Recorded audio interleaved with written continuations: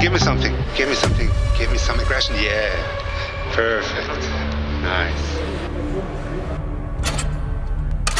Putain, t'as ton tour de prep là, c'est relou. Calme-toi, tout va bien. Ça va bien se passer. T'es pas comme ça normalement. At least I was locked in.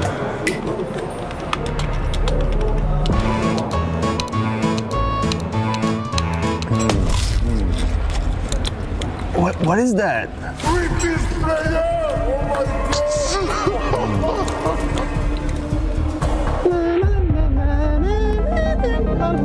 Bro think he's Professor X. What the fuck?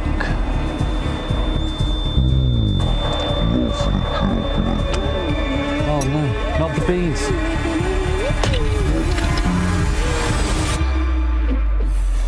I've made a huge fucking mistake. Let's go, Nico!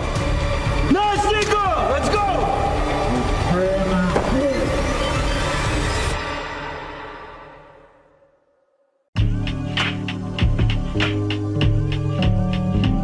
Go. CSGO for sure. CSGO for sure. 100%. What happened to the trains, but yeah. It feels weird a little bit, but yeah, at least we have the map back. Has to be the old one, no? Yeah, for sure. I feel like the new one is it's missing some trains. Like I don't think you can call it train right now. New bad. New bad. New's Old bad. good. Yeah. Agree. Good. Ну, здесь вообще нигде не встать. Ну вот, посмотри.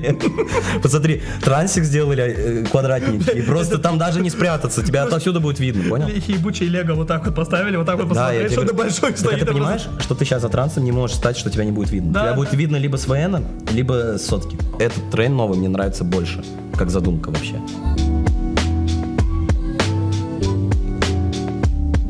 This was strong, right? Yeah, you have a compared to CS2 because there's no heaven. Yeah. Yeah, I think there's missing something in your train. They even have the ladder there, but no use, no more. I like playing up there when it was Cisco, but now there's obviously no heaven. I kind of miss it a bit. I feel like there's like a position missing on the map. So Yeah, there's definitely something missing. Although it was a bit overpowered when you think about it, like especially when you were T-side and you could just plant the bomb and camp up there. You miss it, but it's kind of more balanced now, I guess. I'm heartbroken. It was so nice to be able to go up a ladder and just hide somewhere sometimes. Это тиль. Это расстройство, согласен. Это расстройство, но опять-таки, если с точки зрения удобности, CSGO было проще просто. Ну, ты понимаешь, да, вот из-за всех вот этих вот нычек. Просто тяжелее, но больше нравится. Я все равно за CS2, короче, не знаю.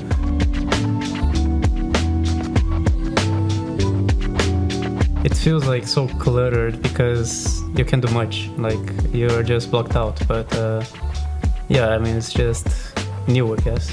Yeah, I prefer CSGO for sure. Yeah, I still prefer It's CSGO. better because of rotations. I would say the old one. It's a bit like claustrophobic to go. Yeah, exactly. To go out now. In the new one. I'd agree. Yeah. It's too hard. It's too difficult for Ts. It's very heavily in favor of the CTs because they can just quickly focus on A main or focus on pop and then turn around because they can see it from now multiple different positions. Ну, я не знаю, я сыграл две официалки, я сыграл две официалки на зелени, меня две официалки отодрали, поэтому я за новый трейн. На новом трейне меня так сильно не драли, как меня драли 5 лет назад. I think it's easier take control of this part in CSGO than the CS2. I think this is too hard in CS2. You can do a lot like molly and the stuffs, but I think in CSGO you can just drop it with someone in your head, and that stuff is kind of cool. Yeah, I would say for sure CSGO. The new one is stupid, I would say. It's dumb that you have to go like in B halls to go down to pub. Yeah, I missed the ladder, that's for sure. The CSGO one was fun because of the ladder there. Like you saw a lot of like creative ways, like people were taking it either by like double dropping or they were shooting the window and faking the flash, and it just becomes very difficult, I think, for the Ts to like take this control. the ladder added a fun element. You have to be a lot more creative, but now you just have a long hallway and. Про верхниз я скажу, что мне кажется, верхниз был актуальнее как раз-таки в CSGO. Да, CS2, ВН. Я не... Ну, за атаку это более важная зона, чем за КТ.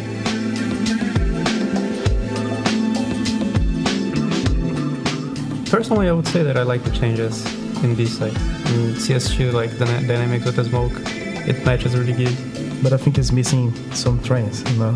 I mean, it's a lot more details now. I'd actually say I like it, and there's a lot of new angles, so I'm kind of happy that it isn't just the same shit, like you just play the same old position, so I'd have to, yeah, I like the new one actually.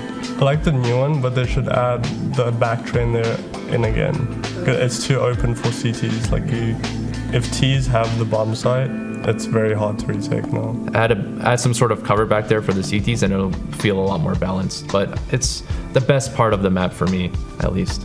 Ты знаешь, просто выходишь и просто просишь, не знаю, это просто голый план. Ты просто голый план. Ну, ты зиг закрываешь моликом, все, тебе пизда. Ну да.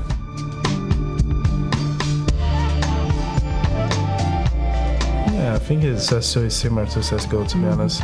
I think there's a lot of changes. I like that it's longer. Yeah, there's a lot of space. Yeah. It's not cluttered. Yeah, I prefer CS:GO. Incredibly hard to take control over this area because the CTs can just run into pop and you have, I mean, it's just a bunch of cringe, I'd say, like crossfires, etc. that has been created now. That's true. But by design, I would say the new one. Yeah, I can agree with that. We can go with the new one. Ну, как по мне, ничего не сильно меняется. Ну, на самом деле, много там, что поменялось, шире стало намного. Ну, сильно, на самом деле, поменялся концепт в любом случае. You had more options as a CT if you were playing by yourself, whereas now, if we go back to the new one, it's like, there is a rail there, but it's harder to play in this area by yourself. Looks like Valorant. That's not good.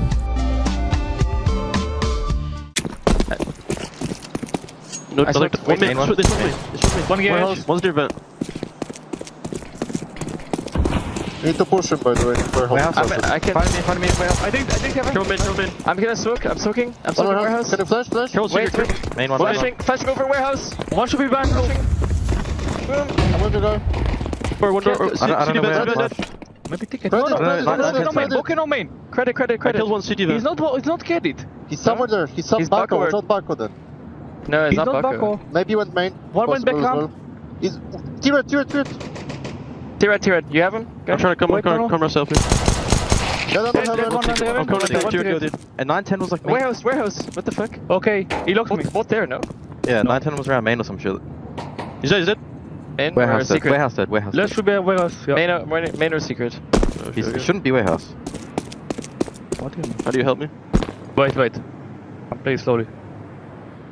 I don't see secret. 25.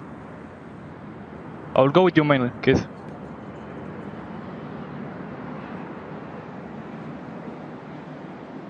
He was last spotted main.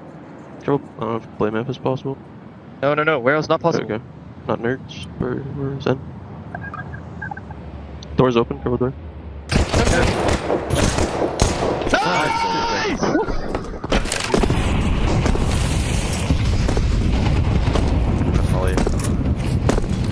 You have mine? Double mine. Alright, but I can double flash.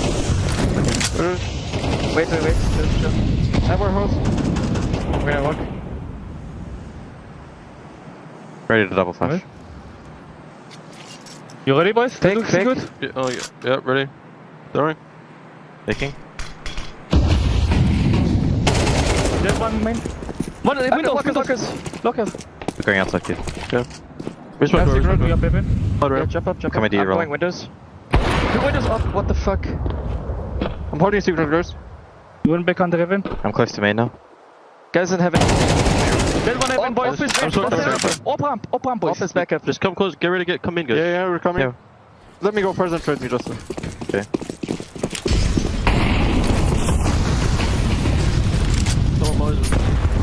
Fighting warehouse, can you flash under heaven? I'm trying. Flashing. Boom. Don't see the wall. Should be warehouse. Nice. Could it be Africa or no? I'm only secret. No, us. Okay. One of nice. I'm holding Can you flash main, Ras? secret or flash? Op is secret or rep. Ras, can you flash I main? don't have flash. I'm holding secret then. Okay, can you come with me, Ras? Just let me. Yeah, I'm here. What's up, man? I'm here. I wanna swing. Yeah, do it. He's Zywoo. Yeah. Watch out, door. Dead. Nice. Not door, just chilling. I don't. Roland, come in. I can hold secret. Smoke door behind you and go in the A, guys. The dude looks again. Holding so far. I'm Leave ready some to smoke. Alright, we have smoke. Just Call ramp when you're ready. Yeah, we're gonna need at least 10 seconds.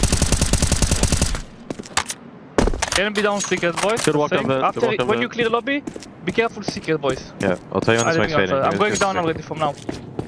Alright, it's fading now. Flash. Flash. Boom. I don't see. Could be down vent though. Could be down vent. Let's see. I can just stay here. Spotting Spotting outside, outside, don't don't mine. I'm Okay, already lobby down B. I'm coming down. I'm spotting outside from heaven. Nothing back lobby. I don't see him. Maybe on roof, Yeah, I'm but leaving I'm on pretty roof. sure they're down vent and maybe playing for secret. I don't think Stack they're under, yeah? down, I'm maybe coming down. down secret. Stack down. Careful vent though. Careful vent. I'm playing on cold, Give. I'm not spotting outside anymore. Oh shit, Sorry. they can't be. You clear full clear lobby or no? Go Yeah, down, but I didn't Dusty. see it. I didn't see anything in lobby. I just gave up lobby though. Windows. Break window. I can't see. One more windows. I'm just holding silo. Upper nade beam throw. I'm breaking door right now. Guys, I have outside. I have multi red. Could go down vent. Could go down vent. I'm leaving. Yeah, for him. Smoke's fading. One. Could be secret. Could be vent. Two more. Maybe three. I don't know. No, I don't think. 200%. I'm holding under heaven. I'm single. They flash under heaven. They can go back. Maybe going back lobby. They're trying to commit. Guys, I opened double. I opened single, sorry. They're gonna They're take. taking under. I'm playing ramp lane. That's a stuck control. Got that point. Holding here. I'm walking ramp. I'm good. Okay. They broke the door. They broke one of the doors. I'm I'll going back. prevent Just I you. will flash. Listen, just hold for me. I will play. I'm dead. Wait, did you make single? Dead bomb. I'm pushing ramp now. You're rolling Can flanking single, them. can Is single. single open? Yes, Ras. I'm leaving. Leave. Yeah, just give Okay. as much time as Let's you can. push- I'm going okay, ramp behind. I'm pushing single. Yes. I'm behind ramp, close. I'm searching instantly, guys. Do it. They have to get the bomb double. I think they're in windows They're gonna be together. working together. Get bomb. Guys, good. They can go vent. I'm gonna take. Don't take A. control. I'm you hold. Guys, I'm can holding we push double. vent? Could have got the bomb. Looks like they went secret. Like vent, maybe potential or secret Vent should be vent to I A. have vent. or secret rest. I'm going back. I'm going upper. Playing dog. You guys are good. 10 seconds. Under. 20. Final last. Backside. I'm holding Coming. Guys, pulling. He's pushing through. He's going single. Single outside. I have single. Nice! Fucking ground. Sick, guys. Sick. Thank you, brother. Sick. Good Nice job. kid. Good call.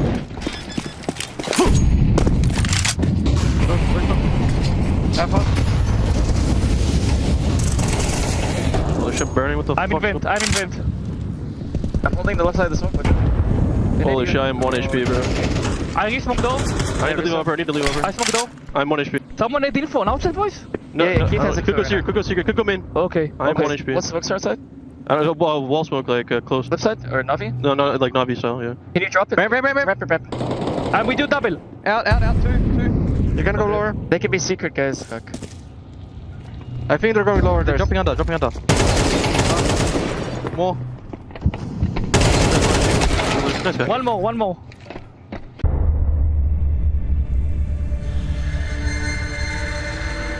My map, Dust 2, is so beautiful when the sun is low.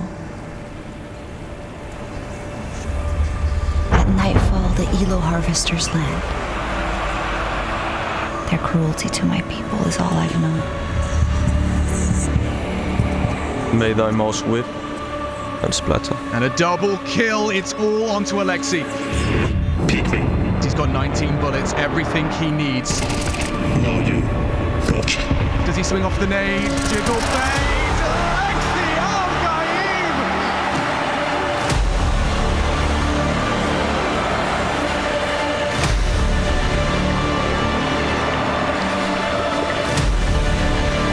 inhuman. It's brutal. My desert. My elo. My dust tube. Oh, for fuck's sake! Can this move any fucking faster?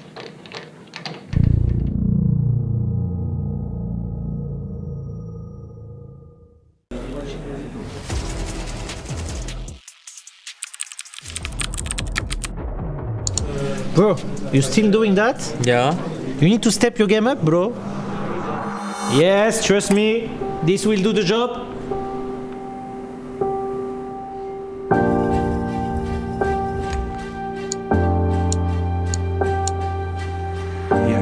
Yes. The goat energy is incredible. Goats. Where is Zone Terrace? Finally, good to see you boys. Come on, right this way, sir. Cristiano, mate, sorry. Yeah, if you could just get off set. There we go. That's better.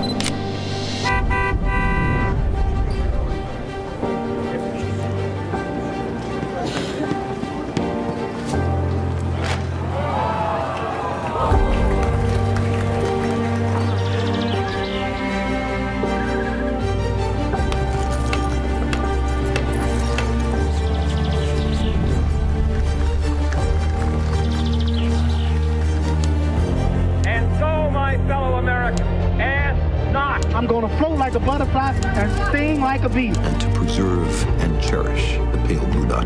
We don't make mistakes. We have happy accidents. Do or do not. There is no try. Today, we're introducing iPhone. It's one small step for man, one giant leap for mankind.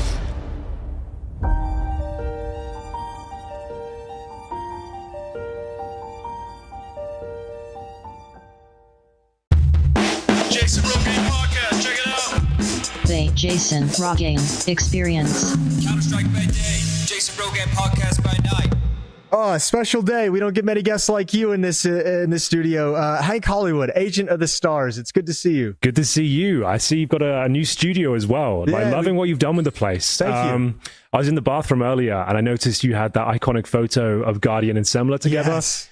The duo that never came together. It never did. And you know, it might have been too strong. I decided to put that in the bathroom because people were so excited about those two guys casting together, they just literally shit themselves. So it just felt like a great place to get people in the mood. Now listen, I'm a talent agent. And when I wanted to sign those two guys, I realized that these guys, this is the prospect for the future. This is my golden goose, as it were. But yeah, creative differences, egos clashing, never happened. But man, they would have set the world on fire. You've actually done a really good job getting involved in esports. You've been part of some of the most well-managed organizations over the past few years. Yeah. We trying to bring the kind of the Hollywood culture to esports, as it were. So I've been running this agency now for maybe 2 or 3 years. We started off with the influencer marketing, and now we realize there's a bit of a gap in the market to maybe siphon some of that lovely money from esports. So trying to do that, and yeah, we've been working with different organizations, different players, and so-called talent as well. Yeah, your philosophy's done great work at EG, is one Evil I knew Geniuses. I heard about your work over at Astralis as well.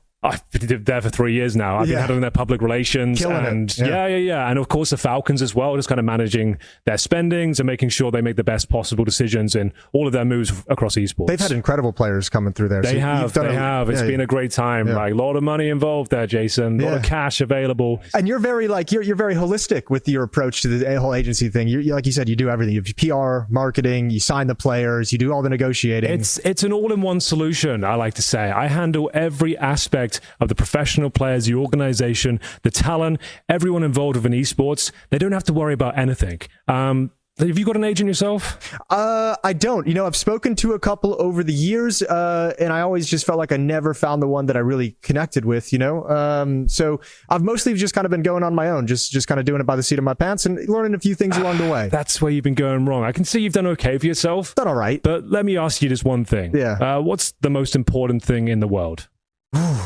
Well, I mean, obviously, this is things. I've got a daughter back at home. I've got a wife, 2 dogs. So my relationship with them, spending time with them. I'm going to stop you right there. That's all wrong. Most important thing in the world is money. And that's the kind of business I'm in and generating it. Money is an energy, and it's always flowed very strongly in my direction. So maybe to give you a bit of insight, I can show you one of the contracts I'm working on right now. The kind of what we use for. Okay, yeah, I actually brought some documents. I thought I could show you what we're all about. Cool.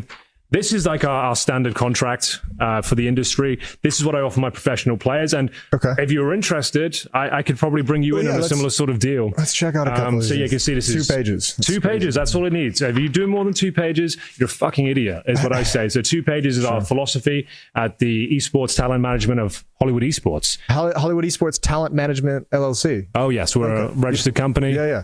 Okay, so this is a 5-year contract. Starting from 5 years, like a long-term deal. We want to make sure that you're in here for the long haul, Jason. Yeah. Okay. And renews automatically every year. That seems pretty standard as well. Absolutely. Yeah. Okay. And unless you decide to cut me loose, which obviously wouldn't be happening. Why would I do that? So the players that you sign obligated to play Counter-Strike professionally for a minimum of 16 hours a day. Time off is considered a breach of contract. Look, there's a lot of legal mumbo jumbo in there. Sure. Stuff that will probably go way over your head. But yes, I expect my players to turn up, grind, and stream. As soon as they finish their professional shift, they want to be online, generating clicks, generating views, and making sure that this whole movement comes together. You can see our payment structure is very different than the other agencies. Like I said, I handle all the finances, Jason. I'm there.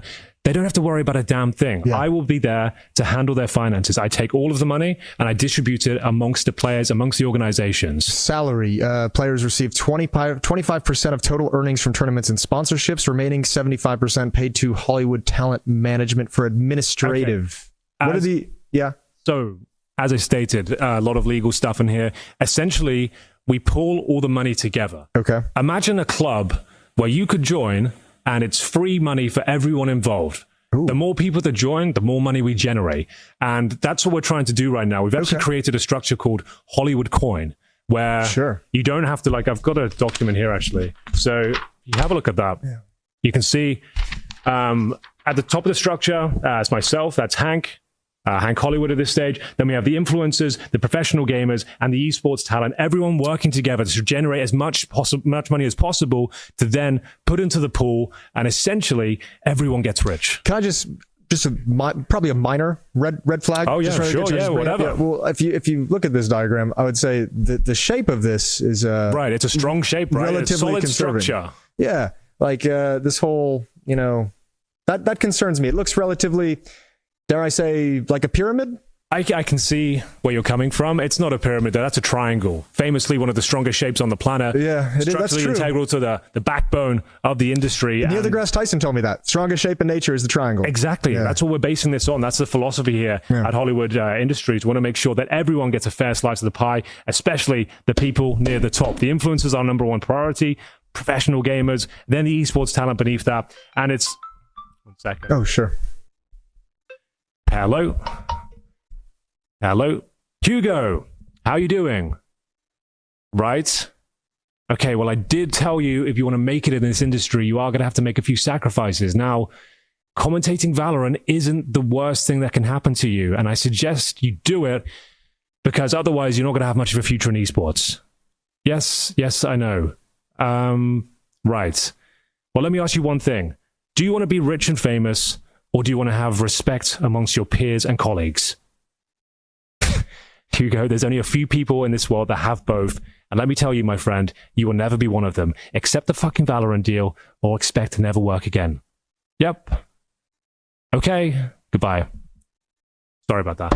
I like how you handled it. I like how you handled that. I mean, some people just need to have a little stern talking to. Some people just need to have reality spelled out to them. This guy, he thinks like he's hot shit. He's done a couple of big events, and now all of a sudden he feels like he has to be working every month. Not really my problem. No. I got him there, got his foot in the door, and he will do what he's told, like the good little boy he is. Otherwise, he's going to be in a lot of trouble financially, if you know what I'm saying. I control the money. I'm pulling the strings, and if he wants to actually make it in this world, he's going to have to do what he says. But he's happy. He's happy. Yeah. He's doing well. He signed the contract. He's got to be happy. He's going to be happy for 5 more years. Jason Rogan Podcast, check it out. The Jason Rogan Experience. Counter-Strike by day, Jason Rogan Podcast by night. ESL presents the ESL Pro League in partnership with Intel, Acer Predator, DHL, Kadia, 1xBet, your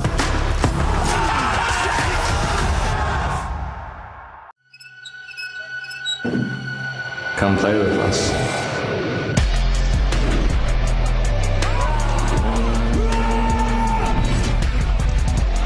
Monacy wants to win right here, right now. He's crazy. As he turns it, nice headshot.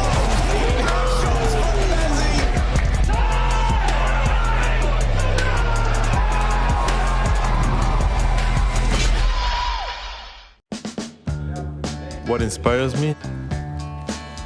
I have no idea actually.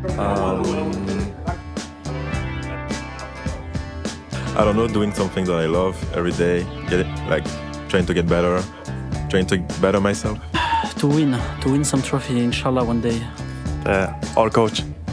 I want to be the best, so yeah, I'm fighting for it for a lot of years, and I can't stop now.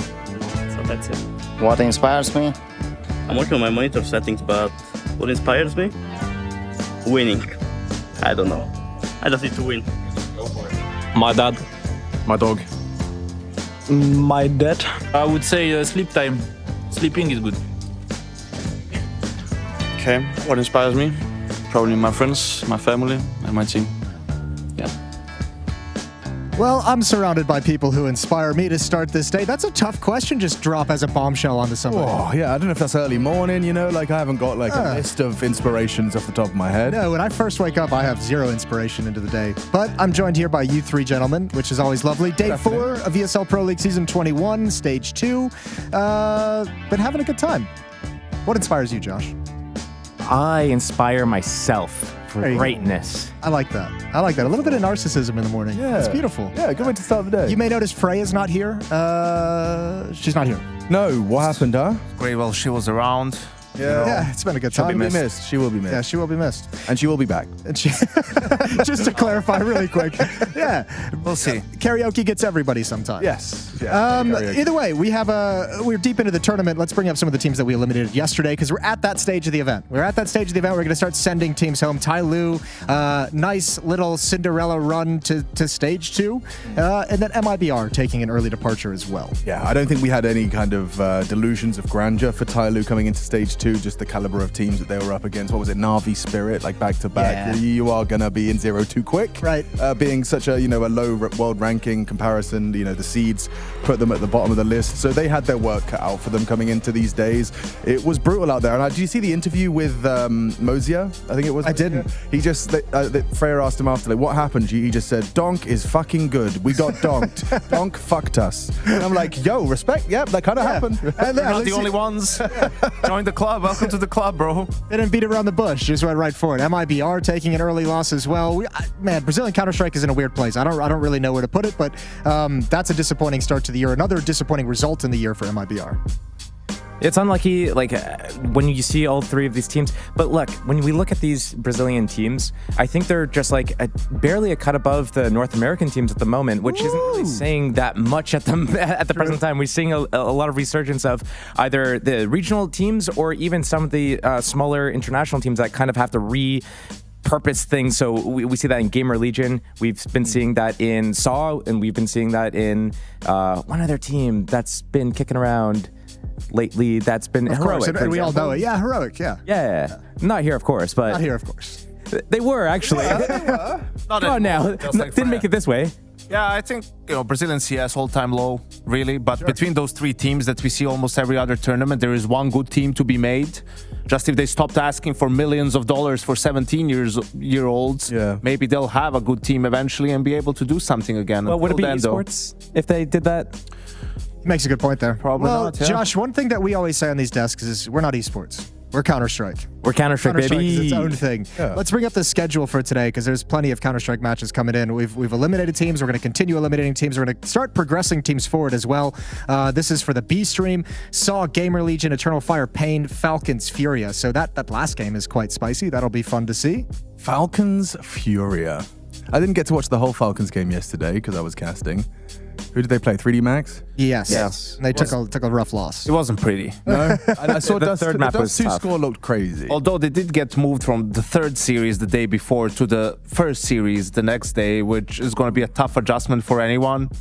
Yeah, Gamers aren't early risers. No, as we all know, famously. And also, they lost Dust 2 in the end, which is like a map they pick half the time, and they got 13-2 on it. Yeah. So I think some of these teams that made changes, it's impossible to predict how they're going to do. So who knows? Well, the good thing is we did only bangers on the A stream, and I no longer remember what all 3 of them are, as they've just disappeared from my screen. I was really relying on 3D that. Max versus the Mongols. 3D Max is definitely going to be the first game. Yes, and then we do Liquid Mouse. There we go. And Navi G2. And Navi G2. Yeah, we did it.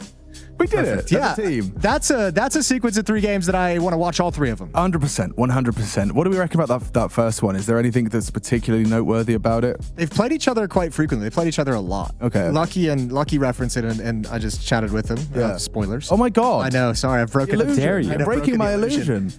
Yeah, he mentioned that they played each other like 5. It was funny. He referenced Eternal Fire because they played them a bunch recently. They just played him in Kluge, and they're like, it's really hard to beat the teams you play against so frequently. And then he's like, yeah, we played Mongols about 5 times in the past. Whatever. So yeah, just intimately knowledgeable. Well, we've seen how that played out against, with other teams. We've seen a few different rematches going on so far in this event, but, it doesn't always go the favor of the people that lost it the last time, and who knows what's going to happen. Let's pick Dust 2. Dust 2? That's your kind of sure win against the Mongols at the moment. It feels like they're really struggling on that map, and yeah, obviously, it's a best of 3. One map's not going to be enough. It's not going to cut it, but...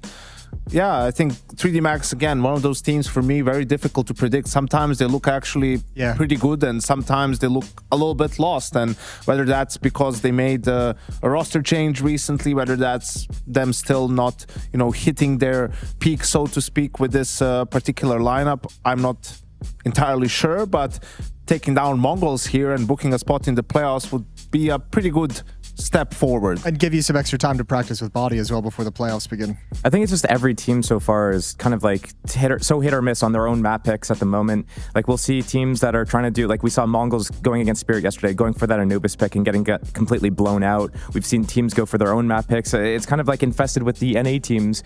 The whole people said it was Copium, by the way. Bullshit. It's not Copium. You look at any North American match, they always lose their own map pick and win their opponent's map pick. It doesn't make sense, and now it's creeping in like a plague and it's affecting everyone. It's spreading. It does feel like you have Vitality Spirit, then 5 empty spots, then everyone else in random order almost. Yeah, we're getting to that feeling. Can I role play the devil's advocate who's in the Twitch chat right now going, but I'm wearing my Na'Vi jersey and they're quite good too? What do you respond to that? I mean, they used to be, but they're pretty inconsistent now. Yeah. Okay, playoffs of Katowice, but then you lose to Spirit 2-0. Here it's been a little bit shaky. They lost Saw in this first round of all teams. That's not what you want to see as a Navi fan. And just watching them play, it's not as clean as it was, when they were peaking last year. Yeah, it seems there's some trouble in paradise. We've heard of some bickering.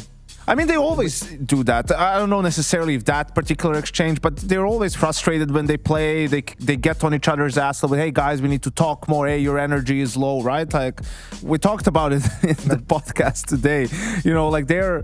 It's because Flamesy was talking about team is like a family, right? And Vitality, they're your, Grand Rapids, Michigan, functional American family. Navi is a little bit like your Eastern European family where, you can cuss each other out, but you still have dinner together and it's all love at the end of the day. And I think we can't really hold it against them because how many times did they come back in games? Like we always used to praise their mental fortitude, and that's just how they function with that particular group. What's the name of that podcast again? Just for Talking Counter. Oh, okay. Like Counter-Strike. All your I get it. Yeah. Platforms. Okay. Well, one of the things is, didn't JL have a comment about, losing kind of motivation or goal to work towards after they won the major? And it's like, that can't be like the final goal. That can't be the end boss. That needs to be kind of like one of the things that you tick on the way to completing your entire journey. That's kind of what Blade said right after they won. It was like, I had this whole roadmap planned out. I had like this whole 7 or 8 month plan of how this team was going to function and how we were going to build into things. And then in month 3, we won the major for no good reason. And it kind of ruined everything. Yeah, now my whole game plan is they need the Damn DLC. players. Overperforming. I know, I can't believe it. They need the DLC. Yeah, they got to figure something out. So we'll see. I think they're going to get back on track at some point. I'm glad you were Devil's Advocate from Twitch chat, because I think we have some more of that. We have some viewer mail. So more devil advocacy. Can I harmonize word? Mail. Can I do it one more time, guys? Yeah, try it again. Maybe a 3, 2, 1. 3, 2, 1. Viewer mail. Oh, it really needed that low note. It really needed that low note in there. That was good. Where are we going? I don't know. Bring up the first one, production. Let's see who's asking what these days. I like audio only. I really enjoy the audio only updates, even though I know you're doing it ironically. As a NA viewer, I'm at work most of the time during the events. I have it pulled up on my phone and look at it from time to time, but I can just sit there and stare at it. Oh, thank you very much, Smeggy, for getting in contact with us. What do you think that's short for? Well, first of all, we could... Oh. Josh? I don't know. I was going to say, we could tell it was an NA viewer by the spelling and grammar. That was my first point. yeah. Sorry, I had to get that out of there before we could. Okay. I was just really on your head, wasn't it? Or maybe Smeggy, maybe he used to watch Red Dwarf when he was younger or something like that. Smeghead? Maybe. Smeghead, yep. Or maybe he just like Smeagol. Smeagol. Ooh, that's a good shout, too. That's a good shout. That's a curveball I didn't expect. I didn't think you'd be able to wheel your way out of that I'm one. glad the audio only is being well received. Yeah. I'll say that much. And we're not doing it ironically or No, sarcastically. we're dead serious. Well, Yeah, no. Half the time, every time, we're being serious. Okay, cool. Yeah. Well, let's bring up who comes after Smaggy. That would be Rimmer. Rimmer. Mr. Mr. Lister. Mr. Rimmer to you. HLTV Trash Talker of the Year Community Award when? Didn't ESL do a graphic recently with like some of the top trash talkers? We did, yeah. Yeah. I would say this, I mean, it'd be cool, but I'm just going to say there's Apex who gets an award of his own. Yeah. And there's no one even close to him. No one even comes no close. one who can even touch him in the trash talk. Hey, guys, you got to do better. I'm 60 years old, huh? I think when we craft a kind of award like that, we need to take a few things into consideration, right? You need to have how often people give it, the frequency, the quality of giving it. Yeah. You know, it has to be top tier, it has to be unique, you can't original, you can't just recycle the same jokes. Yeah. It needs to be tailored to each specific opponent. Maybe what we do is it's not like a ranking. It's not like you give like 3 players and you pick the winner. Maybe it's like in the NFL they have like the Walter Payton Award. You just give it to someone who's done a very good job in this particular area. I will say, we can call it the Dan Metasclair Award. Tying it into the first game and a very leading contender is Gravity. That man knows no bounds, and for a young gamer as well, he doesn't seem to get in his head. Like it doesn't matter if he's having a bad game, if it's a close game, he'll still pipe up when they win a big round. Oh, yeah, he will. And I think a lot of players will, they kind of get warded off of that. Like you have one terrible experience where you like, the team that you were trash talking comes back, but he hasn't been deterred. He's still giving it, and I think it's very effective. Depending on your opponent, it can be a genuine strategy to winning, to getting that little edge. Is you get some, just tilt it a little bit goon and get in their head. That's cool. Yeah. Subtract points though, because isn't it all in French? He's not doing that. No, he does it in He does it in English. Okay. Either way. I think it was French against the French team against Vitality, and now it's going to be English. Okay. We need it in English, and okay, perfect. Bro, if he does it in Mongolian though today, I push him honestly to the top of the list. That's respect. That's not a bad idea. Okay, learn Mongolian just to get in the Mongols' heads. Yeah, absolutely. The dedication. All right, what's the next one? What's the next viewer mail? Who have we got? Viewer mail. Hello, gentlemen. Seeing as you are from different regions, what is your favorite piece of local slang from your nation? Mine is wind your neck in, which is Northern Irish for mind your own business. Lots of love, Dara. Thank you, Dara. Okay. Local slang. What do you say in Michigan? I was just trying to think of that. I don't think there is. We're pretty vanilla. Yeah, what do I say? What I haven't lived in England for 10 years. What do we used to say? What was cool? Wind your neck in is good. You have a lot in England. I bet Yanko's going to nail this segment, though. He probably can't say anything. He probably can't say anything. I think there's a few restrictions. Anything, actually. We'll just give him the trophy. UK slang. You guys have so many. How do you not think of it? Well, I've been teaching my fiance some of the UK slang, so I'm just kind of go through which ones. It's also, the problem is when we go to different places, as you would expect, the first things you learn are all things that cannot be said on a broadcast. Yes. Of course. It's the dirtiest ones. It's the worst ones. The darkest ones. Yeah, like for example, if you were going to go step outside for a cigarette in the UK, it's not like you were going to kill someone in America. Right. Yeah, there'd be different vibes there. But in Canada, the slang is going out for a dart. A dart. Oh, yeah, Dart. long dart. Yeah. Going out for a dart. I like that. Fresh air break. Fresh air break. Yeah. I know the polls had one. Snacks had one that we asked during a content piece on Media Day. What's the Polish word for corn? Kolba? Kolba, I think. That's right. Yeah, which they also use as penis. So that's a little bit of local slang for you. Okay, I like that. Yeah. All right. Well, anyways, enough about penises. Enough about the peni. I don't know. You like this one, Jason? The shovel the devil. Shovel the devil. I do. Yeah. Anyways, next mailbag. Dream map pool views. Hey guys, if you'd be able to make the active map pool have whatever maps you want, what would your choices be? I myself would add Cache and Season in favor of Terrain and Mirage. Oh, he gets disqualified for Season. Season. I thank you for your question. You're disqualified. Season. No one's a Season fan except for Josh. I can see him working his head back and forth. Bruh, you're not a Season fan. Why do we have to bring up Season right now? You're not a Season fan. Why? I'm just getting hard targeted for this one.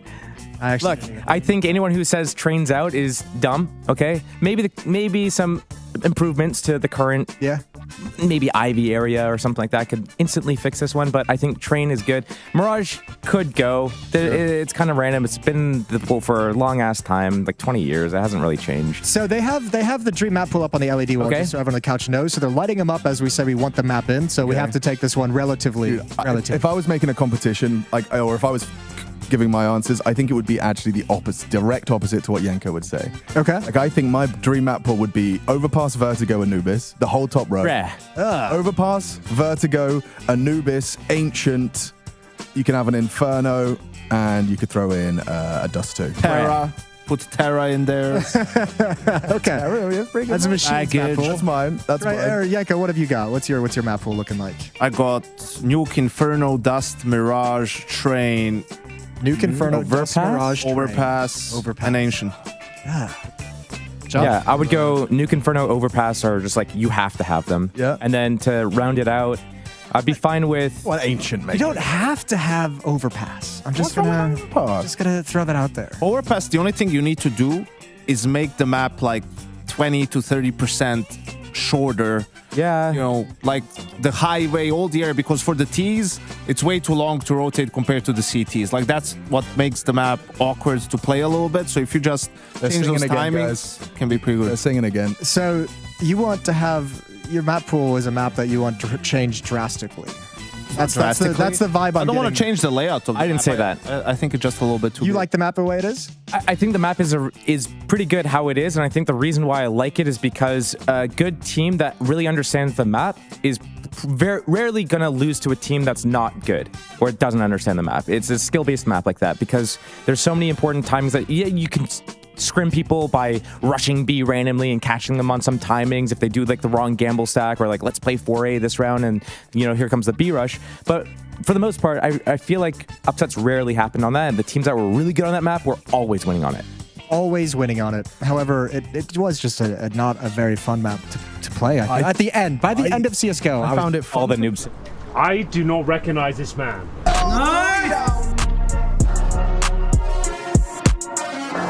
Can't blame me for that one, boys. It would have been sick, right? You are dog shit. Merciless. Wow, Devour lands that first shot. So I hope that we used every stupid shit we had. Sorry, you can cut it or not.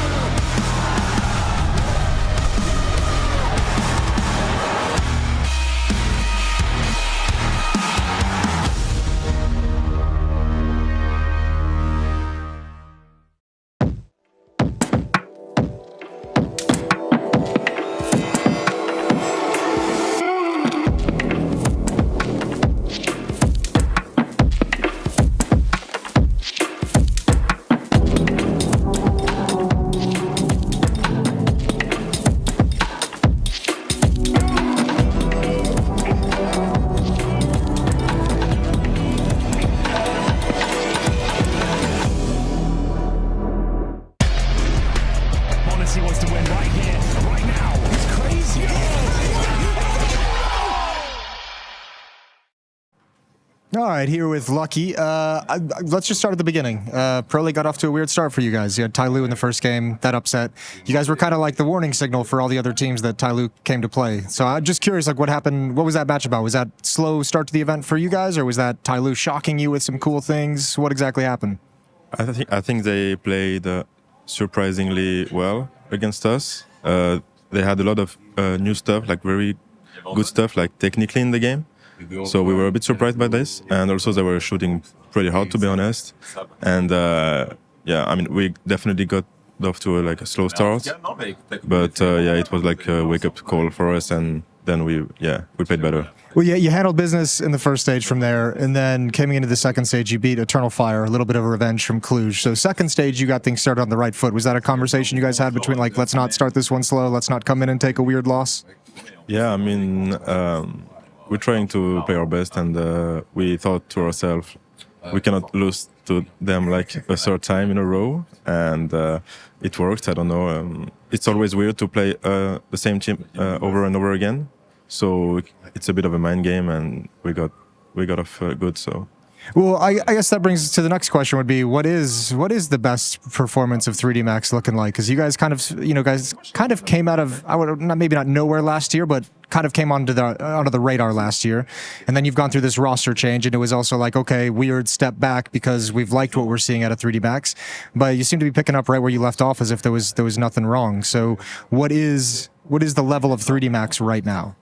I think our ceiling is really high. I think we are all pretty good individually, and Bodhi was playing really well this tournament. I think it was a bit slow for us at the start because we didn't have a lot of practice with him. But now it's getting better and better, and I hope we can win against all those top teams. Yeah. You played with Bodhi in Heat and Double Pony, if I'm not mistaken, during the COVID time, during the online tournaments. Yeah, but he had the in-game leading role, but at the time he was still really good individually. Now he can just focus on himself on this game, and it's working so far, so yeah, that's good. Those projects seem to be, I think Double Pony was even kind of advertised as a project to try and bring French Counter-Strike back, or a French lineup back. Am I incorrect in that? No, it's true. I mean, we were looking for an organization at first. We had no salary, nothing. So we were just grinding on our own. And yeah, that's how we got a bit known for. And now we are happy to have an organization finally. So yeah. Yeah, that's the Counter-Strike dream. Is that still kind of the goal right now? Are you guys still looking at this project and is there a certain level of pride within 3D Max of this is a French lineup now that's just all French, and finally we've got a team back who's able to contend? It's got to be a cool feeling. Yeah, definitely. I think we want to bring CS back to the to the front scene, in France. I mean, we want it to be more known, and we hope that more famous figures talk about the game outside of the CS ones. Variety streamers, things like this, because nobody really knows CS outside of the people that are playing it. Now, just for the matchup against Mongols right now, you already got kind of surprised by Ty Lue, one of the Asian teams here. Mongols a little bit more of a known quantity. Coming into this, I'm sure confident, but this is a team that can also equally, just like Ty Lue, shoot really, really damn hard. Yeah, I mean, we know them really well because we played them a lot on officials. It's the 5th time we play them now. So yeah, it can go either way, I think.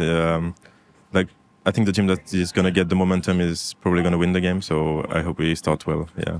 Okay, cool. Well, good luck. I'll let you get back to it. Thank you. Hello!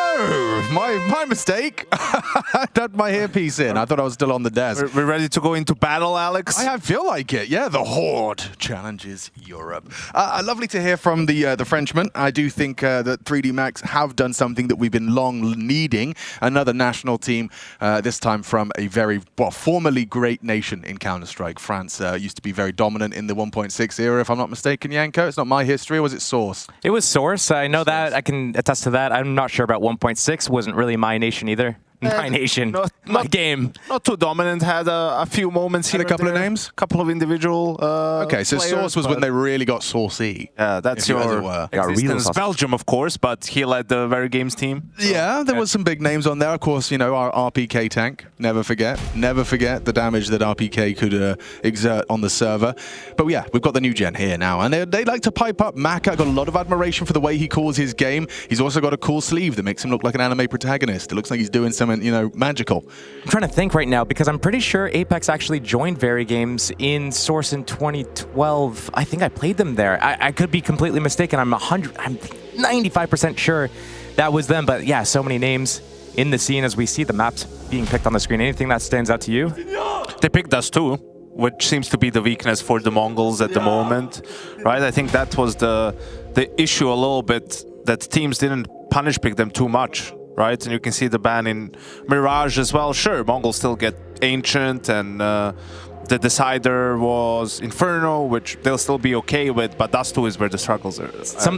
Something I was thinking of coming into this event was that there's so many teams that are here where they are just really comfortable on just a 3 maps, maybe 2 or 3 maps, and not enough teams were banning out their best maps. And I think part of that's because they have so many perma bans going on right now. Some teams choose Anubis as the perma, other teams Train because it's so new, other teams Inferno, and that leaves basically the map pool open for Mongols. But if you have a team coming in banning out Mirage and Mongols doesn't get to play that, things get spicy. It's a comfort pick for Mongols removed, and now perhaps comfort for 3D Max, especially after a 10-2 half on Dust 2 versus Falcons. That was on the T side, which is where they start here, clashing with the Mongols' defense. Let's see what the plan is. You can see very clear determination and divide.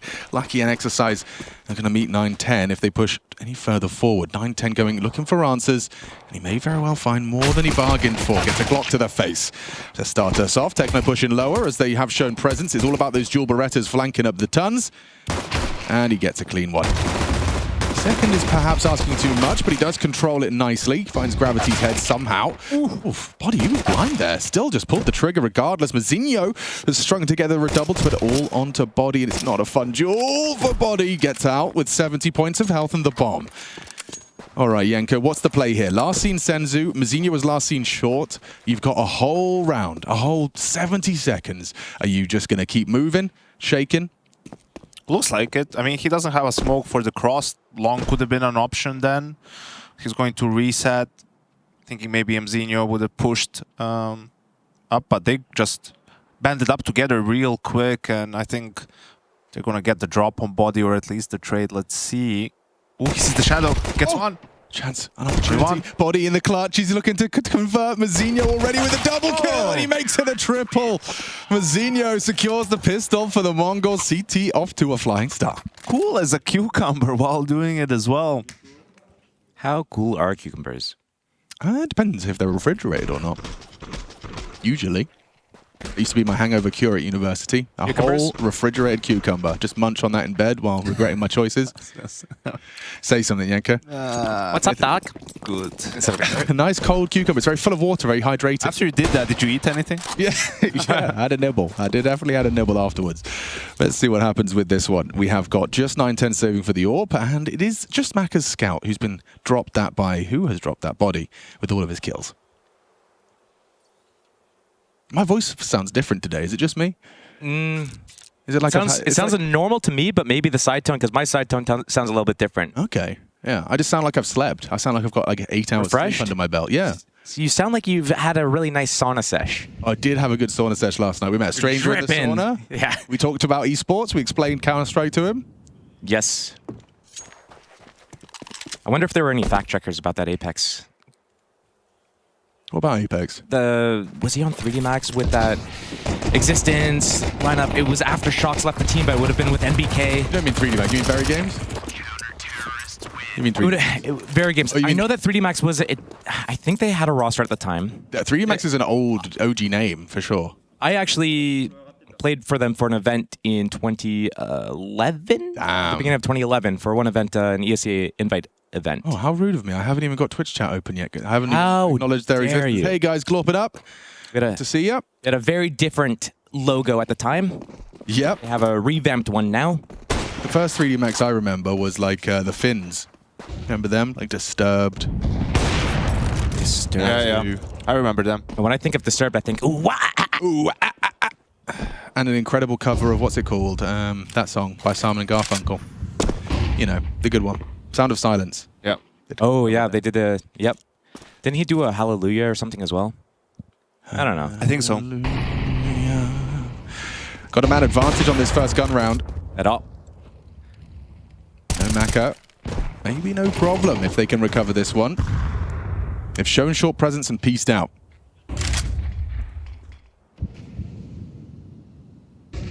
Man advantage.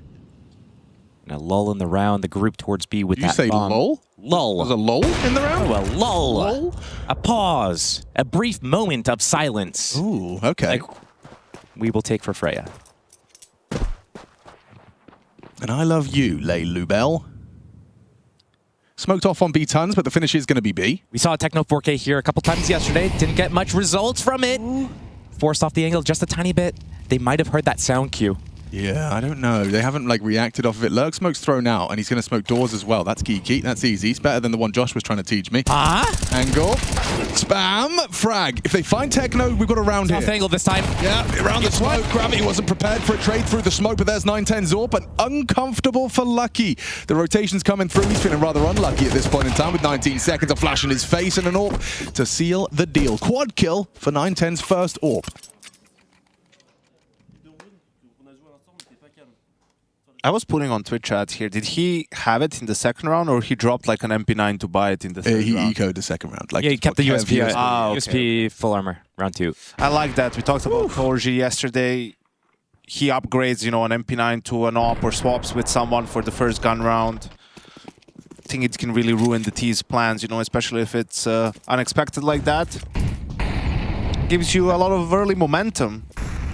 I was watching I had like an old VOD saved from when I played on 3D Max in 2011, and I was like calling for my POV, and it was a really common thing in CS Source apparently to use a Deagle on the second round and budget for that op. Well, wasn't the Source Deagle also basically an AWP? It was so busted, yeah, it really was. But like you're going Deagle against Glocks or USPs, and that was just the meta at the time. Yeah, you would have had that in 1.62, you know, guys staying on the USP the second round so you could buy something in the third. Basically because the SMGs were not good, you know, so you had to stay on a pistol if you wanted to save money like that. Here, you know, you have the MAC-10s, the MP9s, also the kill bonus, right, really makes up for it, so you don't necessarily have to stay on a pistol. That's a crazy thing, because like back in those games, the MP9 was complete garbage, same with the MAC-10. It was like the MP5 was the go-to, and then ironically in this game, the MP5 is just like, bro, are you trolling? Why do you even have that equipped? Fun fact, did you know, after doing some research and talking to Valve, that the MP9 is the old spray pattern of the MP5. Ooh. You know that? That makes sense. That's why it's so good. It's the same stats, everything. Okay, cooking now. No problems here. Oh, last bullet. Okay, a stunning little sequence. An ace for Senzu up against the Tech9 Kev into B. No problems there. I wonder how many aces we've got. Yanka, can you drive HLTV? Do you know how to drive? Yeah. Okay, can you do that? Well, we're going to find that one out. And Josh, let's play an over-under. Over-under. How many aces up to stage 2, round 4? What do you reckon? I'm going to say... Up to... Just in stage 2 or also including stage 1? That's a good question. It depends what Yanka wants. If it's just stage 2, just stage 2. I would say 5. I'll say 7. Okay. 8. Oh, and Senzu's 9? Yeah, Okay, Senzu we've would be just seen 9. the 9th of stage 2. Damn, there's a lot of aces these days. Gravity has one of them against Falcons on Dust too. Okay. Now, can you filter that for the eco round ones? No. No. Unlucky. Yeah. One day. That's the biggest thing missing in stats in CS. It's just filter for economy. What about the coach? Change the narrative for a lot of It players. really would. I can't wait for the day.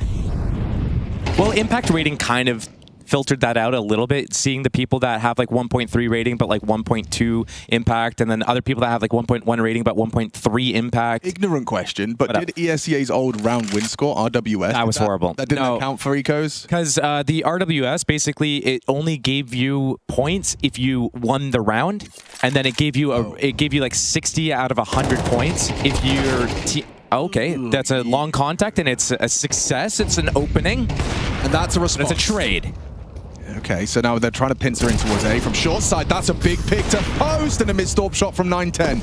Awkward for the Mongols. They get across with that smoke and the bomb is on the back of Exercise. We'll be able to get it down.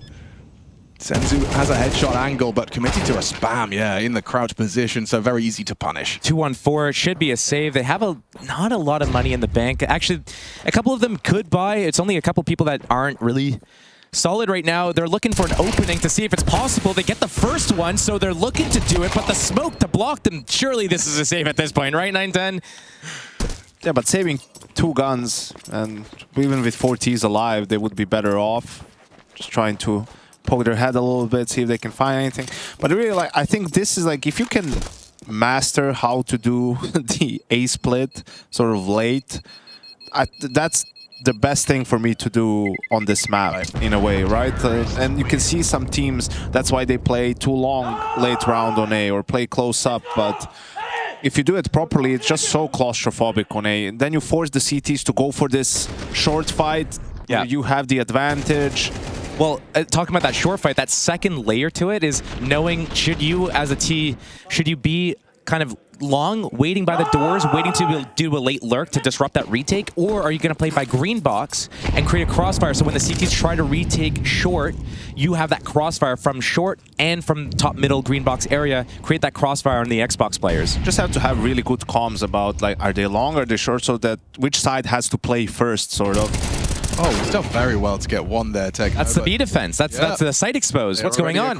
They're already across. Now, Maka might... Whoa, he's in the open. There's still Cat as well. What are you guys doing? Can't believe they didn't finish off Senzi. That was a golden opportunity to get a pick onto the orb.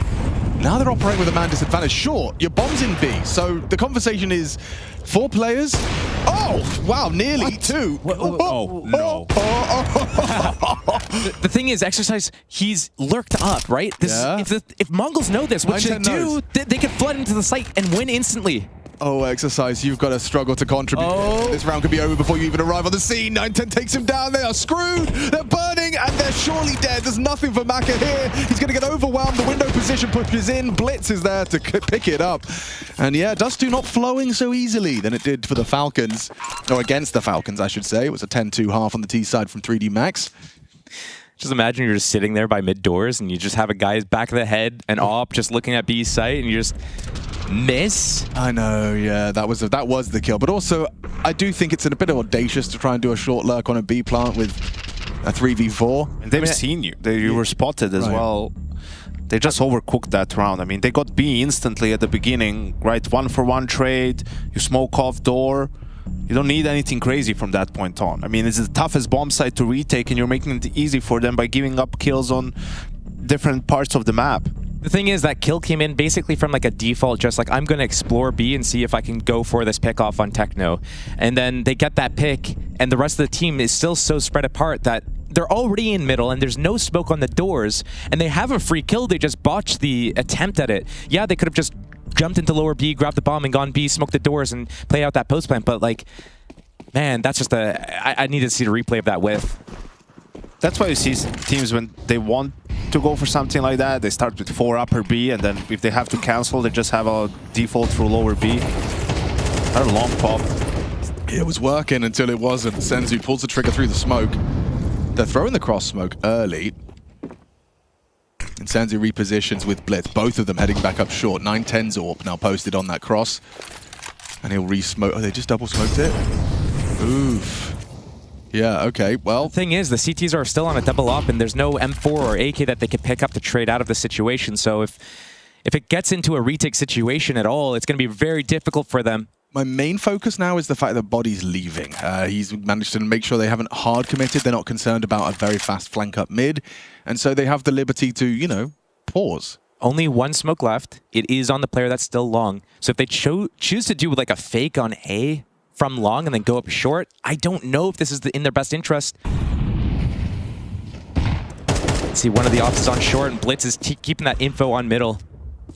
And there goes the only long player. They're in trouble. A mid to B, Blitz and Techno test. Coming in thick and fast, and oh, an important kill, but there from the grave, Blitz will strike. Removes gravity, but with 30 seconds left, Maka still has the bomb doors. He's hoping that Techno overreacts here. And it Doesn't look like he's going to get what he wanted. 20 seconds, you're audible now. Techno knows where you are. Here's Maka running B. Here's everything. Oh, gosh. Okay, I mean, it is a 1v1. Maka, however, has the time pressure. No utility. Techno the same, but... There's nowhere to cover him. That's the end There's of the no round. time. That's the end of the round. What's going on? I mean, body. I mean, he knows that the other guy is the op on A, right? And sort of figures, okay, this guy is holding, but why are you waiting then to punish him? Like, run with Maka so you get the trade on the one guy that's...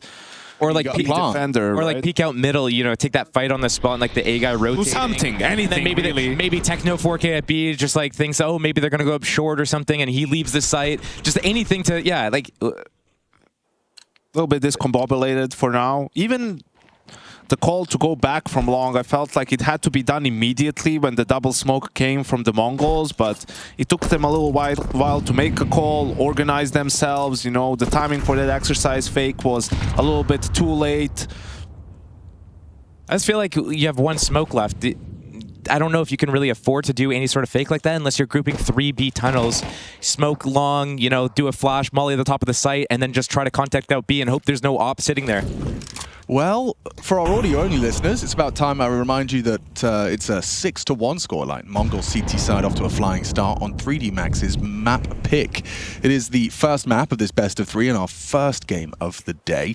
And we do see just the one meager round for 3D Max. I would argue that's probably insufficient still. They need more rounds. Yeah, Yanko was saying like this is a good map pick. It's going to really punish Mongols. I was talking about how you said that, right? Yeah. And then I'm saying here, it's like you always lose your map pick and win the opponents. It's the plague coming in from NA. They've flown over here, dropped off the plague and pieced out. Okay, well, Techno's set for success, isn't he? Look at this gap in the smoke. Oh, good God. Senzu and Techno just unload into the smoke, and the round's already over. It was a partial investment, right? Partial investment of, you know, 47.50 for the op. Oh, he saved that, didn't he? Yeah. Sure. Yeah, but then they bought like Mac 10s around it. Mac 10s, Kev. Around, you say they bought it around it. What did the op do this round? So far, the Orb's teammates have died, and he's done nothing. Yeah. So they didn't buy around it. I see. They bought in spite of it and just ran in it. Your face it games, Alex, when you know you have a saved op, and then you're like, okay, guys, I'm gonna try and maybe get us an entry. But by the time you try and do that, your 3 Deagles have already died, or like your MP9 is pushed down mid and said, oh, you know, I'm gonna push down mid, and you're like, well, you don't really have to do that. Maybe you give me a chance with the gun to do something. 30 seconds to work. Right? Yeah. Oh, even 15 would be nice. 15's nice, yeah. Yeah. Just don't die. You know, it's one of those those bell curves where the simplest answer and the most experienced answer are the same.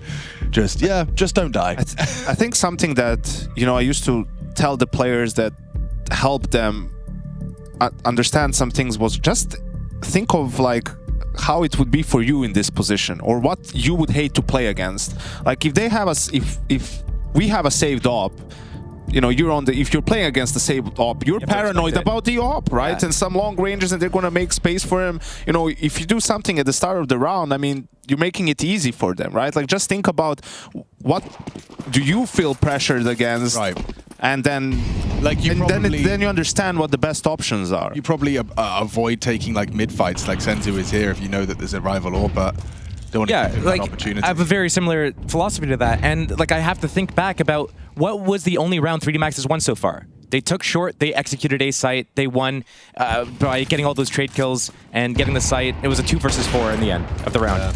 It's like, that's all you have to do. Oh, that's an awkward angle for Blitz, too close to the wall. Body hits him comfortably, and awkward for 910 now.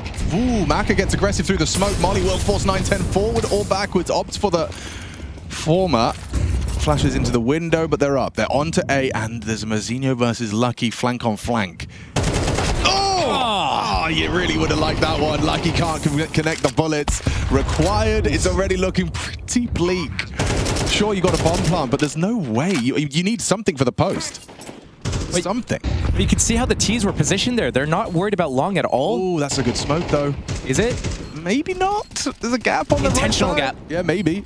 Techno's taken down body, though, and Exercise doesn't really have the health. If he could just get one for something to Gravity to work with, he's going to clear out the elevator, gets that, starts to unload, but only the one, and now it's up to Gravity. They're shooting each other. It doesn't matter. Ooh, that did get close. Look at the health. Look, I think the approach is correct for 3D Max. I think individually people are making some sort of mistakes at the moment. You could see this. They have that opening kill up short. They're chasing down on an Opper. They have the free opening into the site. Why do you also need to walk through a mid-smoke to try to catch or rotate timing? Like, you don't need that. Your team's going to win anyways. All you have to do is chill. And then on top of that, Lucky misses his shot from lower B onto short, and then the whole round falls apart. You've lost both the lurkers before taking any CTs out. Well. 8-1. It's the same thing that happened in the B round. Sorry, Alex, talk over you. No, you're fine. I was just doing my audio-only descriptions. Gravity has gotten out long thanks to the flashes of Body, and actually commits to the spam. Nearly had Blitz with a full white screen. Body thinks twice about committing out long. Things are not going fantastically for 3D Max's campaign here on the attack. Have we heard any shit talking yet from Gravity? Or there was a little bit of like a yeah. We had a bit of that. So no. No. So in answer to your question, no. Yesterday, full on shouting everything. Now, yeah. Well, you know, I think it's something you warm into. You know, when you start feeling like you're actually playing your game. Right now, it seems apparent 3D Max are not playing. There's a nice attempt from Techno. Steps out wide, only gets the one. That should be 3D Max getting the second round by virtue of a bomb explosion on B. The way they beat Falcons yesterday was Falcons couldn't win a duel to save their life on this map. And Mongols, if there's one thing you can probably count on most of the time, they're going to be sharp when it comes to the duels. And it's not only that, but 3D Max is missing some easy kills at times, right? So very hard to make up for that on any map, probably even more so on Dust 2. And on the flip side, the reason why Mongols was struggling so much on their Dust 2 yesterday was because the B site hold was kind of rough for Techno. He wasn't having a good job. I think at halftime he was 1 in 10. A lot of missed opportunities where the T's come out the tunnels. He doesn't get, maybe he gets 1 kill, maybe he gets none, and they just have the site for free. Damn. Oh. Yeah, that's a let's go. So we got a let's go. We're up to 3 words now. We're warming up. We're warming into it. If they win these last 2 rounds, they win the second pistol, you're going to get some trash talk at that point, you know. They clearly, you know, accelerate it for the real swing rounds. First tag pause actually called by Mongols, so perhaps they've had a similar realization that if they do let these last 2 slip, Mara does not want that to happen.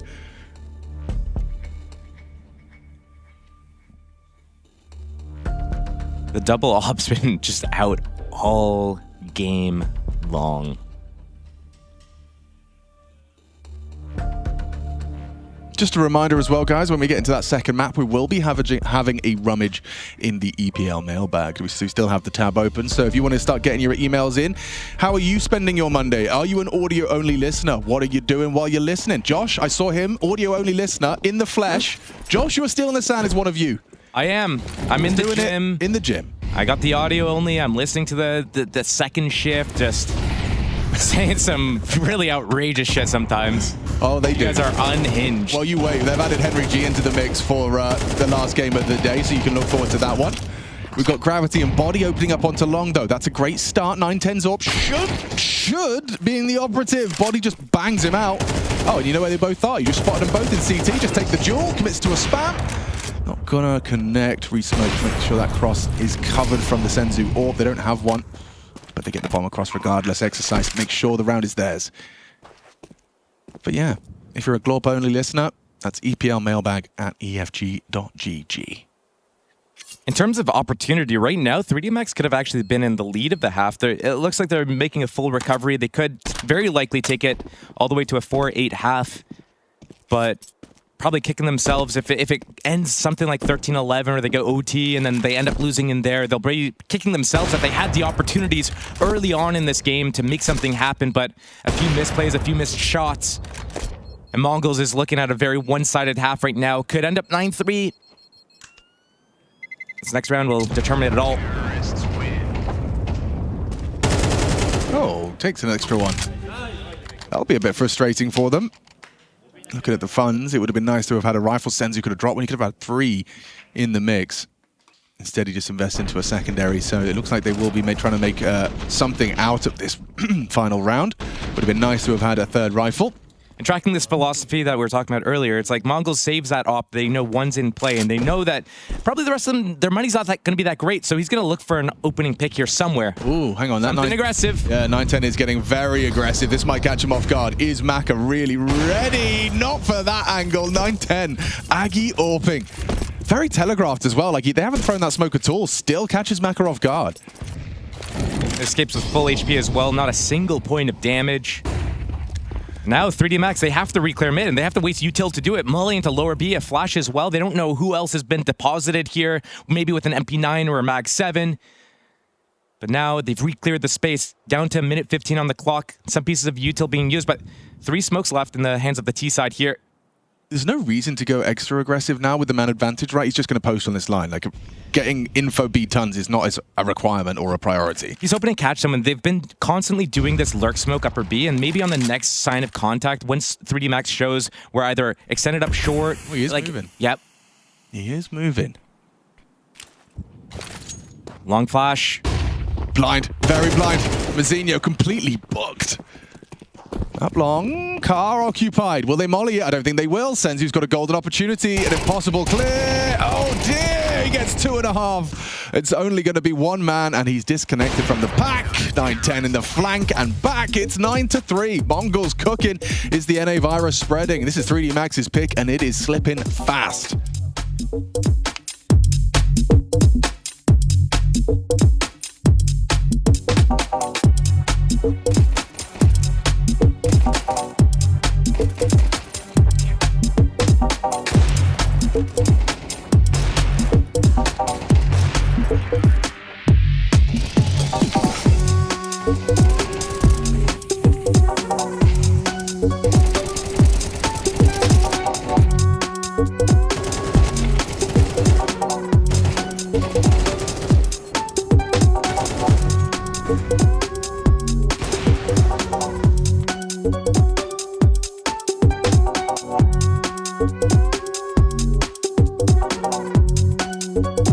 They're looking flustered, Harry. It must be time for a tactical timeout. Yeah, it's time for a quick reset and a refuel.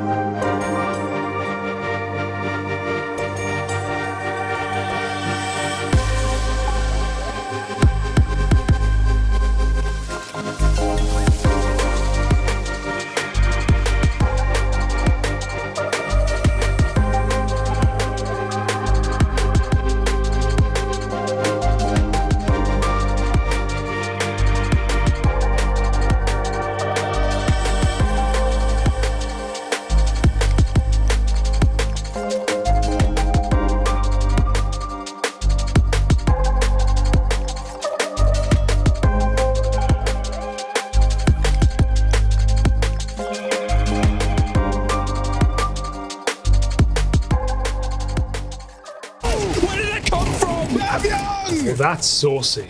That's creamy. Hey, did somebody call me? No. Give me some of that.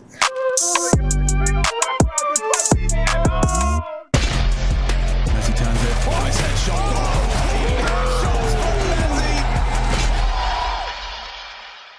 A Saucy and creamy. Dust 2 for you all to enjoy on your Monday afternoon. 3D Max, it's a map that they are supposed to be comfortable on, but nothing but discomfort visible in that first half. Yeah, shakes of their head, rather low decibel levels as well. You'd know they were winning if the roof had been raised. But yeah, it has certainly not been sunshine and rainbows and all of those lovely things. I got Josh, I got Yanko. My name's Machine. Let's get this party started on a Monday afternoon. Decoy mid, of course. Lower B insertion with the dualies. Dual Berettas. He's trying to block it, or no, he's just trying to actually pick him. Oh, covered by Maka in the lower tons. Dual Berettas put to good use. But with 9-10 long range, removing body, there is a conversation to be had that they're going to let this go. A 3 versus 5, rather rapidly equalized. What now, Josh? Bombs moving B on Blitz. I don't know how this is going to play out for Mongols splitting up so drastically here, but this kill is everything. Oh, dear. They're going B with the bomb while they fake him out on A, but Okay, 2-on-1. Okay. Low HP on one of the players, no armor on the other. So this is doable for Blitz. He doesn't have Kevlar for himself. He's got a couple flashes. That's it to work with. Did he get spotted there on the cross? He's playing the headshot angle. Kevlar doesn't really matter. USP versus Glock, though, kind of long range. Surely you just play for a trade, right? Lucky and Gravity is all about spacing on the way in. He's going to uncrouch. Gravity. Hit his shots. There it is. Wow, Lucky's the one to get it. Bomb planted for the Mongols. Could be a force buy. But now with 3D Max, I think the reason why we're looking at a 9-3 scoreline, now 9-4 in the favor of the Mongols, isn't because they were playing like a super good game. I think they played a relatively decent game. I think 3D Max really botched a few opportunities. So if they're able to get kind of a handle on not only not overcooking the situations, like their individual decision-making, but also not whiffing some shots, I think the overall macro of where they were set up, 3D Max probably has a really good chance of bringing this all the way back. Alela, let's go. Force buy in.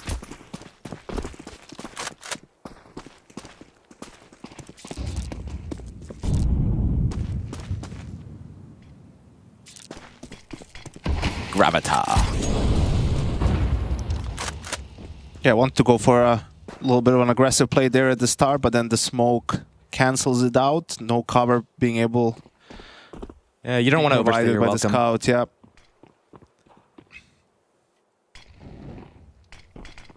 Here comes a CT side smoke onto Xbox. That's going to block middle for his own op peak, but maybe provide a little bit of a gap here. Also, do a flash push on this. That's crazy. That's wild. That's dumb. I love how you did like the caster words and then you gave your actual opinion. Well, the thing is, like, I was just going through the motions of hyping them up, saying like, yeah, they're going to regain control of the situation. They're going to bring it back. What do? They have a scout. They just sent an M4 to his death alone. No trades. It's a shame. It's fallen into 9-10 hands as well. Bodies could have called for a flash. You can see the setup and all of their moves have not landed to start them off. And now, yeah, it feels like you're at a distinct disadvantage. I feel like they have to gamble something to have a chance in this round. I mean, 2-2 is not going to cut it. Look at the utility still left on the Mongols. They haven't had to do much, just react to some of the moves from 3D Max. They're going back too long. There's no defense there. I don't think 5 seconds left. Yeah. To get dicey. Oh, and Techno's playing for the flank. There is another player that can catch him. Like he's not looking, though. Exercises under a lot of scrutiny and goes down. Techno's been spotted out.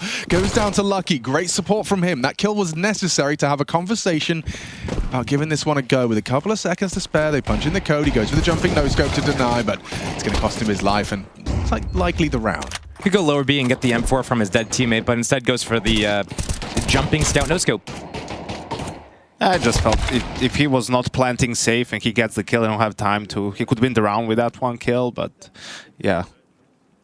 Optimistic, to say the least. Optimistic.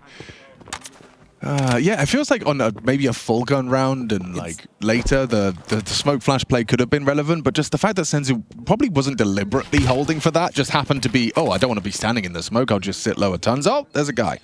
Also, the M4 is doing that. If you had an MP9 or something, sure, you're taking a little bit of a risk. It's a close range fight, but have an M4. It's kind of like maybe along the same thread that we were talking about earlier about you know, if you save an op or you save certain weapons, like what are the enemies going to be? What are they going to try to do? Like, what are you afraid of? Put yourself in their shoes. You're here. You know they're going to force buy. You know that this is a very important round. That if you lose it, you're going to have to do some crappy ass force buy into an eco, into another gun round where you don't have an op, probably, unless your opper is able to just like budget his economy a little bit. It's not an ideal situation. You're giving away basically 3 rounds for the 1 play. Is it worth it in this situation with a minute 30 left on the clock or a minute 20, whatever the situation was, to gamble the next 3 rounds off of this 1 push where maybe you catch a guy off, you get the kill, maybe you get away? What do you have? You're playing a CT side with a 5-on-4, like a 1-man advantage? Yeah, is that good enough for the next 3 rounds? The risk reward, I don't think, is there. Yeah, they're pretty much GG here. Yeah, right. Unless somehow miraculously they can win this round. I mean, they got reset to 1400, right? Mongols already on 10 rounds, like 4, 5, 7s and a deagle. And of course, Mongols are going to go long. Why shouldn't they? It's biggest advantage in terms of range for them. Oh gosh, Exercise is going to be hard pressed to do much with this. He does flash out, and yeah, that's the logical conclusion of a 5-7 versus 4 rifles on long. They already are kind of, the penny has dropped. They know what's up. I like that the Mongols aren't overthinking this. They understand what the buy is going to be and just send it long, use our mollies maybe to clear out some of the positions. They used one for Gandalf as well, and that's pretty much it. So that deagle dink through the car into Blitz to 5 HP? Maybe. Okay, mailbag time, Alex. Oh yeah, you're right. What you got for us? Ryan, caster question. Hi, Machine. My name is Ryan, the only listener here because I'm a pipe welder. Shout out, Ryan. My question is, do you guys as casters have trouble going from the laid-back atmosphere of Pro League to the more professional setting of other events?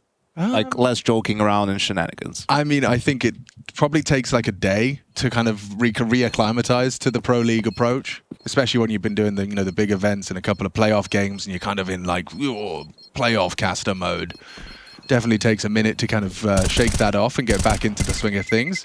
But yeah, no, it's very chill. It's a lovely atmosphere at EPL for a caster. You can kind of just yap. And that's kind of what we're here to do. It's the name of the game, baby. That is the name of the game. Is it also easier to kind of slip into that mode when you have 2 other people with you instead of just one other, where it's like it's back and immediately different, right? For sure, that makes a difference. Yeah, this is the most difficult it's been for you. No, I'm really enjoying it. I've got 2 Counter-Strike mines I get to pick while we cast some good Counter-Strike. You know what you're also going to get? What are we going to get? You're going to get a Glorp poem. A Glorp poem? From Riley, must read. Must read in brackets. Okay, as Mongols go out long again, I'm going to win another round. Yeah. Glorp. The tiny green cat, so spry, darts through dust too, quick as a spy. With silent paws and eyes so keen, he plants the bomb, now stay unseen. He leaps through smokes, he rides the flash, dodging bullets in a dash. An op shot rings, he doesn't stop. 9 lives strong, he'll clutch the top. Fuse, too late, the round is won. Glorp meows once, meow, his job is done. Wow, shout out to whoever wrote that. Riley, you said? Riley. Look big at the up delivery Riley. from Yanko. Yeah, right? Really committed to the poems. You should do an audiobook and do these like nighttime, bedtime stories and poems. Just send us to sleep, you know, after a long day of watching and viewing CS and casting CS. We just get to listen to a nice... I fell asleep to a very old audiobook last night from like 1954. That's when they recorded it? I don't know. Or is that when the book was written? It's Richard Burton, Under Milkwood. Very sleepy. I don't think I got 10 minutes in. But yeah, send me to sleep. Oh, they wanted to go long again, this time an expo long pop, but the smoke aborts the call. Don't want to go through that. Now they're chilling for a little bit, have the advantage in terms of utility, the op as well for 9-10, and only M4s on the side of 3D Max. Do you know what I'd like you guys to get cooking? Is a Lee Mate poem. Ooh. Get cooking on the Lee Mate. Like, what is it like to be a part of the best crowd in esports? LGTV, let's go the boys. Let's go the boys. If you're not glob, you're not globbing. Let's globe the bulbs. Sorry about that. Lucky dead now. Techno holding the aggression. It's just nothing's going right for them, is it? Well, it's like the Mongols are just literally just standing around waiting. They're not even doing anything. And then 3D Max is like, oh, what are they doing? I need info. I need to go get a kill. And then dead. Site open. Mongol still has like basically 4 full utility belts here. This is it, isn't it? This is. Please use a smoke on the doors. No, they'd rather die. They'd rather die. Whew, ouch. There we go. And suddenly feeling a lot easier to get in. The bomb's still loose though, guys. Actually might be a bit of a fumble here from the Mongolians. Never mind. Molly in the smoke should work nicely. There is edging potential. Flank's trying to come in, but the op posted up on him. Don't know how much success it's going to have unless he uses maybe a lurk smoke to get out, but that's That's the end of that. All back plat, of course. Oh, he's holding tunnels. Oh, great. Oh, crowd. That's they lost, I guess. Oh, right. 13-4, grumbling and groaning their way through it. It's a slow start from 3D Max. Mongols, they're making that one look easy as they continue this battle across the next 2. Ancient up next. Winner securing the playoffs. Stay tuned.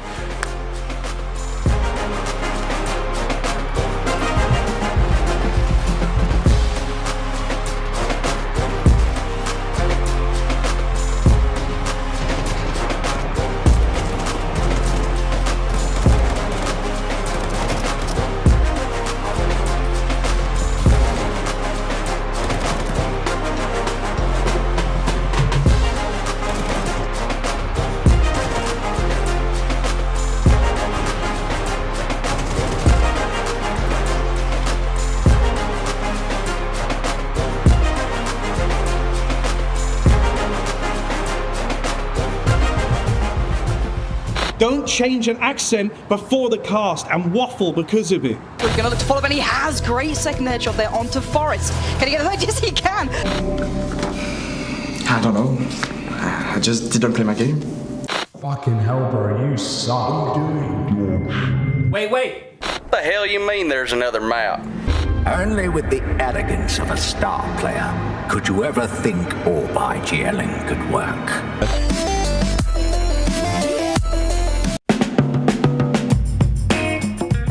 Hello guys, this is live seating session and my seat 9 3D Max. Seat 8 3D Max. Seat 12 3D Max. I feel like all these teams, let's say from 7, 8 seat to 12 are close to each other, so it was really close decision. I mean, they have been playing good recently, they qualify for all the big events, but I feel like they're missing some little details to go to the next step. Seed number 9, 3D Max. 9th, 3D Max. Seed number 10, 3D Max. Seat number 9 3D Max. Seed 10, 3D Max. Seed number 12, 3D Max. 3D Max a good team, actually. I believe they are playing really good, but I think the other teams, like they were playing better in the last tournaments, even though 3D Max are a really good team. Seed number 10, 3D Max. Seed number 10, 3D Max. Number 13, 3D Max. Seed 11, 3D Max. Seed number 11, 3D Max. Seed number 7, 3D Max. I think it's about DNA. Like, I think I have half French blood in my blood, so I put Vitality first and 3D Max higher because I'm half French. I think that's the only reason I see here.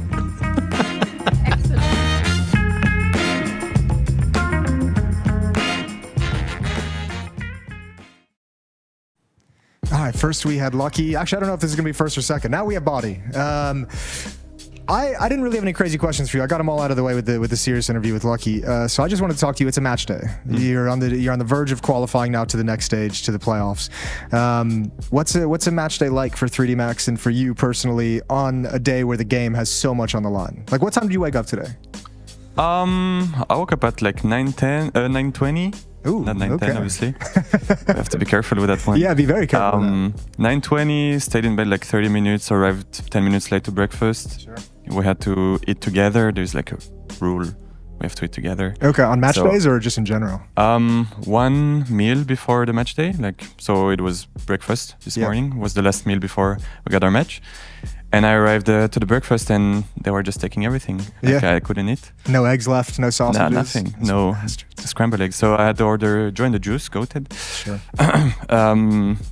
Basically 8. And we just went to the practice room, talked about some stuff. Deathmatch, had a walk together with the team, with the boys casually. You warm up at the hotel before you come here? Yep. Okay. It's basically the same setup, same monitor, same desk, same everything. So it's very good from ESL, I think. Okay. It was nice feedback from JL, I think, some time ago. Sure. And yeah, it helps a lot. So we just chilling with the boys before playing. This is your guys' I think Lucky said it's like your 5th time playing Mongols. My first. Your first. That's a good point. Yeah, I didn't even think about that.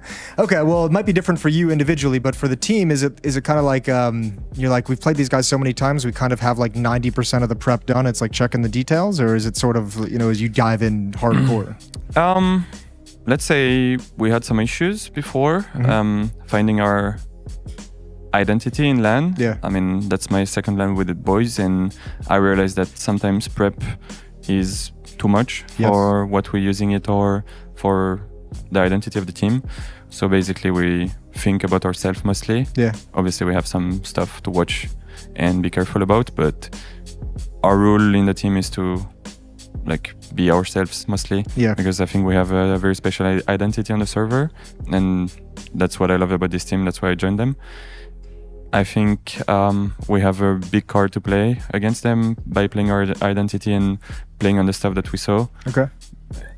Basically, I'm excited to play them. Yeah. It's always a 2-0 match every time they played 3D Max, so... Yeah, more excitement for you. It's going to be a big game. What's it been like for you? How's it been like fitting into this team? As you said, like new, not a lot of practice time, but you've got to be... I was talking to Lucky about this. Your projects of Double Pony and Heat for a while were like the attempts to revitalize French Counter-Strike. And now you're on a French team that's actually doing damage. So this has got to be awesome for you. You're like, this is the dream. It is. That's what I dreamt of when I built Double Pony with Lucky back then. I think it was a good time for me to switch between French to international last year. It made me realize how much it is good here to play with the French boys and playing the same like identity, to play the same way of CS. And also like it helped me grow in a sense that structure-wise and that kind of stuff, I had a lot to learn because the French are not that structured. That's what we say. And it helped me out, and I think now it's the best version of me to help out the boys to revitalize the French scene. You got me. I like that. I think you nailed it. Is there anything you took from those international lineups, like in terms of like ways to approach Counter-Strike, or speaking with someone who's from outside of the French scene and getting their thoughts and perspectives that maybe changed the way you think about something in Counter-Strike? I think it's just in terms of perspective. I played with some Danish, I played with different coaches, I played with legends of the game. Yeah. And I love to like learn from everyone I play with. Like I'm inspecting them a lot. Like let's say Crims, his way of playing clutches and like slowly like be that silent killer in support. I used to love it, and I took a lot from that. I think the results were not the best in Fnatic, but I definitely took the best I could from that period of time. And honestly, in terms of structure and the way I just manage myself pressure-wise, and like also not taking myself too serious anymore, like not as serious as I did for the past year, is working well for me. Yeah. All right, last question. You played, as you mentioned, you played with all these crazy French legends from back in the day, from your time in various teams, LDLC, G2, all the fun stuff. Who on this 3D Max team is the next big legend in the making? Who's the next like Crims? Who's the next Shocks? The next Kenny S? Is there anyone in there where you're just like, this dude's gonna be a badass? Bro, those guys are so good. Like it's been a long time. I have to be honest. Like I've seen players do that many multi-kills in the team. Like, so these guys can all destroy anyone they're playing. And we saw it yesterday against Falcons. We saw it the day before against Eternal Fire. I think those guys are all really talented and they can do a lot of damage. I would say Lucky for the past like 5 months has been insane stat-wise, and also the impact he had on the server. But I would say Maka is definitely in top 3 best IGL, like skill-wise and stuff. Gravity is a young talent. Like his aim is insane, and he's been fun to watch too. And whatever he brings on the server or outside the server is helping the team a monstrous amount.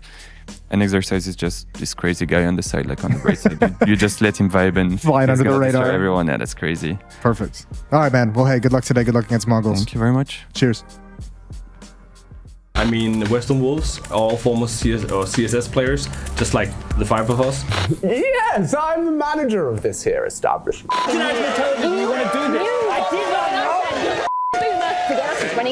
And correct me if I'm wrong, it's been a while since I've dyed my hair. When you color your hair like that. Are you ready, Harry? Yeah, I'm ready. Oh my god, this is a lot of tea. Dupree now takes 1, takes 2, takes the 3rd, Dupree! My desert. My hero. Hey guys, it's the live seeding sessions. Seed 5, the Mongols. Seed number 5 is Mongols. Seed 7, Mongols. Number 3, the Mongols. The Mongols 他们现在的那些，就是我经常看他们的比赛，他们的打法都是感觉就是特别适合自己，同时的话成绩也特别好，就是我们同时都在亚洲，然后他们在那样子亚洲那种比较低级的环境下能练出这样子，然后我觉得他们是特别厉害的，所以我把他们排到第3。Seed 7, the Mongols. About Mongols, it's a very big story. No comment. Seed number 7, the Mongols. Seed number 5 for us is Mongols. 6th seed, Mongols. Seed 6, the Mongols. 6, the Mongols. Seed number 7, the Mongols. They've done pretty well in the last 2 tournaments, but they failed twice in the quarterfinals. If you can't succeed in any playoff game yet, I don't think you deserve better. So I think they have the quality to be higher in the ranking, but they need to win those playoff games. Seed number 5, the Mongols. Seed 6, the Mongols. Seed number 5, the Mongols. Seed number 4 is the Mongols. It's a strange opponent, it's a strong opponent for us.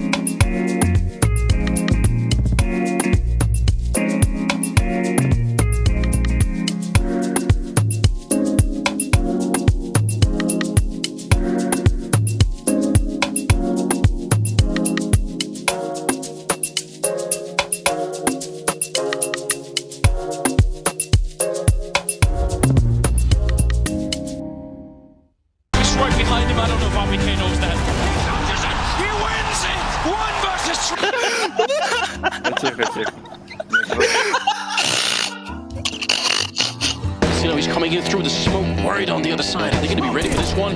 He's coming and cutting, blazing all the way. The code that contains our traits and abilities. Miscom, obviously. What are you doing? What are you doing, Shuha? What is this round? Oh my god. See what Twitter's saying today.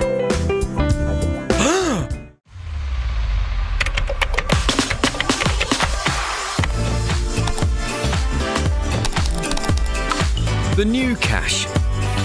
Now live on Faceit.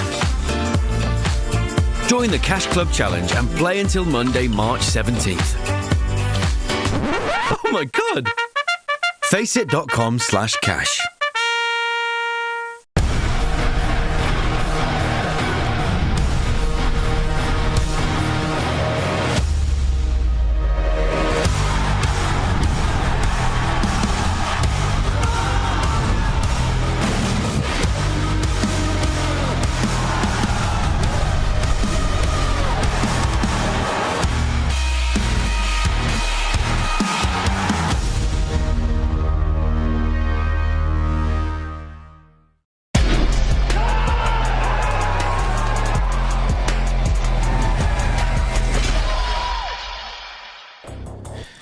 Welcome back, everybody. We are on map 2 of 3D Max versus the Mongols. We're going into Ancient, which is the Mongols' map pick, as they picked up that first map handedly. It was 3D Max's pick of Dust 2. It did not go the way they expected at all, and they are looking to maybe, hopefully, rebound after that little bit of an intermission between the two maps.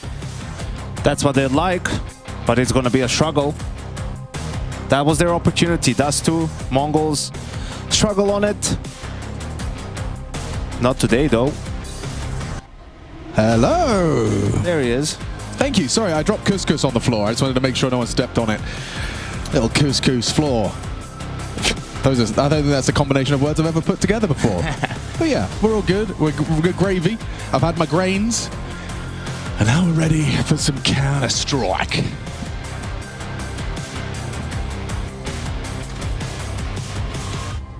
Good news for 3D Max, they did beat the Mongols on this map at last season of Pro League in the groups. Lost later on in the same tournament, of course, but we don't talk about those, we only talk about the good ones. And if you think this is going to be a 2-0, you'd be mistaken. I think there's a bit more to this story than meets the eye. Coming into Ancient, admittedly, Mongols have got a pretty damn good Ancient. It's their pick for a reason, but I've seen what 3D Max can do on this, especially on the CT side, which is where they start for our audio-only listeners. Let's get this party started on a Monday afternoon. What we got cooking? Slow opening. 3D Max, this time hoping not to give away any freebies. Oh, nice from Maka. Yeah, I mean, Dust 2, it just didn't look like 3D Max were operating at full capacity. Like, they were barely going 50%. It's good to see. They're looking to start this pistol stronger. Just a one-man A-hold is exercise. Mongols doing the same kind of tempo and making A. Like, they're actually going to cut 2 into A with the bombs going B. I mean, I love it. I wear it. And he's got the kill as well. That's going to completely sell them. The B side's going to be open. I love this idea. This calling is cool. This is a hard bite from 3D Max here. There's only one player spotted and noted. Lucky catching the back of Mazzino, not getting the kill, but realizes this was the fake. Maka. Oh, they're in trouble. They are in a lot of trouble now. The lovely headshot as well from Senzu, just a goosh to gravity. Jobs are good in round 1. No problem whatsoever. Not the start they wanted after Malka got the actual opening kill of the round. The instant trade onto body. And there's the one-man fake. One smoke, one player going out. It was all about that kill.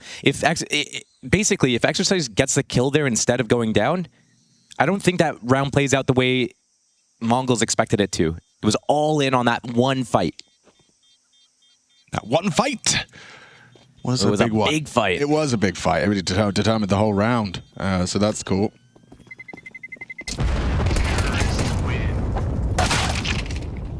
He doesn't even get to keep his Kev. So that brings us to probably an economical, right? Like 50% of the time, every time, they're going to eco this one. A little bit of a tech pause, and you know what that means, Alex. Back to the mailbag. Yes, please. Here's Dodo, Monday Blues. Hello, EPL friends. I'm out here in Grand Rapids, Michigan. Now, I don't know if that's a troll or it is for real, If you are, is Jason really the next mayor of Grand Rapids? Let us know. Struggling after the daylight savings time change. Why do we still torture ourselves as a society by shifting times back and forth twice a year? Anyway, happy to have EPL cure the blues. Always a pleasure to have the casual casting back with all the jokes. Where do you guys stand on the daylight savings? I think the whole world should just be on one clock. And for some people, 7 a.m. is the middle of the night. For other people, 7 a.m. is the middle of the whatever the other opposite of that is, the morning. Why don't we do that? So confusing, though. Why? You know, for your perspective, like, oh, I wake up at 4 p.m. That's the morning for me in my country. No one's ever done it like that before. No one's ever thought about it. There's a good reason for that. Gosh, what do you think? Do you think that's a pretty good idea? I think that's a brilliant idea. I'm not fully tracking, but where I live, Just we one don't. world time. It's the world time. We have that. I know there's a sun, and I know that it goes around. We have the universal time. Night cycles. We have the time, and then you are like 5 hours ahead, and I'm 5 hours behind you. And that's how we schedule things. If you say, yo, you want to meet up at 4 p.m., it's like... Well, what country are we in? That's the only question I'd have to ask. Yeah. And I probably know that. We have that, except for some reason, every 6 months we decide to shift the clocks an hour forward or behind because of the season. Yeah, it's because, you know, you don't want it to be 2 p.m. or 3 p.m. and it's dark outside already. That would be kind of weird, right? Like in the periods of the year where you don't have too much daylight or sunlight, you want to maximize that time. True. I think we should just get rid of the daylight being in an office working. Yeah. Yeah. Or inside playing video games. Speaking of office working, Sadokist is in the chat. What's up? For real? For real? Man? Chat, is that real? What are you doing these days? What are you up to? Hopefully he's doing better than 3D Max in this round. They tried to crunch elbow really from A and middle. Didn't work out. Shock and awe after attack pause. Shock and awe. Tried to slip one past the goalie. What is the origin of shock and awe? I mean, I presume it's a military strategy. Shock and awe is a military strategy. Oh, I've done well there. Based on the use of overwhelming power and spectacular displays of force. Okay, so it's just the military-industrial complex kind of energy. Got it. Okay, all right. Got it. Well, the thing is, 3D Max, the issue on Dust 2 is that they didn't really make Mongols work for any of the rounds. And just like Dust 2, Mongols doesn't have to work for any of these rounds on Ancient either. Yet. So far. Don't count your chickens before they become eggs, okay? Please. What came first, guys? Alex, the egg. Matt replied, he said, just being a bum, selling key EI cars, key cars. What are those? KEI? Yeah. I don't know. Selling cars, that's cool. And everyone says, those cars are sick as. Those cars are really sick. I don't know what it is. Oh, let's Google it. Racing car? Must be a racing car. I mean, we know Matt was a big racing car fanatic. No, they are key cars, the smallest category of Japanese expressway legal motor vehicles. Oh, it's actually like the smart opposite. Cars. Oh, they're like the cute little, the Hot Wheels. Yeah. Nice.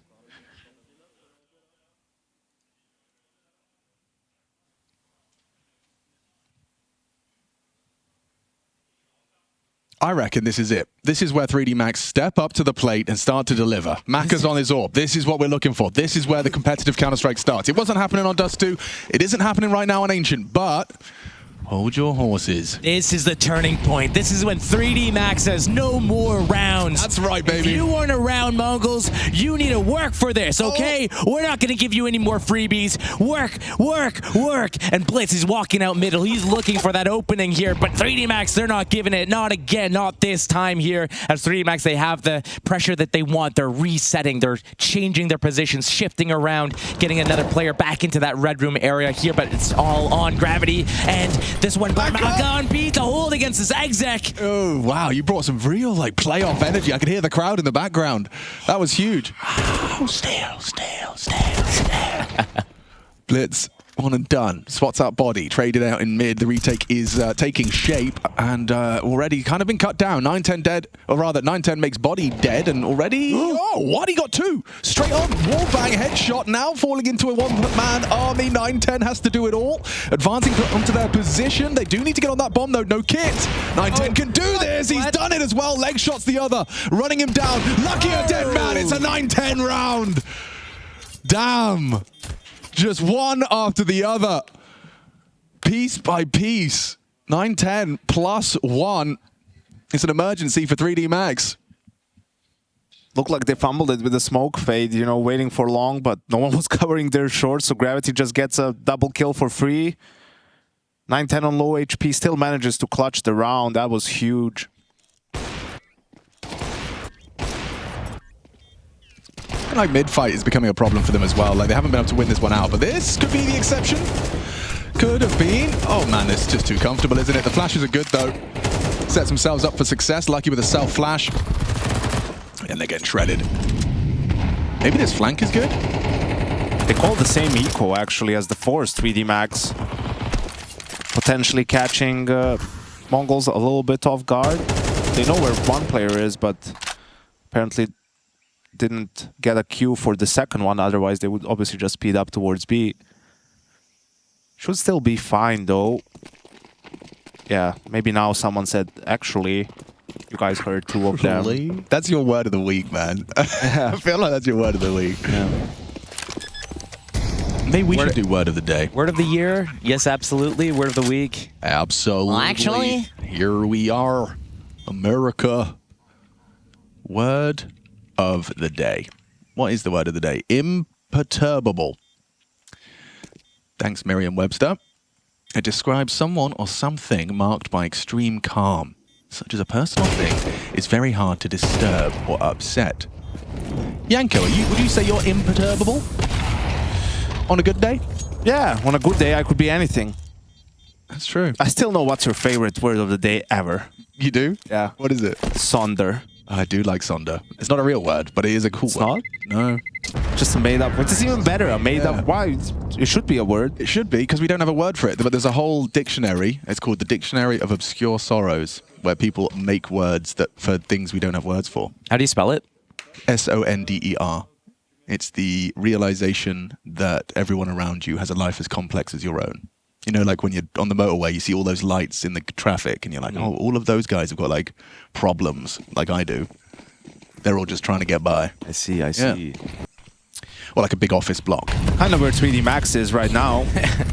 A lot of problems just trying to get by. They are. In this best of 3. I mean, look, I like this. You run boost up, you get early info lane, you're fighting for lane this time, because the mid-fights haven't gone to plan. And, oh my god. They're getting absolutely owned. They are perturbed.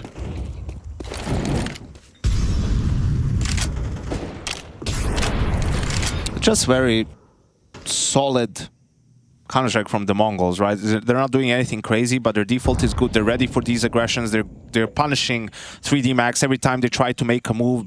Pretty much more of what we saw on Dust 2. I think that's kind of the name of the game for Mongols right now. Nothing super special. Oh, no. Very simple plays. Maybe a knife. What? He just wants a knife, man. He's wanted a knife. He starts with the left, that little warning first. That's disrespect. That's extra disrespect. That is really disrespectful. Look at those little cheeky smiles on the Mongol's face, and quite the opposite from Wasink. He's thinking, what are we supposed to do now? What am I supposed to say to hype up the boys? Well, he's going to have a go. He's got 30 seconds. All right, boys. Bonjour, c'est pas bon. Jouez better, s'il vous plaît. But it's the same thing as Dust 2, right? Mongols, are they really working hard for this? No, they're keeping it simple, and they're just punishing all the mistakes that 3D Max are making at the moment. Very simple. I mean, it's been working for them as a team. We saw this basically happen with G2 as well. Mongols didn't do anything special. G2 let their foot off the gas, and Mongols is going to punish you for it. And when it comes to high-level CS, that's how it boils down. The top teams make as little mistakes as possible, give you the least amount of inch, basically, to take any space. And the Mongols is one of those teams that's going to punish you for it. I mean, I don't know why people are saying Gravity, why so silent? They're not winning. That's why, you fools. It'd be kind of crazy. You lose another round, you're like, nice, guys! Yeah, you guys suck, even though you're winning, obviously. That's why he's quiet. Can pull that off. I mean, it takes balls to do it in a game where you know it's still up for debate, but Gravity's done it all the same. But understandably quiet when just nothing's working. They don't look themselves today, albeit Mongols do look, you know, like themselves. Oh, hang on, he knows, he can tell from the Molotov trajectory that that's gone wrong. He knows it's bounced off of someone traded by the FAMAS. 4-on-4 exercise with Mazinho on A main is happening simultaneously. They've forgone mid-control. Blitz has that with 9-10 now posted on that donut line. So this fight is everything. If Exercise gets Mazinho, they will have to pivot and find a mid-round. Josh, I presume that they're going to let Donut work first, or no, they're happening simultaneously. This is the fight. This is the fight. And Exercise delivers. Okay, awkward now for the Mongols. Senzu leading lane, and 2 with Donut control. Maka housekeeping the red room slip, but it does mean that there will be an avenue to at least start the plant. Exercise noted in A main. They'll have to fight him unless he gives it to them. What a kill. Massive. Bomb down. Could be their first round off the back of a timeout. This is the start. 3D Max need to capitalize on this advantage. They need it. It looks like they're going to get it. It's 9-10 in the clutch situation again, but he's going to get taken out quickly. And look, they're on the board. We're hearing their voices for the first time, it seems like. Oh my god, someone from my hometown is in the chat. That's crazy. It's a very small town. Did he call you by your legal name? No, thankfully not. Look, this is an important frag for Exercise, right? This is basically the game was decided so far on the fight that he had on the pistol round where he lost it to Mazinho. And then basically all of the Mongols, they're able to make their way into this huge demanding lead. Now, is this the turning point? I mean, it could be. It certainly could be. How much do they need to win to break humble Mongols at this point with 6-0 start? They're going to have some money for a while if they keep planting, right? My couscous is coming back up. Excuse me. Yeah, they'll be fine for a couple or more at the very least. Can 3D Max do it again? That's the big question. Well, they started the AWP on A main, so that's going to be a different task for Mazinho to handle. Does he have the God Flash for this AWP angle? Little right-click jump throw. Oh, body. Woo, woo, woo. You don't get many chances versus these guys. They aim and they spray. Techno double kill. Mazinho up close. Maka ready to receive. Nice find from him. Dispatches of 1. But still the Mongols with a man advantage. Blitz chucks the bomb up. Gravity realizes he's got a lot of work to do. Josh, what does he do here? I mean, he has to shoot them. Stay active. He just has to hit a shot. He's got help, actually. This is nice. Gravity, no trade from 9-10. It's not the weapon for the job, and good timing on Lucky. Yeah, that should be. Shape it up for a second round for 3D Max. Now, if Mac is able to get back in time from Temple and watch that cross from Red Room, looks like these guys are turtled up very nicely, though. Yeah, I mean, Senzu's pre-aim would have to be pretty insane to catch Lucky in this angle. Does he actually lean upwards? He does. Oh, that's pre-aim, that's game from Senzu. Nearly gets another one as well. Confirms Gravity still on the bomb. Blitz in Red Room, though. So Maka pushing a main. Oh, it's a problem now. Why's he done that? He thought he was going to get pinched from the other side. They don't know where the other player is, right? They don't know where Blitz is. Is he going to flank me, or are they doubled up in cave? That's the trap. Blitz is going to let him slip by. But it's the only position Senzu has to really look at. Full nade still for Maka. And they know the flank is on. Come on, Blitz. Maybe just go to the side now, buddy. Now, mate, yeah. He's not going to walk CT now. Maka has a kit smoke, so I'm still entertaining this as a potential clutch. Okay, well, that really ruined his day, actually. Wait, Senzu past him. From knife kills to walking past him in the smoke. Oh, I can't believe they've lost that. That was it. That was a necessary round. The thing is, I don't know what 3D Max is thinking in a situation like this. Like, yes, they have the bomb, and I guess this is like one of those little traps that you get yourself into. Like, oh, we have it, we have to hold it. But it's like there's a full minute that you have to hold it, where they know exactly where you're going to be. They're going to come in and crunch you. You know, I think it's almost better if 3D Max abandons cave, says, you know what, you can go and get the bomb, because they have Maka all the way over on A with the op, right? He can't come to them. So why try to sit there and hold it like that? Or Maka has to rotate off earlier. He needs to pick up that red room. He needs to lean over on them if they're going to hold that bomb that entire round. They're just forced into these fights that Mongols need to be able to mid-round it. Oof. Yeah, it's bleak out here now. A couple of people down to just the FAMAS, Gravity, and Lucky forced into the lesser rifle. It is a French gun, though, as a caster would once say. Shout out to Bardolph one time. With the French guns, it's stereo frags. Could be. The thing is, it was buffed recently, but it seems like 3D Max is a little bit nerfed at the moment. Yeah. Far from OP. Senzu taking early damage is nice. At least for the 3D Max campaign. Necessary to smoke elbow. They're not even doing inset elbows right now. It's a bit bizarre. Hello, Techno, and goodbye, Lucky. There's Famas for AK for you. Didn't even get to pull the trigger.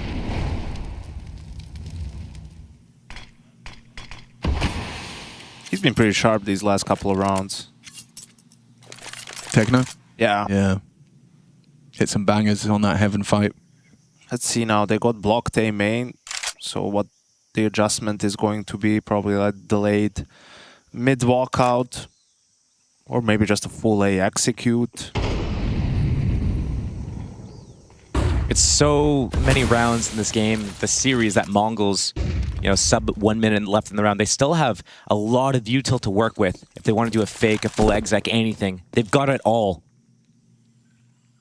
Blitz, not ready for both of the... Oh, wow, maybe he is! Maybe he is! Trade out by Mazinho. You're in trouble now. You spotted two. The Shadow's confirming your suspicions, but Techno's pushing you. The Molotov's good. Mongols looking polished.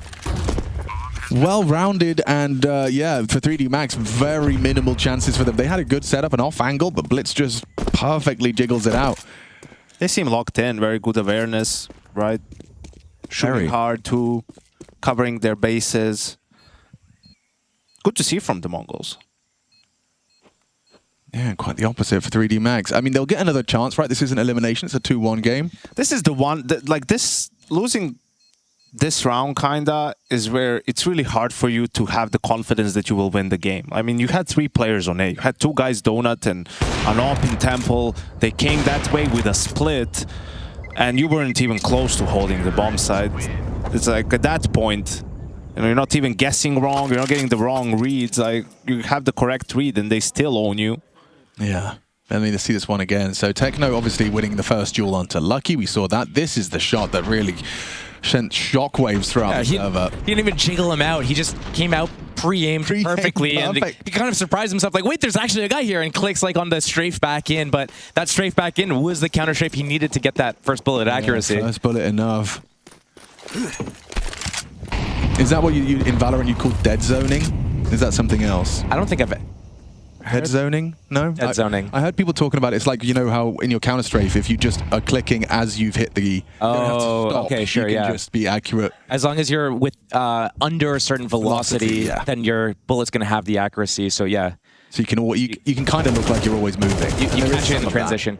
You know, early CSGO days, there was some crazy mechanics like that where you could actually run faster if you were holding W and then you tapped A and D really quick.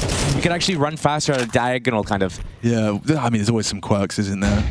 I was competing in Pro Mod, which is a Quake engine, and if you were sprinting against a wall, like running into the wall, you ran faster. So remember that one too.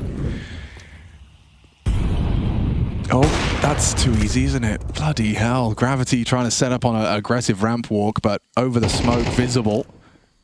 That was CT smoke as well, it is. Oh, bloody hell. Bloody hell. Things have gone south.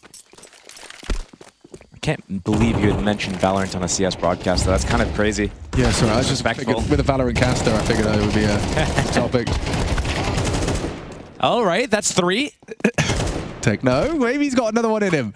Maybe he can run back into that site, picks up the bomb, and Blitz is trying to hoover up space. He'd be right to do so, but body's in CT and a body in the grave. They're Techno down. They're doing the same script from last game.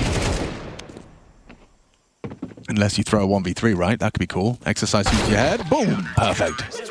What was the last game, though? It went like 7-1, 8-2, and then it was like 8-3, and it's like, okay, does it go 9-3 or is it 8-4? And I feel like we're on the same path right now. Good memory. Seems like Exercise needs to have at least 3 kills, 4 in this round for 3D Max to win a round. Feels like they take it in turns. Like sometimes it's like, I've seen Lucky have like career high games where he just looks untouchable. And then on top of that, I've seen, you know, Maka, Lucky, Gravity. Exercise, he's had, he's kind of, it's a hot and cold kind of situation, a Katy Perry situation. But right now, definitely hot.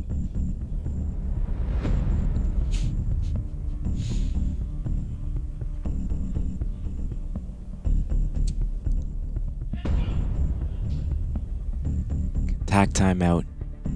Conversing about what's going on. a let's go. But that's it. It didn't sound like a convincing let's go either. It wasn't like he didn't really buy into it himself. He's just kind of like chilling, like, yeah, let's go. We got this, boys, let's go! Yeah, oh, whoa, okay, I'm ready to run through a wall for you, and so is Gravity, goes charging into the lane, claims it for themselves. Important asset for the defensive side. 910 and Senzu smoked out of the doors, with Mazinho and Blitz searching a main. It's all on to exercise if they were to commit, but I'm seeing body language that implies the opposite. Piecing out, playing for that fade of the B-door smoke. Can't really have a stronger setup than this for the B-door's exit, so don't fancy their chances getting out of that without some very good flashes. It's okay, with the way that the Mongols have been playing their tempo is that they don't actually waste so many nades at the start of the round that they can still work this out. Oh, Maka, you'd have liked that one. It's probably the last door smoke now, so 3D Max need to respect this. They need to get out of here because they're going to lose mid, and once they lose mid, you know, they don't want to get pinched on that lane, on that highway. They need to cancel and get out of there. The mid guys have already abandoned it. Gravity and Lucky. But here comes the push through A main body. And Exercise, they're going through. They have the info. They know it's going to be a retake through middle and through B. B players are still here in the open. Yeah, it could be a good time flank as well. Jumping up, doesn't matter. Actually, Gravity's held onto it beautifully. And look at the power of having early lane control. Not an easy one. Not easy by any stretch, but it's a Gravity round. High impact quad kill. 8-3. Yeah, will it be 4 though this time? Will it be 4 this time? Finally humbled them. Are we going to be like, wait, this is the wrong script? Okay, well, I mean, there's certainly a very big conversation to be had that they will be leaving with the 4th. It only took winning 2 rounds consecutively. With no bomb plant for the Mongols. Exactement. There we go. You believe that one was more believable. Okay. It was almost like he was surprised by it, though. You're happy with that one. But you really wouldn't like the Eagle holding ramp. Okay, there it is. There it is. Some 3D Max confidence in their play now. Oh, and Mazinho, yeah. I mean, you can't blame him for testing it. And yeah, that's Tech 9, by the way. It's a 5-on-2. I've got an AK. They got pistols. I'm gonna just block him with the smoke now, because why not? It's a cool, I guess. Cool. 4 to work with, 3D Max. A team ace to conclude the half. We have got more action, I suspect. It has to be the pistol for the French. Mongols still in touching distance of the playoffs of EPL Season 21.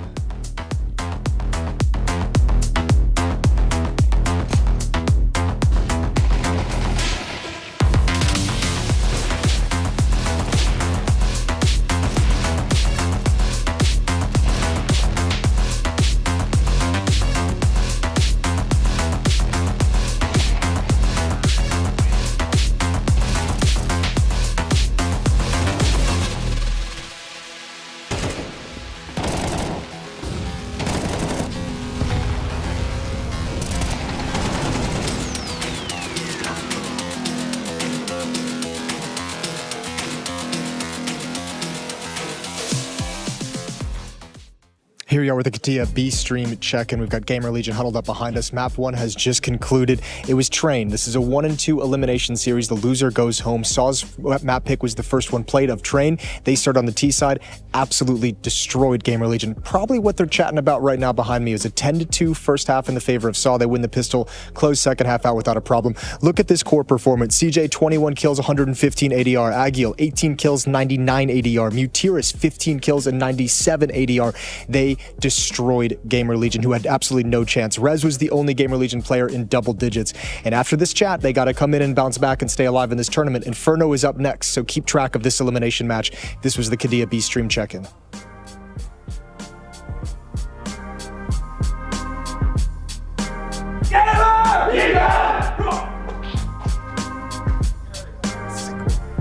like our timeline?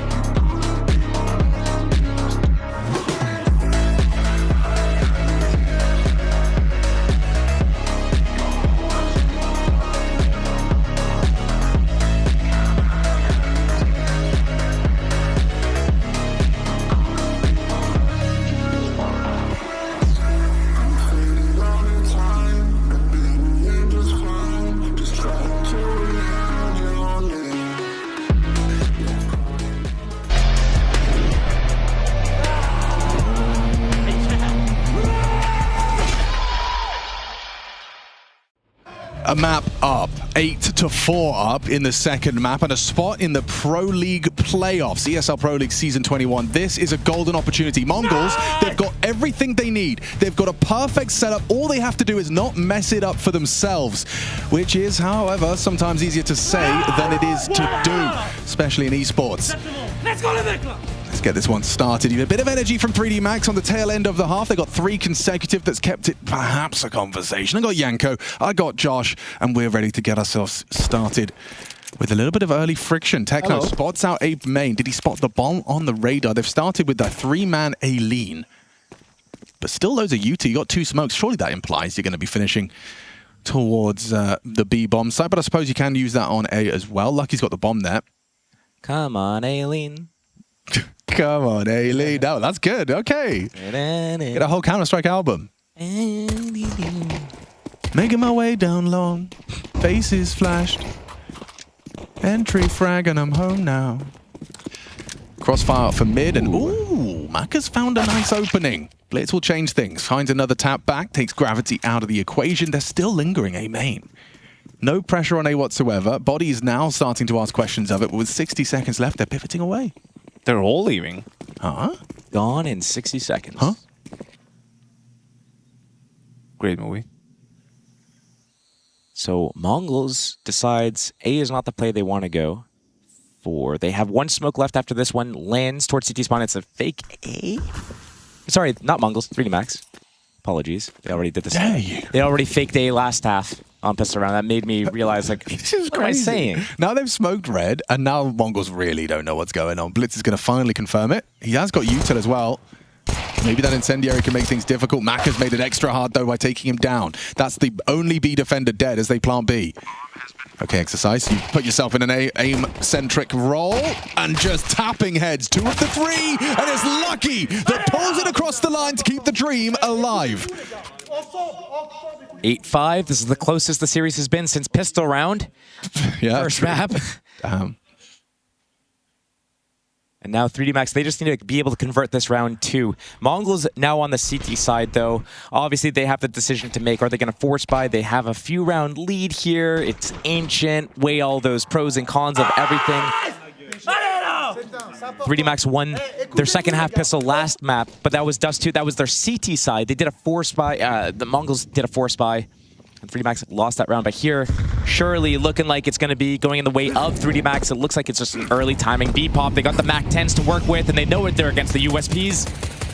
Against the site. Do nothing. Look at that. Carpet bombing. Deep long, close long, back sight. Techno going for a chance knife. It's real. It's a real thing. Make a trend. Make a trend. Bring it back. No, unfortunately for 3D Max, after buying 3 Mac 10s, it's the Mac 10s that are going to get the kills. Is that an acceptable ratio to you, Yanko, or could you be critical and say maybe 2 is enough? Mac 10s into the second round. If you don't lose anyone, it means you're going to go up against guns with I think 10s. 3 is a little bit too much for me. Like a magic number of 2 seems good. Then you get Galils. And 2 is max. Yeah, okay. 2 is tops. Like, congrats, you get $600 for this, but what do you do now? With 5 alive, does that mean you're playing your first gunny with 3 Mac 10s? Well, the flip side of it is that Mongols, they don't really have a lot of nades to work with as well, so it's going to be hard for them to block a rush if it's, you know, if it's coming out. So what do you do if you're Mongols? You get your M4s, whatever minimal nades you have. You can't really take map control. You need to block the rush. You need to respect the fact that it could come out since there's 3 Mac 10s. If there's nothing, no rush, you don't really have much for the late round. I'm intrigued to see what they call off of this.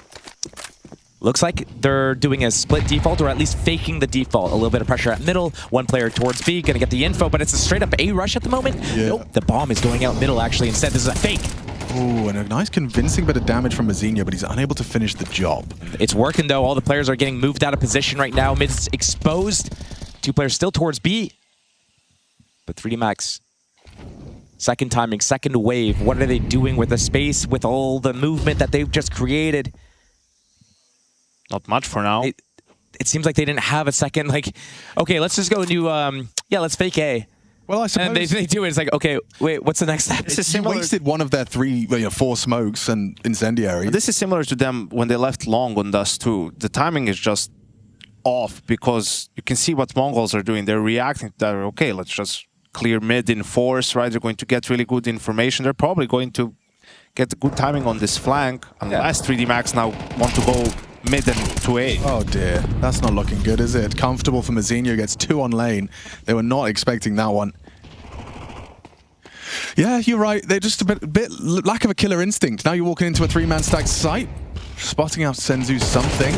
And Body finding Techno a start, needed another and delivers. Massive double kill from Body to make this round a conversation. Only for a minute, Senzu's there and puts the cherry on top. I think it's also, you don't leave anyone, either A main or elbow, is you just moved all 5 players, you have no information. Even that, if that guy doesn't get a kill, he can at least let you know, hey, they're re-clearing mid. So you can adjust your call at that point. Oof. That was a big problem that Tyloo was having as well on some of their T sides, was that they were so set play heavy that they didn't really leave anybody behind to do those mid rounds. But like the problem here is Mongols doesn't have a lot of nades. They use all their nades in the initial like stop the rush.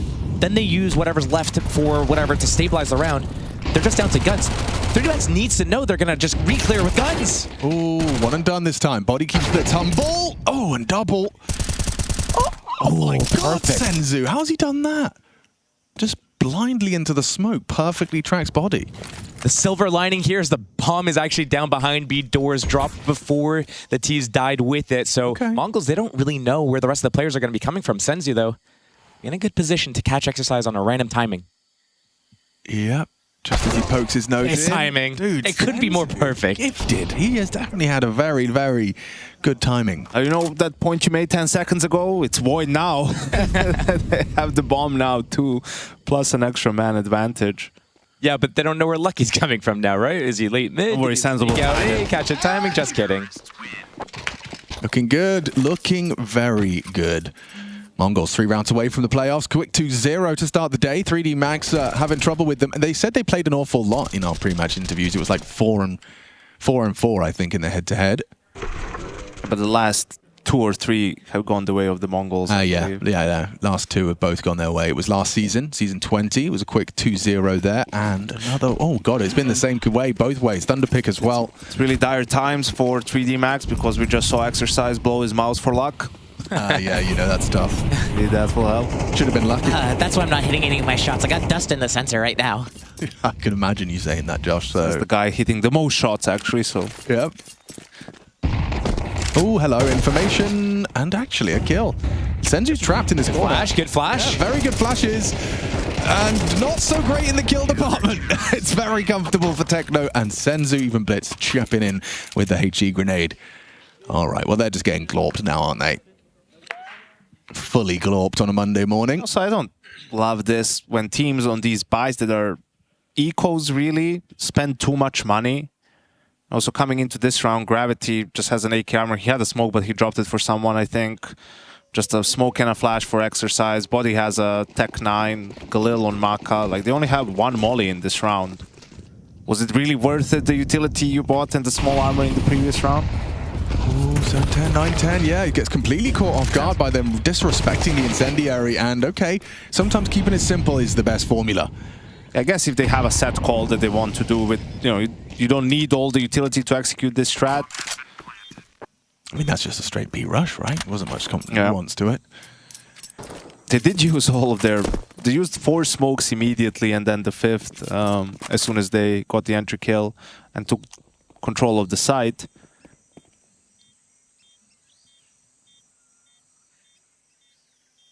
It's probably not even worth them looking to take anything away from the Mongols. They're just grateful to have a round at this point.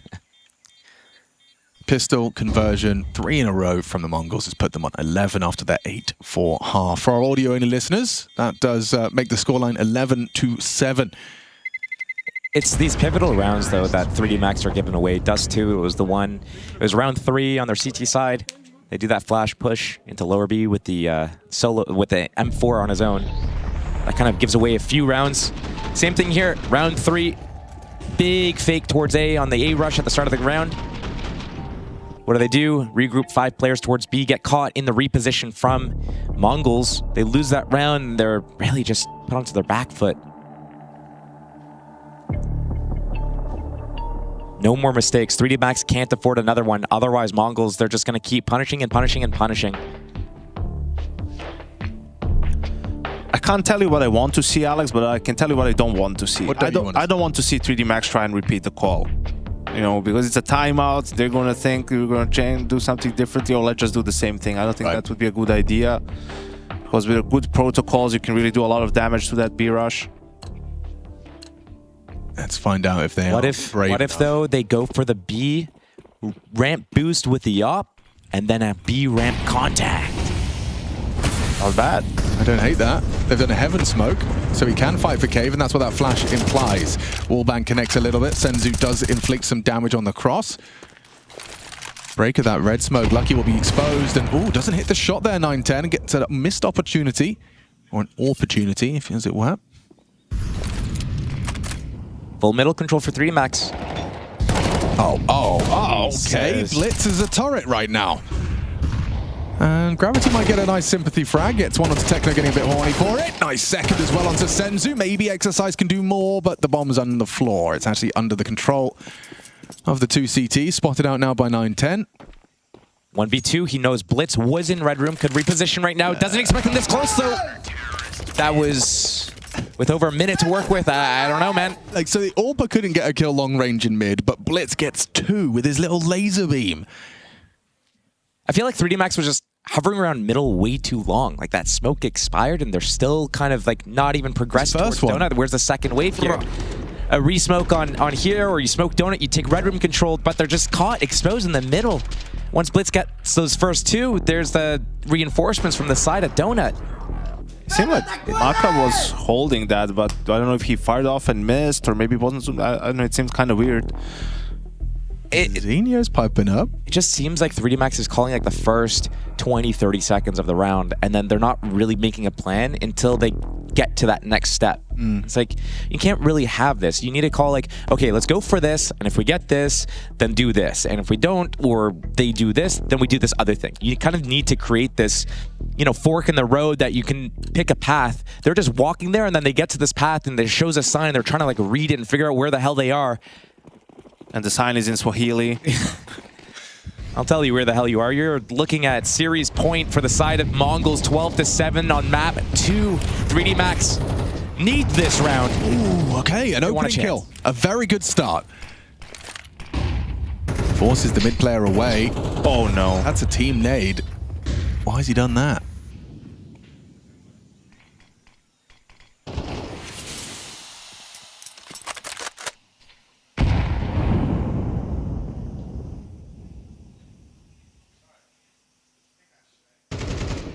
Zinio in a 3-man B hold. Oh, and actually the wallbang does significant damage there. Maka puts Senzu on notice at 16 points of health. Finished off now by Exercise on the wallbang. They are slowly choking Gravity burn out, but yeah, Gravity burns down. Zinio a double kill, or at least assisting in the second. Well, Mongols are ready for this. Yeah, I mean, 910 Zorb is best suited to this task, and nailing his first shot really puts a damper on things. An important shot back. Exercise makes it interesting. Where's Maka? Yeah, and Exercise is asking the same question. He's like, I can't plant without you here, bro. It could just be defused before you even arrive. So, what are we waiting for? You're walking out to the site, though, but you have the bomb in 35 seconds left, and your teammates across the world. Why not just sit in the donut and wait for him? Yeah. You know Mongols has to go and clear this. You haven't planted yet. Okay, where are they? Are they going to go back to B? Well, we're already here. We have to peek something. They have the bomb, so they don't have to go anywhere. So you just have to hope. Zinio's in the open. Okay, that's it. Quick, easy. Mongols fly to the playoffs. A comfortable start to their EPL campaign. 3D Max, they get one final opportunity. I'll be playing more tomorrow.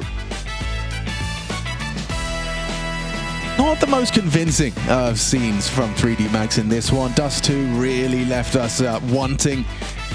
And an Ancient, you could say the same thing, really, to be honest with you. A little bit of shining light was Exercise. He certainly seems like he's in strong individual form, but yeah, for 3D Max, that just didn't look like them. They didn't look like themselves, and they don't look like it right now either. Zinio actually probably a little louder than 3D Max, which is a rarity. Good form from Exercise, but yeah, the rest of the boys not there. Some communications. They definitely look discombobulated on map 1. But that is just the first game of the day, boys. We got a whole lot more. In fact, they've just departed to start generating more. We've got a Mouse Liquid game coming up next. We've got G2 Na'Vi. 2 big best of 3s coming up for your Monday afternoon. I called it a morning, but it kind of feels like the morning right now because bright and early, Mongols pick it up comfortable. 3D Max perhaps still getting the sleep out of their eyes. And now it looks like we're going to see if we can get some answers out of the guys. Steel and Yanko. Hi guys, Mongols. Oh, hey Alex, thank you so much for that. Yes, we are joined here by Techno and Mzinho, who just qualified for playoffs.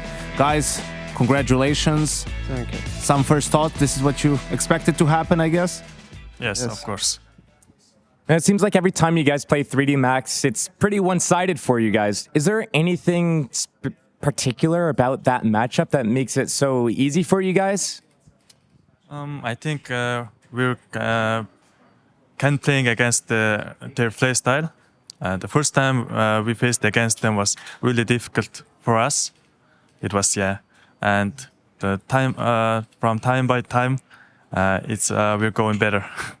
Mzinho, tell me about, when you first joined the team and you guys were coming to these events, first game, it's against Na'Vi or Vitality or G2. Now you guys are the high seed, so you get to benefit from some of these easier matchups. Does that help you guys in terms of, making some of these deeper runs and progressing in tournaments? Yeah, I think it's, hitting. It's nicer? Yeah, it's high seed. It's nice. Just playing against stage 1 teams at the beginning and maybe 2-0 play against seed high team. And yeah, it's pretty sick. You guys have had some deep runs lately, Cluj, obviously, as well as Katowice making it into the playoffs, winning a game in the stage as well. What is it that you guys need to take that next step to go even deeper? Maybe we have to learn a lot. We're such a young team. And maybe discipline and something. Maybe learn a lot.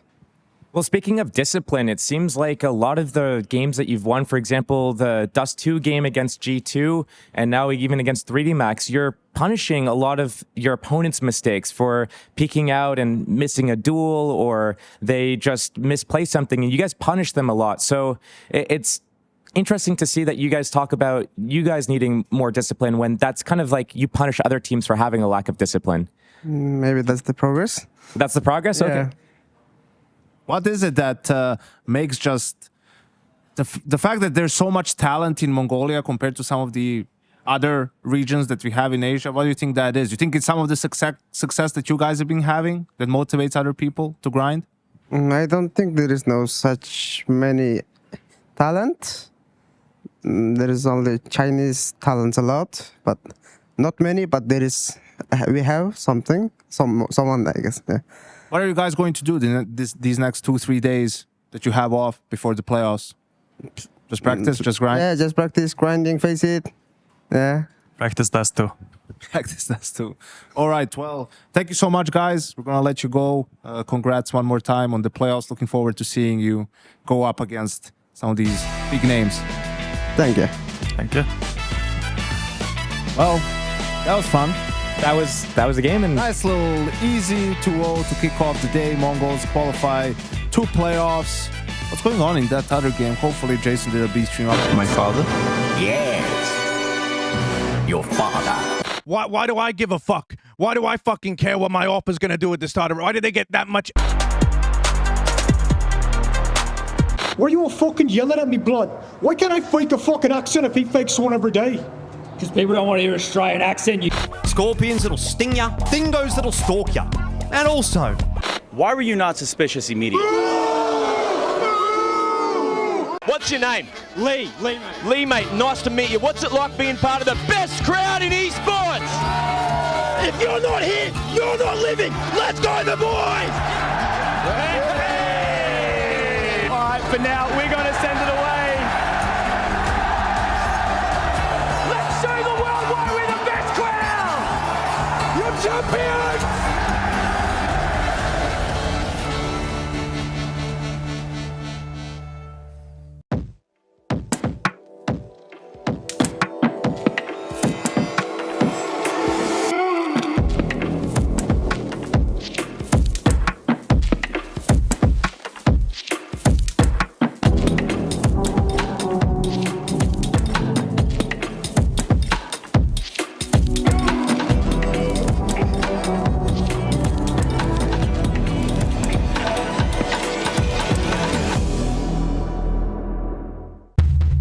Jason Raw Game Podcast. Check it out. Play Jason Raw Game Experience. Counter-Strike by day, Jason Raw Game Podcast by night. Oh, a special day. We don't get many guests like you in this studio. Hank Hollywood, Agent of the Stars. It's good to see you. Good to see you. I see you've got a new studio as well. Yeah, loving what you've done with the place. Thank you. I was in the bathroom earlier and I noticed you had that iconic photo of Guardian and Semler together. Yes. The duo that never came together. It never did. And you know, it might have been too strong. I decided to put that in the bathroom because people were so excited about those two guys casting together, they just literally shit themselves. So it just felt like a great place to get people in the mood. Now listen, I'm a talent agent. And when I wanted to sign those two guys, I realized that these guys, this is the prospect for the future. This is my golden goose, as it were. But yeah, creative differences, egos clashing never happened. But man, they would have set the world on fire. You've actually done a really good job getting involved in esports. You've been part of some of the most well-managed organizations over the past few years. Yeah. We trying to bring the kind of the Hollywood culture to esports, as it were. So I've been running this agency now for maybe 2 or 3 years. We started off with the influencer marketing, and now we realize there's a bit of a gap in the market to maybe siphon some of that lovely money from esports. So trying to do that, and yeah, we've been working with different organizations, different players, and so-called talent as well. Yeah, your philosophy's done great work at EG. Is one Evil I knew Geniuses. Of. I heard about your work over at Astralis as well. I've been there for 3 years now. I've been handling their public relations. Killing and it. Yeah. And of course the Falcons as well, just kind of managing their spendings and making sure they make the best possible decisions in all of their moves across esports. They've had incredible players coming through there. They have. It's been a great time. Yeah. Like a lot of money involved there, Jason. A lot of cash available. And you're very you're very holistic with your approach to the whole agency thing. You like you said, you do everything. You have PR, marketing, you sign the players, you do all the negotiating. It's an all-in-one solution, I like to say. I handle every aspect of the professional players, the organization, the talent, everyone involved with an esports. They don't have to worry about anything. Have you got an agent yourself? I don't. You know, I've spoken to a couple over the years, and I always just felt like I never found the one that I really connected with, you know? So I've mostly just kind of been going on my own, just kind of doing it by the seat of my pants and learning a few things along the way. That's where you've been going wrong. I can see you've done okay for yourself. Done all right. But let me ask you just one thing. Yeah. What's the most important thing in the world? Well, I mean, obviously, this is things. I've got a daughter back at home. I've got a wife, 2 dogs. So my relationship with them, spending time with them. I'm going to stop you right there. That's all wrong. Most important thing in the world is money. And that's the kind of business I'm in and generating it. Money is an energy, and it's always flowed very strongly in my direction. So maybe to give you a bit of insight, I can show you one of the contracts I'm working on right now. The kind of what we use. Actually. Okay, yeah, I actually brought some documents. I thought I could show you what we're all about. Cool. This is our standard contract for the industry. This is what I offer my professional players. And if you're interested, I could probably bring you in on a similar sort of deal. Let's check out a couple of these. So you can see this is 2 pages. 2 pages. That's all it needs. If you do more than 2 pages, you're a fucking idiot, is what I say. So 2 pages is our philosophy at the Esports Talent Management of Hollywood Esports. Hollywood Esports Talent Management, LLC. Oh, yes. We're a registered company. Yeah. Okay, so this is a 5-year contract. Starting from 5 years, like a long-term deal. We want to make sure that you're in here for the long haul, Jason. Yeah. Okay. And renews automatically every year. That seems pretty standard as well. Absolutely. Yeah. Okay. And unless you decide to cut me loose, which obviously wouldn't be happening. Why would I do that? So the players that you sign obligated to play Counter-Strike professionally for a minimum of 16 hours a day. Time off is considered a breach of contract. Look, there's a lot of legal mumbo jumbo in there. Sure. Stuff that will probably go way over your head. But yes, I expect my players to turn up, grind, and stream. As soon as they finish their professional shift, they want to be online, generating clicks, generating views, and making sure that this whole movement comes together. You can see with our payment structure, it's very different than the other agencies. Like I said, I handle all the finances, Jason. I'm there. They don't have to worry about a damn thing. I will be there to handle their finances. I take all of the money and I distribute it amongst the players, amongst the organizations. Salary. Players receive 25% of total earnings from tournaments and sponsorships, remaining 75% paid to Hollywood Talent Management for administrative. Okay.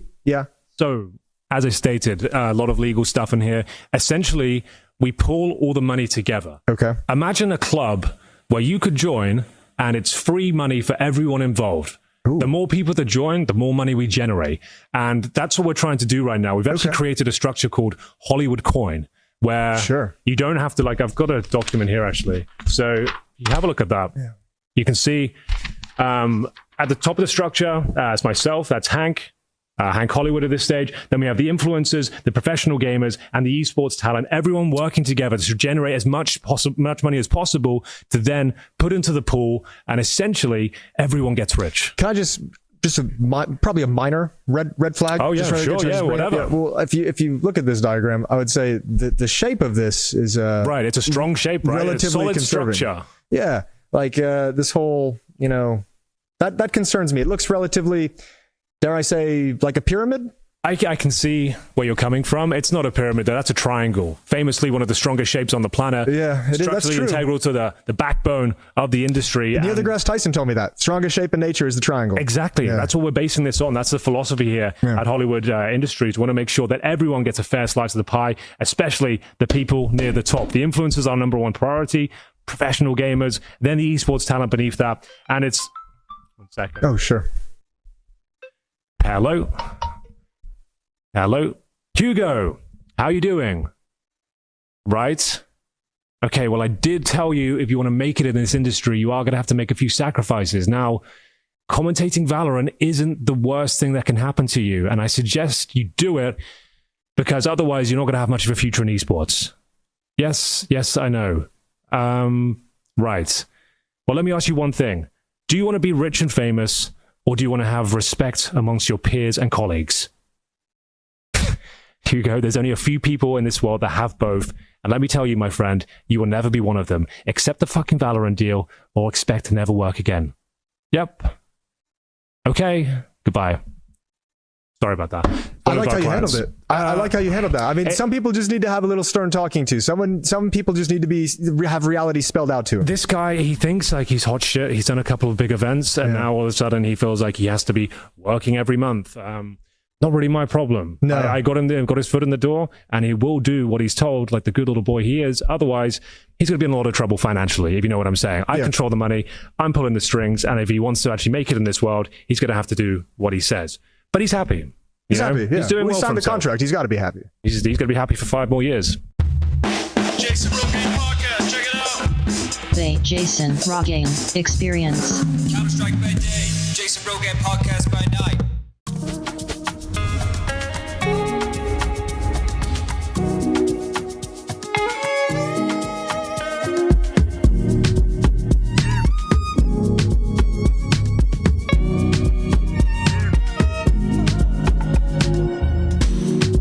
Anytime you call my number, feel like say I chop piloto. Anytime you hit the lampa, I'ma show my dark on Jojo. Anytime you call my number, feel like say I chop piloto. Anytime you hit the banker, I'ma show my dark on Jojo.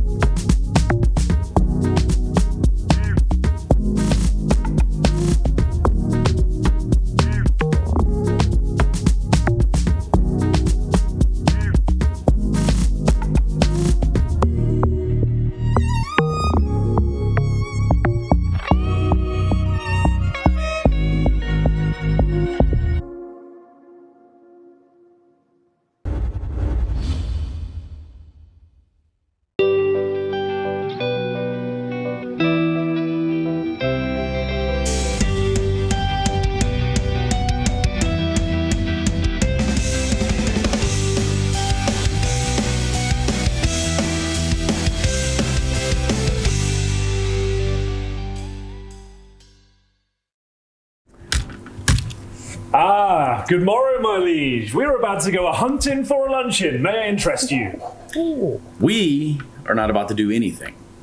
Don't listen to him. I know the most authentic fish and chip calzone in town. You are going to love it. Well, I'd love to. But I've got a meeting with the guy from the water company. The water company? What is that? It's the people who deliver the water to all the homes and businesses in the country. Apparently, they've detected trace amounts of lead in the water. So they've got to send a guy who's going to make a whole song and dance about it. So let me get this straight. You can no longer have lunch with your best friend because some water guy is denying us access. I don't want to go to lunch with Trace. I know, it's ridiculous, isn't it? I mean, I'm not some 9-to-5 Andy like you or Trace. I'm the regional manager. I don't have time to talk to some deadbeat, salt-of-the-dirt water guy. Oh, he's so important, the water guy. Coming all the way down here to lecture me about our glorious office water. Now I can't spend precious team-building time with my employees. Oh, this guy's got some nerve. I got a good mind to stick a lead pipe right up his...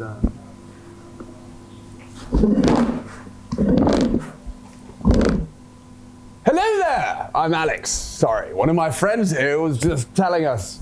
He was just telling us about a friend of his whose name was Walter Guy. And he's a real annoying guy. One of these guys were just saying that? Yes, I'm the manager of this here establishment. They weren't the ones just talking then? What do you mean? Dude, stop doing the voice. What voice? Why are you trying to deflect this and gaslight me? What do you mean deflect this and gaslight you? My friend was talking. Can you just talk? No. This is my normal voice. Okay, I'm just gonna mark this problem as fixed and go.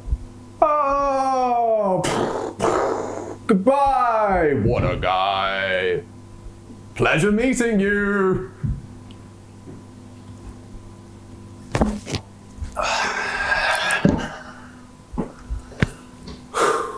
Wow. I know. Wow. I know. Wow, indeed. But you do know what this means, right? That there's lead in the water? No. It means that lunch is back on the menu! Yes! Woo! A lot of people.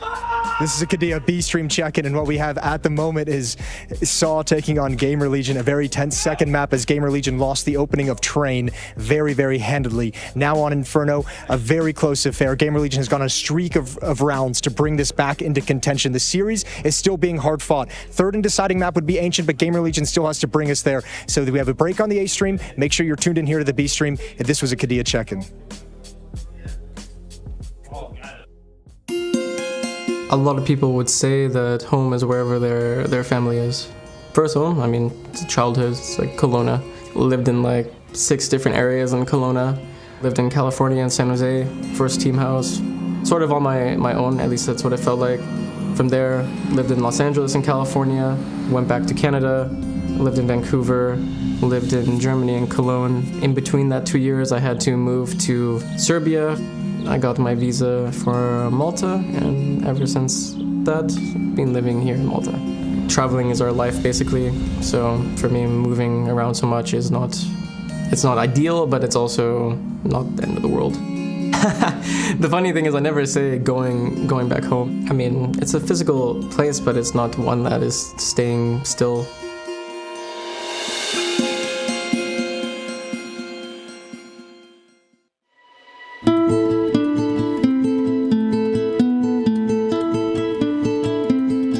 Nowadays, when someone asks me where I'm from, I just say Vancouver, because explaining where Kelowna is just very...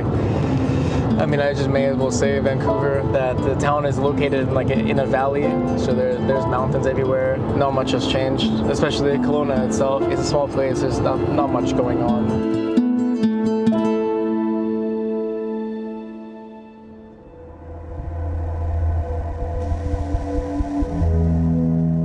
Growing up in Kelowna, I don't know, it's difficult to say really, because the issues I experienced in my childhood can happen anywhere in the world.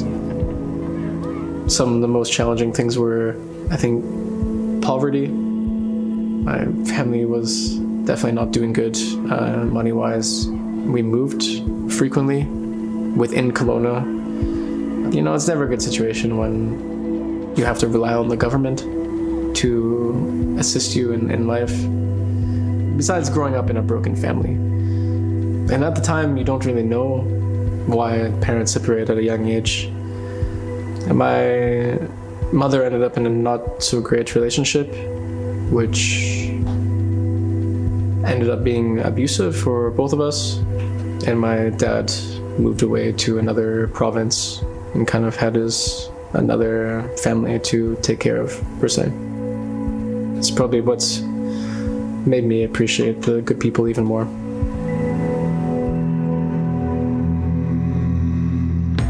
I first discovered Counter-Strike through a group of friends that I played League of Legends with back when I was like 13, I think. People started telling me that I'm very good at the game, that I have good mechanics and so on. And that was around the same time I got into FPL. When I got into FPL, I got picked up by SKDC. First heard of Twist in FPL. We were just trying out different players, looking at some of the young talent.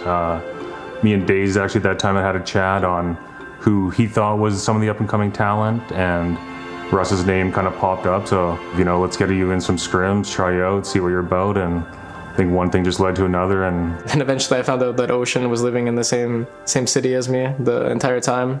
I thought he lived in Vancouver, and then he ended up just saying that he couldn't get a ride from school to home, so he had to wait and take the bus. Just like, yo, where do you live kind of thing? And he's like, I live in Kelowna. I was like, wait, what? We live in the same place? That's kind of when I started picking up for our Pro League matches. I think he got out of school around 3, and our pro matches started at 4. So I'd rip to the school in my car, pick him up, and rip back, and then just for us to start our Pro League matches. Just getting him out of his shell was cool, and yeah, he definitely was a more quiet kid, we should say. I will say not all of school was like bad. I mean, there was definitely some friends, but bullying was a huge aspect of it, as well as not always having the best housing situation, family environment. When you grow up, you kind of just realize how shit the kids can be. As a person who wants to be a father one day, it's a scary thing to realize, because I feel like it only has gone worse, to be honest. I cannot imagine how it is in some schools now. This is things that added on to me kind of just wanting to be in my own place and play games with people that are friendly and nice. First time I got salaried was TSM, and that was when I was 16. That was when I pretty much officially moved away from Canada.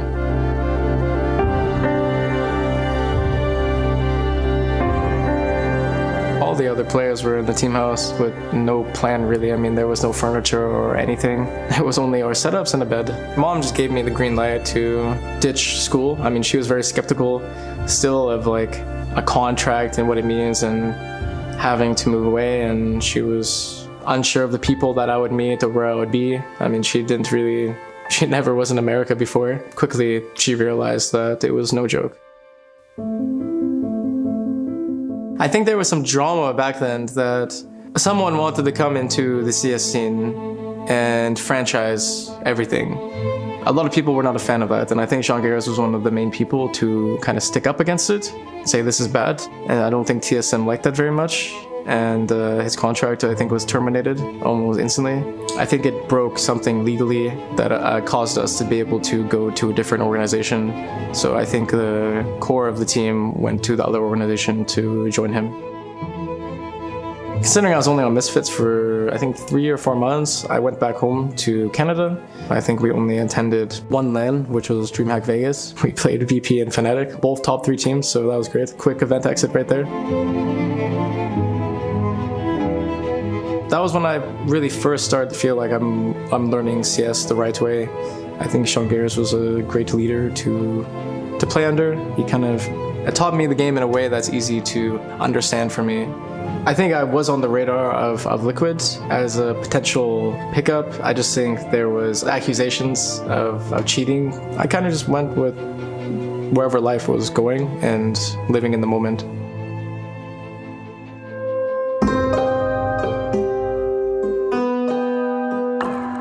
The first time I heard of Twist was in 2017. We were scouting for a new player, and this like really young, like snappy aimer just kept coming up in our discussions. Even on TSM, I was talking to Nitro, and sometimes Alish, I would be asking them like what I can do better if they're watching my games.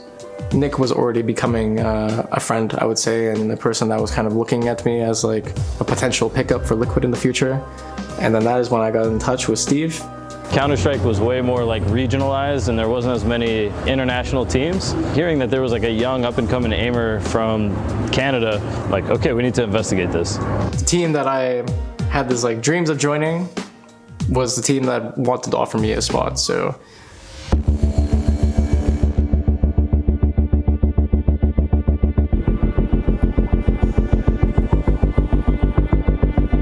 ...2018 was probably one of the hardest years that we had to deal with. We made many finals, but could never win. I think it was like 8 second places in a year, and losing to the most dominant team Counter-Strike's ever seen, and getting someone else's confetti in your backpack over and over again gets old really fast. We're playing the final boss in every event. Most of the finals against Astralis were competitive. I mean, not that we could win a map, but both the maps would be like 16-13, like 16-14.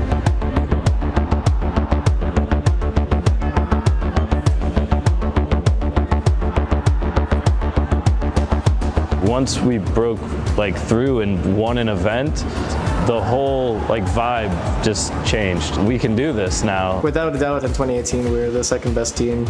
Even Individuals were playing better. I was playing at a much higher level.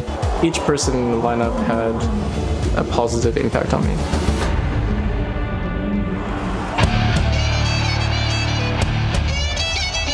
When we won the Intel Grand Slam on Liquid, it just happened so fast. We went to like 5 events in a row and we closed it out. It started with IM Sydney, won Pro League, went from Pro League to DreamHack Masters in Dallas, played great CS there to Cologne. I think it was actually when we were in the playoffs of Cologne, it's like when we realized like, what the fuck, we're actually like, it's right there. Like the Grand Slam is like on the other side of this event. I mean, to win Grand Slam on the Cologne stage, I think we're the only team to do that. Yeah, definitely a memorable moment in my career. It created an aura in our team of like invincibility, and players that needed to get over the hump and get that extra bit of confidence, like your Elysias and your Twists and your Nafs, finally got it. Looking back at it, and obviously the teams that have won Grand Slams, it makes it even a more impressive feat for the team.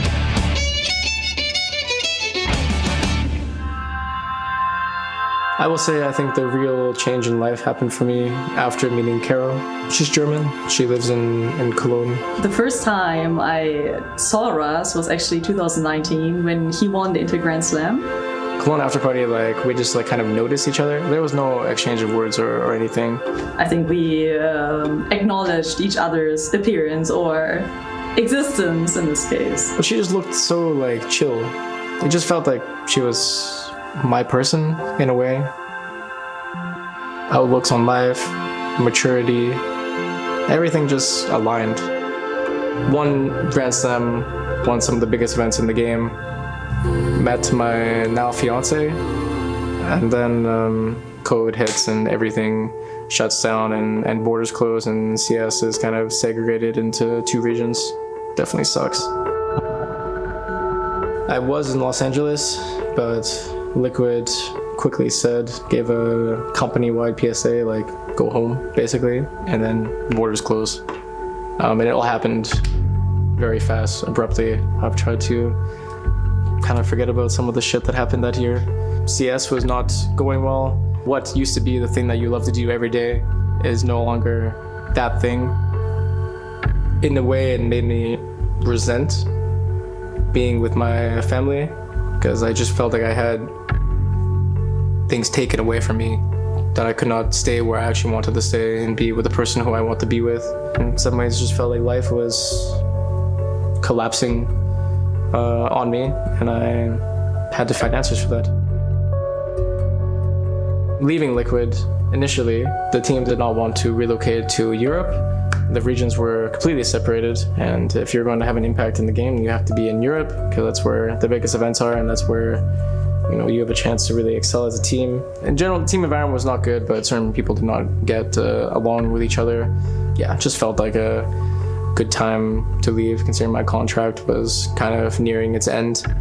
And my girlfriend at the time was living in Germany, so I think everything everything was appealing and made it easy to do. That was actually my last games with Team Liquid. That could be exciting to some people, or very bad news for a lot of Team Liquid fans. I felt kind of at peace instantly afterwards. I didn't even go back to Canada. I just took what I had to my fiance's apartment. I set up there. It was just at peace, and I felt like there's going to be something for me anyway.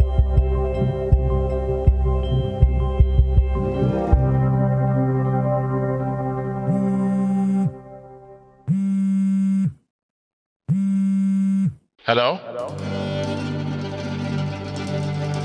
He reached out to me when I was in Malstil. Of course, there was rumors about me rejoining FaZe coming into the new year. Christmas 2020 was when Russ also met my family for the first time. The day before Christmas, when we were sitting on the couch with my mom, Russ left basically to have a phone call with Kerrigan. Meeting Karo's family for the first time, and I have a call with Kerrigan for the first time. He just knew what I can do in game, and he wanted to help me get there. I wanted to win. I think that's what he needed to hear, because I think rough times in Liquid, and he just wanted to kind of move to a European team, play a new style, and also, of course, with his girlfriend staying in Germany, it just kind of all made sense that he came to play with us. In some ways, being on a European team instantly gave me more of a home feeling. The FaZe guys were perfect for me. We just knew each other's decisions all the time without vocalizing it. This was the team to succeed as an international team, to really make it and prove that this is possible, to win a major and then also win a Grand Slam. Just shows the depth and the levels that roster had.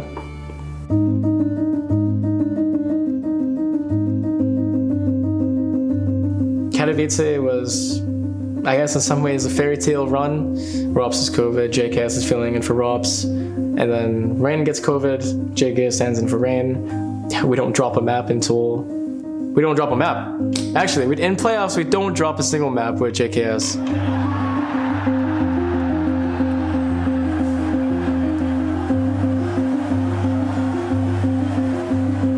I mean, Eddie is a funny character, but for a manager to be standing in the coach position, being part of the major win, I get chills right now, because it's I do rewatch the winning moments of some of the tournaments, and that one in particular, Kerrigan gets the final kill, and before that even is happening, me and Rops are looking at each other in disbelief, basically.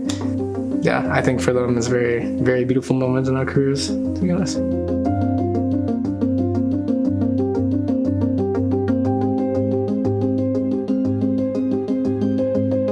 That was completely different than the first Intel Grand Slam. We had 3 wins so early on. 1 Cato, 1 Pro League. The major did not count. And then we won Cologne, which was another thrilling final.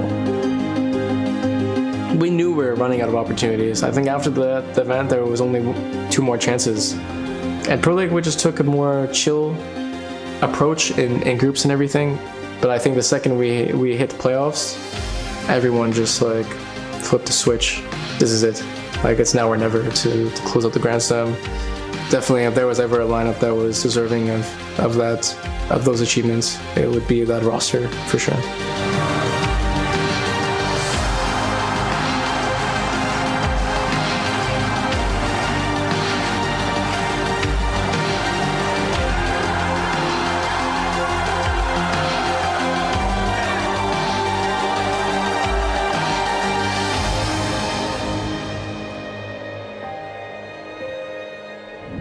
I mean, I've played with pretty good IGLs actually in my career.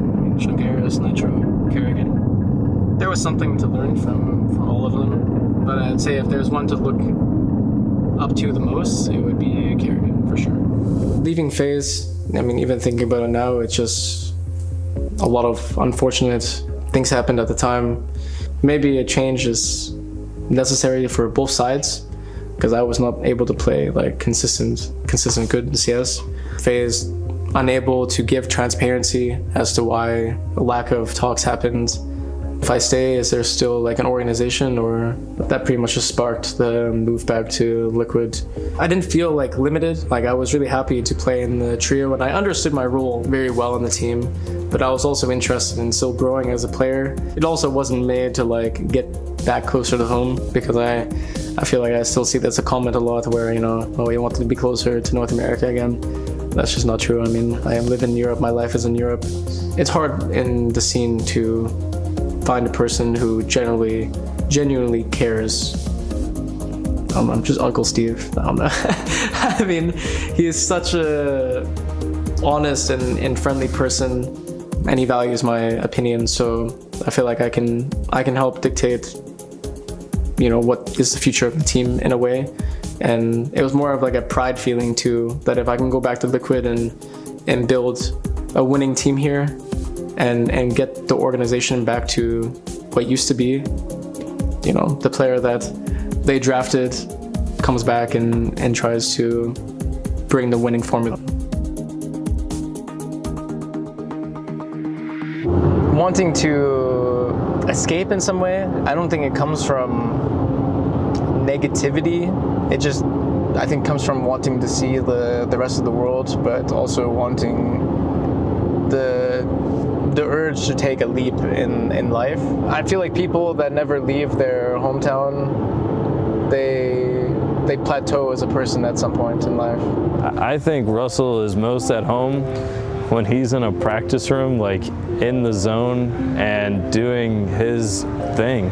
When he is just grinding away and talking about the game that he's loved and given his life to. I think he also feels most at home when he's with his team, like in the practice room. I hope that he also thinks he's most at home when he's with me, but I think that's more like on the private side, since like CS is obviously a huge part of his life too. We are traveling 200 days a year, so being in the practice room is actually feeling relaxed, shutting the door, no cameras, and we can always just go full ham. Home for me is now wherever my fiance is and where I play the game. 100%. I would go through everything again, despite knowing, you know, the bad things too. I would go through everything again.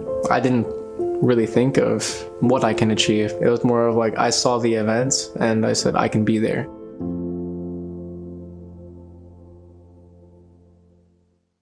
I mean, I think it's a bit tough to answer. Obviously, I think that Camel was bringing a lot to the team, and it was a real pleasure to play with him for so long, also including NXT and also our Duration main team. So it's really tough for me to kind of choose, because I also don't want to put any of my new teammates under a bad light, let's call it, or something. But I think Spinks naturally brings a lot.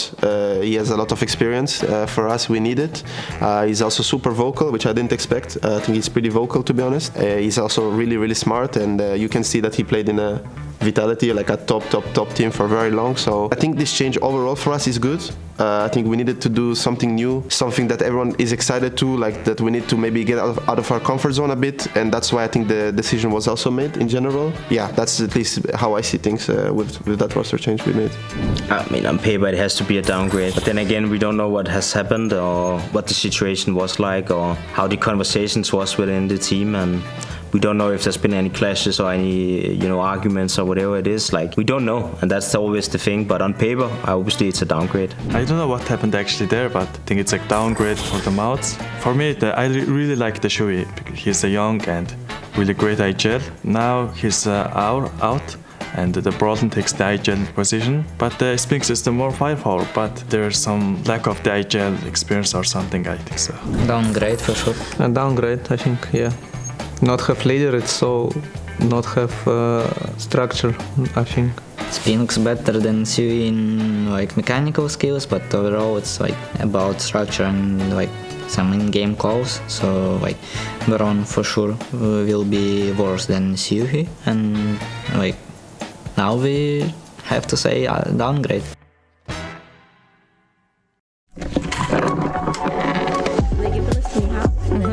Read the list, and ask a couple questions, then that's it. I mean, we're gonna ask them if they can, you know, like just do the seeding first, so that we actually, you know, have all 16 teams, and then after we just dig into like 2-3 teams. Sag mal, hallo, ich bin Philipp. Hallo, ich bin Philipp.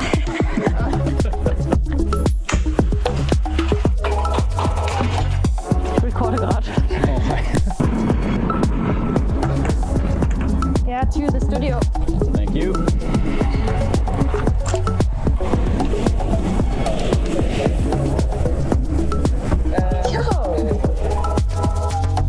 Dang. So, you guys again. Is it you guys? Nice for you.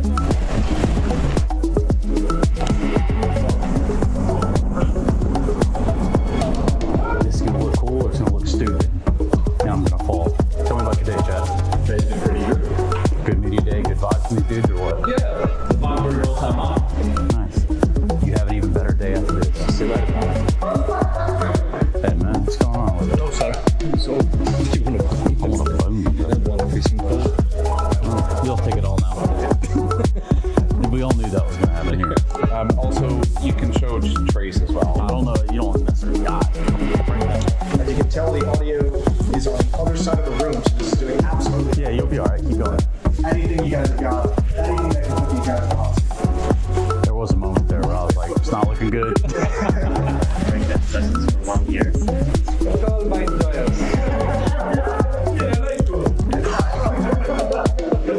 Head on, we'll do vitality over through the boot. Hey man, GG. Hi. Toes on the line. Arms crossed. Super basic. Perfect. Perfect. Turn a little bit this way. That's it. Thank you. Okay. It's working? Yeah. Don't drop it. Okay. You have to hold the camera like this. Yeah. Half press that same button. Half press. Yeah, good job. You cut off the jersey. Educating the next generation so I can, you know, retire. Yeah? Okay, perfect. We'll see. Solid. No, we need the other two angles. But good. Arms crossed. Nice. Hello. Have a seat, please.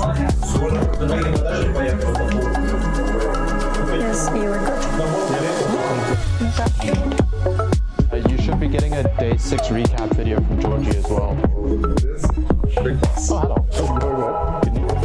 Hello, Yes, you are being recorded always. I've changed it so that they're all low thirds now. I started adding it, I was like, wait, I shouldn't do that. Yeah, no, that's fine. Awesome. Can we preview just one of the EVS checks? I think it's one of the new ones. You may have to scroll down to it in the actual set. 4 minutes.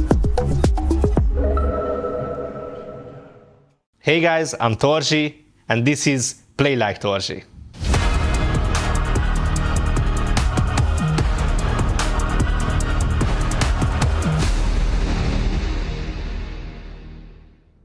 Okay guys, so here we are playing versus Cloud9 and it's 5-0. We are leading pretty good, and now here you know, you always have to respect your teammates' communication and trust it. And of course they are saying he's in con and everything, like bullshitting, and I'm just getting knifed by Exile. I was really annoyed here. Obviously it's not my fault giving fake informations. We are here on Nuke versus Falcons at the moment. It's 12-2, and yeah, it's like 2 versus 3, and I was pretty tilted here on Surgeon because he was trash talking to me before the game, you know, and I was like, I will just kill him and try to clutch this 1-on-3, because why is he trash talking to me, you know, like I wanted to show him that I am the dog in the house, you know, but basically Magic scared me. I still think it was a good play, like this is how we should have played it. I think he deserved what he deserved here. We're gonna learn here a pretty important lesson. Like on Inferno, you know, you have this chicken lever, and actually if you put a gravity here, then the chickens will come around you, and now you can pick them up, really important. Like if you wanna rush B, you know, you can just collect your teammates like here in the spawn, then you just go to B with them and rush them instantly with the chickens, you know. It's like 9 guys are rushing B. It's a good tip, good tip. Okay, so here's a pretty important clip. It's 14-14. We play this in Cologne, and again we end up in a clash situation with Surgeon. He's always baiting me, as you could see on the new clip as well. And now, obviously, he should have go to the box and make a crossfire with me, but now he's just sitting behind the other box, basically doing nothing and letting me die. Like, I think he played it pretty bad. I don't know what is he doing. Okay, so let's see. Shuir obviously is one of the best IGLs now in CS2, you know, like young upcoming IGL. I really like him. He's always have good comms, good calls. He's insane individually, so I'm just interested what is he doing in this clip. He's pushing short. Then he just what? What are you doing? What are you doing, Shuha? What is this round? Oh my god. Yeah, he just dies like a chicken.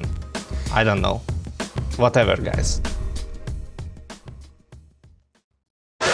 ESL presents the ESL Pro League in partnership with Intel, Acer Predator, DHL, Kadia, 1xBet, Knorr.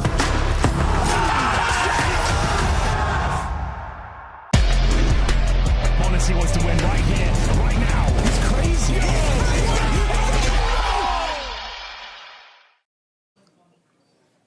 All right, first thing I have to ask you, Cluj-Napoca trophy, when you were lifting it, were you just like, how the hell did this happen so fast? How the hell did we win a tournament so quickly after this change?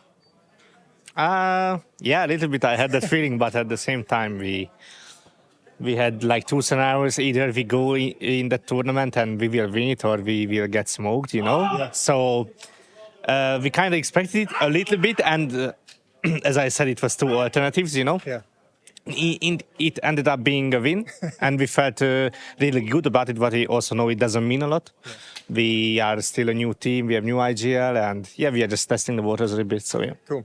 Can you talk a little bit about what Spinks coming into this team has kind of brought you? What's one aspect to your game that he's brought where you're just like, oh, we've kind of leveled up here? Yeah, I'm sure that we leveled up on like having a little bit of overview, you know, like what is happening, and a little bit of calmness, because I think he has a lot of experience and he helps us a lot in like mid-runs, you know, like, oh, we should do this, and he offers a lot of like mid-run calls and things like this. Yeah. Or not even the calls, but like when the calls happens and we need to like do this, do that, then he helps us with a lot in this one. So yeah, definitely with this. Okay. Last time you guys played these guys at Katowice, you didn't have Spinks with you. So, I mean, obviously there's going to be a big jump up. You probably feel like you're going to be way more competitive this time around. But is there a little bit of a revenge feeling for this match considering that win? Or is it kind of like off your shoulders, we don't care, it wasn't our lineup, whatever? Yeah, I will be honest, I didn't even remember we played them in Katowice. But it's good that you mentioned maybe now. It a little bit fired me up, but no, I don't think we take this as a revenge. I think we take every match 100%, and we want to show that we are here to fight and we want to go through playoffs, and I think this is the game where we have a good shot. And yeah, we definitely want to beat them. So, on the other side of the server is Ultimate, your counterpart as an AWPer. We saw from him he had that great start, and then he went a little bit cold, and now he's kind of warming himself back up. You yourself went through kind of some of those hot and cold like roller coasters. You kind of get a sense of what he's been going through. Did you, when you were watching this, are you kind of like, oh, I've been there. We know how this goes.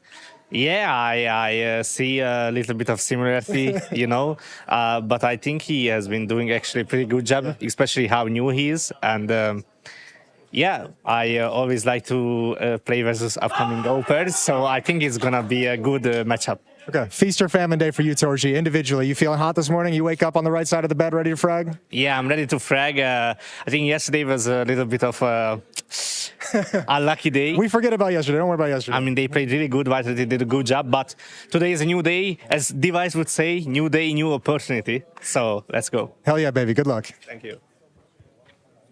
Thanks for your time, bro. Thank you.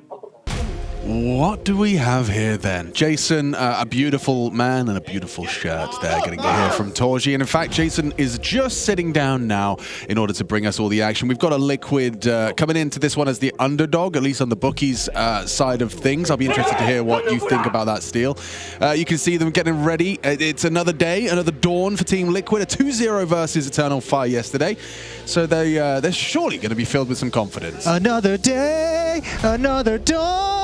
It's a brand new Liquid in the house. God, you've got talent. Man can host, man can cast, man can analyze, and man can sing. Let's have a look at these maps. Ancient to start, Liquid pick, Nuke response from Mouse, and a Dust 2 Brawl if we need it. Oh, okay. I'm excited. You ready? I'm pumped for this one. Are you ready, Eddie? I do love casting me some Liquid. I do too. It's always fun. You never know what's in store. It's always exciting. And we just saw this matchup in Katowice where Spinks wasn't there, so now I get to see Mouse with this full lineup just come in and be like... you did the interview. You got hot off the press. I know. I've sprinted over here. Yeah, well done. You made it just in time. But yeah, he didn't even remember Katowice, so you got him there. But it was quite convincing in favor of Liquid, but it doesn't seem to be, getting into their heads in the absence of Spinks. It wasn't Katowice, but it's like, what do you take from that? Absolutely nothing. Because now you have Spinks here, and Spinks is like a whole new level of firepower. Brolin's first event as an IGL as well. We got to see that under their belt a little bit more. They've just won Cluj with that situation. So yeah, this should be spicy, and obviously a very big game in terms of the context of this tournament. What's the most, I guess the biggest reason that you're most excited for this? Spodek rematch. Attention! Damn. King Josh presiding. Yeah. Revenge at Pro League. Well, I think it's certainly going to be a whole lot closer than Katowice. Spinks a very valuable asset to this Mouse team. And they'll be starting on the CT side of Liquid's map pick. Here we go, baby. Here we go. Let's get into it. Ultimate's been a stud. He's been a badass at this event, which I like seeing. I like having that back. His first month in Liquid was like the craziest Counter-Strike. I tell you, talk of crazy Counter-Strike. How about full A exec right out of the gates? Exec, that's a rush, baby. Torzy, it's all on you. He's got a chance. 3 players on his screen, but straight up just ripping it into A. I don't hate that. That's a very quick and convincing way to start the conditioning to win your pistol. Ultimate spotted out. Dead now to the Zertian Julies. Another one required. JKS baited in, and baits him in rather. Twist will pull the trigger.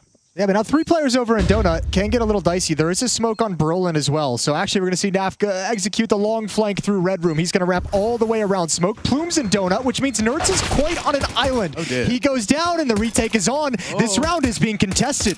It certainly is. They don't know if they haven't got the kit, so JKS goes running around with his knife out, confirms they're on the bomb. He's just got a knife now! JKS running around with the blade, and he gets him off the bomb. Jimmy dead. Knifing him. I think Brother was out of bullets. Yes, what is that? I cannot believe that just happened. Jesus. So maybe it is a British colony after all, just pulling out the knives. Yeah, just get the job done, whatever it takes, whatever you can do to take the W. Bloody hell. I mean, fair play, right? You hear the diffuse sound. You have no info. If they've got a smoke, they could likely have a kit. You've got to check it. Look, I don't know. All I'm saying is this is why we like watching Liquid. Round like that doesn't occur in a VP game. Round like, round like that doesn't occur by many teams.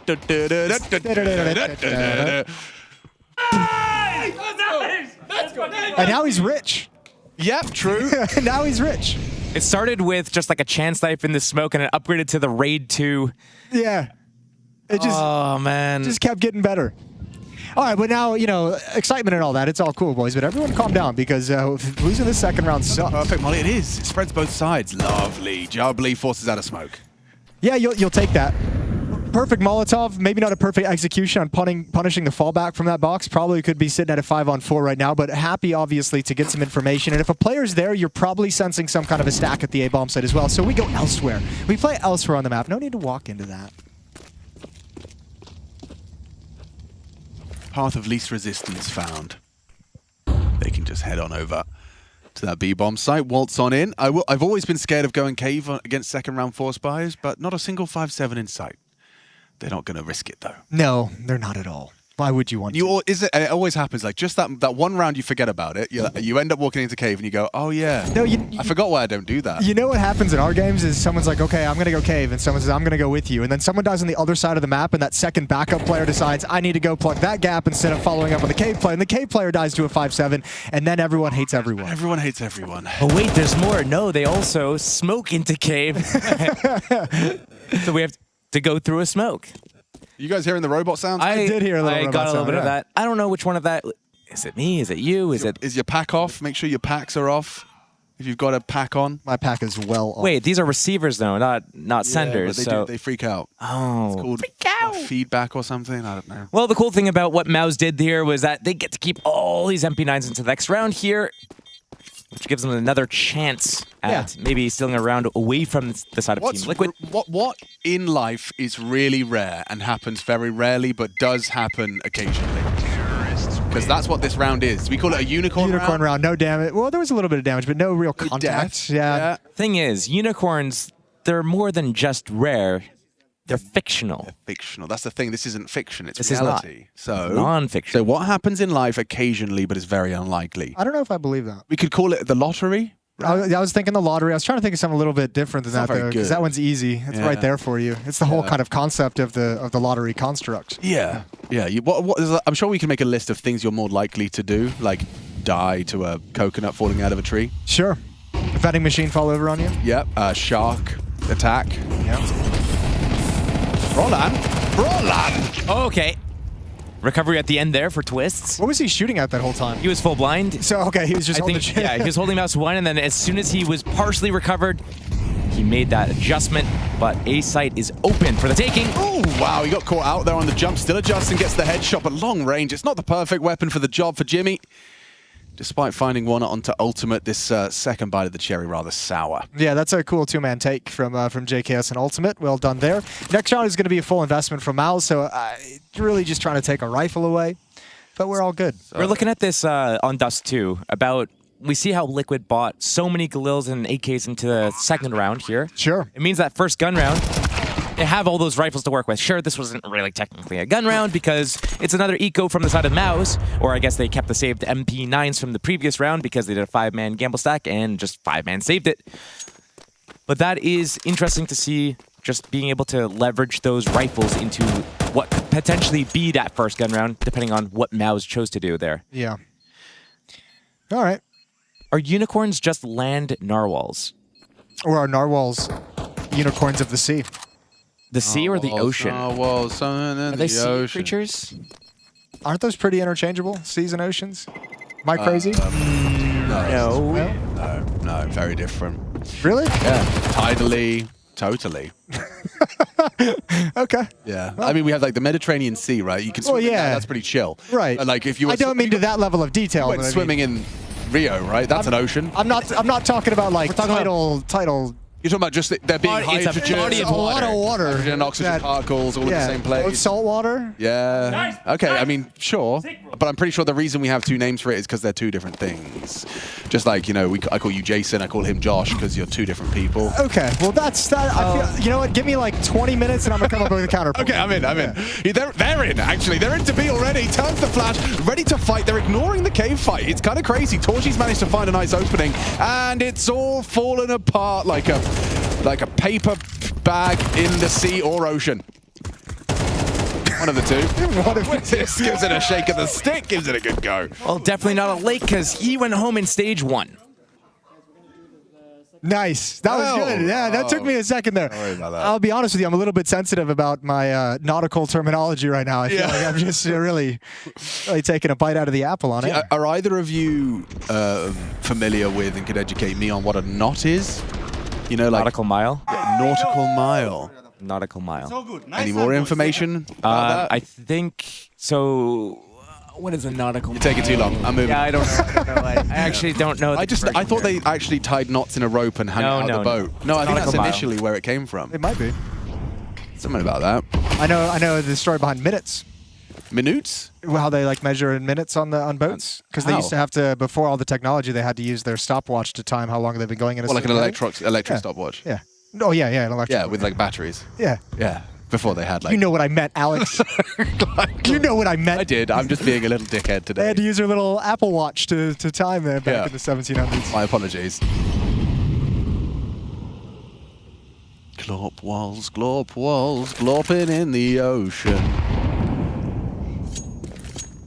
Nothing to report in middle. It's pretty chill right now, isn't it? I like this. So, I mean, this is like your bog standard, wait behind the doors. Like, they can have lane. You're going to have flashes to get you out there eventually. You fake A, Nerds commits, hope that one of those 3 players stacked on B will rotate. I don't think they are. They're not buying it. Oh, yeah, hang on. He has no idea. Oh, still nails it. Twist a forward position and dead now to Spinks. Well handled by Mouse. Good setup, good read, and not an over rotation, not falling for any of this funny business on A. Yeah, well, there's still funny business to be had because Nerds has a very advanced position, and yeah, you'll be cautious about it, but if you're one of those donut players, you're aware they can be in the A bomb site, but you're never going to come back and actually clear this. You don't want to step forward into that potential danger. So now they hear the footsteps. They'll call everyone over. Liquid's just going for a bomb plant, and they got no smokes, no Molotov to block anything, so I don't know how you get it done. Yeah, well placed nade, and they're running them down. JKS won, but not going to take the round.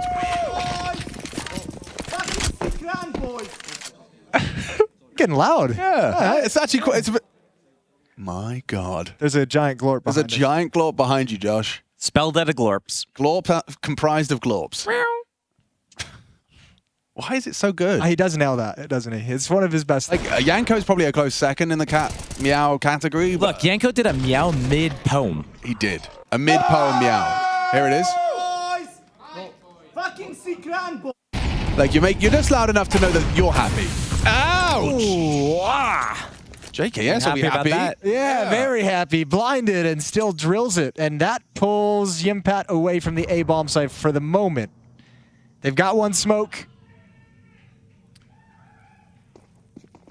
A lot of cheering going on in the studio today. Elimination day. Yeah. Elimination games, qualification games. Yeah. We've got a whole... Emotions will be running high today. Yeah. Oh, you actually get the plant. You've done well there. You've done very well.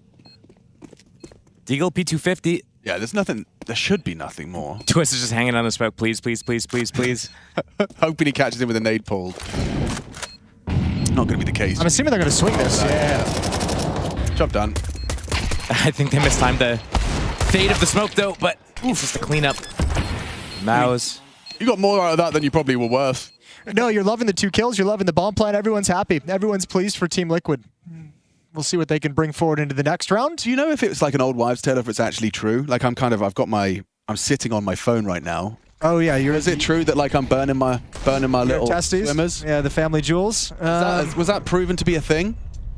It depends on what you consider proof. In this moment with this question, Alex, I'm going to say yes. It has been proven. You've actually diminished yourself. Oh, I've diminished myself. Honestly, 37%. 37%? That's quite a bit, isn't it? Bloody hell. Question to send into the Jason Rogaine podcast and see if they can kind of really deep dive into it. Yeah. I love that podcast because they really get to the bottom of some very important... I have to say your most recent guest. Yes. Brilliant. It was great. We've been wanting to hear from the agents for a long time. The agents are finally getting their spotlight. I know, and they deserve it. They do. After all that hard work of, leveraging other people's talent for their own money. I think the triangle scheme is actually pretty cool. The triangle scheme was really solid, I think. That was a creative way to get into the business. It's great advice to Hugo as well, just like, shut up and cast Valorant? Yeah. 3-man mid to start. We've got Torji getting escorted in with a run-boosted CT. Nuts. Dead now, of course. What? Damn, he walked through that whole Molotov. Okay. Wow, that molly melted him. Well, I didn't see what Mouse did, but I'm assuming that molly, considering it's Nerds, is there for that little run boost trick that teams are doing now. Yeah, and he just lands it and just burns. Yeah, well, I thought the run boost was the counter to that molly, but it didn't work out very well. Oh, that's a lot. That's a lot for Xerxen to deal with, and he does only get the one, so Torji's got a lot of work to do, but JKS, he finds a nice little some productivity out A main, catches the timing. It should be good. Man, just that one kill from Nert so far in this map. But you start getting him with the frag here or there, he's going to be in high impact position. So that one kill goes a long, long way. A-bomb site is wide open. Liquid has infested the whole map. This round is toast. So Liquid get back into the lead. 4-3 for those audio-only listeners. One round lead for Team Liquid. Thank you. Speaking of toast, What do you put on yours? I'm just thinking about Marmite. A nice, like a salted butter, like a Lurpak into a Marmite. Generous helping. That's a very British thing to do, right? I love it, mate. Jason, Well, yeah. I mean, that's the whole marketing gimmick. Pretty good gimmick, actually. Is Marmite popular in the US? They don't even know what that is. Have you even seen it in a grocery store? The craziest people when it comes to toast is the Dutch. Why? What do they do? They put cake sprinkles.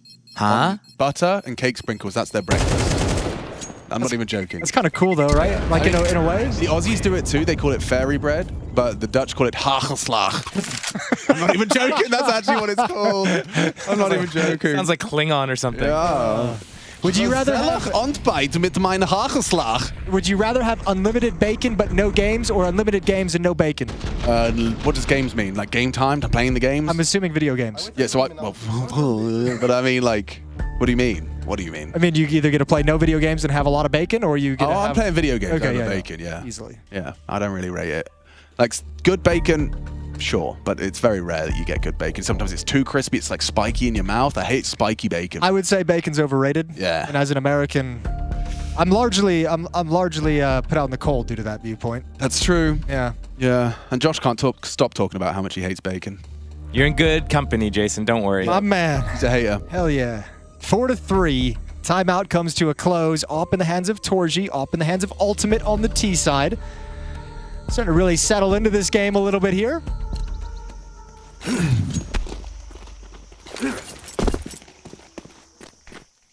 Ik spreek een beetje Nederlands. And that's the molly, but he's not going to risk it this time. Netherlands? It's on the brain right now. Lips out mid, blinded off, but tucked on box. Ooh, little spam as well. Now in JKS. Oh, Naf walks up, doesn't clear full left. Brolin not going to go down. Twist does a little bit of damage to the boards, but an advantage for Mouse. I really love how prominent those wallbangs have become because it is quite stifling. When a team actually knows the lineups there, safe places to stand are few and far between. When there's Molotovs and smokes in the mix, you're like, oh, I can be in the open and be blind. Yep. I can be wallbanged, or I can be behind the smoke and let them have the bomb. This is a play. This is a play. This is the bomb. This is a play. Oh, okay, fine. He saved it with a nice tap there. Well, the round kind of falls into a complete disorder now. So JKS is flanking the flanker while Nertz is trying to cut rotations while simultaneously not dying before they flank the flanker. He's done it. He gets a kill, gets away. 3v4 now. They're starting to resuscitate the round with 50 seconds and Spinks is coming in. Nice angle from JKS. He does punish Spinks and now they can turn this 3v5 on its head. You said disorder. How do you know disorder? Disorder. Disorder. Can't do that. Sorry, Serge. It's Serge, a tough one to replicate. That is, it's a tough one. Yeah, him and Maynard Keynes might be the most difficult. Yeah. JKS going to chuck a Molotov out towards long. We got Torji's up in a position to do something about it. Missed opportunity. Slipped away. Why did he do that? Ooh, not ideal. Bomb goes down, and this was what, a 5-on-4 in the favor of Mouse after that kill from Spinks. It was looking real sketchy, and Liquid bring it right back. Disadvantaged victory, up by 2. Banana, banana, banana, terracotta pie. Banana, banana, banana, terracotta, banana, terracotta pie. Hey. Violent. No, what is that one? Look, that's the thing about, I don't know, having the bomb down, right? You're like, oh, I got the bomb down B doors, and you just sit on it, you protect it, and now you're worried about, are they going to come from, spawn, or are they going to come back from highway? Look the wrong way for the wrong second, you go down, the round falls apart. And Team Liquid salvage it. Yeah, I suppose that's a great conversation. It's one that I'm always intrigued by because it's just, unfortunately, the answer tends to be situational. Like we have to go through every possible encounter and discuss the pros and cons of each option.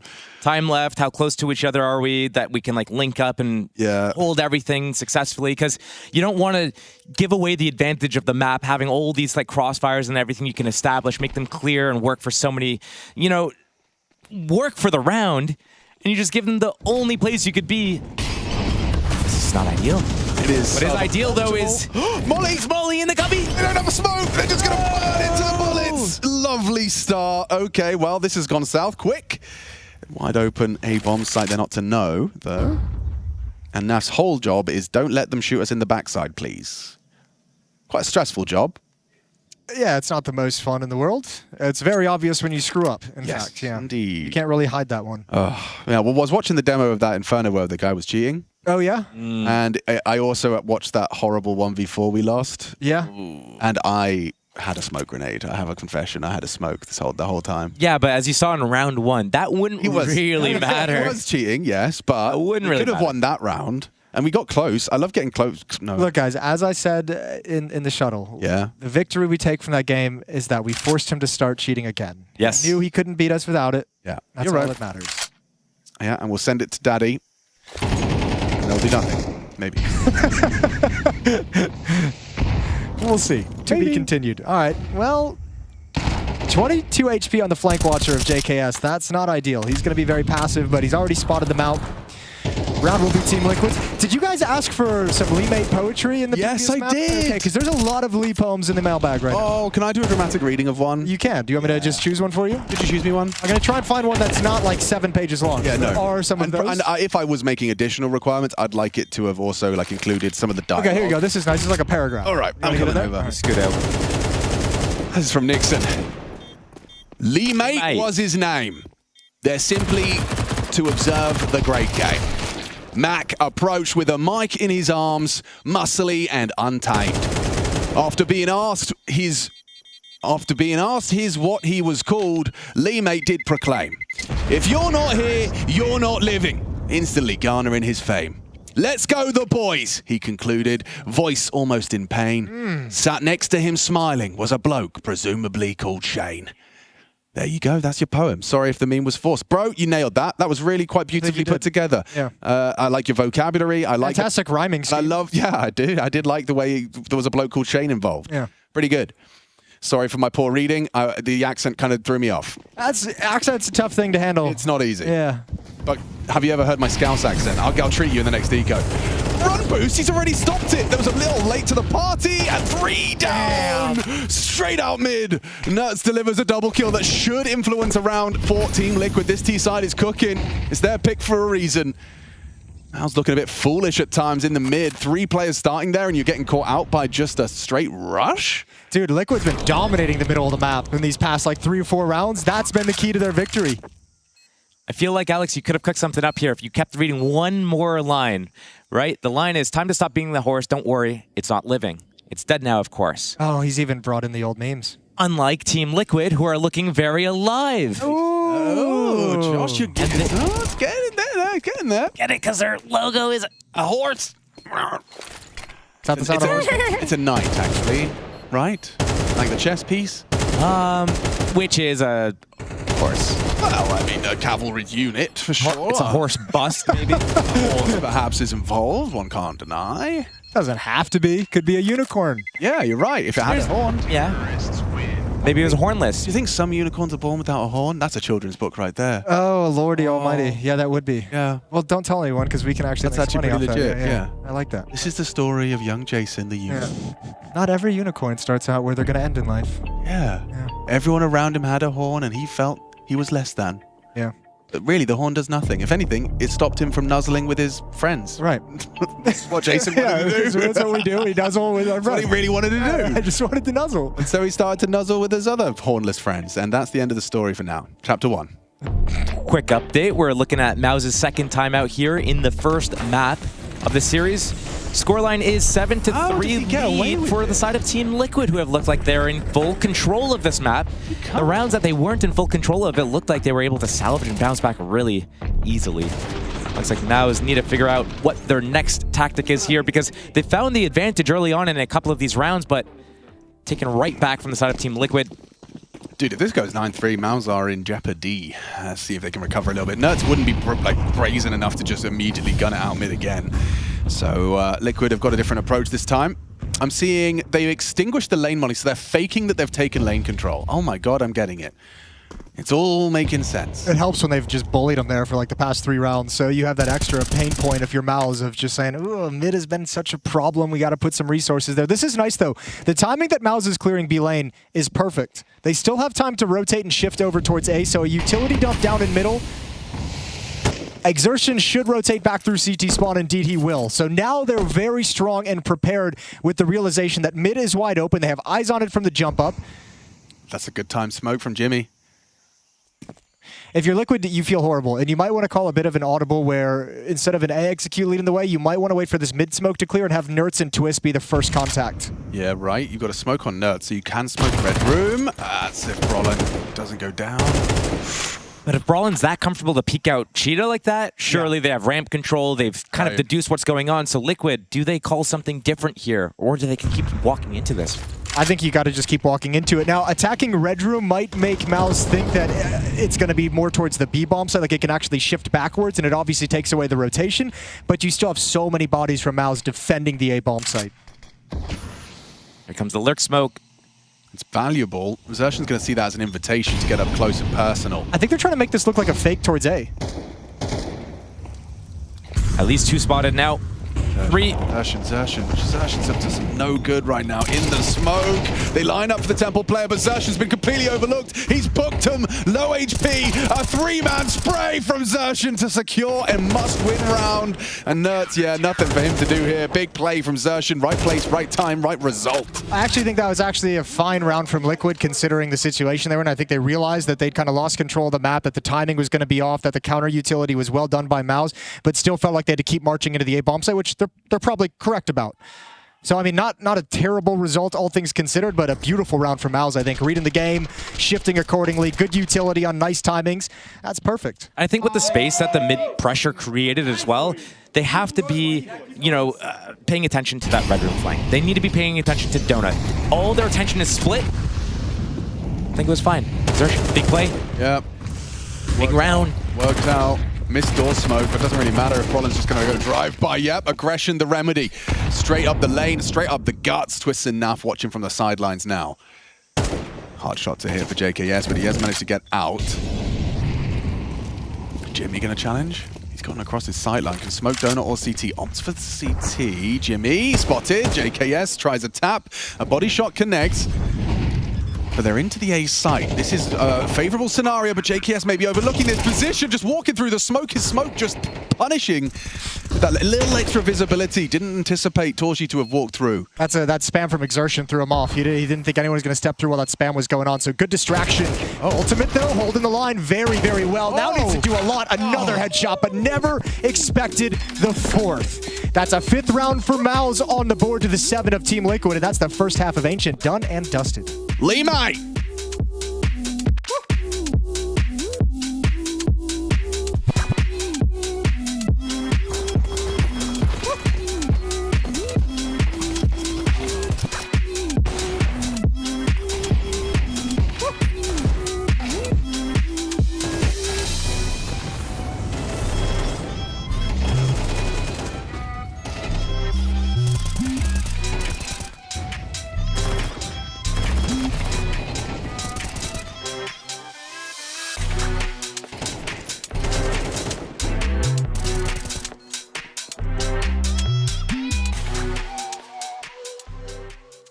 They're looking flustered, Harry. It must be time for a tactical timeout. Yeah, it's time for a quick reset and a refuel.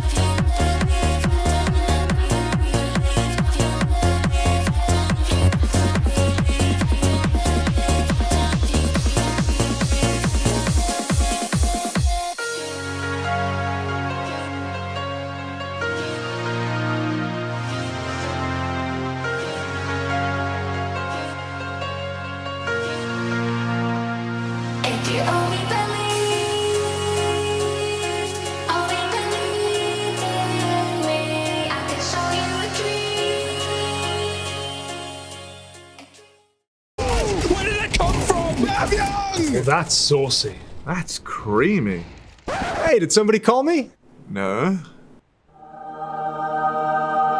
Give me some of that.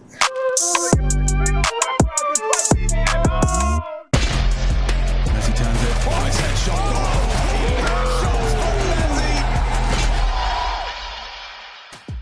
I don't think I can give you some of that, per se, Jason, but I can give you some of this. Team Liquid Mouse, second half, first map. What do you think? I think they're looking fired up, Alex. It looks like they had a 10 a.m. carbonara, and now they've got all the strength in the world to outlast this Mouse comeback. 7-5, they've got a nice little lead here. A pistol round would go a long way. That was very smooth. Yeah, you like that? Yeah, very smooth. Must be really creamy too. Look, this is a really tight race here between the two teams. It really could go either way. Even the pistol round's not going to really tell you anything about how this is going. We might go all the way down the wire. I know we talk about casters, curses, and everything like that, so maybe it's a 13-5 in the end. Oh, a little boost. No boost. You see Nerds little? Dead, of course. Comfortable fine. Torji removing Nerds. I'm so mad if I'm Nerds in that flash cut. I'm like, why? Why did you guys flash this? What was your read? Maybe it's in their prep. Yeah. What was your read? Like that, all of their positioning is based on punishing this fight that they're looking for. Right, and if he's not there, it's like that flash just is a waste of money. All right, well, 4v5. Kind of brutal, actually. They still have the same exact positions, right? They actually have just lost a player. They didn't cause him to lose any sort of map control. 1 HP? Gets away. Xertion was there to punish, and he might still get it. Oh, he dips away just enough from JKS, and now aiming for that one tap to the face. Even the molly can cause problems for JKS if he doesn't get out of there. Safe. Up ramp, Twist and Naf. If they could just hit some quick clicks, this could still be a liquid pistol. I think that's why Naf is being this aggressive and out in the open, is he wants to grab that equalizer before the utility comes in. Oh, can't hit it. Can't connect it. His position noted. A second smoke arrives long. I love how slow paced this is. They're not taking any chances. The smokes last 20 seconds. Just take your time. And now they're in and smoked off, so you get full cave control. You've got a bomb down. It's cooking nicely. 4 Kevlar, no kit, no smoke. It's going to be very difficult to break through this crossfire, especially if Maus, when the smokes dissipate, decide to push here. Yeah, exactly. Exertion with the smokes. Look at this crosshair. It's actually bang on Twist right there, but actually ends up finding another one of the body shots finish off JKS. And yeah, we've got ourselves a ultimate 1v4 with no kit and no chance. Just going to walk up. Long is occupied. They'll double swing out cave if he was to find that frag, and just making sure they fight together. Lovely bit of team play. Look, I'm thinking Stewie 2K's maybe fallen a little bit out of favor and lately, you know, CS2. Yeah, that I am Dallas G Stu moment there, but Exertion is really looking to take this smoke criminal mantle, I think, at the moment. Just always finding himself in his smoke, popping out of it, catching some liquid players off guard. Nice, boys! Nice round! Yeah. Yeah. 5 smokes, but USPs for Liquid is a full save. Looking to just make this as, I guess, expensive as possible for Maus. What's the 4 smokes about? Are they just going to kind of block ramp and hope that they capitulate? I was assuming it was going to be like one towards elbow, maybe one towards B doors, but it looks like they're just dropping them all and they're going to recycle them, just stagger, stagger, stagger, all towards B. Make it look like strength on B, force them towards A. That's where the stack's going to be. Looks like what the...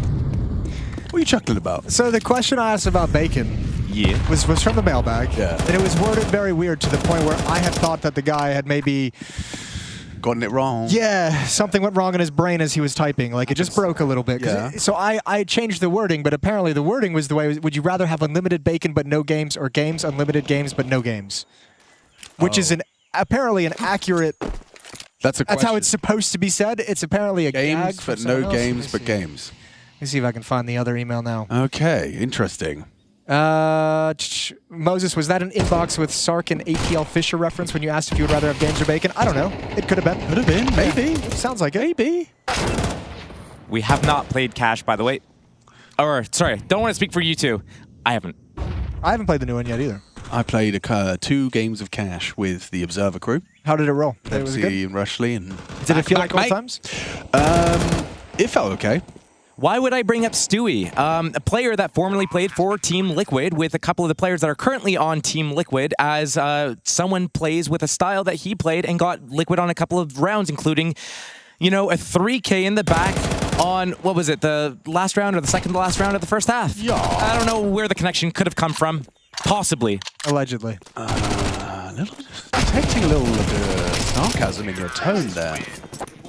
Allegedly. No, I just think on a different frequency and wavelength as everyone else. It's just the tone of my voice always. That's what I like about you, Josh. You are on a different frequency than the rest of the world. Yeah. You're your own unique individual. And You're that's- own special little unicorn. Oh, unicorn. We still haven't decided if there's anything that's more, like, less likely but can happen in life that we could attribute the unicorn round to. Do get your submissions in to EPL. Look, I don't see the world differently than you guys. You guys see the world differently than I do. Yeah. I mean, both of those statements can be true. I think one makes the other one automatically true. Pedantry. Anyways. Not to be confused with peasantry, which is how they're feeling on Team Liquid without any nades left. I know it's really early in the round to be this destitute in the utility. Destitute? You like that? Damn! I'm bringing out the big guns. Yeah, I haven't used that word ever in my life. Well, now you can.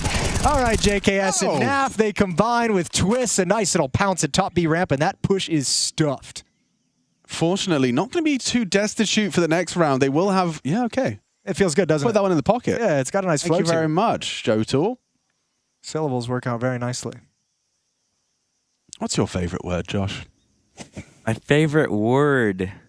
Why is that a funny question? I don't know. It's so I have some insane. go-tos. It's so unhinged. Of all the words, which would you pick as your favorite? I mean, when I was a kid, I thought my favorite color was going to be a much more important question to know the answer to.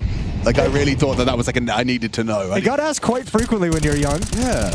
Or on like first dates. Yeah. Ooh, nice shot from Nerds. Is that your first date question? No, God, no. No, but it did make me want to stop going on dates. I'll tell you that much. Oh, green, I guess. Who cares? Who cares? My favorite color is glorp. Glorp's it. What's your favorite word? Glorp? Actually, glorp. Glorp. Might be glorp. Anyways, Josh, back to you. Yeah, in the studio. I'm still thinking about it because a lot of the ones that are my go-tos, they're not really broadcast friendly. Okay, Even okay. this kind of broadcast. What's your most broadcast? What's your favorite safe word? Yeah. Oh, yeah. What would be your safe word? Probably Glocks. Oh, the image. It just jumped straight into my cerebellum as well, bro. Okay.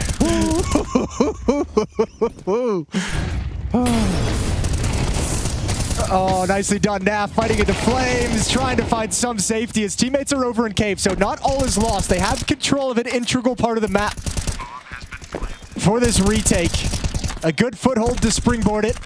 It's got to be Ultimate who plays passively towards CT, working his way up to the box. It's not going to be easy to get back in here. There's a flanker coming in as well, wrapping around. That's going to be Exertion taking his time. Starts his move, twice down, comfortable in the crossfire, but there's the flank. There we go. Exertion, well played. Good catch. Round over. Ultimate getting away with his M4, not a guarantee, but does slip past the sightline. Oh, Exertion's on the hunt as well. I heard towards the end of the studio, 1 HP, 1 HP. Oh, they know. Good find. Good round from Exertion overall. Nobody from Liquid going to be ramp, so they never found Exertion's position, which means he was primed to wrap back around through cave. Perfect. And a timeout, the first used by Team Liquid. Fucking sit game, bro.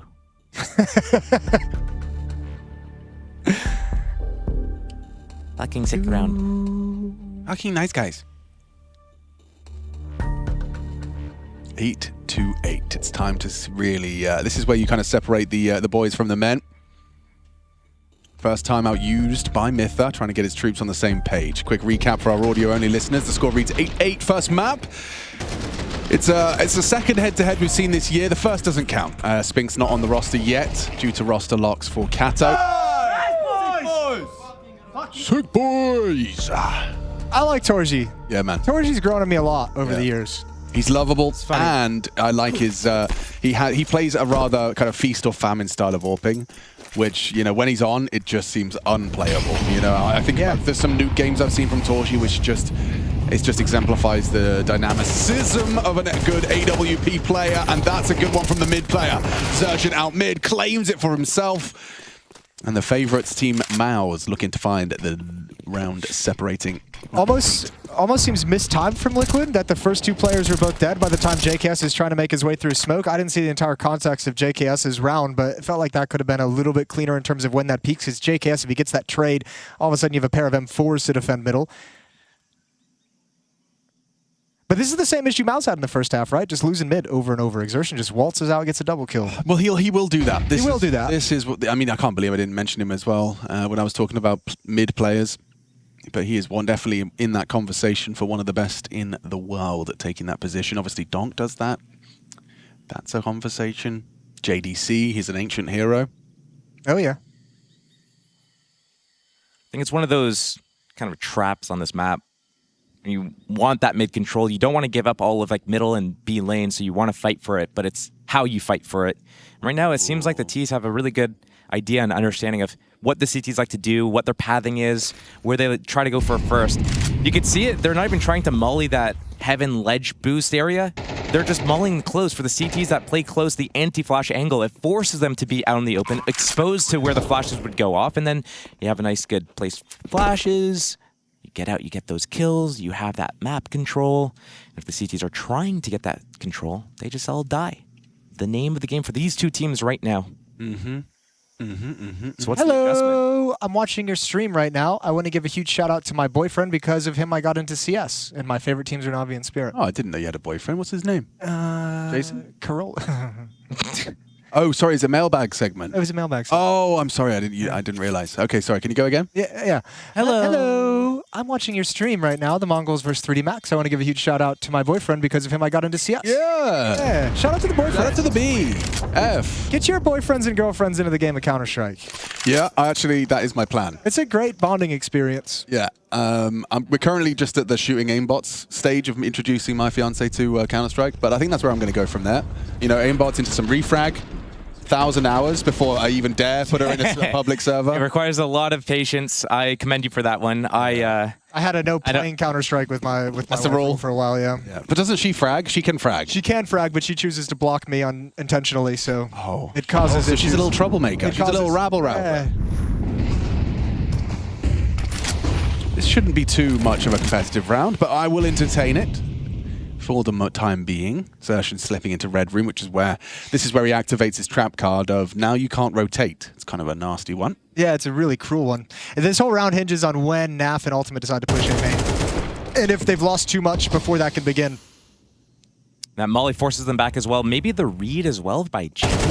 It's over. Yeah, there's no chance for these M4s. So yeah, at this point, you just save them, you protect them. And this is the adjustment, right? We were just talking about they've been losing middle. It's been the name of the game for the T's. Winning that control, Liquid, they're like, you know what, we're just going to lose it. Let's fake like we're mid, let's throw the nades, but let's try to take the extremities, and as soon as they show their next hand, that's when we're going to activate on this flank.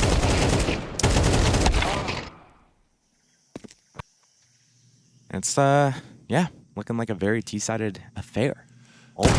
Definitely. Well, Yanko brought this point up last night during a game, and I actually loved it. That it's not really a matter of whether whether maps are T or CT sided. It's just all based off economy now with MR12. You just have so little time to recover that sometimes a map, can be heavily T sided just based off when those reset rounds come in and who wins them at which timing. Fair. Or heavily CT sided if the CT side never has money issues. Obviously, they can just kind of run the table. So it's not so much T versus CT. It's just like whose economy is shot to hell. It's like not losing swing rounds. Yes. Essentially. I think it's a cool way to phrase it is. that I do. question. I really like that. That's got some. It's got some nuance to it. It's not as simple as the T side is more favoured on Anubis. Actually, Anubis might be the one exception to that. I think someone just got a face it cue. I have the wolf. Speaking of Face It, if you guys want to watch on Face It, you can choose your own POVs. You can turn off the commentators. You guys can listen to whatever you want. You got music, podcast. You can actually have in-game audio as well. That's watch.faceit.com. That's watch.faceit.com. You want the cast to stop talk? Head on over there. Roland gets a nice opening onto Twists. That's a real problem. It's actually forced a major reaction, but it was the right reaction. Now they're second guessing it. Look at the minimap. You had 3 players in CT. Now 2 have cheated back to B. Completely understandable. They are flying blind. They don't have the information that Donut is occupied, but as that smoke fades, they have the bomb site. They essentially have an 11th round here. Ultimate's even leaving. Yeah, there's nothing you can do about this. Oh. That's a beautiful little stutter step from Mouse. However, if Exertion tries to be too aggressive, he could give it up. A leg shot, not a kill. Kill would have been so much better. Captain Obvious, back again. Immeasurably better. He would have liked the kill. That's right. He gets it, but it costs him his life. Burns down the nade and flame combo just slowed. You're in sludge. And now you've lost the op for the next round. Wait a second. Oh, I don't think you go for it. Look how spread they are around the map. You have one out going towards T-spawn. They've already made the decision. So yeah, if everyone is over here, you could make the call to switch back and actually go for things. But I think salvaging the op is a victory in and of itself. Let's be honest. You look at the numbers right at the top left of the screen, 1-4. You look over at the right side, the HUD, 1-4. That's NAF, that's JKS. That was already decided that they're saving before the bomb was even planted. Okay. I see. But look, I think the way that Mouse is playing, especially with Exertion, is they have really good reads. They're really confident in their plays. Confidence is such an enigma, isn't it? It's such a necessary ingredient in a Counter-Strike mixture. They're winning all the duels. All the duels. All the duels. Yeah, Exertion. All the confidence. The best duels anywhere. Exertion's been a beast this game. Yes. I don't really know how to pick up from that. Sorry, I've never tried a Donald T ramp before. That was the first time I've How did it feel? Kind of okay. Yeah, I didn't hate it. But yeah, I mean, Exertion has been a real beast, an absolute monster. And I wonder, I'm going to be on spawn watch. That's what I need to be doing, seeing what their actual aggressive options are. Torchy's lining up the insta-red. Jimmy has the best mid-spawn. Jimmy P. You might as well go back to middle. It's been working for you this whole half. Exertion has just been feasting there. So don't go away from what's working. Everyone can throw that. You just saw the lineup, learn it, internalize it, and then you can actually win and take mid control in your pugs. That would be nice. That's a cool nade, actually. Really like that. Didn't do much damage, but Twist does take a little lick. Sometimes that's all you need.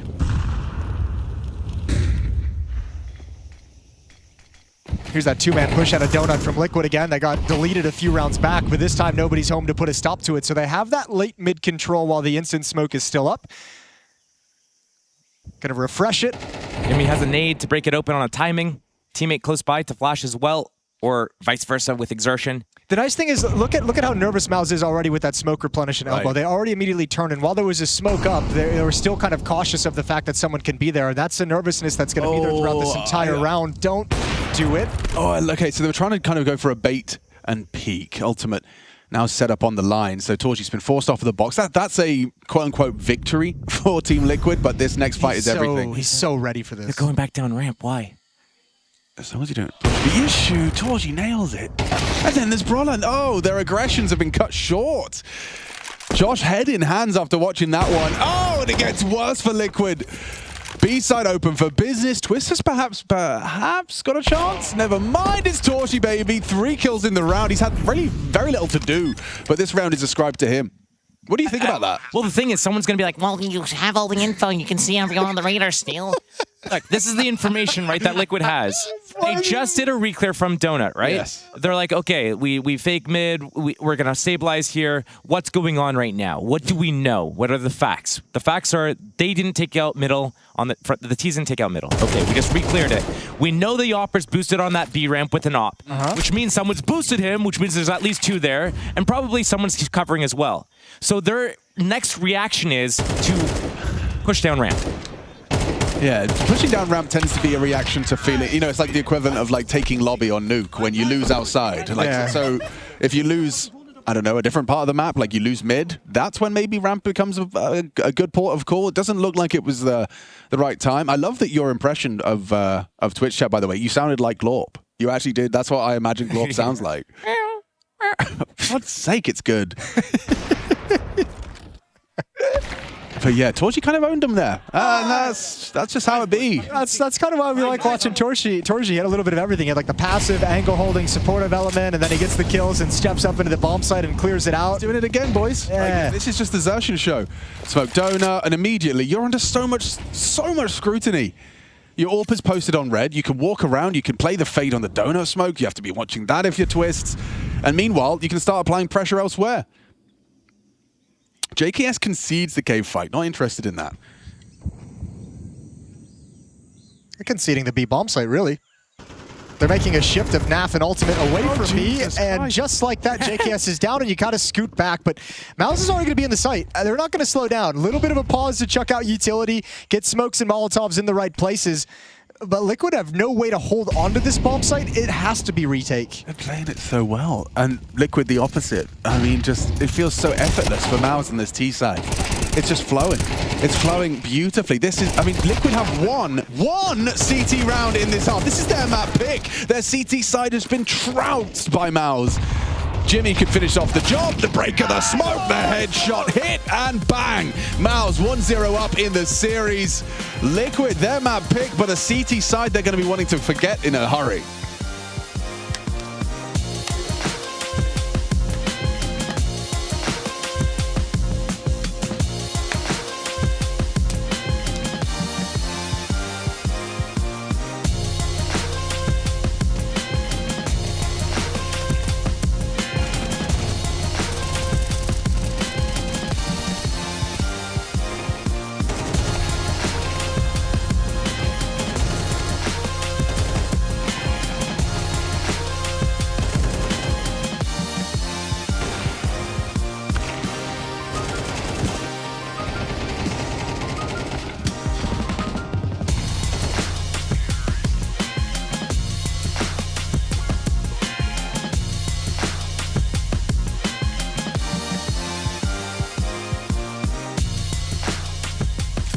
I'm holding temple. Let's pick on bomb. Let's pick on bomb. 3. Yeah.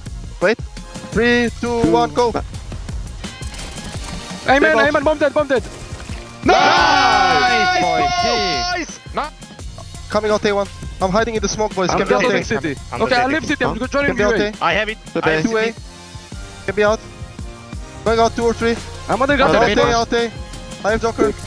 Big one. 2 I have Joker. Time. Nej, bomb dead. CT, Dory. Nice. Sick fucking round, Dory. Fucking sick round, Dory. Take you, wait. I sit in this, Adam. I'm with you. Long, one more. Nice. One more. Back nice. I think. One more. Hide. Play bomb. He's still there, Short, pushing. Pushing you. I go back. Let's go there. Nice, boys. Sick fucking round. Nice, guys. Nice, Dory. Nice kill, Dory. Nice precious well, Lotan. Nice, boys. Look down, boys. Everyone close. He's walking up. Two more. More deep. Chaos. More HP. I need to leave. Yeah. Giving it. Bump down. Yeah. Bombs up, you guys. Xerxian could be You put a smoke, you may just drop something else. Yeah. Nice! Get a B push. I give him more, you should more. Get one more. I'm flashing it. Nice, boys. I'm coming up. Wait for me. Let's go to Tylo. Twist cave. Yeah, take one. One more. Banana. Twist is not cave. He's dead. I'm going up. Let's go B. Pushing heaven. Short and pushing heaven. Close. He's on CT. Maybe long. I'll give you bomb. Let's go look behind heaven. He was down mid. Let's peek. Pushing. Close. Nice, boys. Fuck.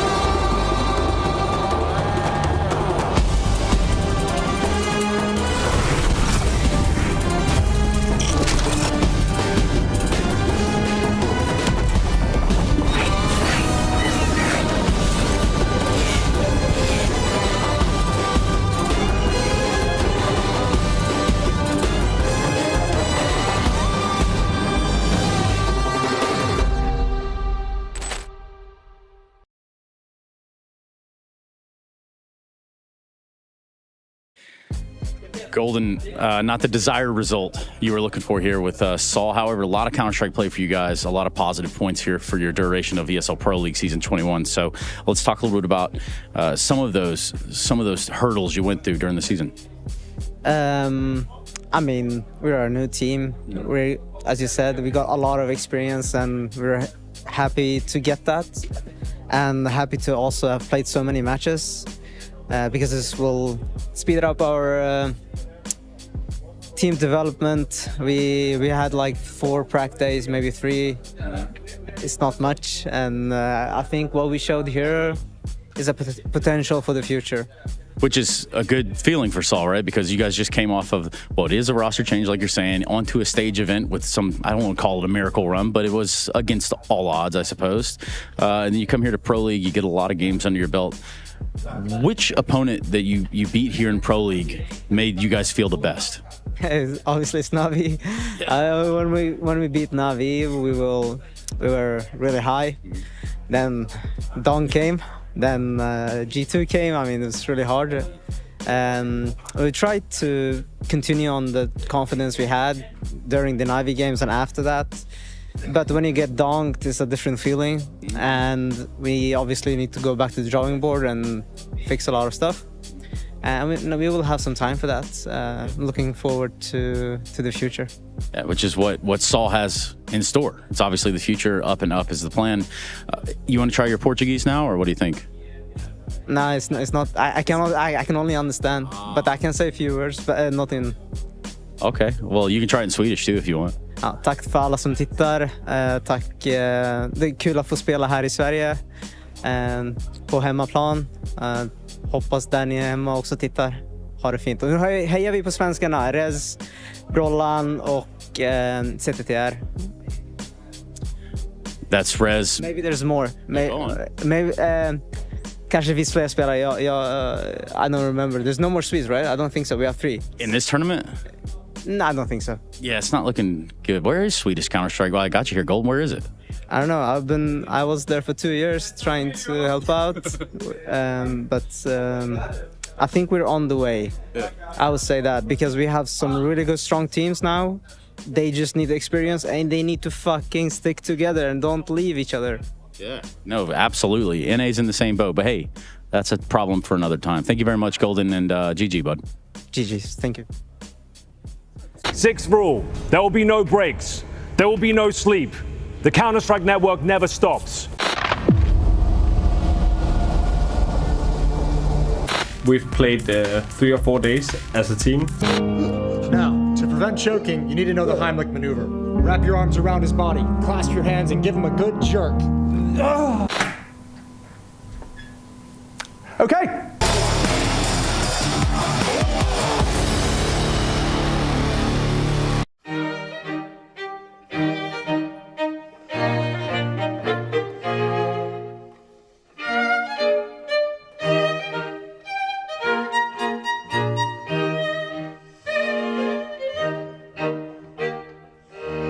Net's looking hydrated. If you know, you know. Yes. Only player who needs to drink water, HLTV analyst, SMH. What's next? Check Twitter, brother. Expected? Who expected this? Kassad? Who? Kassad? Who? Kassad? You are what you eat, kids. Watch out. Flom half expected it as a possibility, but he definitely thought it was a Liege like the bulk of us. Heroic and Liquid were pretty much identical, really. Where Liege? Question mark, question mark, question mark, question mark. In your team, bro. He already said. OMG, that's huge. Like your mom. Can't see him running and jumping with the MAC-10 several rounds in a row like Yeki. He will do it with MP7 instead. Jumping 4K with MP7 next major. I'm picturing the graffiti. Nerds and AF can op. Heroic and Sinan farming money this season. A lot of dollars. Juicy bags. Twist IGL and entry. Best aimer and best hair. You mean best cross hair? No, he meant hair, and this is not funny, little bro. Ha ha ha, our little comedian. Womp womp, go cry about it. It's okay, even if you're bald, we accept you here. Why are you so both-haired by this? Too many people forget how fluid of a game CS is. It's not that hard to adjust to a new role with time when the skill is clearly there. Just look at mobs on G2 or even NAF. If you're actually good at the game, flexing roles isn't as hard as people make it out to be. TLDR, just shoot them in the fucking head. Happy for you. Oh, sorry that happened. I ain't reading all that shit. Fucking brain rot. Sheesh, Naf looking extremely handsome in that pic. Finally, someone smart. This is all on HLTV, these things? No way.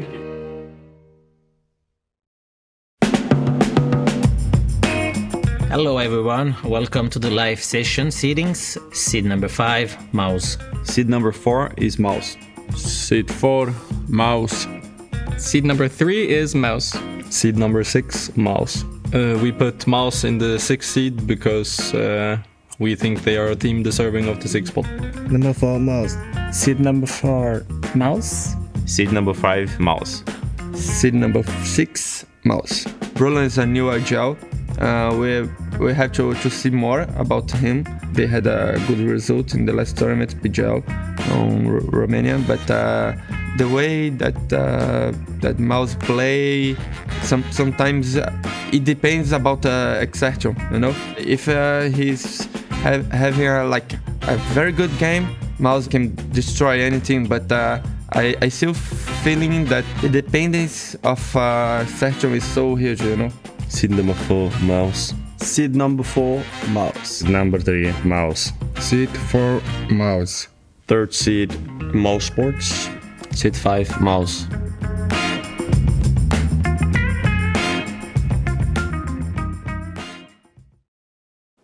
All right, big match today, but you've had a string of big matches. All your games recently have been close. My question to you is as the IGL, has this been fun, like getting these close matches? Because like towards the tail end, you got to be running out of ideas, and still relatively new in your switch over to IGL. So is that like have you found it like an obstacle when you get to these overtimes and double overtimes, and you're like, shit, I have to come up with a new idea for everyone?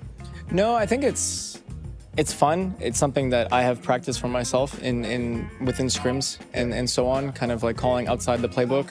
And, you know, there's always things that you can do on the fly, small details, timings adjusted to the rounds that you already have. And, yeah, I mean, it's fun. Like, from my phase days, like, we loved those games. Like, the OT games, deep inside the game, things are getting gritty. It's grimy CS. And yeah, I enjoyed all of our matches here so far. They've been close, and I think that's kind of the team mentality at the moment. I think they're really enjoying it. It's exciting, it's intense. Yeah, you gotta love those close games. Otherwise, they're all gonna be tough. Ultimate now, he had that incredible like rookie start, sophomore slump. Now he's coming back up. So you've got to be a little bit proud of watching how he's kind of been able to bounce back and starting to put things back together, because he's had a great run for you guys here at Pro League so far. Yeah, I mean, he's playing really great. You know, we've been trying to guide and help him and tweak things in his game, and you know, people forget that he is very new, and of course he right when he came in, like, it was explosive. But obviously things always take an adjustment period, and you know, people get used to how you play, and you kind of have to figure that out. And I think for an AWPer, it's a different type of obstacle. You know, like, oh, I've played here, now they're going to be flashing this, and you kind of have to get used to these things. Yeah, no, I'm super proud of how he's been doing. He's been a bit under the weather as well, so, and it seems like the more under the weather he's getting, the better he's playing. So, yeah, I'm proud of him. I think the whole team is. Talk to me about your shiny new toy with Nerds in the roster now. That's got to be a fun piece of the puzzle for you to get to use and kind of move around the map. Can you just tell me what he's provided as a player that maybe you didn't expect, or maybe something that's just made your life easier within the team? I mean, honestly, I think the most underrated part in the beginning was his like fundamental understanding of the game. Obviously, there's a lot of great players that you see in other teams, superstars, but you don't always know where they're, you know, if they're looking at the same way at the game as like a caller would in the details. And he kind of had that right away when he came in. So it was really fun to work with him and kind of mesh our ideas and get used to his play style. Yeah, honestly, just a great person and a great player. Just a good guy.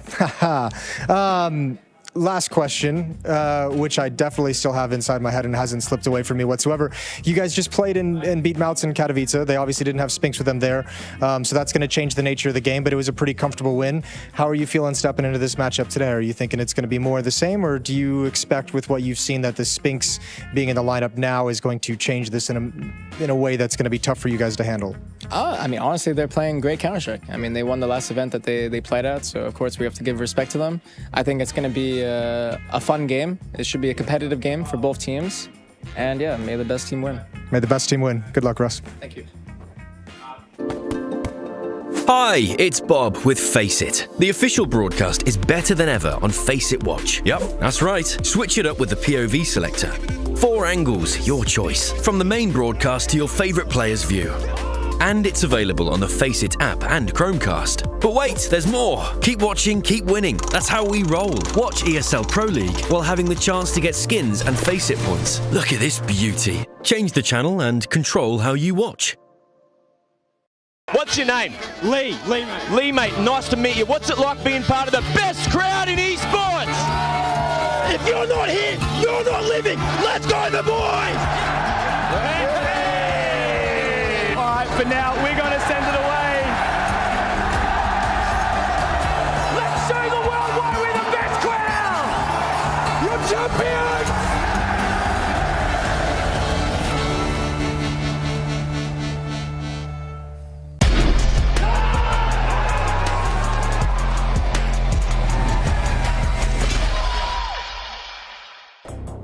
ESL Pro League's 21st season. We are deep into stage 2. In fact, the 4th round of play in the Swiss. Teams here with the 2 wins, 1 loss. You need 3 to get in or 3 to get out. So no elimination here, but one of these 2, that is Mouse and Liquid, will be securing a spot in the playoffs today, gentlemen. Oh, yeah. And I mean, look. Yeah. Oh, yeah. Yeah. They might not be eliminated, but obviously you want to just, get through, give yourself a rest day. Just chill. Tough first map for Liquid. They looked a little flat. Yeah, and this would be the 4th team locked in for the playoffs, Yanko. It's kind of the first 3 all make sense. It all seems logical. Mouse coming into this one with a higher seed. Would you suspect that they are? Would you expect to see Mouse in the playoffs of EPL? Surely. Yes, definitely. Pro League has been for the core of this team, where they did some of their best work. Won a couple of Pro Leagues, 2, actually. A couple? 1 for sure, maybe 2. Yeah, I'm not sure. But yeah, 2. Yeah. There you go. I was right. You're always right. You're always right. Why would I doubt you? Never guess me, Jason. It was me. You should know better. It was actually myself doubting myself. Yeah, it's all good. We got there at the end. We're a team. We're a unit. And between the 3 of us, we possess most of the information needed for the job. Yeah, JKS is very forward in this position, hoping to catch Torji on his probe. Timing. Oh, okay. 1 and done. It's actually an important trade. It's Twist that's going to get tested, and he falls back, tucks in, and now the bait from Ultimate should set Twist up for the first. Nice catch, and the bomb gets away. Brolan, in-game leading Nuke. No easy feat. We'll see how he fares as this game continues. Still occupying the top side, we do have dual Berettas, keeping that site safe. It's Nerds as well in the vent set up for success, and just Spinks dropping down the vents to get a plant. He has a real shot at winning this round, but a bomb plant is the most important. Oh no, he's going to go for it. He's going to go for the win. Now time, bro. Time. Oh, it's too close. Oh, you've missed it. Oh, no, maybe not. He might actually just win it off that. Oh, gosh. Uh-oh. Oh, Naf. Overextending. Goosh hit. This Spinks is doing it. The clutch. Massive turnaround from Spinks. 4 kills in the round. And Liquid, you just let your own map pick slip away and you fumbled the pistol. I mean, the heavy commitment from Naf swinging right? single. Just a little jiggly wiggly. And I think it's one of those things where you could go back and look at all the different micro. Nerds doesn't need to swing for this fight. He can actually just stay parked behind that vent. And if Spinks wants to go get him, he's got to expose himself to every other angle. So you have a 3-on-1 there. That's giving up 1 kill. And then if you're Twist and you take that gush, you're just like, oh, this kind of sucks. And this weird 1v1 out in the open, and I've just been gushed down to 10 HP. Bruh. That's exactly why Mouse brought Spinks in. That clutch factor is massive. Right. You're absolutely right. Yeah, I mean, that's exactly why he wears that jersey. The kind of round he's designed to deliver. Hello. Knocks his fingernails off, an involuntary clipping. Naf's in trouble. So much trouble. Yeah, wow, forced into the fight. They're just flooding in through main. No presence actually in the site, so it's overrun. Liquid have a 4-on-3 though. They're going to go for this. Flank over in lobby might be the big fight. JKS, this route that he's moving towards Squeak Door, wants to walk through the smoke, catch Jimmy on a timing. As the smoke fades, Jimmy gets caught, and there's one at vents. And now you can wait for your players in mini to swing. Yeah, Poland gives it a go. Torji, though, gets away with murder. They can't let this slip. Such an opportunity. You have a Molotov as well, but no kit. Molly Hart, deep. Torji has to go round. Twist is not tickled the bomb, though, and Twists gonna go for the swing. It's just enough time, I think, for the 10-second defuse. It's gonna be tight. It's tight. Actually, if he's sticking it, he has it. Yeah, he's got to have it. If that music ain't playing. No, music ain't playing. Calculated. All right, who needs a pistol round? Did you see, like, why was Torji pushing out Squeak like that? Did he think, like, he may have missed the sound cue of the defuse? I think the bomb wasn't planted for him, so he wanted to get as close as possible for when that tap comes in to be able to actually play the time and get there at the right moment. Okay, because I was just feeling like, you know, he had some other plays to make around the clock there, but it wasn't to note. And with 59 HP, that Molotov was, yeah, it's kind of limited him to squeaky door. Not planted for him, for sure. I mean, as you can see, if that kill is even a quarter of a second, a tenth of a second later, that round might not be won. Rough. Meow. So we're just making animal sounds. Rough. Ooh. What sound does a lizard make? Sorry for everyone that's listening with headphones. Or you're welcome. Or just, yeah, maybe. Yeah, if that's your thing. Maybe you're into that. Oh, well. Spinks is into that. Headshots onto twists, but not ready for ultimates. Just reposition towards that garage. Spinks already low. Not going to be easy for them to return to lobby. Yeah, Jeremy loses his life now for aggressing up the squeaky door. Good work from him. Now the bomb is on the back of Brolan. It's probably the only thing they have to be celebrating. Is that like when he's playing average, he's Brolan, but when he's playing 6, he's Brolan? Yeah, when he's a bro on LAN, he's Brolan. Brolan. It's not bad. Brolan should be celebrated. I have no idea Spinks is here. Oh my good golly. It's a little awkward, isn't it? It's all right. The wraparound through door. NAF is the insurance policy. Want to talk about a safe pair of hands, Alex? That's what we call NAF. Yeah. Mr. Markovic. He's got 2 here. Oh, no, he hasn't. Players on both teams will be like, what the hell is going to happen this round? Yeah, no one really fully comprehends the big picture. AK. Comprehending this, Jason. Liquid 2-1 up. We like that. And on an anti-eco. On an anti-eco. Second round reversal. They sustain after that, and now they get to play with guns against Glocks. Got a lizard expert in the chat. Lilliman says they only make sounds when they eat. So there you go. Lizards are a silent creature. Maybe you could learn a thing or two, Jason, from a lizard. Did you ever? Did you ever date a snake girl, like a reptile? Now, just before I answer, I want to make sure everyone understands the question. Have I dated a human being yes, who's into the reptilians? Yes. Not Snakes, have I dated reptiles. a reptile? Yes. No, I haven't. Every girl I dated. Yeah? Yeah. In a way. What, because they liked snakes? Because they liked you? Hey! Exactly. I got you. Okay. Just one P250 walks into Nuke. Not a very funny joke, but it is. We're waiting for the punchline. Yeah. We're going to find out by the end of this round. We'll have one for you. This is a perfect time. You know what we need? We need like, Jason, defensive 3 seconds or a 3-second violation in basketball. Oh, yeah. Like if you just have Glocks, okay, 1 P250, and you're not doing anything, you're not aggressing, like you need to, I don't know, lose $300 or something. Like, what are you doing now? Even the CTs at this point are not going to use their utility, right? I know, but if we did that, it would take away my ability to always reference the French timeout. That's my time filler during these rounds. Oh man, LDLC. Oh my God, now they're going to win the round, of course. Casters, it's fine. They're winning the round, Jason. They're not winning the round. Oh, you'd have loved a third. They're winning the round. They're 3v3. They have 2 guns. No one is B. Oh. No.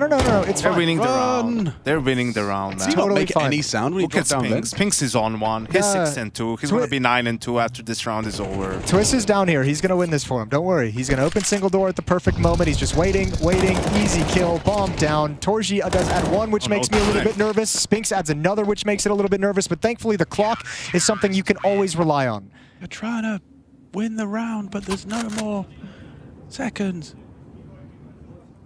How's the mailbag looking, Jason? I'm checking it out right now. Yeah, have a glance. Let's see if what the community are feeling coming into this matchup. Oh, here's one for you, Alex. Question from Machine. How long have you been learning Dutch? I haven't been learning. Much love from Glorperdom. Glorperdum. Yeah. I learned Dutch for about a year. Why did you skip out on what is your favorite Dutch food? Because I saw the Glorperdum and I thought that was funny. Yeah. I wanted to get that out there. Yeah. It is pretty funny. It's nice. Yeah. Also, the answer is stroopwafel always. Actually, no, it's bitterballa. Ah, sorry. Bitterballa mit ein Biertje. I'm sorry for my pronunciation. Dutch is hard. But yeah, I lived there for a year. That's why they all speak English. Yeah, and they do. Oh! In the flames. Surely you burn. Yes, you do. Yep, one from the grave for Naf. And that's the upper hit. Kind of stopped cold. Another Molotov forces Yimpat to commit all the way deep into the site. Ultimate's going to come late, but he's got to be careful because that Molotov clears, a lot of people are coming out. Oh, it's a baller move. Yeah, Maus, they're set up for success here. Up the vents is a death sentence unless Ultimate can maybe distract. Zershan's still got him on the way up. They jiggle it out. Zershan does deliver. Really uncomfortable duels now, but JKS gets one. Dips down the ladder quite swiftly, but with no kit available, perhaps one idle on the site. It's not looking too favorable for JKS as he starts to reposition. Knife out. Rocking the Vanilla Karambit. And the M4A4 Asimov. How's your skin knowledge, Yanko? Do you think you could do any? Has Harry been quizzing you? Not that much. No? And I don't think I'm that good. Obviously, I'm better with the older ones. Yeah, fair. Yeah. The newer ones, probably not so much. Like, what's that one on the floor? Print something? Print stream. I have a Deagle who's the same. Very nice, very nice. That's why I almost know it. Almost. That's why I know the first half. Yeah. I think it was heavily influenced by Off-White. Shout out to Virgil Abloh. Rest in peace.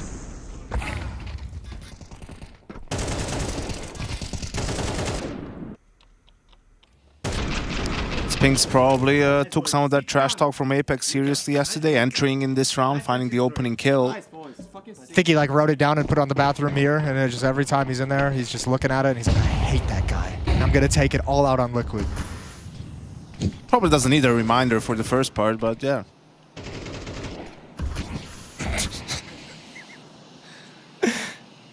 All right, Exertion, here we go. Walking the smoke wall.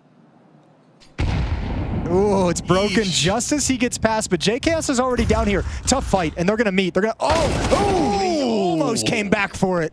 I wonder if that was one of those ones where he just kind of glanced at his teammates through the... I don't know. They won't expect him this close down. Yeah, he's already positioned very effectively. He's going to play forward at this. And a good duel, good damage. Can't finish it. Neither can his teammate. Naf needed that. Oh, you really would have liked to see that. Brolin instead gets two. It's such good awareness from Maus. They see JKS over in secret, and they just pick up the pace towards ramp room. Like, that's the ramp player. It might be open, and if it is, we're going to hustle down. Brolin adds another. They just trap, collapse at the double doors, and Maus in complete control on T-side nuke. They have eco. He's not wrong.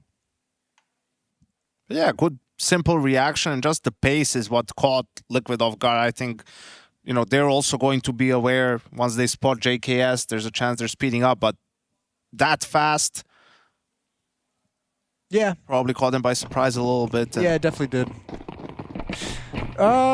Mailbag for this eco round. Do players ever get upset at casters when they roast a play or an eco call? The short answer is not really, but I'm sure everyone has a story. Yeah, I'm sure. I'm sure there's occasions where players have taken offense. Actually, it's usually not a play or something inside the game. It's usually something we would say on like a podcast, like a big picture criticism of a team or a player. Yeah. But nothing too crazy. No. There was that one organization that didn't like the jokes we were making about them on Pro League. That one, yeah, from season one. Those guys. Those guys. Season one? We think about the same different thing? I was thinking like a multi. In my brain, when we changed formats, that's it. Styles of broadcast, it just reset. Okay, I like that. Yeah. I like that. That was season. So that would have been season 17. I'm not sure ESL will like that. Yeah, no, probably not. No, it doesn't. Okay, apologies. Yeah. ESL Pro League season 17. That's right. Yep. And here we find ourselves at the 21st installment of EPL. How times have changed, huh? From season 1, Counter-Strike was being played in a different way, different game. That's when you hit your head on the laptop. That's when I headbutted the laptop and I was really sweaty. Wearing my H&M itchy fabrics. Summer of Cloud9, tank tops. Oh, tank tops were out. It was beautiful. Rush was the observer for the POV streams. That's right, POV streams with Matt. The old days. Hey, there he is. Rushley! Yeah, what's going on? Yo, Rush, you were there for season 1, yeah? Not season 1, season 3 was my first. Okay. I think season 2 finals. Yanko, I was in LA. did you do season 2 finals? The one in Yeah, Burbank. I did both. Because I did one with you and Cassette where both of you were observing. I can't remember what event that was. It's like one of my first. Go back. It was in Cologne. Or Cologne. Pop. Rush is still giving us all the action despite on the mic.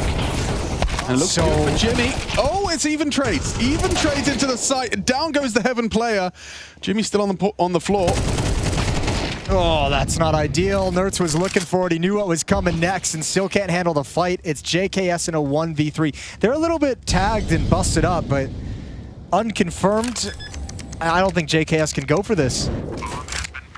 So not looking likely now as he maneuvers back towards spawn. I really like this call for the buy that Liquid had and the amount of money. I think that's something that was underrated, especially before rushing against this 4.4k buy, right? So once you fully reset them, they force, you win that round, then they eco, so they have 2400 plus 1900 plus the frags. And a lot of times, okay, now some teams do better at that, but teams prioritize M4s, you know, over utility, which does make rushing easier, right? Like what works well against the rush is the counter utility, the protocols. People think it's incendiaries. Incendiaries are useless. It's the HEs and the smokes that really stop a choke point and stop a rush. So I love that smart glass. The fact that, you know, when you see these players kind of glancing above their monitor, it's because the enemy team is revealed to them at the end of every round. So when you're cheering, you're popping off, when you're trying to get the juices and momentum flowing in your direction, that's what those little passing glances are. They can see one another. JKS saves an M4. I see that that's an M4 Howl. Is that yours, Rushley? Yeah, have you lent it to Kyle? Oh, well, maybe actually, because I gave mine to Hugo. Okay. And Lord knows where it is now. Okay, well, you might want to track that down. I would like to. Yeah, probably. Seems like a nice one.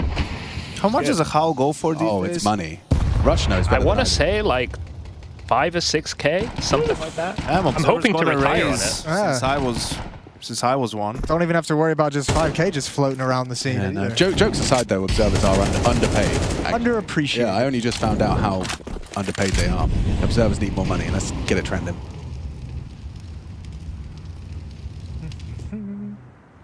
Okay. Outside Liquid needs more money too. Who does? Yeah. Liquid. Yeah, they could use their buy is not great for this one. How many is he going to get? I mean, he needs 2. How about 1 bullet straight to the face? Spinks puts him in the dirt. Maybe they overlook it. Snaff does get away with murder, but the round is over. He would have liked for it to have been clean, so he could have tried to build upon it with one more peeking up the stairs, but yeah, the ugly spray, and he had to just back off after the frag. So Mao's up by 3 now on T-side nuke, and they're dictating everything. Pi comes out in the next round, best chance for Liquid to get back on the horse. Spinks is sharp today, man. Yeah, he's on one. I think considering how this half has been going, I think a really nice call for Mao's for next round is just to play a little bit more default and just play to punish. Just expect aggression from Team Liquid, right? Like they've been on the back foot a good amount of this CT side, so there's a chance they maybe go for a fast lobby crunch or flash through the smoke on ramp, or maybe ultimate tries to go close up inside or on yard, you know, something like that. Like whoever has the best pawn might try to utilize it in the next round so that they dictate the pace a little bit of the round, Liquid. All right. Well, 3 guys died. That's a bummer. That sucks. That's a big explosion. They've got infinite money for the next 3 rounds. I think they're fine. But yeah, in terms of, you know, this clash between Nertz and Spinks, 2 riflers that kind of rose to power around the same time. Am I wrong in saying that? Or was they about the right? No, well, what did I just say? Nertz was the replacement for Spinks. On yeah, that was the whole, the whole thing. Yeah. So yeah, it was like one right after the other. Then the rivalry began, and now they're in the server clashing with one another for a spot in the playoffs. And well, the output from Spinks is certainly a whole lot more. Yard CT aggression. Zertian going to try and trifle with Nertz here. He's got a good angle for it. Does manage to find the headshot cleanly. Well, Nertz has to find a way to get out safely. Backing up into the smoke towards red box. Brolin going to step forward to try and find him. There's the reload, the sound cue. Oh, Nertz is booked. Lovely. Good walk from Brolan. Sneaks up on his adversary. Need this from Twist. Makes it a 3v3, but they are moving into the site, and Twist will slink away. Have to go for a retake eventually, right? Yeah, the unfortunate thing is Twist backing up into Squeak Door means attention is going to be towards lobby, which is exactly where JKS and Ultimate are flanking, so it's not like you can kind of mess with the confusion of Mouse in this situation. They know where the danger is going to come from. Spinks ain't messing around whatsoever, is he? Forced into the fight, JKS gets him. That's a valuable pick. Moving forward, an AWP versus the Hut player doesn't sound good, but it does mean Torji can catch a timing on the flank. Brolan playing for the bomb. All these nades do nothing. Torji first contact.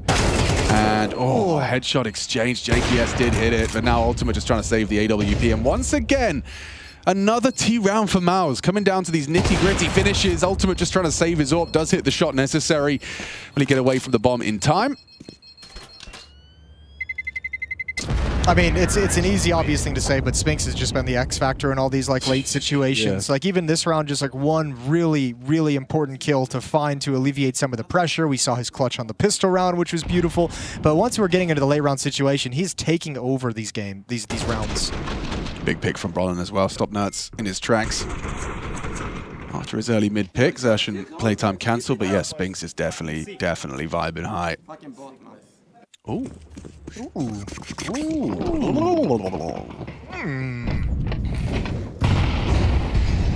All right, round 11, here we go. Liquid just getting pushed out of this server. There's nothing they've been able to do to provide resistance. They need these last 2 rounds. It's so important. Yeah, necessary. Critical, crucial. All words you could use to describe these rounds for Liquid. Integral. Nice. Important, you've said that one. Valuable. Monumental. Ooh. Of the utmost importance. Okay, now I'm just getting verbose. Invaluable. Invaluable. And for Maus, they have been imperturbable. Unflappable. Impenetrable. Like the Virgin Mary.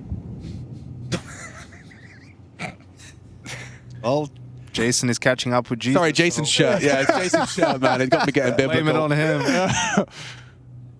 Nuts needs one on the angle. Oh, he got Spinks as well. No, Twisted, excuse me, getting confused. Nuts gets the double kill. Spinks empty-handed in this one, and that is a formula for success. All right, but let's find a way to make this interesting. You know what I'm saying, Alex? Let's find a move to How make. do we mess this up? I'm thinking Twist goes for... No, Twist is down. So Naf goes for a push-out. Mini dies to Yimpat would be a good start. You're such a hater, man. They're fine. No, I'm just saying, I want to... if you were to manufacture... See? Okay. What has he done that for? What a blunder. What now, Yanko? They're fine. They're fine. They have the bomb down. Now they know where they both are. 15 seconds. It's unlosable. It's unlosable. Right? It was weird because Exertion was so ready for that position from Nerds. But once he dies, then Twist pops up as well from short stairs, and Liquid manages to get the kills. And, you know, if they can get this last round, we got a half. We've seen this so many times with MR12, right? A team can dominate and be up 8-1. And the other team just wins the final 2 out of the 3 rounds. Not even all 3. They win the second pistol, convert, and all of a sudden you have a game on your hands. So no matter how convincing the rounds are, the gap can bridge that gap quickly. It disappears with some pace. All right, Ultimate. I feel like I haven't seen him with the AWP too much in this half. Yeah. So let's get a nice loud round with the AWP here. Stuck behind the smoke wall, sees nothing.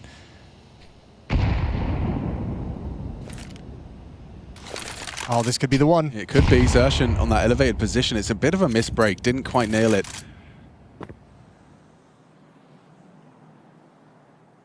Walking up is Xertion upon the fade. Going to try and take these fights credit, take these fights unbreakable. Comes the A execute. Will Xertion play before his team? Oh, and Naf's dead, so now the distraction is perfect. Nerds pulled away, and then on top of the hut goes Twist. Down now, of course, it's Maus. Lovely, simple counter-strike into the top site, and Liquid just couldn't handle it. They never had information on Exertion outside, did they? They gave it all up and kind of backed away. There is JKS with 3 more to find, but kind of in a near impossible clutch to make happen. One thing I like is that he has a HE that he's now just thrown into the main side. Brolin didn't take a lick of damage, and there's 3 players from different elevations. Unwinnable. 8-4. Mao is having a good time. Torji giggles. It's all smiles on one side of the server. Looking good for the 2-0 and a spot in the playoffs.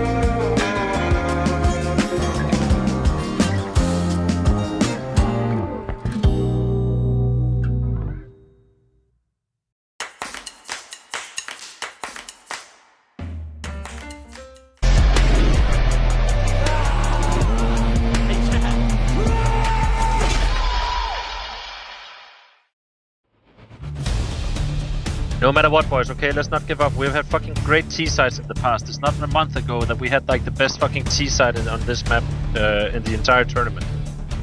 Okay, we can make this fucking happen, boys, if we want to. That's Coach Mitha for Team Liquid giving them a rousing speech, and it's going to be necessary with only 4 rounds to work with on the T side of Nuke, the less favored of the two. Mao's made 8 rounds of reality on their attack. If the bar is set insurmountably high, but a pistol is where it all begins. Yanko's been talking about how punishing MR12 has been. You can't let these swing rounds skip on by. Skip on by. Skipping on by, we got Jimmy. Says goodbye to Mr. JKS. Forced away early. It does feel like this is a compulsory pistol or second round, so there's one back. No, that catches Zertion's aggression. The fake steps away. Got a little too excited. They're going to come back to ramp with that kill as well, which is a cool call. Yimfad up against the wall. If Twist could find one outside, that's perfect. Jimmy hasn't budged, though, even off that kill. Here they come. And there they go. Nice shots. Hits Jimmy comfortably. Torji out in the yard. Twist is well aware, head on a swivel looking for these fights, but Torji quite precise with his USP. A 2v4, unlosable. And they're going quiet down vents. They would have heard the footsteps coming to Mini towards the upper bomb, so they know at least one vents, one still unconfirmed, but this is a nice crossfire setup. Ooh, hello, Toe. Yeah, now you swing the door. Now you don't die. That's main objective here. Oh, and no Kevin ultimate. So, oh, you lose Naf, and suddenly things get really awkward. Torji can hit this. Brolin coming in as well, confirms the position. Oh, and takes down ultimate in the back of the head. What's he done that for? Naf needs to save him. A great click. Can't finish off Brolan. And Maus will take it to the 4 Liquid. They are in trouble. Yes. The way they've lost both pistols oh, mamma mia. is craziness. That is another, like... Look, they keep finding unique ways to do it, though. You have to appreciate that part of it. You know, you're right. That's a better framing. Yeah, so, they always lose rounds you don't think they can. Listen, they just know you're better off winning the second round. Yes. After losing pistol. Right. Than the other way around. So that's what they're going for. Hell. Guys, it's 4-on-2! That's fair play. Yeah, give it to him. He's right. It was. He is right. Oopsie doopsie. Oh, bloody hell. How do you not lose your mental? How? I mean... Oh, they jump over it. Info. Spinks has a smoke to block, but he hasn't thrown it for some reason. Xerxan in the vents, hoping to be overlooked. It could be a close fight with Nerd. Free fire comes in. Xerxan takes him down with 2 HP to spare. Rollins even there as well. Ooh, mother me. Lots going on here. Oh, they just get so trapped in vents. Everyone gets lured into trying to clear out the vent position, and Maus come out on top. Bloody hell. Quick 2-0 it is then. It's feeling that way, isn't it? Yep. Yeah, nice scheduling fans are on their feet. 2v4 pistol, boys. It's a different game if you win that one. They know that as well as we do. Oh, yeah. Mental in the bin. No, it's not even in the bin. It's at the tip. Oh, I don't know what you call that. The tip of the bin? Tip. The rim? No. The tip is where you like go and, you know, like when you're doing up your house and you have to drop off a large amount of like garbage. You have to drive it to a special place. Gotcha. Put it in the right special bin. And you call that the tip? Tip. Okay. What do you call it? Waste yard? A waste yard, of course, because it's a yard for waste. Yeah. Just like it's the kind of a side that you walk on. Right. Yeah. We're very literal people. I see that. We're not. At all. that's a joke. That's a bold-faced lie. Yeah. Trash can. A can for trash. Police department. Department for police. Firehouse, though, is not a house on fire. Thank you. Fire. Okay, I needed some counterplay. Yeah. That makes sense. Well, I don't even really know where to go with this one from here. Liquid, you got a big comeback to make. Now, I guess if I'm going to scrape the bottom of the barrel, right, what I'm going to tell you is it, baby. There was a double overtime game against Eternal Fire yesterday. There was an overtime game against Eternal Fire yesterday on a different map. They played some very close series against Falcons where they had overtime as well. They played close maps against Fury. This is a team pressure tested, Alex. They know what it's like to come back in these scenarios, to be backs against the wall, to be on the verge of defeat and snatch victory from those deadly defeated hands. Okay, maybe you're convincing me. I think I need Liquid to win a round, though. Then that'll do some convincing. Torji, however, seems like he's in the perfect position for this test on ramp. If they were to test them, that is. Full lobby commit, no yard info. Yeah, okay, so it's a top pop. Util up from the top T roof. You can see someone lining it up there. Twist's got a fight with Xerxan.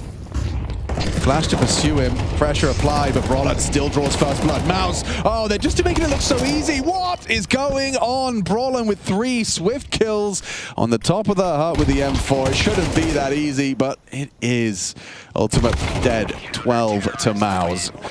May everyone from Maus is so thirsty to get involved in the fights and the action. Everyone is rotating so quickly, so aggressively, and not trying to like play things smart and perfectly. They're playing to get involved in the battles their teammates are taking, and Liquid just have no chance. There's 2 to 3 Maus players at the point of attack almost every time on these executes.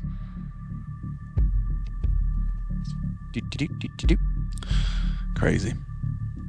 Well, yeah, maybe just a lack of patience a little bit from Team Liquid 2 to not try to do something on yard, at least draw some attention from the defenders to that side of the map. There wasn't really any pressure there, so easy for Maus to focus more towards A. Torshi was on ramp, having the deep angle, so he was fine. It just seems Mouse, after the loss to Vitality yesterday, very eager to get the job done today. Well, the job's been done as efficiently as possible right now. It's a German organization, I guess it makes sense.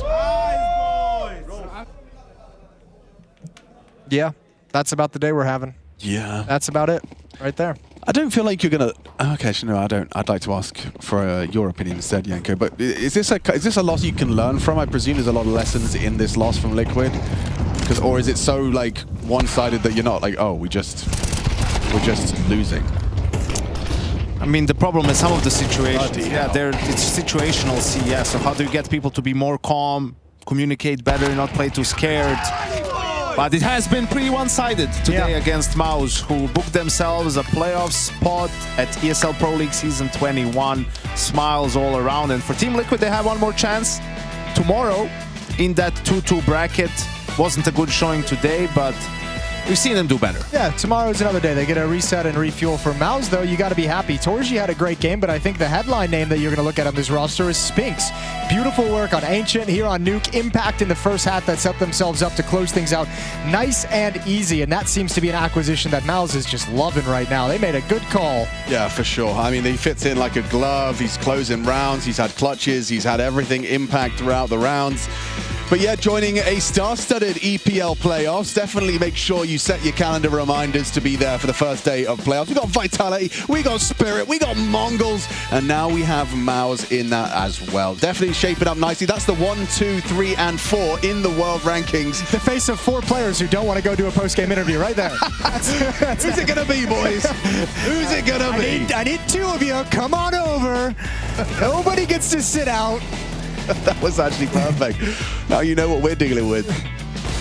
Oh, no, but man, yeah, Liquid's going to have a tough conversation and figure things out for tomorrow. We got Mouse ready over with Yanko and Steel on the couch after the win.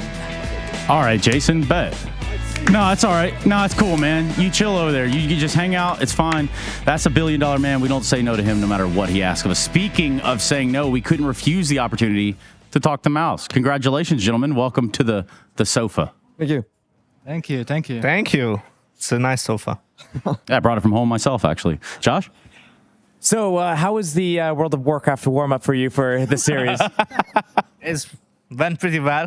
It looked like you used some frostbolts on these guys right now. Yeah. It was a decent game from us, I think. I think on Ancient, the session played really good.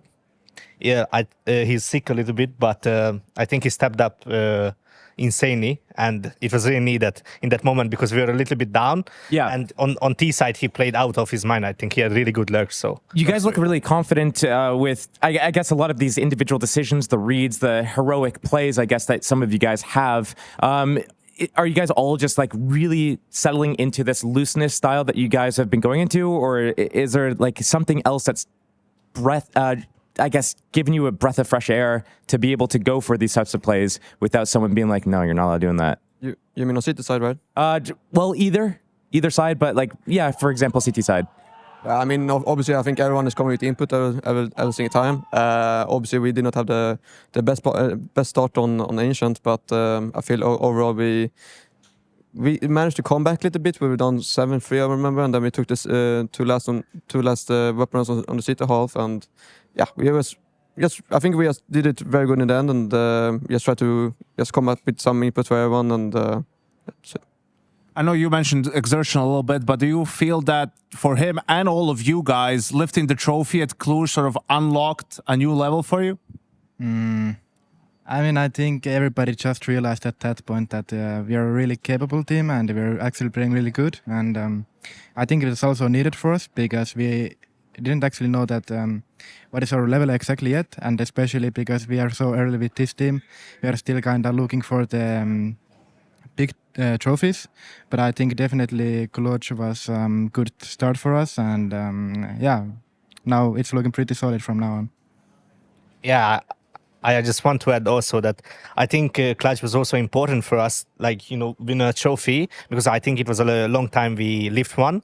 But also, I don't think it means a lot because we are a new team with a lot of new roles, new IGL, Luda, and Lotan is playing in new roles and also Surgeons. So it was a lot of like trying to check where are we in the teams, and I think this tournament is also really good for us because we could play now like the big teams like Vitality and maybe Spirit we will play in playoffs, you know, and we could see where are we, and like we lost to Vitality yesterday, but at least we know like what level we need to get to beat them. So what do you feel went wrong yesterday against them?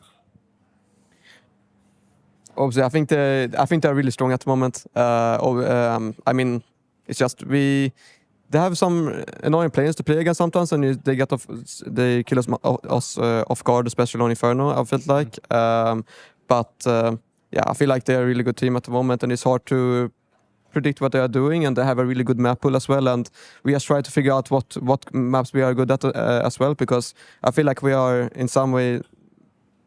We were maybe a little bit better on some maps with the previous roster, and now we are like better on some maps with this roster. So we try to figure out how to handle that. But yeah, I think overall they're really sharp at the moment, and I think it's just like that. Could I kind of put you on the spot and ask you who exactly was kind of like annoying for you to play against specifically, and what types of things they did to catch you guys off guard?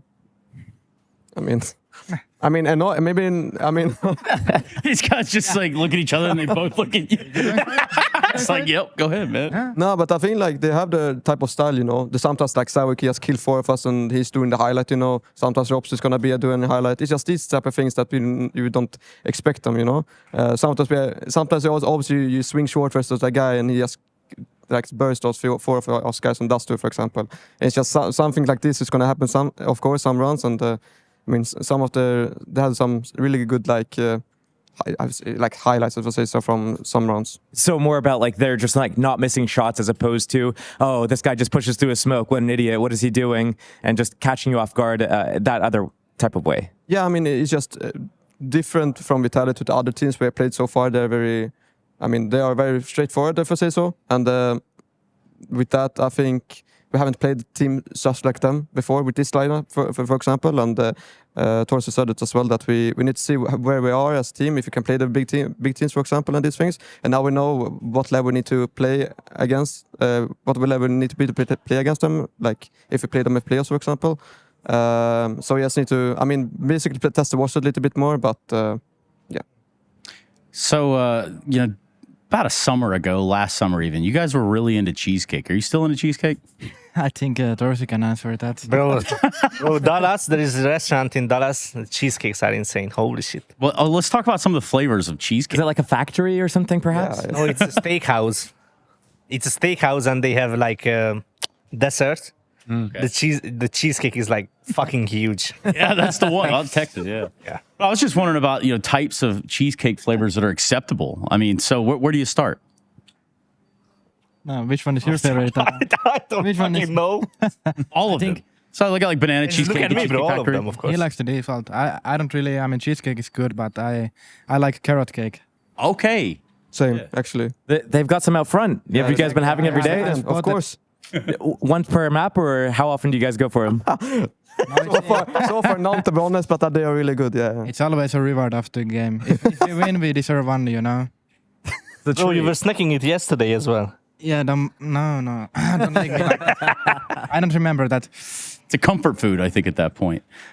Cool. Well, I don't guess if you guys got anything else for these guys. Other than that, I don't know where you're going to go for these next couple of days or what you're going to do. Imagine more Counter-Strike, probably, if I had to guess. Yeah, more Counter-Strike. We talked about little bit, I don't know what the plans, but how many days we have off. But we've been talking about the Vasa Museum, if you guys know it. I mean, I know it because I live in Stockholm, but it's pretty cool. And I think everyone should, we should visit out, if I say so. But okay. You're going to be the tour guide and just like guide them around, like, okay, we're going here next, everyone follow me. House party at Bronan's house. Oh, yeah. IGL in and out of the game. Yeah, IRL, IGL, you know what I mean? Cool. So, yeah, we'll get you guys out of here. Thank you so much for joining us up here, giving us a few words. Nice.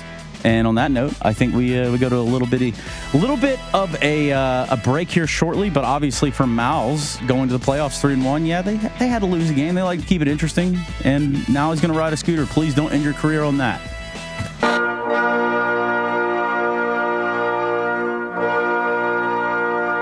Oh, you sick, twisted bastard! I hope they lock you up! Oh, God!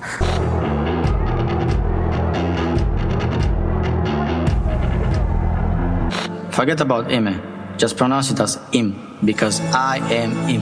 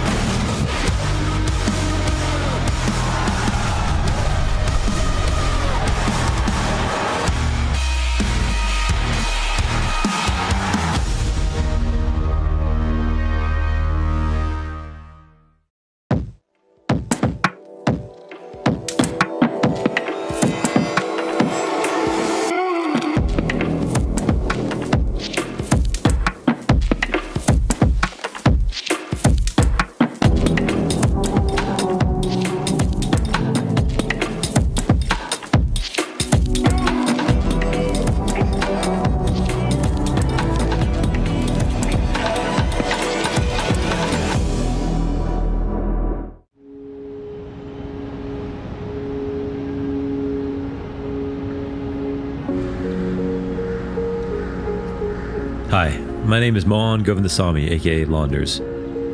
I'm a professional Counter-Strike commentator, YouTuber, and owner of the Best Dressed movement community. Gaming is something I've been addicted to since my earliest memories. I was literally Ferris Bueller. I set a record in grade 8 for skipping the most days in school. Skipped almost half the year pretending to be sick because I was so addicted to StarCraft Brood War. I remember I was like always sick in 8th grade. Yeah. But I was just pretending sometimes. Yeah, you just burp chocolate milk or something and you wouldn't go to school. But you always let me stay home. Yeah. I remember I asked you, why are you so nice to me when I was a kid? And you said, because like you didn't have a childhood when you were growing up. You know? So you're always super nice to me. My grandmother was an orphan who had 5 sons and 3 girls, including my mom. My mom was born in India in Madras, now known as Chennai. She migrated to Malaysia when she was very young and was raised there until well into her early adult life. Growing up in Malaysia? Yeah. Mom was an orphan? Yeah, she was orphan. My grandma. She always cried. She always cried? Yeah, but she because she doesn't have any brothers or sisters. Oh, yeah. She was the only child. I remember when she died, you didn't even tell me. Really? Yeah. It was like a week where you looked sad. Yeah, I didn't even go for funeral because I want to remember her, how happy she was. Yeah, you always said good things about your mom. Yeah, she really she took care of 8 kids. Yeah, no, it's hard. Yeah. You guys are brushing your teeth with charcoal, right? Yeah, and like 3 sticks and all that. We had bad teeth.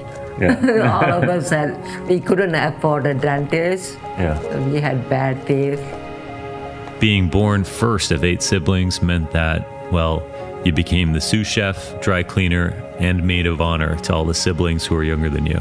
Dating and marriage in your own life became a second priority to the duties to the tirelessly working mother of 8 who knows exactly how to help make dinner so that the chapatis aren't served cold. You had to cook for everyone. Right. You had to take care of everybody. Everybody. Yeah, right. and then you also couldn't get married until everyone else got married, right? Right. So then how'd you meet Dad? I used to buy this special movie magazine, and at the end of the magazine there would be like pen pals. Yeah.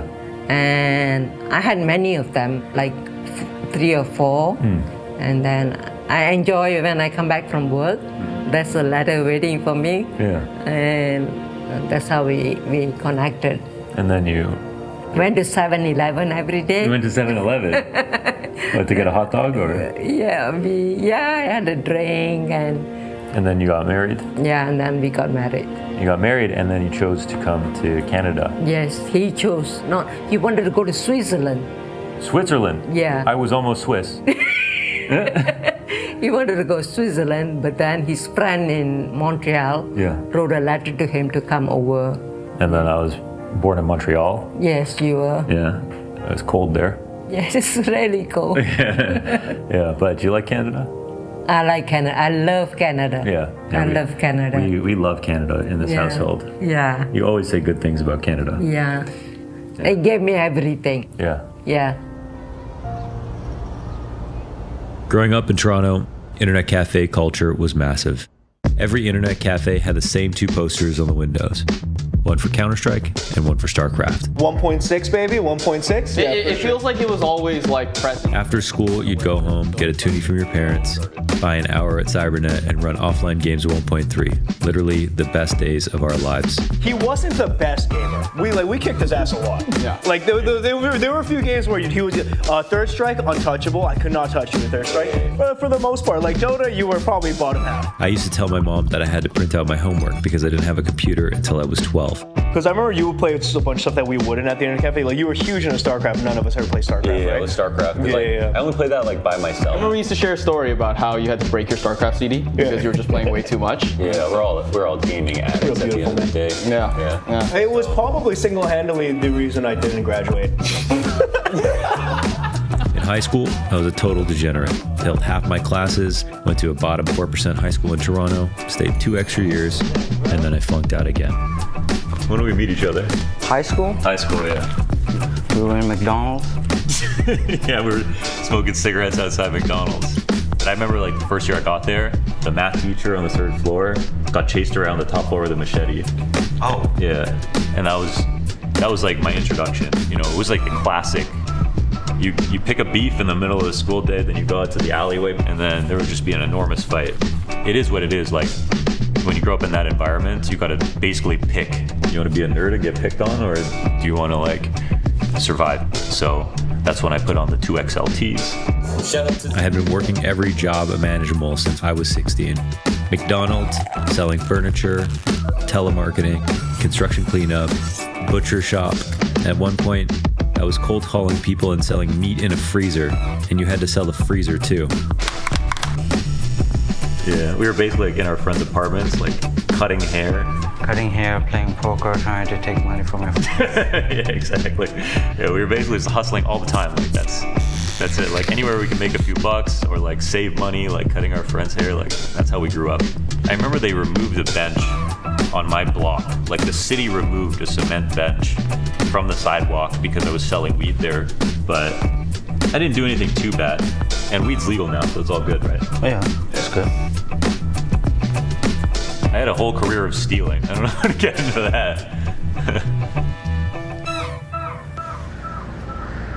There was one day I vividly remember when I was working as a butcher at St. Lawrence Market, getting up at 4 a.m., getting into a truck with my Korean friend Ken and his dad, grabbing frozen stock from the walk-in meat freezer in the basement, hands chilled solid, getting followed home by dogs because I walked out smelling like raw chicken every weekend. I had a moment that I never had before. I asked my mom if it was okay that I quit my job. But I remember I was scared to tell you that I wanted to quit. Yeah. Because you always worked, you know, 2 jobs, 3 jobs. So I felt like a bum. But then I came home, I asked you if I could quit. Yeah. And then you said, yeah, just quit if you're unhappy.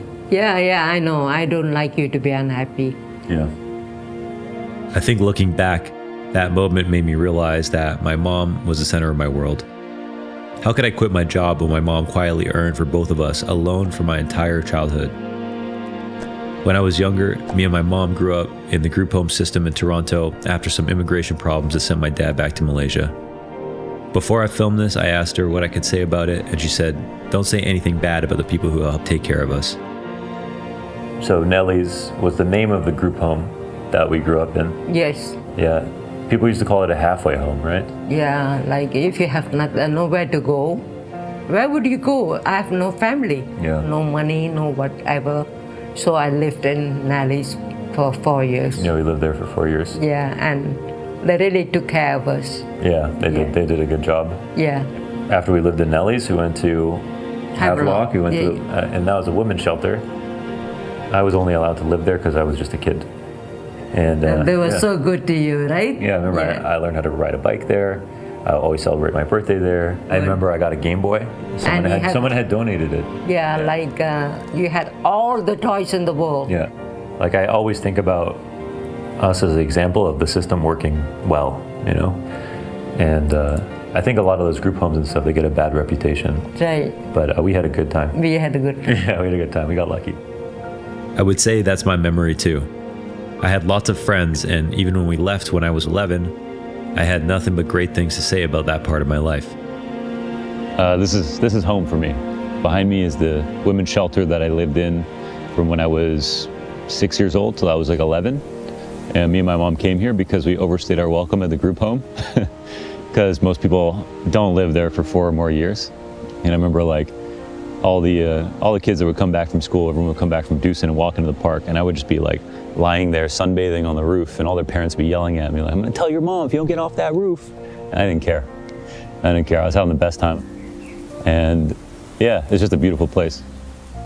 We were poor, but I don't remember a single time that my mom ever even brought up money. I used to go to work with her to her cash jobs at secondhand clothing stores, and I loved it. Yeah, in the Havelock, that was when I started going to 2-for-1 pizza. This pizza slice is like, it's so weird because it's just a pizza slice, but it's such a big part of growing up. Yeah. Like this is one of my birthday parties, right?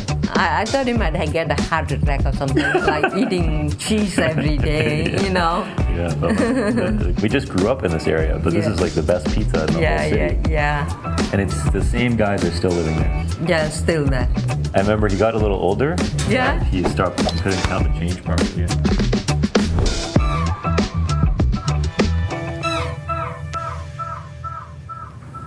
Yeah, and there's Michael.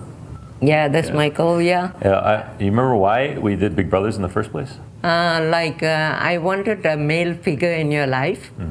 So there's this program in Toronto called Big Brothers, and that's how I met Michael. It's been a long time since we've seen each other, and I miss him.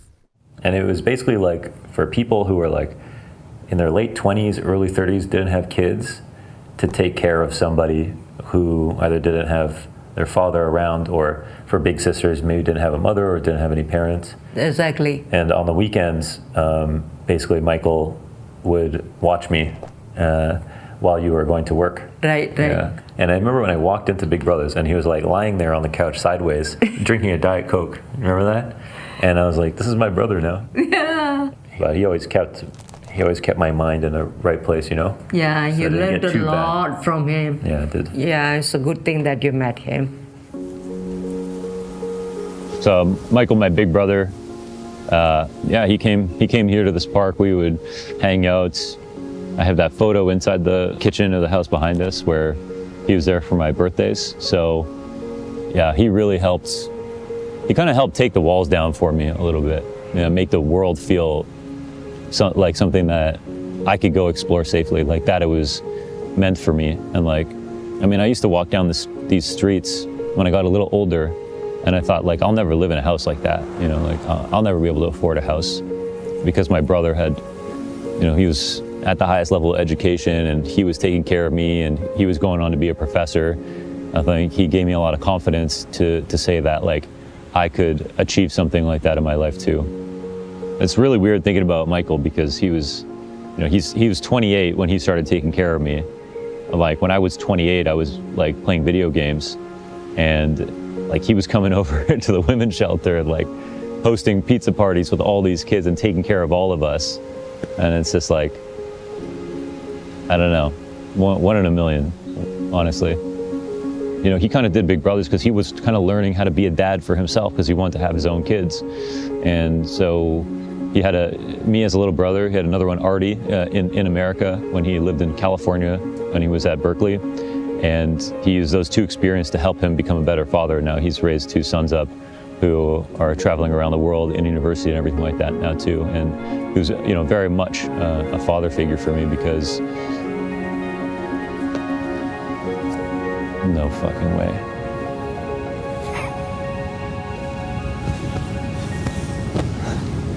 Are you serious? No way, man.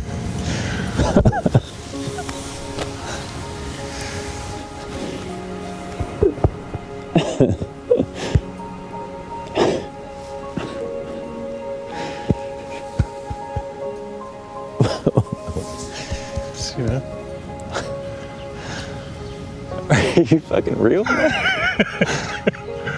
Holy shit. You drove here?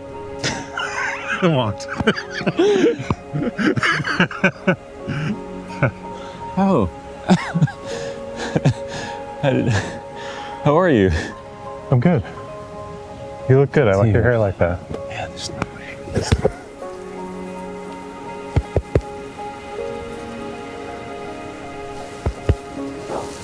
Wow, great to see you, man. Fuck you, Tom.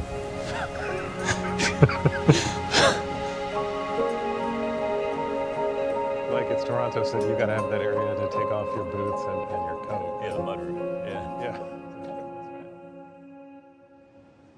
I don't know when they closed this down. I mean, we almost said it was actually recently. I believe it, actually. Yeah.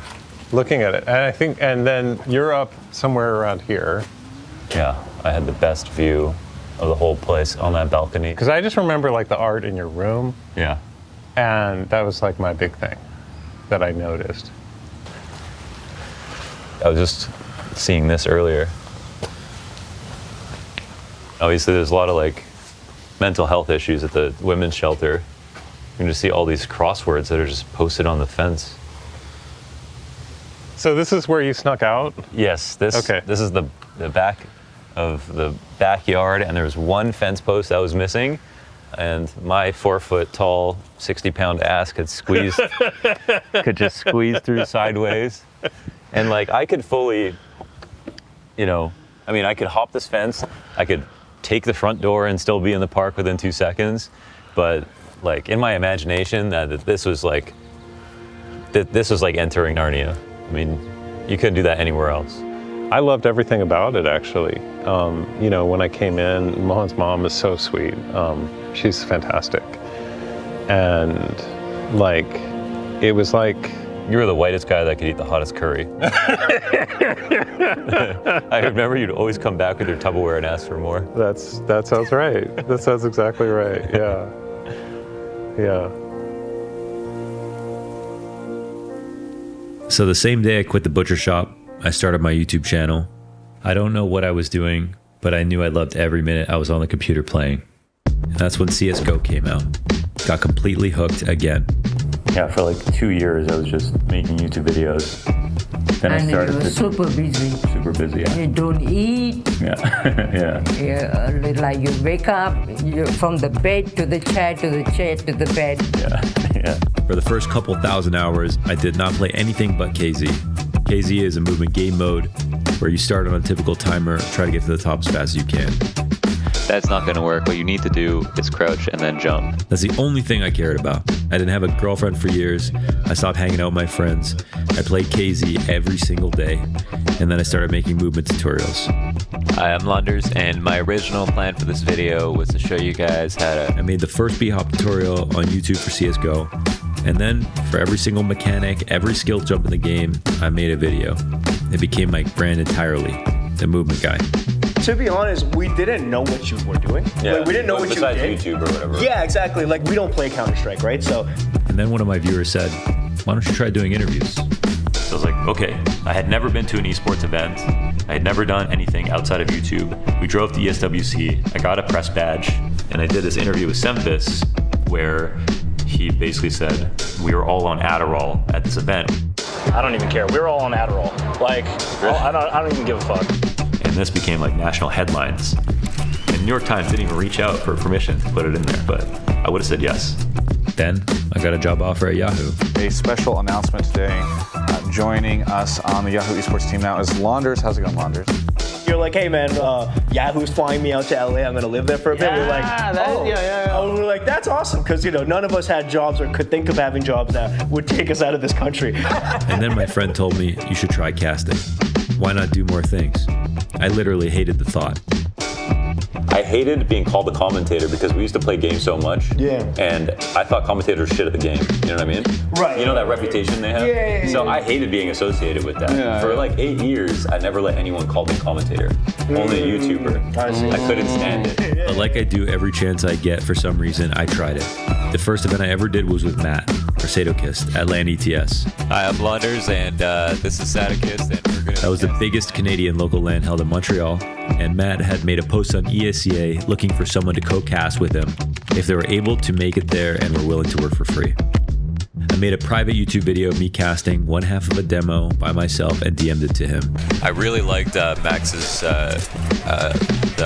He replied, "You're a terrible commentator, but you have a good voice. If you can get here, you can cast." I got on a megabus to Montreal. We were given 2 tickets for hot dogs each day. Are we ready to go? Casted from 9 a.m. to 3 a.m. and slept in the classrooms on the floor. No shower. I had to lend Matt my spare panties as a pillow because I packed one and he didn't. I guess, yeah, I can give a few shout outs to Launders, who's actually my co-caster. It's his first event ever, but he's really good. Okay. So, he knows a lot about the game, but he knows ton. I mean, I was really impressed. I don't know where he came out of the woodwork. I've never seen him before, but he's really good. After that, I got noticed by Sivo, then I got noticed by DreamHack, did DreamHack Austin, and opportunities kept coming in from there. But like, did we know what you were doing? Not really. I think it took me 4 years to realize what casting was. Yeah. You became a little enigmatic in the sense that like where are you now? Oh, I'm in Copenhagen. Well, yeah. How about, like, you want to chill next week? Yeah, but I got to drop through London, France, and then I'm like, oh, okay. Like, and then we just kind of, I was like, wow, YouTube like really takes you out everywhere. Maybe we should try YouTube.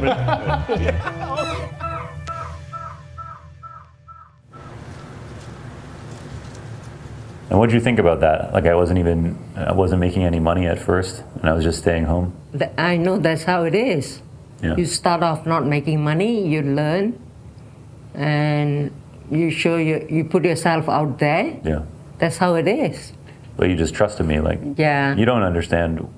How it works. Yeah. You still tell your friends I do IT. Yeah. I didn't know what it was. Yeah. Still to this day. Yeah. Yeah. But does it make sense now? Yeah, it makes sense. Makes sense. Yeah, you did all that. It paid off. It paid off. Yeah. On a long run. 10 years later, we go to Paris, as Connor says, for CSGO's final farewell, and I have the highest honor you can have as a commentary duo, casting a major grand final. But not just any, the final CSGO major grand final. Yeah.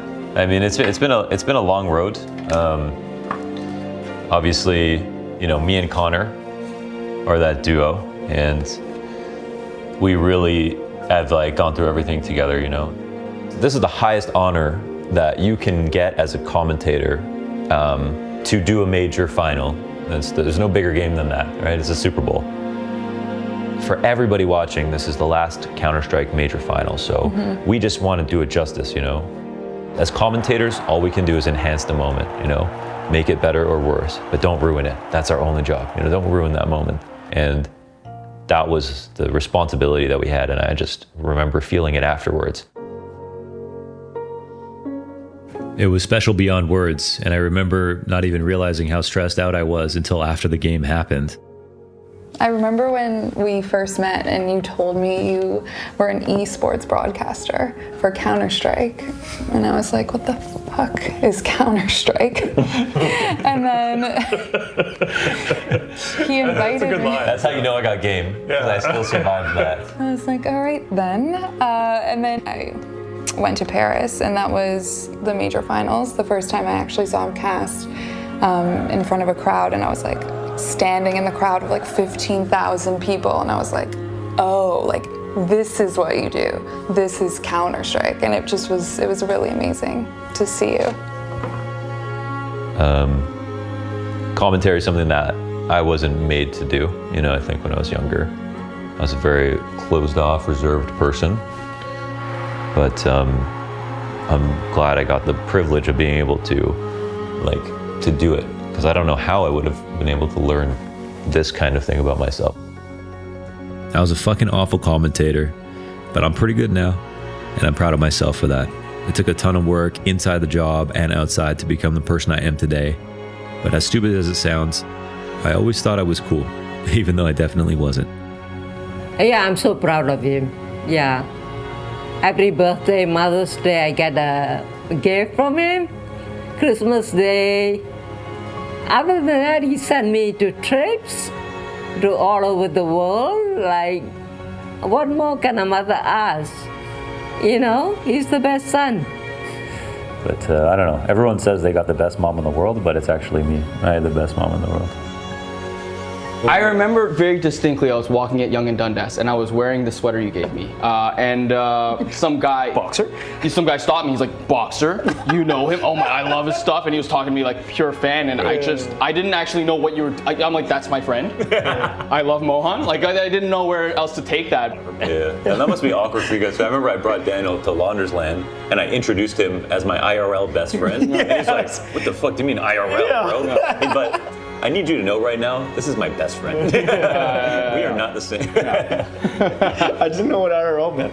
It's like URL. I still today have the attitude that we were unbelievably lucky to do what we're doing, and I just can't relate to some of the conversations I'm in with esports friends because all I can think is I never want to go back to the meat freezer. The tattoo I'm getting today is to remember a moment when I worked at the St. Lawrence Market. So I'm getting this butcher knife to commemorate my time at that last sort of real job that I had before I became a YouTuber. So that's why I do so many things, because it's really fun and it's just an unreal job to have. So why not push it to my imagination's limit? Starting Boxer, doing the Launder Show, hosting watch parties and the Launders Land, to pump up the Toronto scene that I grew up in are equally as important to me as the commentary I do, and I'm genuinely just really proud to make anything for Counter-Strike. It's the best game ever made. She actually memorized one of my intros. Yeah, I did. Are you gonna make me do it? I'm gonna make you try. It goes, some say they don't feel the pressure. Others do, and we see it.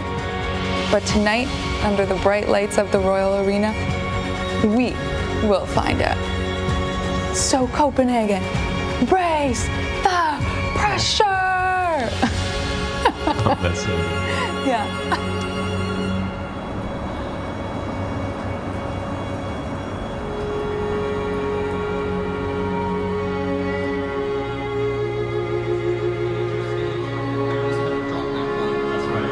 Welcome to the final stage. Some say they don't feel pressure, some feel pressure, and we see it. But under the bright lights in the Royal Arena, we will find out. So Copenhagen,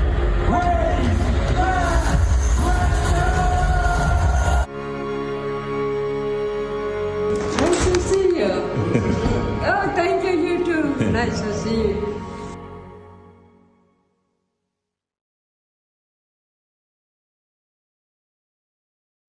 Retake B, retake B. Get back in kitchen.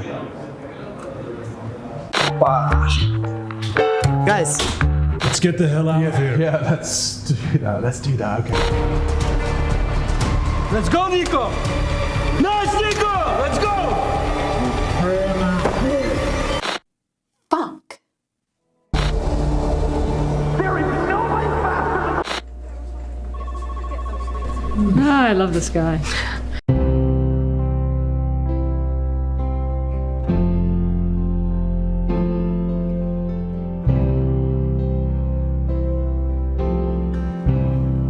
Hi, I'm Stunna. Please say you'll be the answer for an innocent player who is suffering right now. A player who needs your help. Please call the number on your screen or go online and join CSPCFA with a monthly gift.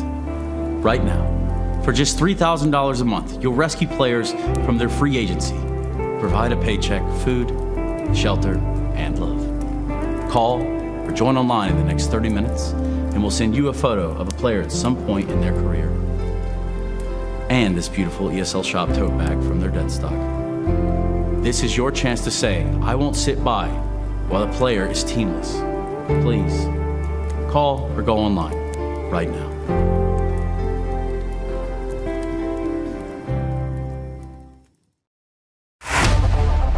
JL's too damn good! A triple kill from JL. JL can't hit it! Apex, he wants it! And JL denies! JL, J-Legend, 4 kills! JL to me is like the complete package of a player because he'll do what the team needs, he works hard, he understands the grind that comes with it, but also he can do all the content, all the interviews, all the media. This guy can do it all, and I'm yet to see anything he can't do, but maybe that's something I should test him with. JL, aka J-Legend, he's also making banger content. At JL60 on YouTube. There we go. Now running him down, he doesn't have the bullet shot, he has one! and that's great, but now Zarshin goes down to the Glock. Good God, if he knifes him, I'm going to lose my marbles. Gets him up, and it's the Glock from JL.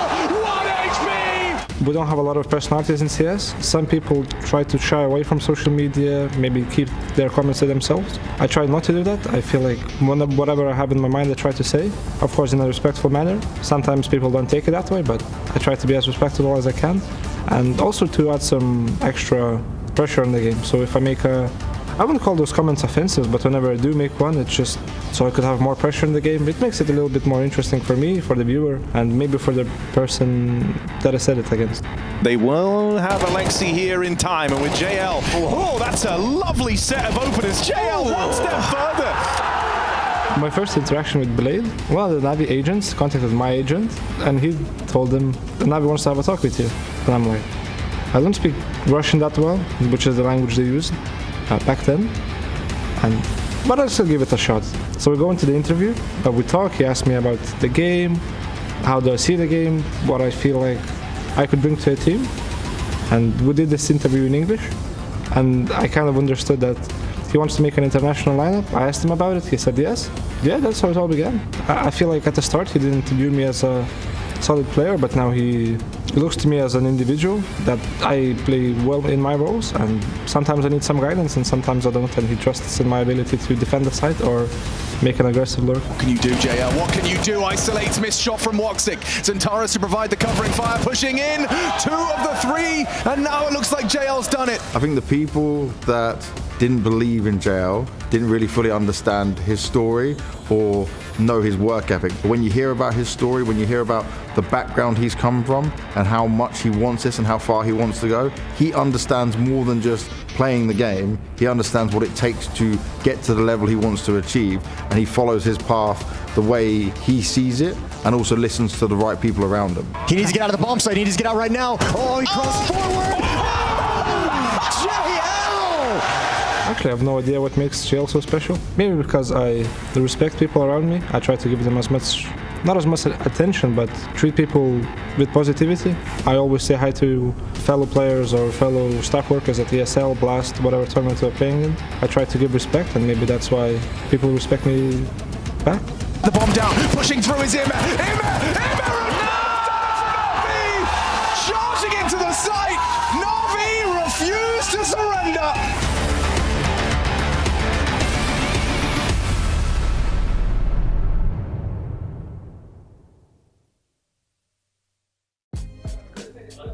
Here's our Arcadia B-stream update. Second series of the day, still very much underway. We're looking at Pain and Eternal Fire. Eternal Fire were able to steal Pain's map pick Nuke on map 1 to go to their way of 13-9. Second map, Inferno, still underway.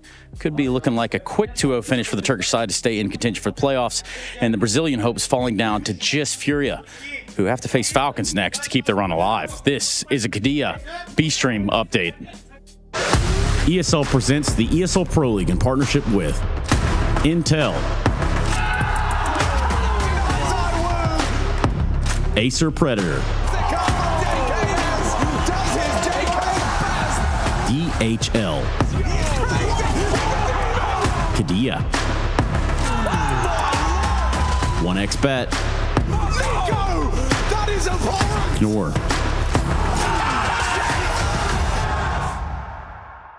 What did you just say? What is wrong with you? What did you just call me? Say my name. Henry Greer. Henry Greer, you fucking freak. What's going on? I'm coming over. Wait, no, Freya, I'm not there. You broke your promise. Jesus, Henry. You fucking talk to her about me. Henry, what the fuck is going on? I asked you for one thing. One simple thing. Why do people think that I'm you? Sit. Now answer me. Why do people think that I'm you? I think you know. No, I don't. Yes, you do. Why would anyone possibly confuse you with me? I don't know. Oh no, he's actually missed it! What a blunder! You got it. No. Say it. Because... Say it. Because we're the same person. That's right. I don't understand this. You were looking for a way to change your life. You could not do this on your own. All the ways you wish you could be, that's me. I sound like you want to sound, I cast like you want to cast, I am smart, I am capable, and most importantly, I am free in all the ways you are not. Oh, this is impossible. This is crazy. People do it every day. They talk to themselves. They see themselves as they'd like to be seen. They don't have the courage you have to just run with it. Naturally, you're still wrestling with this. Sometimes, you're still you. Other times, you imagine yourself watching me. If this is your first season of ESL Pro League, you have to cast. Little by little, though, you're letting yourself become Henry G.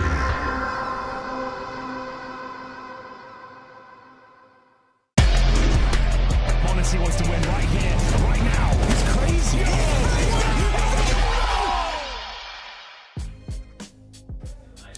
Taz, Mr. Taz, I'll call you that. How you doing today, fella? I'm fine. I'm fine. Thank you, Mr. Stana. Thank you. Really, tell me about G2's journey here. Tell me about what's going on at Pro League this season for you. This is an event just to see our progress after first 2 events. How much did we evolve as a team from basically every aspect. Yeah, and using that as a litmus test as a chance to get more and more experience, grow, yada, yada, yada. Are you guys doing that? Do you think you're doing that? I think that we are playing better than we were playing at the beginning of the year. Definitely the team is bonding together, and I think that we can do some nice damage. Do you think there was any opponent in particular that you guys have learned more from? Do you think there's anyone that sticks out in your mind? It's tough. I would say that Spirit is pretty good at the moment to play with. So yeah, probably them. Yeah. Obviously, everyone has a little bit of a hard time with Spirit. That kid just runs around and just takes people away from the round, doesn't he? Dunk is one thing, but also the system they have around him, it's paying off for everyone. So I think they have pretty good balance in the team where they actually allow Dunk to play his way because they have a lot of good team players. You think it's easy to come up with an answer for that? I mean, obviously people can anti-strat to no end, but why hasn't it happened really? I think that we had some success last year, but in the end, in order to counter them, you need to hit your shots, and that's when the tricky part starts. Which is what you've got to do today too. Weirdly enough, you got a whole best of 3 in front of you. Donk's not playing in this best of 3, but Navi are. Hey, hopefully we will get the turnaround streak, from the last year. Yeah. I think that's the idea. A lot of yelling going on in here. It's pretty good rivalry, so to say, if it builds that way. I'm getting old in a way that I don't even hear these kids screaming anymore, Oh, yeah. I remember when I was playing against Spirit and I was a player, I heard him screaming. It was easier to scream back. But when I'm coaching and, I don't know, maybe, 38 is just a number. Well, I mean, you can definitely get loud, Taz. You're no stranger to getting loud. I've heard you get loud on LAN. I've seen you take your shirt off on LAN at least a handful of times. Oh, no? Okay. Yeah, so it's moving swiftly away from that. Do you know the maps? Yeah. Do you know the maps? No, but you can. Hunter said don't tell us, but personally, what are the maps, man? Talk to me about it. There will be some green. There will be some dust on it, but not the dust you think the dust. And then we'll finish up with some hell. Some hell? Yeah. What's hell to you? Inferno. Ah, yes. Either. Per usual. 1.6, Yeah. Well, most of the guys who are watching, they still were in a belly or not even plant, so it's old times. I think it's hard to say they even were in a belly, but I got to get going here, Taz. Good luck today. Yeah, thank you. Oh, yes, indeed. It's time for the big match of the day, ladies and gentlemen. G2 taking on Navi. And we've got a very special treat in the booth for you today as well. Triple H is back. Myself, Henry G, Hugo Byron, and Harry Russell. Gentlemen, are you ready for the big one? Aye, aye, Captain. I'm ready. I'm ready. What was this whole beginning bit with the trumpets and everything? I don't know. It's a special game. It's qualification alert. That's what it is. Oh, it's the qualification alert. Big qualification Of course, because it is playoffs on the line in this matchup. Yes, indeed, Harry. Rock, paper, scissors on who's going to take this one between G2 and Na'Vi. Okay, let's be real, though. Na'Vi, certainly the favorites. G2, I haven't been thoroughly impressed, Hugo. I thought they've looked a little bit weak in some areas. We're kicking things off from Mirage. That B bomb site, Hunter and Snacks, it's a little bit vulnerable. That's a good point. Alexi does love going B, but Henry, again, remember you got Monessi. Monessi, I think he's quite good. Signed and ready to go. He's playing pretty bloody well this event. He's a top 5 AWPer of all time, in his own words, and I think he can stand and deliver here. Wonderful's been a little bit up and down this year. Sometimes he's fantastic. Sometimes he can fall a little bit flat, but still, I think this is the game of the day. This is the big one, and hopefully it delivers on all fronts. We need a hard-hitting G2 to step up and show us they are capable of going to the playoffs. I definitely think there's upset potential in this one, right? Some references, of course, in that pre-game to the streak that Na'Vi had over this team last year. It was a different team. It was a team with Nico, but G2 did win that BO5 to round out nearer the end of the year, the last time they played back at the World Finals, but this is still going to be, or 4 finals, this is still going to be an uphill battle. G2 going through those teething issues. I just feel like the pieces they have, when you've got the rifle trio of like Maubs, you've got Heavy God, you've got the big boy Monacy in there as well. The fact that it's all not coming together, it's a little bit of a nightmare for them. But still, I'm hoping it's going to be an exciting one and we can sink our teeth into it and raise the roof, raise the pressure. Raise the pressure, Henry. That's what it's all about here in the studio. And yeah, I think for me, G2 are on the uptick. I'm buying now, or the stocks are low, and for Na'Vi, I'm not sure. They're kind of struggling too. They're struggling as well. I think they're on the downturn because their heights were so high. So I actually think this is right. We meet in the middle, Henry. We meet in the middle. We go to Mirage. We have some Enchant, and maybe we even end on Inferno if this series delivers like it should. Na'Vi, this was a go-to map for them all of last year. They're going to have to show up in this series today. And there is a whole VRS situation going on. Not really sure how this works. You an expert, but do you know by any chance? You win the game, you win points. You get some points. You lose. All right, that's pretty much what you need to know. Are ranked lower than G2. I think the big takeaway, if you want to talk about the VRS in this instance, is like Na'Vi have skipped some events, right? They haven't played every event. They are talking about, trying to get some time at home, trying to mentally stay in the game. The traveling is a lot. Henry, you would know. You've been around the block. Dude, I lost my mind last year. Exactly. So I know how they're feeling. So at the end of the day, Na'Vi kind of do need a run here in Stockholm. They need a run at ESL Pro League, because if they don't make it at least to playoffs, let alone get a top placing here in this very tournament, they could be in trouble when it comes around to those major invitations. For G2, I guess every event is sort of like a major qualifier in a sense. Every game is something on the line now. It's much more refreshing than the old Pro League format, I suppose, where a lot of games didn't matter. That's not only true, but it's even more true when you don't play as many tournaments, because we've seen how quickly Na'Vi have dropped out of the top.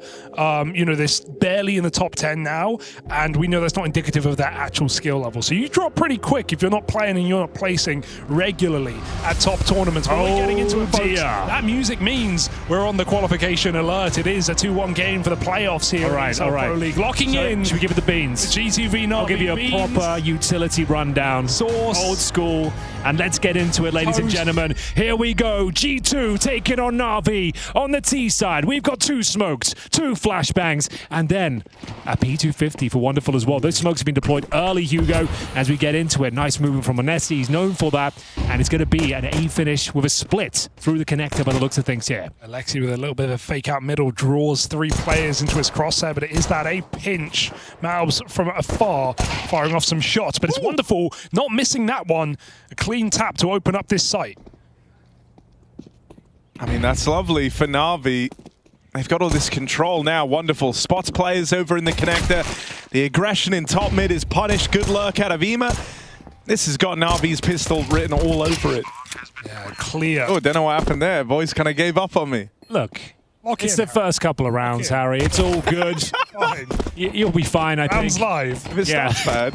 Here we go. Then the retake attempt coming through. Monacy will find one, but it looks like the trades are favoring Na'Vi, but not for long. What's going on? They're going to start off dropping like flies here. It's down to Bit. Time is on his side. He's up against the big man himself. Snacks bolts on the bomb site. Unable to find that final kill, and it will be a convincing win in the end for Nartitz Vincia. Good try by Snacks. Yeah, the nice movement, getting up on top. He's agile. He is, for his smooth moves for his age. I was going to say that. Smooth moves. Why? Okay, at least I got the words out, Harry. Right, we're just warming up here. Yep. It's going to take us a couple of rounds. Been a long day. It's been a very long day. Final game of the day and a full eco here. Bear in mind, this is your show, Twitch chat. We've got the mailbag. It's brimming with banter, and we'll be bringing in your questions. If you want to get involved, we'll bring them in during a full eco. Probably not this one, you know?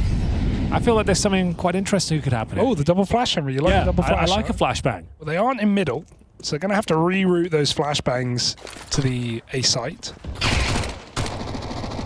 Oh, Malbs. Oh, there you go. It's very hard with the USP, though, because it's let him off. Jumping Mac 10. JL, new res. Got off of native, looking all the better for it. I saw that tweet. Too slow, I agree. went back to native the day he made that tweet. I was like, you know what? I'm going to go back to it. Like, after he's moving away, I'm moving forward. Prove him wrong. Yeah, I just want to see. I used to play native all the time, and now I'm kind of feeling like I want to see that HD clarity on my screen. There are positives, but I agree with his take, which is like, it just feels very slow. If you're used to 4x3, it feels slow. I think that's what I needed. I felt like I was feeling quite slow generally, okay. So I was like, you know what? I want to slow all of this shit down. Yeah, yeah. And it has worked. I kind of recovered my form. Res, the 4x3. Yeah, true. Probably wide peaking you. I was using the 1610 before. Sure. Kind of an alternative, you know?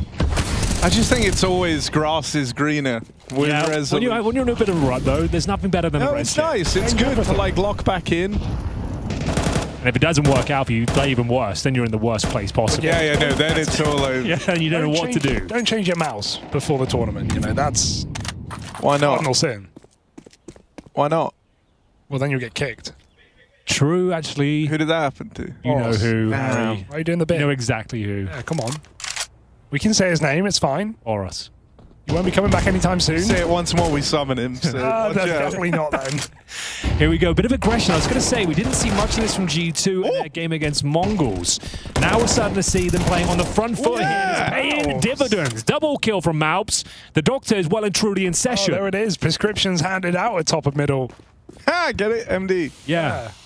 It all comes together. Doctor is in. Means medical doctor, guys. Does that actually? Yeah, that's. I actually didn't know that. Didn't know? Why do you think? I'll put myself out. I didn't know that. Just called him the doctor for fun. Oh, yeah. I don't know. You know a lot of things. There's some things I don't know. You learned something today. Medical. Was loving the doctor joke. Didn't get the reason for the doctor joke. Just kind of enjoyed the humorous aspect. Exactly. And that's not humorous at all. It's going to be Heavy God. Completely flash. What a nice little sequence that was. Bit flashing himself in. JL creeps down the ladder. It actually means Doctor of Medicine, Hugo, rather confusingly. Oh, I got it wrong. Why would they get it? Why would they do MD? I don't know why they've done it like that. Twist and turn. Not too smart now, is he? Now, let's see. Na'Vi.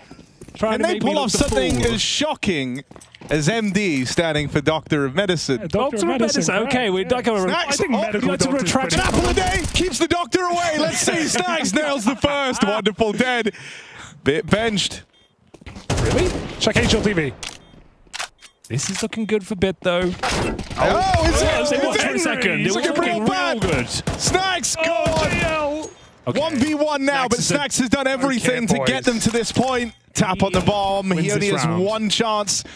And JL plays it perfectly. Snacks, that was the best chance he was going to have. I'm going to run him down with the pistol. Though. Come on, give him that. All the kills for Snacks. Yeah. Kill's still good. You can't blame Snacks for that. He has no kit. He can't really win. He has to force the fight. He has to tap. JL jiggles it twice. Snacks fires off. You know, it's so hard to get away with that on CT side with such a close spawn. The best thing about that is for Na'Vi, they just want a bonus round. That's Mac 10s and Galils coming out on top. A close one, and as I said, Snack's getting a couple of kills there. There is a saying about being close, though. What is it? Doesn't really cut it, Henry. I think this does cut it. I think this has kept them very modest on the Na'Vi side. Snack survives with a weapon as well. He can drop further weaponry for his teammates at this stage. We can see scouts coming through. Oh, the cover of the mouth. No, it doesn't work when you're sideways. Doesn't always work, depending on the camera angle.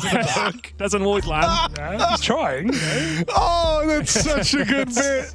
Just a little closer to the mouth. Taz, comedy genius. He's thought this one through. Now he's like just under his mouth anyway. What could he be saying? Oh, I mean, if only there was a way you could tell. That book was obscure in my view. Might need a bigger book, Henry. Much bigger book. He's taking his notes down. It's upside down. He's writing it upside down. That's how he writes. Oh, okay. Back to front. Yeah, back to front and upside down. Back to the winning ways G2 need as this half buy comes in. That saves them for Henry. Could come up. Dude, it's in the hands of one of the riflers on the team. He'll be able to do some damage, I reckon. It is... Well, you've got heavy god of armor as well. I'm just like... If I'm Snacks, I'm like, bro, I brought you into this team for a reason, right? Yeah. Have this. It's a gift. But Snacks is top fragging, almost second top fragger. Okay, yeah. So there is that whole dynamic going on right now. There is a bit of a dynamic, something to bear in mind. He's currently 3-2. They come for a 5-man stack, all built around Snacks. And you can see Na'Vi on high alert. They know that M4 is out and about. No one wants to give anything away. Deep smoke from the CT side, suggesting they might creep through towards underpass. Alexi B's phased. He's thunderstruck. He was expecting aggression here. He's got nothing. Oh, got to read it, though. Don't want to walk into that stack. Options are open, but with this lurk of Bit going back to the A side, you're getting a little bit worried. Catwalk control, though, Na'Vi. Oh, but hang on. This rifle, Snacks edging the smoke. It's pretty huge. You're ready for it. That would have been the lineup. JL. Unlucky. He gets off the trigger first, and now the B play in. Malbs MD. Doctor of Medicine. Malbs DM. Looking to deathmatch on this site. This is it. But he's not carping no DMs right now. Oh. Yeah. He did that? Dude, I've missed you. I missed you, man. We needed this. We needed this. It's a good vibe. It's a good vibe, man. Excellent vibes. The Triple H. It's crazy. How have we not done it until now? I suppose you can have too much of a good thing, famously. So they wanted to wait until the big game of the day before they brought us in. I hope you're enjoying the show, Twitch chat. Let me just go see how much they're hating it. Let's go. Who are these casters? What's going casters. on? No, like... What's the Face It Watch URL? That's a good one. I always give it to them. Watch.faceit.com. Yeah, if you're not liking this, if it's not your vibe, you can mute us and watch anyone you like. That's have it your way. ATCH. Have it your way. DOT, but not spell bit. out. The spelling bit. Do we like the spelling bit? That's good. I love this. I do like a good gag. I think it's a pretty good gag. I do have the mailbag as well. People can spell. I don't EPL mailbags, EPLMAILBAG @at.dot. That's more confusing than just saying the name, I think. Yeah, it's just good to clarify. As someone who can spell, I find it doesn't help me. And maybe that's not inclusive. Although I gotta say, I have seen not enough glorp yet. Dude, there's a lot of glorp right now. I look to my right, there's nothing but glorp. It's glorp. No, that's a lie. There's not a single glorp. Henry, someone said, no, we love it, Hugo. So they've already... Exactly. That's the gag as well. He sounds a little bit similar. It's a good bit. Even my mum can't tell the difference. Who's the real Henry? You'll never know. Anyway, Hugo, another gun round here. Oh, that's a good one. Hey, like that? Yeah, that's always a go-to. Opening kill, though, this time for Alexi B. This is not going too well for G2, admittedly, so far, but Monesti, he's got that AWP, and from what I hear, he's quite talented with it. He's pretty good, actually. Number 2 rated player of the event. You want to know the top 3, Henry? Number 3, Zaiwu. Number 2, Monesti. Number 1, Don't say. Oh, it's in order. How is he always doing it? Oh, it's in order. That's crazy. That's unbelievable. Nature striking order once again. So here we go. Gonna need a big Monesi round. He's at least on short. He could find this mid play, but Alexi's not moving. Ima's tucked behind the box. They're contact out. Bits gain so much space. They have no idea. Alexi, he didn't even need that kill, but it will supplement this hit nicely. They've got Heavy God locked in con, chased down by Bit. B1T. They saw him there. Good comment here as well, a classic. Is it me that's high or the casters? Maybe both, but I think we're just high on life. Yeah. We're high on vibes. Enjoying the vibe, really. And maybe a bit of cope required for G2 as it's starting to unravel at the seams here. Another round where they just only get looking, but there's still always a chance, I suppose. Snacks is alive. You're really buying in on the Snacks. All right, hang on. Here we go. Snacks. Good damage, good damage. His armor's going to be lower next round. You can't deny that, Hugo. No, I can't deny that. He'll have low armor. He's top fragging. If you don't count Malbs, he is top fragging. If you don't count the top fragger, he's top fragging, for sure. Poor Monesi, man, gets spotted going in ladder, comes out. Ema's just holding him. Bop to the head. Orp gone. Back to the scout with you, sir. Bit of a scout situation. Na'Vi playing very I never nice. see you use the scout. Are you scared of using it? No, actually, that's true. I do like it. Yeah. It doesn't You come never out pick it often. up. You No, never do. I do. The MP9's up close. Dude, I do like an MP. 5.7 Love armor it. kit. You know. That's more your style. Yeah, get up. Headshotting and such. Get up, yeah, get up in their face. You know. Grab an AK. It's an old school bit. We are going to be playing some CS. Maybe we'll record some games. Some of the fun that goes on behind the scenes. We can't record our games, man. Why not? Not safe. Because of the stuff that gets... the stuff that's said. Stuff that's By said. who, exactly? Everyone. Oh. The enemy's us. True. When the enemy is cheating, some unspeakable things are brought out, but... I have a really hot take with that, but we'll hold the thought as... Okay, we'll it stay looks tuned. like it's going to be an A play. Na'Vi are ready to go for this. They need this. They do need this. Good tag. This is a nice bit of damage from Moneshi, but it's not converted yet. And now he's forced off the line. Na'Vi get all this room. G2 kind of floating around the outskirts of these smokes. Oh, the second wave to take connector after the jungle smoke fade to go into the Deagle of Malbs. He gets one. And they have that con smoke, so they get to take jungle. But on swing coming out like that. in numbers. 3 swinging wide. Wonderful Ooh, 1 for 1. baby. It's not enough. Big We need a snags. multi-kill. Monacy gonna miss his shot bit. Oh, he's still alive and kicking, fighting on the site. Hits his shot finally, and Snacks is he's here. he's having a great game right 2 now. kills. Snags. 2 kills. Now he is Holy. topping the charts. On for the 4K in this 1v2. He's going to need it for G2's first round, but this AK might prove very tempting to hold on to. Let's see Hold if he on, can get in with any mind games damage. here from Snacks. Here's the jump up. Snacks has played this really well. It's In with the insane. third. He is going to save the AK, but doing all he can to at least make this expensive for Na'Vi. Huge kill. Snacks is the one guy showing up right now for G2. He is, you know, he's doing the economy damage right now. He's definitely keeping them honest, but none of that matters unless you win a round to actually stop this bonus for Na'Vi. They're racking up cash, Henry. We have players on 10K before the buy. That's a lot of cash. That's a lot of money. What would you do with $10,000 in your hand right now? Right now? How would you spend it? I might, you know, if it was right now, you've got to, like, you know, make it rain, Henry. That's how you'd spend the Right money. now. That's how you spend the one-off novelty of Just making here, it in rain. this very moment. Okay, making sure no one I'd collects pick your it back precious up. money. No, I'd pick it back up. Okay. You make it rain and then you go, get away from that money! That's my lovely money. It's like, maybe you shouldn't have done that then. Oh. Well, we'll see if G2 can finally host their first round here. Things are getting rather desperate out there. Like, they've looked rather weak this tournament, I'll say it. Alexi B's looking sharp, though. He's finding these opening kills left and right. It's Malbs taken down early. Dear. And Hunter. Oh, my I don't even have a God. chance to finish my sentence here. Guys, come on. When it rains, it pours. And right now, Na'Vi are looking like they could do this on a cold, rainy night in Stoke. They've just entryed out middle. Found every single kill.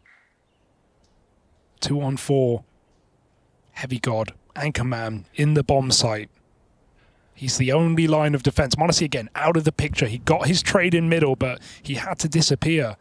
They don't know where Na'Vi are going. Heavy God 1 and 6 would have to go a lot further than that to stop this A push. They pump the brakes until Alexi B gets ready in the connector. Bear in mind, it's Monacy. Isolate on the B bomb site. He can come from short, I suppose, but we'll see if Heavy God can have any sort of impact. He's so far away. Leaning away. And they're looking like that is giving it up. So this one comes to quite a satisfying finish. I mean, for the big fixture, though, this is certainly interesting, isn't it? 7-0 for way. Na'Vi to open up. In a way, it's interesting. First time we've seen this matchup since G2's rework of the roster. Yeah, so last time they played, it was like best of 5 with Nico playing, and G2 won 3-1, I believe, right? Correct. Might not be the same outcome today. Well, you can't win 3-1 in a BO3. So yeah, in more ways than one, it can't. But you could win it 3-1 spiritually if you get like wrecked in this Keep in map. mind, when in that series, what was the one map that Na'Vi won? It was Are you Mirage. asking me? Oh, I'm okay. saying, you know, you could have said, I don't know, tell me. I don't know, tell me. Mirage. So, kind of part of the course. And it was 13-11 for a little Na'Vi. closer Okay, than this. all right. But Henry, Yeah, it's safe to say a tiny bit closer a tiny than this bit, game. but the thing about CS is it's never truly done until it's actually done. There's just no way of knowing for sure if you've won. Anyone could win a round at any point, and G2 could certainly come back in after this tactical timeout. That being said, I'm not buying in. Oh, he's figured it out. Okay, hi Triple H casters. Been loving the casting a lot, as per usual. Thank you very much. May you guys please each say the cringiest thing you can, and the cringiest person wins. God, I don't think that's in my wheelhouse. I don't really say cringe stuff. I'm kind of just a cool, fun guy. Oh, so Henry's already started. That's his. Pretty good. I'm cringing of that. No. I think I'm just very well liked within the scene, and people just think, yeah, that guy's all right. Is this your submission? I can't tell. Pretty much. Yeah. Okay. That's what I went for. Yeah. Hugo, you are the master of cringe in a way. Yeah. At least that's what I tell people. I got nothing off the dome head. Oh, I know. I'm putting you on the spot. Yeah, it's really hard. You're not doing well. No. I'm never cringed, so I couldn't imagine doing it. What the frick kind of a suggestion was that? That's a good one. Okay. You actually did well. Oh, it's horrible. Frick. Frick off. Is Rush here? No. No. He requested not to work on any of the shifts I'm involved with for some reason. Understandable, really. But we are going to be doing the charity boxing match at the end of the year. That's confirmed between Rush and I. He might be me. Okay. He's got the experience. Where? Just from his hometown. Oh, yeah, it is. More Sheffield, right. Oh, bit. That's a huge pickup. Nice return of form, though. That's Snacks AWP. Prominent as ever. Actually, not a bad kill. This is going to be their first. We've got 55 seconds. They're going to try and challenge Snacks once again. Down he goes from the apartments. We have a chance for a couple of kills here. Alexi B, you've been quite good so far. Smokes off towards the window. They're going to fall back from B. Oh, the third mid. He's not ready for the third mid. Alexi has been hitting shots in middle. This time shut down. Mavs pushes the top as well. JL is found. It looks like G2 might be on for their first on the board. Wonderful saving now, of course. How much is that all worth, Hugo? The skin or in-game? Both together. What do you mean? Combine the cost together. 47.50 and then the skin. So that's the Dragon Lore, but if you look closely, It's got stickers. It's got stickers. Reason, I buy power. I'm going to go with numerous tens of thousands of dollars. Okay. I'm going to go. I wonder if you've even gone conservative. I could on be that 50k. number. What's a high Dragon Lore? Is it 100k? I don't know. It might be 50k. I think that is like could be higher or lower. I think it's like 3 or 10 Rolexes. I don't know how much a Rolex is. Cheap Rolex is like 6k. An expensive one is like. Bro, I think it's like 20 bottom of the barrel Rolexes. Okay, yeah. Yeah, mine's like a mid-range one. Okay. You like that? Oh, damn. One day this could be yours, Hugo. Oh, really? I've left it to you in my will. Hand-me-down. Yeah, exactly. You'll be the one taking my watch. Make sure I outlast you. You will. Are you actually wearing a Rolex right now? I'm actually pulling up to the cast in the Rolex. In I this knew neighborhood? it's the big game with Rush around. Cool, yeah. Big game. I had to turn up. I had to show up. It's worth at least 6k. Hey casters, loving the Triple H casting. Everyone's loving it. And the scheduled program, hoping for a close match between Navi and G2. Well, we can't gloss over that. Yeah, we can't control the game. Spending my birthday with you guys, playing some CS, eating some cake. Good vibes. Happy birthday. Who's that from? That's from Duncan. I'm not saying I wouldn't dox his full name. Oh yeah, but Duncan, happy birthday, Duncan. Have a great day. From all of us here at ESL Pro League. It's going to be a good day, I think. Should be a good game at the very least. A double up setup of Snacks. G2 can build off this now. They can get back in this match. They do need Taz timeout. Fielded around. They're going to try and challenge him, though. They know, as I mentioned in the pre-game, bit of a throwback here. The vulnerabilities of the B-bomb side, they're going to try and exploit them. Snacks with the AWP, though. He nailed his shot last time around. He is the top fragger for this G2 roster at this very moment. Alone on the B site. Hunter aggressive on catwalk. Honestly, did eat the Molotov earlier in connector, but he remains in his position. Window smoke coming out. Na'Vi. Alexi. Going again for these entries. He's been at the forefront of this mid-control. It's not just been Imma. Smoke shuts out Monacy. Mavs tried to hang around and only just gets out. Na'Vi established footing in middle, ready for this B split. Oh, Hunter, you're in trouble, my friend. Alexi B has got your number. He knows you're in the ladder room. And it's going to be Snacks going down. Dear. They've pinned Hunter, and the bomb site's being surrounded here. He's dead. Down he goes, and now Monacy, if he can find multiple kills, maybe there's a chance, and that chance is evaporating quickly. As soon as they win the first round, they are going to get resets, and it's going to be Heavy God at least pulling one back, doing damage. But now the objective is to try and survive, which is the objective for all of us in a way. Start of each day, try and stay alive. Try and get that Rolex. Try and get that Rolex if you can. And if it goes wrong... chasing that Rolex right now. Really? That's actually a sick saying. Chasing the Rolex. We're all waking up 9 to 5 chasing that Rolex. Some of us got them, some of us don't. Some of us will get them. Yeah, eventually. Eventually, if they're patient. That's a brutal beat. Apparently, by the way, that all allegedly, this is based on one comment in Twitch chat, so take it with a grain of salt, I think is safe to Not even a pinch, a grain. But 200k. What's that? Dragon Law? For that. That's really? It's kind of ugly. No, what? The stickers. Bro, yeah, but that's just, you do it for the flex, Yeah, you know? it's like, I guess, wearing like loads of diamonds. You know, it doesn't look the greatest, but it's, you know, it's... I suppose you're right. And a diamond grill. What? Yeah, dude, I was thinking about getting one. Yeah, you should. If I pull up to the cast with a lisp and a diamond grill, like, you know I've done well for myself, right? Lispy, for sure. Oh. 8-1 though. I mean, that's the reset round. G2 have one more bike, so they took their one round cleanly. Right, now V are getting diamond grills if they keep this up. Yeah, for real. For real. Going band for band right now against G2.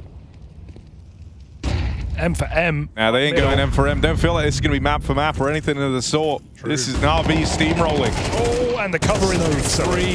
Alexi's just been a beast in middle. What are his opening kill stats right now? He's got another. It's a good question. Got the ball. He is nailing them. He's feeling himself. 3 and 2 on these opening duels. Massive. Just been cracking open rounds. Come on, There's a Heavy kill God. for Heavy God, keeping things interesting. I've commentated a few of his games so far. Yeah. He hasn't really been lighting up the server. Monacy doesn't expect that disrespect. JL just runs knife out into the site. Monacy caught with his knife as well. Now JL has a strong position. These smokes down make this a very uncomfortable round. That could be a good break. Oh, he can't see. It's not deep enough to stop that bomb plant in the open. Wonderful gets it in. You've got to try for this round. You have to give it a go. JL recovers a messy spray.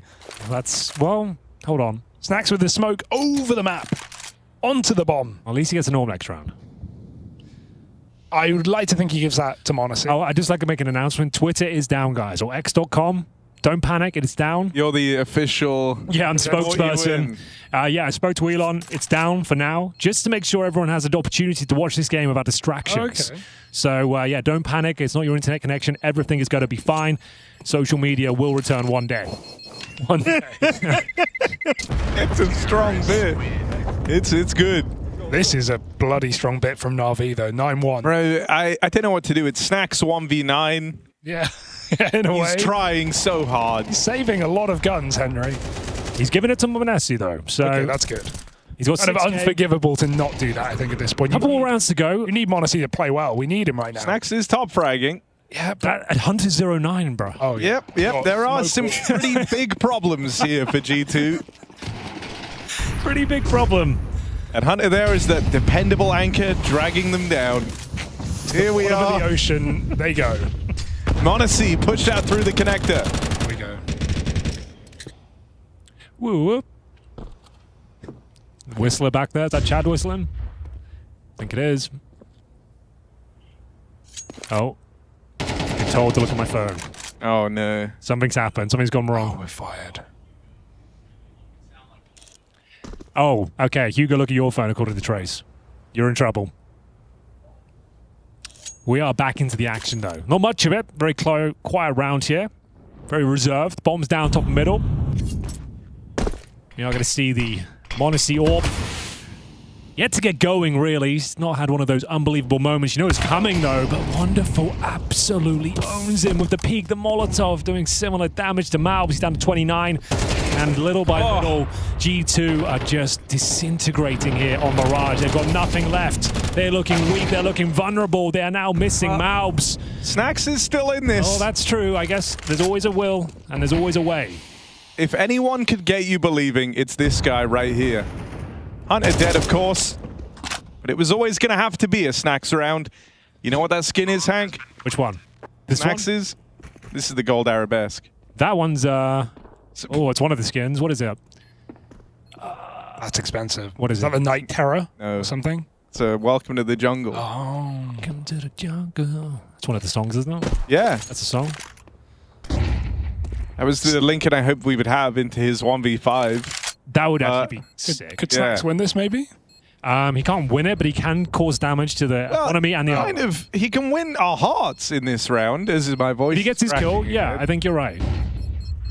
Oh, he tried. Low armor. In a way, you have to respect the attempt more than whether it worked. I'm just having trouble, guys. 0-10 right now. That's part of the course, Hugo. We've all been there. We have all been there. I'm just drawing attention to it. Wonderful's been nailing his shots. Monacy has not really been in the position to do so. Been smoked off a lot. Been caught on awkward timings. Navi hitting nice contact A plays round and about this half. Okay, G2. this is the play he's been waiting for, though. Hugo. Saving all half. Oh, yo, Snacks. This is going to be the highlight. Enough fun and games. Snacks ain't messing around. Auto shotgun primed for the star/captain of G2. Could be the first of EPL this season, I think. We haven't seen any auto shotguns. You don't see many of them, admittedly. But is this the one that saves the day? Saves their bacon? No one really turning up. No one's broken double digits As his yet. turn to the like breaking case of emergency page of the strat book. Dude, it's got to. Now Snacks has. Thinking outside the box. They've been workshopping this for a while. Through the wickets with the AWP is wonderful. They need this one. G2 clambering into the final round of the half. Your shotgun's been deployed. Hunter looking for his first kill of the game. Not what you want to see. Oh man, okay. Navi are really switched on as well. Like that was a wild just deletion of Moneshi. Nice grenade though. But Navi are just too good right now. They are too sharp. Alexi calling them back.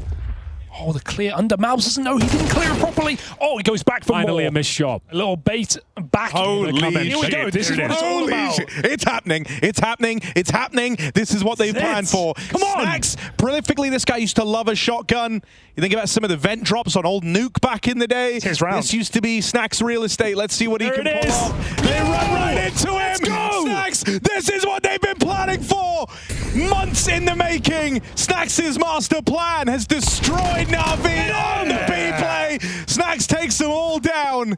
And it's only JL left trying to comprehend the madness that has befallen Navi here. He knows he can't compete. He knows it's done. G2 with a second round.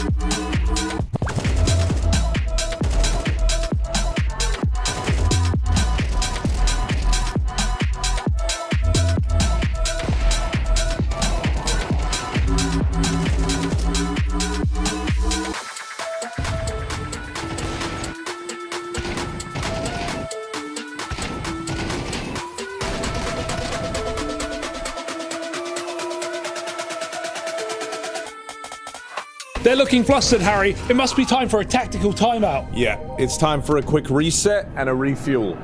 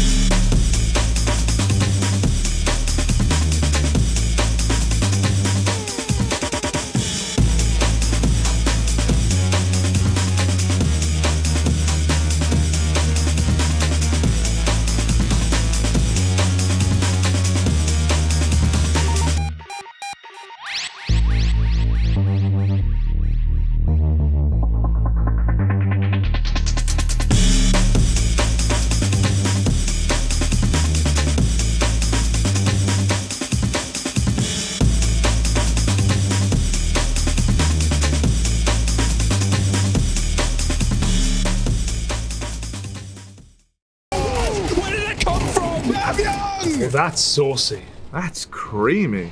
Hey, did somebody call me? No. Give me some of that.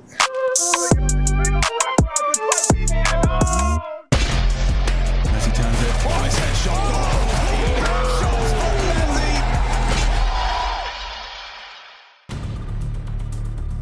Let's go, guys. Let's go. Let's win the last one. Then we win pistol and go one round by round. Let's go. Mongols come back.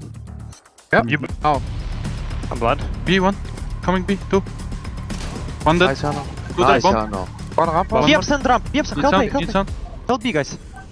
I do PB probably. Yeah. Balcony. Balcony.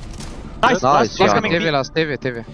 It's the big game, the big fixture, and a huge scoreline for Na'Vi. They go 10-2 as the Hunter was hunted. He goes 0-10 in the first half, but Hugo get the final round courtesy of maybe the best moment of EPL so far. 3K with the auto shotgun, keeps their head above water. Yeah, keeps them in this game, but it's safe to say this is a required pistol round, a demanded pistol round of G2, down 10-2 on the half. It's Na'Vi's go-to map, and they're making it look easy. Bits Julies, I'm a little terrified for G2's fate. Round this corner they go. Wow, what a shot. m0NESY eviscerates the entry. Double kill for G2. Maybe there's a chance here. Taking a lot of space. Last bullet. Wonderful ducking and diving. They don't chase him on the reload, and they live to regret it. He finds Malbs as well. Hunter's on the board. This combo, though. Hunter Snacks up against Wonderful and Alexi B. Tucked away his Snacks. Wonderful is having a bit of a round, though. That's the one issue, right? The only guy that really could stop him is Snacks. And of course, Snacks can.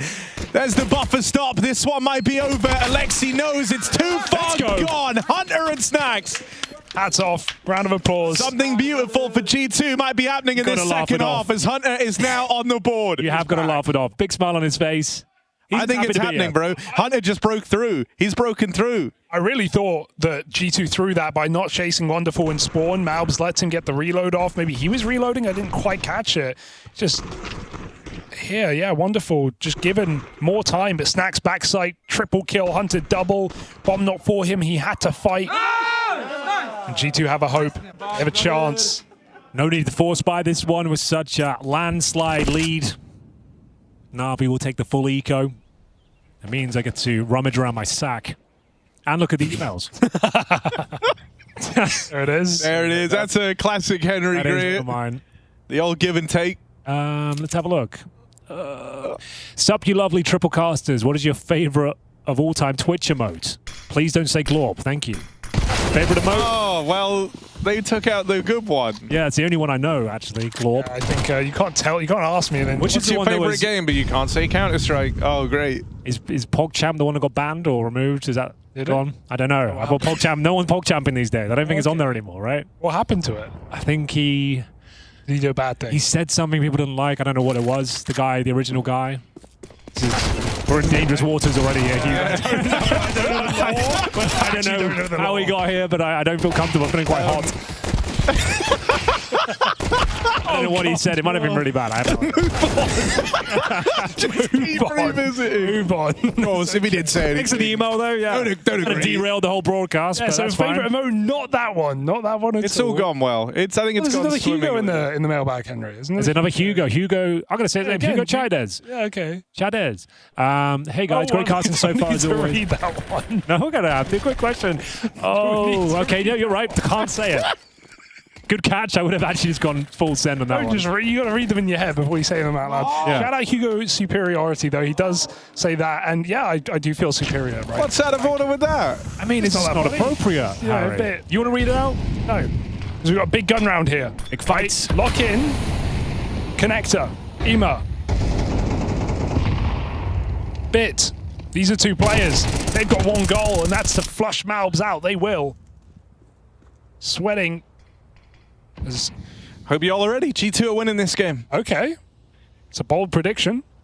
Hunter about to have one hell of a return to form. He had his first couple of kills in this second half, and now he's locked right back in, brimming with confidence as he plays alone with the bomb into the ladder room. You wouldn't be here if you didn't feel confident. That's a really good point. Very profound. Him up. Down range will find Monacy. Oh, bro, he's cooking. He's cooking. Hang on, though. Oh, he's so scared right now. I'm not going to lie, just from that POV. Get the kill hunter. Looks a little scared. Pick it up. Secure it. This could be a clear, though. Onto bit in the sight. Got to be quick with it. And Heavy God's having a mare. He didn't believe in that fight. He's having a mare. He did not believe in that angle at all. Wonderful. Heavy God was supposed to be the next big thing, though, isn't OG? Everyone's talking about it. I've seen some great games from the guy. I guess I haven't watched CS for about 3 months, but there's no. I mean, every game I've commentated at this event, he's just kind of been average. Maybe his bad luck charm in a way. It could be. Yeah, you know what? Maybe it's my fault. It's all you, Henry. I'm bringing bad energy to the room when he's here. He can feel it. He's right next to me. I can see him right there. He's the closest player to me. I'm sucking the life out of him. My bad. Come on, Hunt. This is it. This is the one. Still plenty of Counter-Strike left to be played. Plenty of Counter-Strike left. There is more maps. This is Na'Vi's map pick. Doesn't matter what the scoreline is. A loss is a loss. Let's go, Malbs, leading the charge. Tech9 at the front. Tech9 dead, no one else there to trade him, but he was on a bit of a solo mission. Now, 2 players trying to peek on the bench together. Usually you'd just be going with one. Hunter gets left to this alone. Fake dink. There it is. That's big for Moneshi. Sign him. Oh, no more for Monchi. Well, the spam was actually doing some work here, and Imma forcing the issue, actually sneaking into the smoke, and Heavy God, okay, here we that's go. big, that's big. Starting to show some form now. The next frag could decide the round, and it's a jumping Galil kill from Hunter. They take the man advantage. It was slipping away. Wonderful missed shot. And I feel like Alexi B's going down here. No, apparently he still survives. Back to a 2-on-2. And they've got him trapped in. He's got the bomb on short, but they're both in the A site. That's actually a very good point. You have to make a lot of noise so you can get in a position where you can pick it up. That smoke is disastrous for Hunter, and Heavy God here. Wonderful using that smoke to just find himself a more advantageous angle. Heavy God seems to be aware of it, though. My God, is he ever. He's back.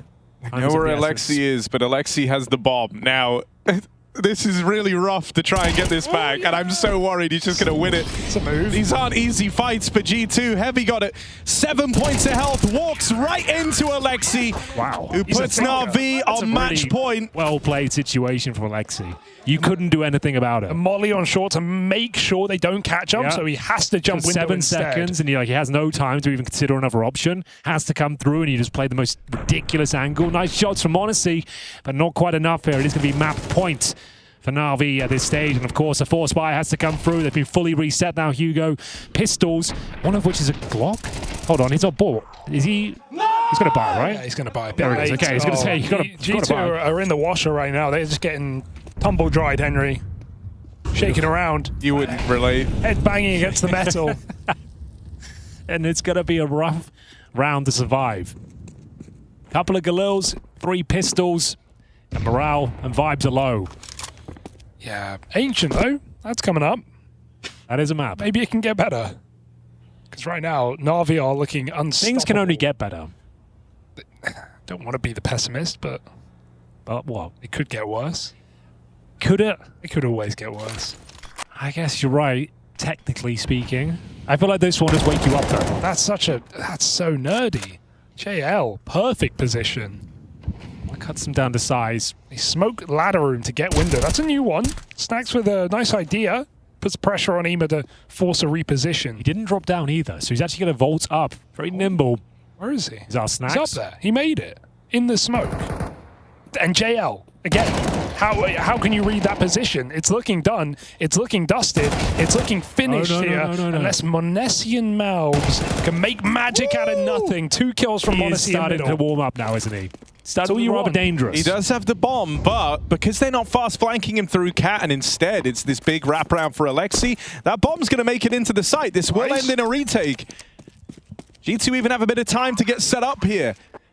They've got another rifle to work with as well. Alexi B coming in for the ramp. Alexi flanks are pretty common, right? Like, whenever he is alive in these retakes, it's something you have to consider after enough time. So he's letting Wonderful take first contact. Monacy, though, this is the play. This is the moment. If he gets this kill, which he's probably going to get. Oh, not quite now, Malbs. Galil in hand. Kits are available. It's on Alexi B, though. And time is of the essence. It's ticking a rather fast pace. A nice little chip of damage. Ooh. Going for the gun, that's crazy, but yeah. Wasted enough time off the clock. They try to pressure him, and Malbs feasts. Love that. Quick little 1v2 for Malbs MD. Didn't feel like they went for the bomb there. Didn't feel like they went for the objective. Oh, but now they've got a eco. This could now be. It's got overtime written all over. Critical of everyone tonight. You know, I think this is fine. Na'Vi, 7 rounds. Na'Vi letting G2 have a way back in. That's what it's all about. The warm-up rounds, they're big. You know, getting a couple of kills near the end of the game to feel like you're truly in it. Thanks to reverse it. I got this long cable, so I'm going to be walking around the studio while commentating. Making the most of it. Just stay away from Heavy Gold, would you? I will. Or his own sake. Him and I got some history. Got some beef. Bit of beef. And what's the play here? We've gone for the force buy. They just want to end it, Henry. I don't think this is the way to do it, but would love to be proven wrong. Wonderful scout. 4 pistols. G2 navigating their way through the map. Using the buddy system. Everyone together with a friend.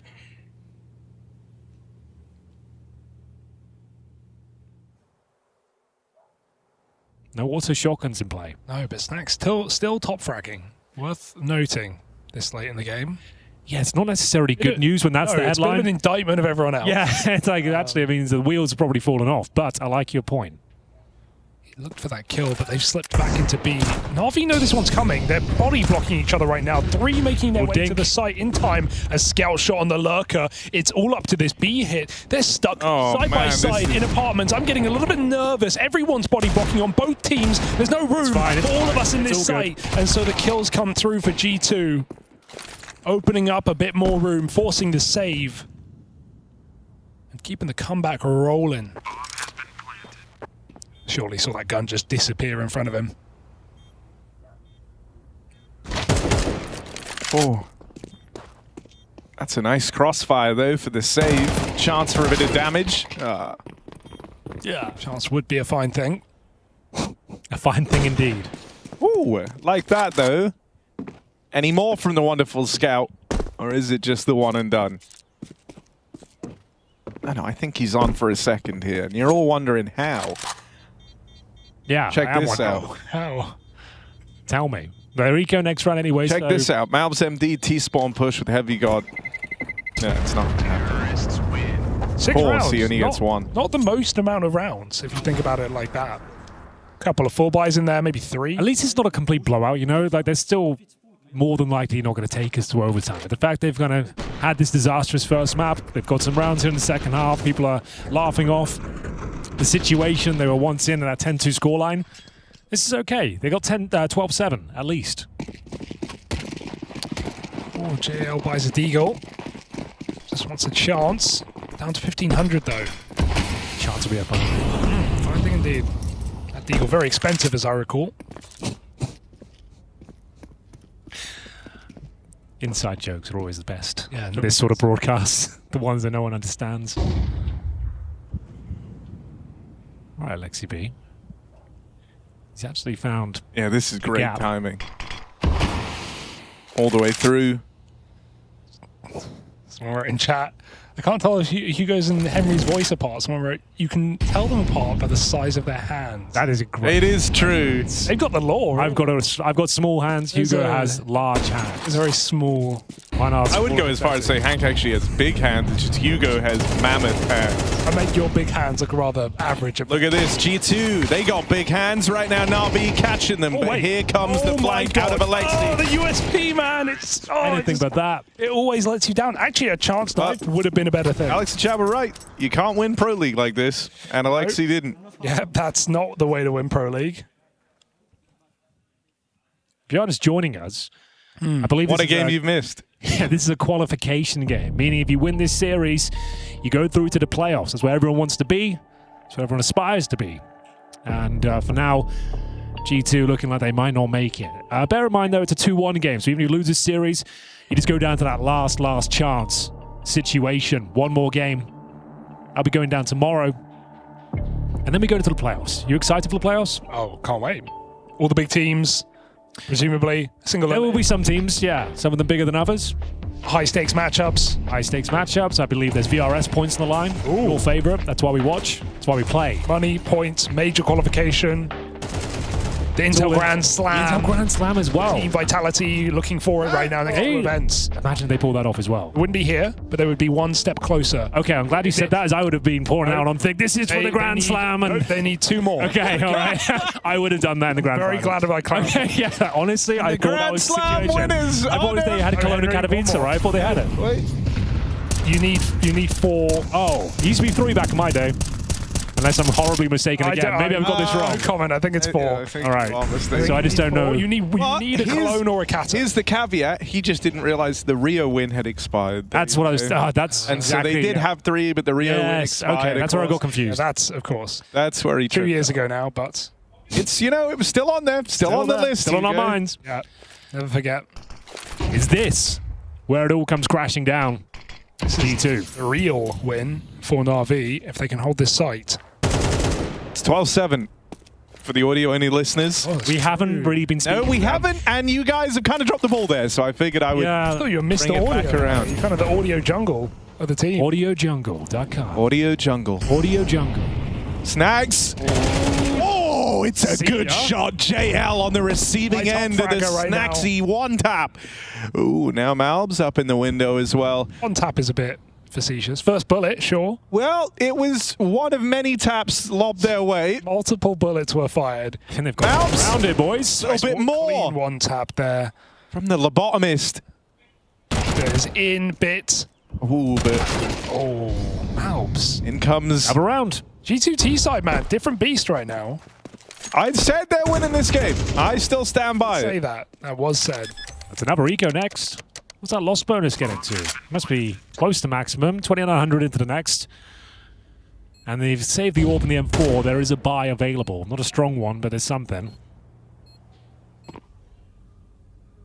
These games close up quick, man. MR12. I don't know if I love it for that reason. I feel like it's... Yeah, it's way too fickle. Couple of gun rounds, you're back in. Back in my day, you had to earn it. When was your day exactly? Couple of years ago, I guess. A couple of years ago, that's when you peaked? Yeah. All downhill from here. Could be. Oh, you two are freaking me out, man. It is similar. Like, I just wasn't only audio-only listener. Well, I guess for context, we do have a similar voice, and we're also from the same county in the United Kingdom of Oxfordshire. And have the same And we have quite parents. neutral English accents, so yeah. It can happen, it can be confusing. Only one of you got a Rolex, though. That's true. Honestly a good point. For now. now, Henry. Give it a couple of years. I'm coming for it. You better put that in your will now. I feel like It's in there. G2. Okay. This would be the Rolex of comebacks, in a way. That's true. I'd them a Rolex if they win this map. Okay, that's insane. All of them, each of them, Yeah. one Rolex. Oh no, just Oh, for the last Taz. two, Just for yeah, the Taz. last Let's get Taz a Rolex. Taz Kind is earning that his Rolex, victory. baby. Let's go. So I feel like No one that's else. only fair. Rolex for Taz if G2 pull this off. Okay, lock it in. Killing That's the what's team on the now. line. Let's go. That's so Great good. meme. All right, we didn't force buy though. Just a note, just go back to some normality here. We saved the AWP. Alexi B with the M4. Still winnable. Always winnable. Bit of damage for Bit. Drops in under. Monacy gets a pick. Rotator coming in ahead of the smoke. JL, some spicy deagle shots perhaps, but that smoke isn't really doing him favors. I guess they have to move through it. JL, they suddenly appear out of nowhere. Through the mist comes Alexi B, blinded off. JL connects one, but Monacy is putting on a show. That's it. Another one is on the board. All of a sudden, this is quite a close game. Doesn't feel comfy for Na'Vi. Wonderful sticking around. 2 gun rounds will do it.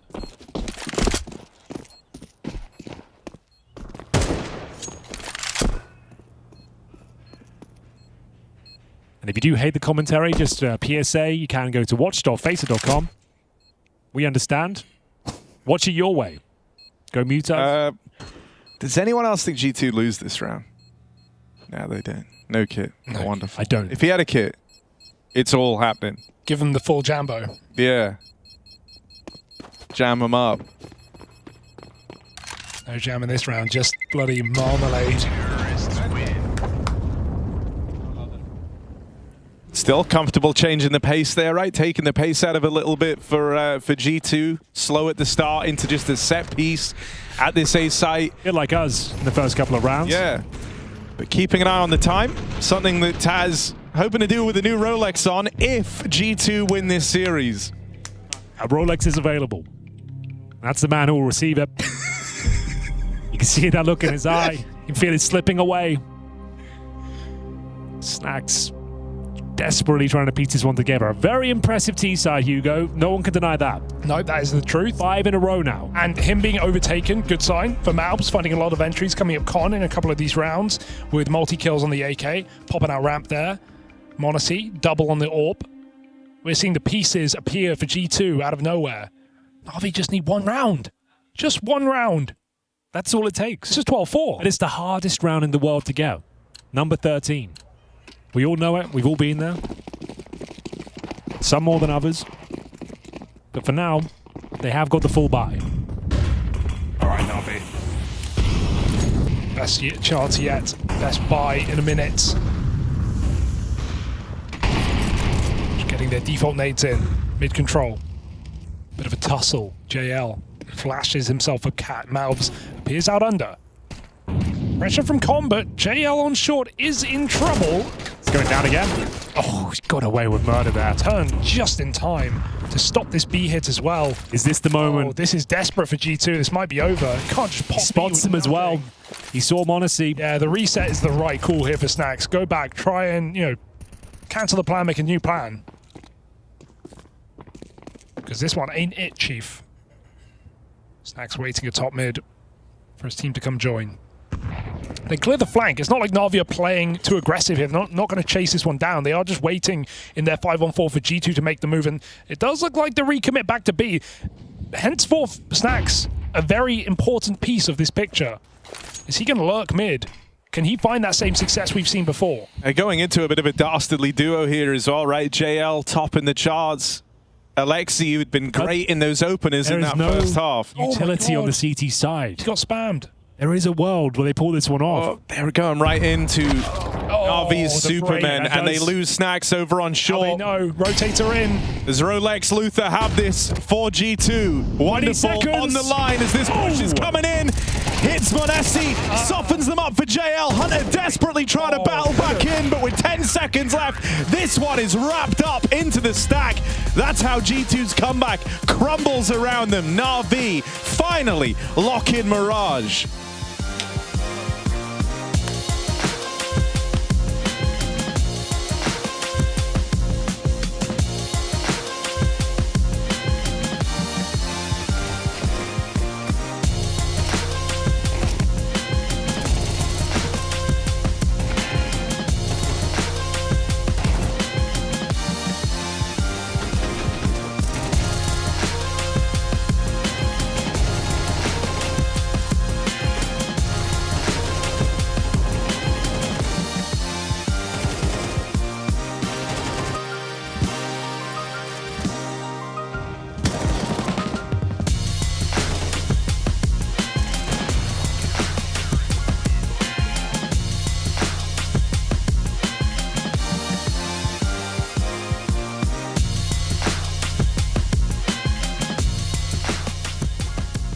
Вдвоем играем. Здесь смог трамп. Окей, fight mid will be. I'm flashing. Out short. Short still. Two short. One more short. Подожди, будет смог. Завис? To the short. I jumped middle. Okay. Be there. They smoke palace. Wait. And A player. Window. I left. Fast fashion close. Never mind. Okay, fuck this. Nice, let's go guys. Good interest. I am with Delia. How is the base situation? All good, Jano, yeah? We need Elfman. 100%. He know about you, yeah? He doesn't know when I know. He doesn't know I know. To push or something? Yeah, I want to push B. Don't re-smoke on. Don't re-smoke on. I'm pick deeper. Yeah. I'm just holding aim out. I'm playing con. I have the... They're doing us up in mid, guys. We are pushing B, guys. We are 3B, okay? Yeah. He's B, Jano. A player. Nice, B, Jano, you got him. Nice. One more BB. One more B. Yeah. But they don't commit on B yet. I have boxes though. Come to me. That. Nice, soon. I'm gonna push up better. You understand me? Don't push, no. Just stay. Nikita, fall back. Nice. Careful under or something. Pass together. 3, 2, 1. Nice, Nice. Hey, the IP worked, brother. Welcome back, brother.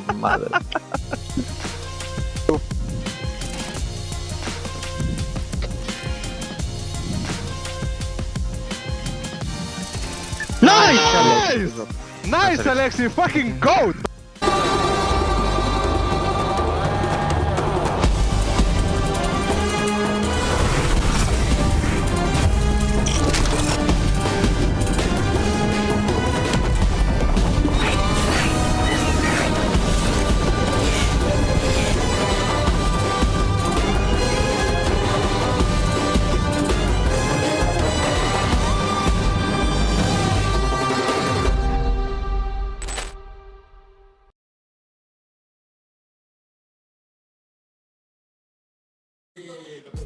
All right, it's that time for Pain Gaming, unfortunately. How's it going, Big Azera?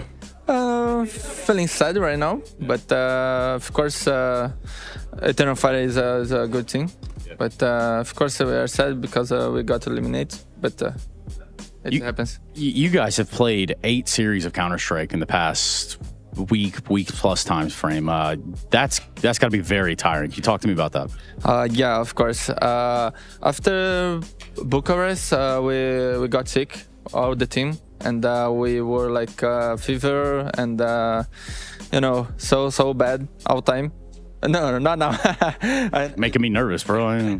Bro, now we're good, but when we come here in this tournament, we all were super sick, and was not good for us because we lost some confidence because you know, if we are sick, we are not playing too much, we are not thinking well, and this kind of thing. So the confidence was like way down, and this kind of thing. So well, it's not only a distraction to be sick, but it's also exhausting. You know, that alone, on top of the Counter-Strike, on top of everything else, it's a taxing on the body. Yeah, mentally talking, it was super tired, like exhausting, and these kind of things.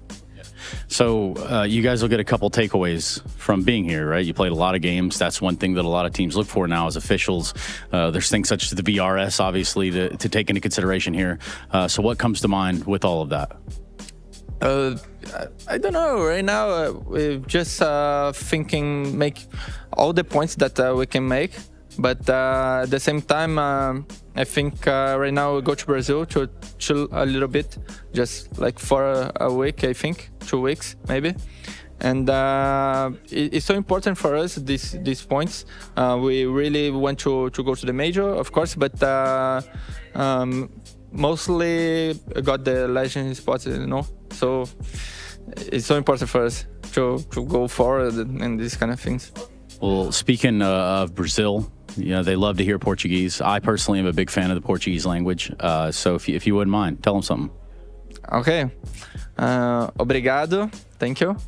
And I love you all. Thank you for the support. And muito obrigado pelo suporte de sempre. E amo vocês. Yeah, I just translate the... you said thank you a couple times in there. I know what obrigado means. Obrigado, obrigado. Right now, not bad words, you know? Because sometimes when we are screaming, just bad words, but not right now. Well, if I've got you for just a second, let me ask that then. The yelling back and forth. For Brazilians, notoriously, this has been something that you guys have built games on. You've won series on this alone, I'd say, sometimes. Tell me about that environment for you guys. Is it fun? Yeah, of course.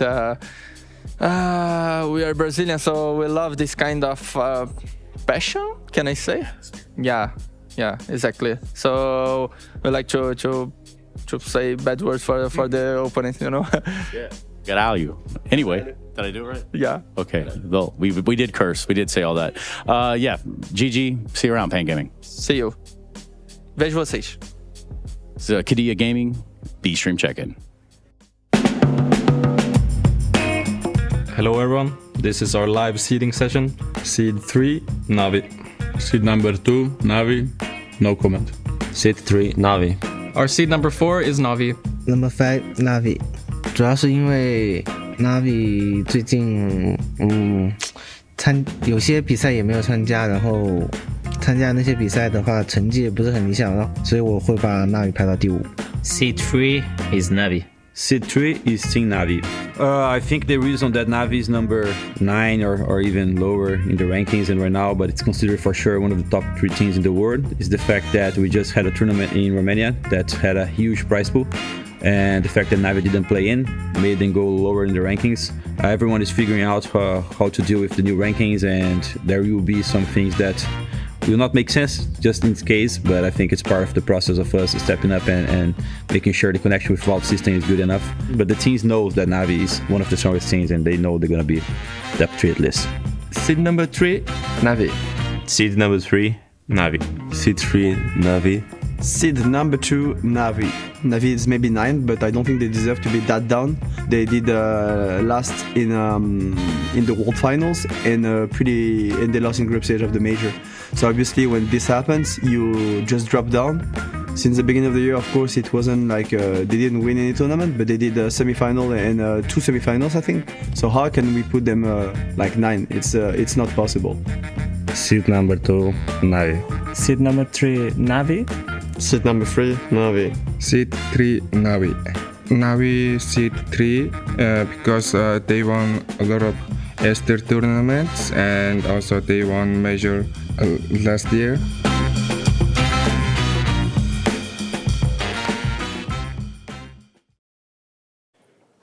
Navi set to clash with G2. We're going to try to catch up with some Navi players here. Perhaps even JL has some words for us, or better yet, how JL's feeling today. We'll never know. Mr. JL, sir, Mr. JL, what are you looking at? I actually was just checking my inventory, sorry. Oh, okay, cool. Well, you're getting ready for today's match, obviously. Changing my loadout. Well, let's talk about some of your fit, man. What do you got going on here? Tell me about, this is like a drip check. So what do you got going on? All right, so first of all, start from the bottom down. So Connie, very nice. Oof. 400,000. Oh, okay. Yeah, dollars, US dollars. Bet, okay. So like 350K in euro. And then we have this fit, the pants, made in Ukraine. We don't have a brand, we made it ourselves. Are those short pants as well? These unzip? Yeah, you can unzip. Wait, let me show you the feature. Here. Can you believe that? Right. Censor the leg, please. Oh my God, censor the leg. Yeah, that's a little too revealing for Twitch. Wow, that's dope. Okay, what else you got going on? Jersey, also made in Ukraine. It actually says here on the label. Available at shop.navi. Shop.navi.gg. Yeah, that's the... Yeah, I had to look too. I ain't gonna lie to you. Now, what do you carry your gear in here? Because I see a lot of cool bags in and out, and I just want to see yours. We used to have a backpack, but now we don't, so we have this. My man. Now that's something special. Look at that. Oh, okay. It's a CS2 major pin from Copenhagen. Yeah, so I got this off the market, like 25 euros. And yeah. So all your gear just fits into that and you're just ready to go? Yeah, it's only a mouse pad, keyboard, mouse. That's it. In-ears as well. So you don't check that, obviously. No, never. Yeah. Never. Smart move. Well, you have to check it out today because you got G2 situated in front of you. Navi v G2. Tell me about this matchup, JL. It's an iconic match. It's the first time we faced them in 2025. We faced them 10 times in 2024, but now it's our first time and we're like a few months in. So they've got a new lineup. They're playing well. I think the Weeder went very well for us. Not to jump... You can. Yeah, go ahead. Let's talk about it. Yeah, not to jump too far, but I feel like it favors us a little bit. And yeah, now that we play 7 maps, it's really good for us. We can ban the opponent's best map. And we can play on a map maybe they didn't prepare for, they're not ready for. So yeah, this was what FaZe was doing to us in 2024. I hated it. They could afford not banning Vertigo, even though they were banning in against other teams that actually played it. But they had some knowledge on the Vertigo, and they could just float it against us. So they always had the chance to ban our best map. That pissed us off so hard. And rightfully so. It would piss me off too. Yesterday you guys played Train. How was that? First official, 100% win rate in Train overall, 16-14. Actually, I feel like we played really terrible. We didn't play any of our stuff. I don't know, we got shackled a little bit. And yeah, but we won. That's good. So you kind of gambled that in the picking phase of the bans and the vetoes and the process towards Pain. Would you guys try that today against, say, a G2? Yeah, we did. Okay, what are the maps? We banned Dust 2, one of their worst maps, maybe their best map. We picked Mirage. They picked Ancient. And the decider map is the OG iconic map that you always play in a decider, and that is Inferno, sorry. Yeah. And yeah, I'm not happy about that, so we hope we're closing 2-0 fashion. Yeah, well, I hope the best for you and your crew, man. Thanks for spending some time with us. Thank you. That's Navi taking G2. Hey guys, welcome to live seeding sessions. Seed 8, G2 Esports. I mean, you also have to look at the teams that are above them. I think it is hard for me to make an argument that, you know, G2 could be above Falcons or Mongols. And I mean, it's not like they're a bad team. I just think there's a lot of teams that are in similar or if not better form than them, and the ranking is very close. Seed 6, G2 Esports. Seed 4, G2 Esports. 5th seed, G2 Esports. Seed number 5, G2 Esports. Seed number 4, G2 Esports. Putting G2 as number 4 seed, I think they're always a competitive team. They're always going to be dangerous to play and always going to be a tough opponent. Between 6th and 4th, it's pretty hard to rank these teams. So it was not easy to choose, if I say so, but a lot of good players in that team, so that way we choose them pretty high. Seed number 7, G2 Esports. Seed number 4, G2 Esports. Seed number 8, G2 Esports. Seed number 6, G2 Esports. That's a good question. Why did we choose G2 as 6? They have 2 under their name. They should be number 2 at least. Seed number 6, G2 Esports. Seed number 4, G2 Esports. Number 6, G2 Esports. Seed number 4, G2 Esports.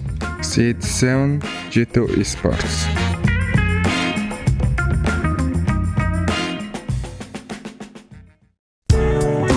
See what Twitter's saying today.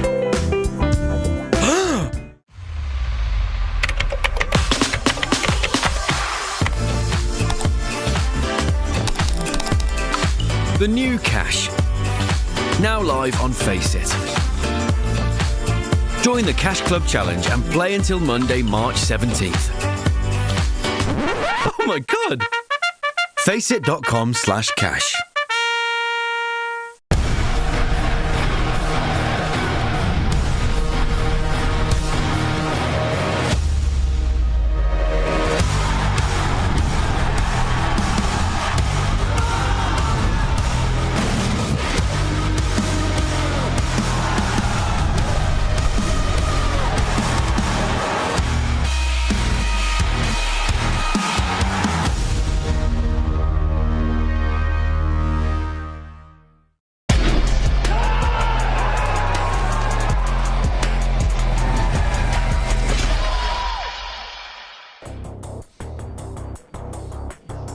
It's all to play for in this playoff qualification match between G2 and Na'Vi. A map in the pocket for Natus Vincia. They steal away Mirage. We now go to Ancient. The numbers haven't been good for G2. Will the result be any different, Chad? G2, ladies and gents. Everyone's favorite Counter-Strike team. Yeah. Sort of people would think their stream had stopped working for a second there, like it had frozen, or maybe the audio glitched, or something along those lines. How many people would you allow in your team huddle? Like, what elements of your team would be in the... So you got the 5 players and the coach. The water boy, Who else obviously. do you have? Do you have the analyst? Yep. Surely. Do you have the manager? Yep. Yeah. Really? He would lift the trophy for me. Oh, like On Jack, the stage. the owner. That's the owner. Oh, Jack. the owner. Jack. Yeah, I would want the owner in the huddle. Social media people for sure in there. Well, they're filming. Shuttle drivers. Psychologists. Oh, that. Yeah. In the huddle. Yeah. Kinger in there as well. Oh, that's our huddle. Everyone. Some hype men. Yeah. Well, surely some Mascots. people we just... Mascot in the Benched huddle. players just in case they have to sub in. Okay. Oh, that's I want a damn big exciting. huddle. Twitch chat, obviously. They're Also, welcome. look, as we head into this one, it's a big night right now. This is kind of the big fixture game. Sure, Monday map fight one night. was... Yeah, exactly, right? This is the one we were holding out for. It's also the 10-year anniversary of one of Counter-Strike's best videos. The We Are Fnatic masterpiece. Oh, wow. Every gravedigger dies. Remember that. You do well to. When you're gone, who's going to bury your body? Be execute. Couple of flashes. All clear of the smoke, but they're in. Oh, body block is fine. They get the plant, they get the space. Flash to push cave. It's a bit delayed, but oh my god. Just about under the rug for G2. Swept. They're back.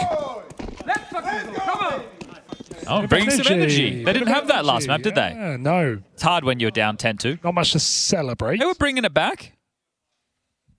Yeah. They were bringing it back. It started... Wait, we were watching the same game, right? Yeah. I think you guys more intently than I. They were bringing it back hard, Chad. As opposed to bringing it back soft. And no one wants it brought back soft, unless it's ice cream, in which case, maybe it's preferable. You prefer soft serve? Yeah. What? No, I'm just curious. I'm just curious. Have you guys checked in with that boy today? Who? Rushley. Oh, yeah. Hello? Oh, what? He's on our shift. Rush said, tried to speak to him earlier. Don't tell the other commentators. But Rush really likes being on our shift. Oh. So he's been following Henry us. tried to, or did you try and call? Henry said I called him in. Henry said that he wasn't allowed. Yeah, I to. think I heard about that. Jay told me, but Jay was yapping, so I didn't hear I didn't anything. hear him, okay. I apologize for that. Hey, Rush, what's that weeb shit at the end of your name, bruh? You don't like it? I might do something very illegal here. I'm looking at MC. I'm going to press tab. Uh-oh. This is very illegal. Do it. Wait, let me see. It's You allowed to? looking... You do it? After that, Come on, show leave the us in pings. just for a little bit at the end. Okay, wait. Here we go. Here we some, go. weeps. Kills taking place. Snacks. Oh, not a good mode down. It's getting expensive. Heavy got. On Rush. There you go. Okay, look. You see? Oh, look at the bottom. Yeah, you we can just see it. Yeah, see, that's what I was Little talking love about. heart. That little weeb Zero stuff right ping. there. You like it? Hey, look, show us the trophies as well the players have. Going to click through them, report someone maybe. That's a good bit. That is a good bit. Or Heavy God doesn't have a trophy. He's the only one in the server the who Howling doesn't Alpha have chat. a trophy. Dude, I would Danger crumble under that. I'd be looking at all the trophies, and I'm like sitting there with my, what's that? It's the Bravo. No, it's the Howl pin. All right, mid-harass nades. Oh, not about harass. They're about out and about Hunter. Cop some nade to slow, but they've got the mid-control. Donut smoke to help facilitate. Actually, I think they're going to press the issue. A molly to the back of Donut. Snacks wants to underarm the flash and go. Jumping in with the MP5 and jumping in with the MP5. It's not gone well for him, which is strange because usually jumping with that MP5 is good. Good pressure across the map. Oh, caught in transition. Emma's had a big round already. 2 kills. 2 early incisions. Heavy God, however, got the sound cue, gets the space. Might be a freebie. Free as you like. No trophy next to his name, but 5-finger discount.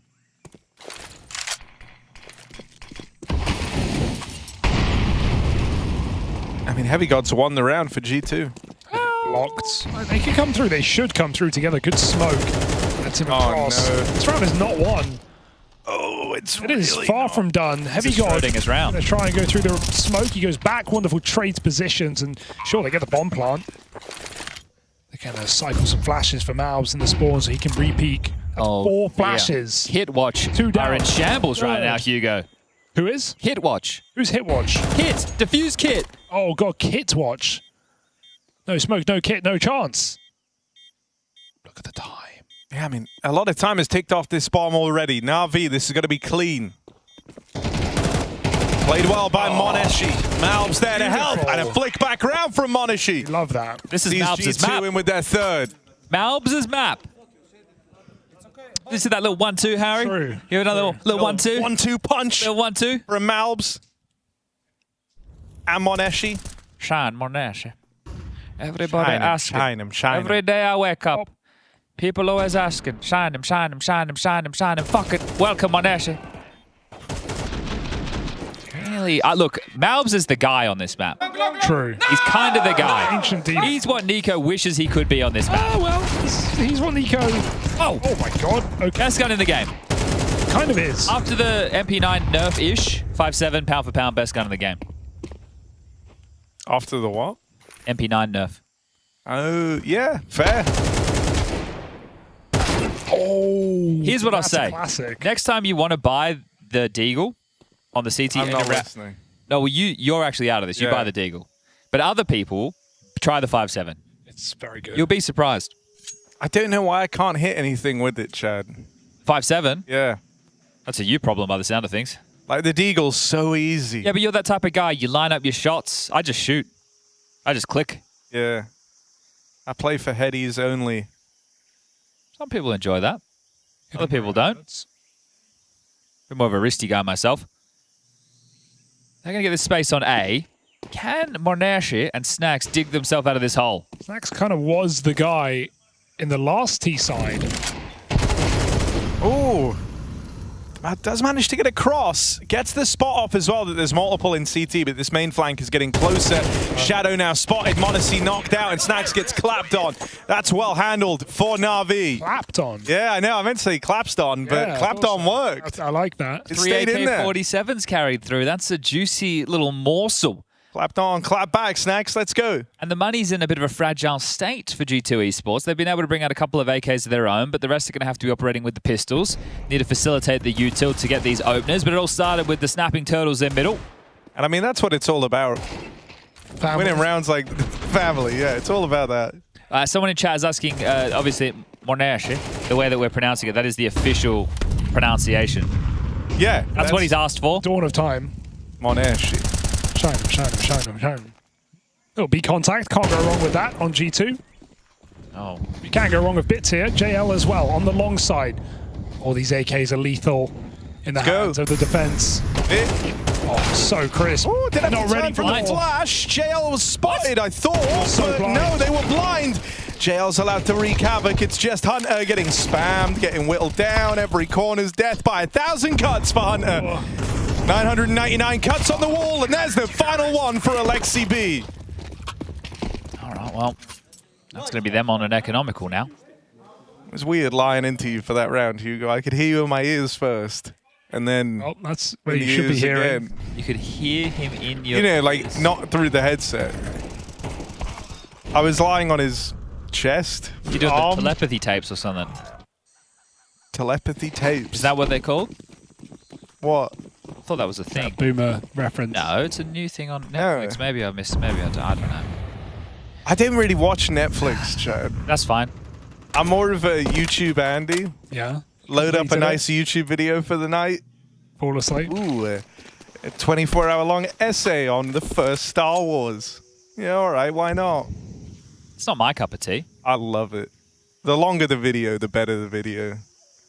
What do you reckon Snacks is saying in this eco timeout? Well, right now, he's saying nothing. Okay, who's talking? Oh, he's talking. Oh, hang on, he talking. just said...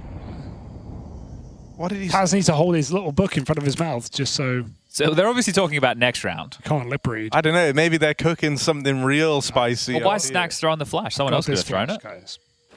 That's what he was saying. He was saying, drop me flash. I'm flashing you B lane. It'll be a good one.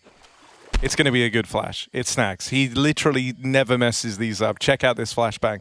Best flash you've ever seen. Snacks with the lineup. Let's go, Snacks. Ooh. Come on, hang on, hang on. Ooh. They're out. I don't need it. Yeah, it's all good. It's for later. Now it's the best flash you've ever seen. Oh. Check out this flash. Okay.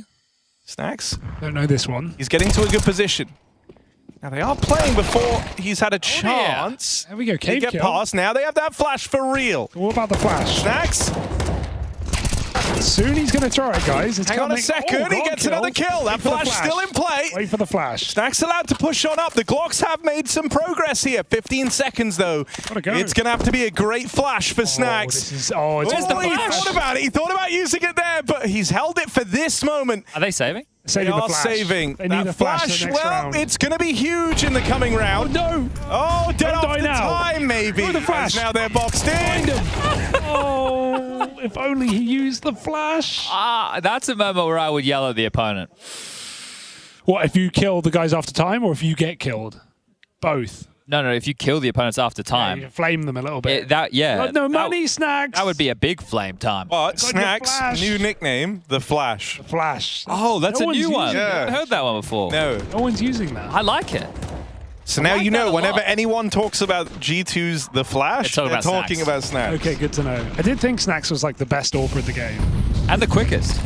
True. All right, self-clear, flash Oh, who threw it? The Flash. Haha. Well, Malbs is out thanks to the flash. But they're out of utility already. Just a molly and a smoke to their name. This one ain't looking good. Yeah.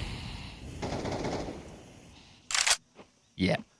You need more nades. You do, because how do you force the fight? Oh, that's a good way to do it.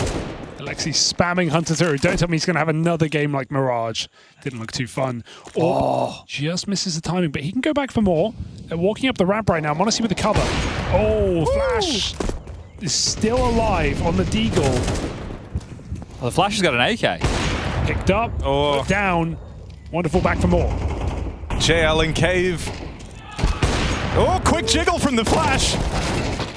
Malbs battling back. The Doctor's in. The Flash alongside him as they try to get a handle back over this round, but it might be too far gone. As good as this guy is, Snacks will get whittled down. Flash in the pan. Nice. Alexi gets 2 kills in that round, both wall banks. Oh, I wanted more.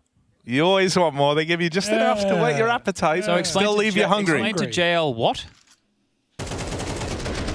What are we explaining to JL? Don't know. What would you want to explain to JL if you could? How he wants him to play on the B-bomb site. Maybe that's what I'm trying to theorize what it is. Was he talking to Bit? Like, wait. Got nothing. Story of my life. Well, the Flash with a Tech 9 and Kevlar. But a couple of flashes. Honestly with 1, Hunter with 2. Util over towards B. They're going to pop through cave into Mr. Alexi B. Yeah, and Alexi, this is a good spot for him. Malbs able to get that trade at least. The Flash dead first, and the farm continues. Monacy left up in this all alone, but Monacy is far from shining as he's extinguished by Bit. What a turnaround. And I was going to say... all off of an eco round, or a partial upgrade round. Okay, another potential nickname here. Okay, I'm listening. For when the team's feeling a little bit cold. You know how Malbs can be that guy to like uplift them a bit and like bring them back, and he can add the heat, but he's also precious cargo. So I think we call him Baby Coat. Like... Baby Coat. It's just as close as I can. Okay. What you're doing, yeah, okay. Yeah. I think the lobotomist probably sticks a little bit more. Yeah. He didn't love it. He didn't, but also... He doesn't get a choice, really. Yeah, because the nickname sticks or it doesn't. But the Doctor's fine. I don't think he knew what he meant. I think the Doctor itself is fine. Trace didn't nail the explanation. He didn't. And he called him the wrong name anyway. Yes. That's true. But I think we just called him the Doctor. We'll make it stick. The Doctor, that's all good. You can have more than one name. Is there any other Doctors? There's the Professor.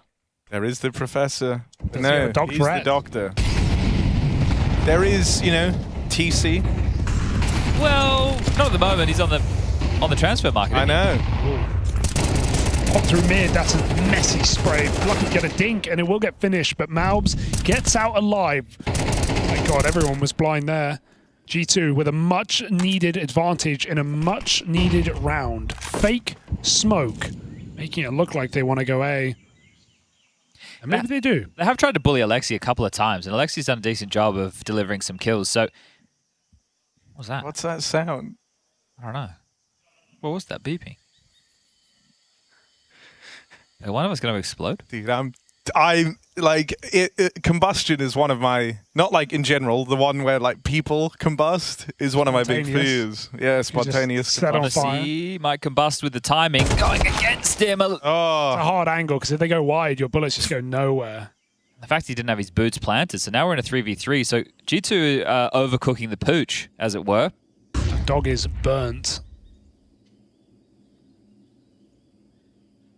Heavy guard. Oh, the timing is Crosshairs in the wrong place, but he recovers well. Alexi doesn't commit. Pays the price with his life. 2v3. So go back to A. JL's in donut. Wonderful on B with the AWP. Wonderful could just kill this back. Oh no, misses the timing. Lobotomized, bitch. He played very late. Wait, why are they leaving? They think he's B. They think he's B. They could lose this round right now. JL catches him in the air in middle. He's dropped Overcooked. You could take it out of the oven, but there's nothing left. I can't quite piece that one together. They thought he was B. I can't quite piece that one together. It is JL. Together. Is that a scoreboard moment? It must be. There must be attempting to nameplate in that situation, and they've just gone knife out directly into the lion's den. Oh, there's lions in there, Chad. Oh, and he's had them for breakfast. Look at this. Easy as you like. You're not getting easier kills than that. Not, you know, it's a desperate swing from Malbs as well. For sure, but like, it's not easy for JL. He'll take it. He'll bloody take it. You thought them out. Oh, they're in B. They're more than in B. Oh, but JL with another monster mowdown. Back. 2 quick kills. And Na'Vi prime for this retake. JL destroying G2. Oh, they run into Alexi, and he will finish off the rest, but it's all about JL. I love watching this guy play. Daylight robbery of a round in the one prior, a 3K mowdown on the B play in the next. JL not messing around. Na'Vi moving ever closer to those playoffs. Chewing them up, spitting them out. They had a chance. So the 2 rounds that G2 have lost that stick out, 5-7s, 1v3. 7-3 is the score. Audio-only listeners. Those, as audio-only listeners, I would recommend that you go and visually watch at some point because they might make your eyes bleed. Nice. I can hear you in the background there, Eric. Bit of a shout. That's crazy, dude. That would annoy me so much if I was playing. Or if I was trying to watch. Especially. And I'm just talking away. It's a bit of trouble here. Yeah, but no, Alexi Not has just saved his life. Wave it off. Is this going to be 2 quick maps? Yeah, it's feeling like hope for more of a fight. I feel like G2 are going to like get rolled, then give us another fake comeback, and then get rolled again. And I'm really worried about that. I will say it's reassuring to see Na'Vi play this well. Do you feel like all their players came in switched on? Wonderful start of this series, super strong. JL had a good map last time around. Alexi was getting all those mid-entries. Like, this felt like a very hard Na'Vi to stop, and it's going to get harder. Ooh, that could have been a huge opener for G2, but instead... Maybe he saw him. Albs is dead over in middle. The other 2 walk into a rough spot. Heavy God caught fighting. Taz taking notes. JL no longer the B player. You just write down JLA question mark.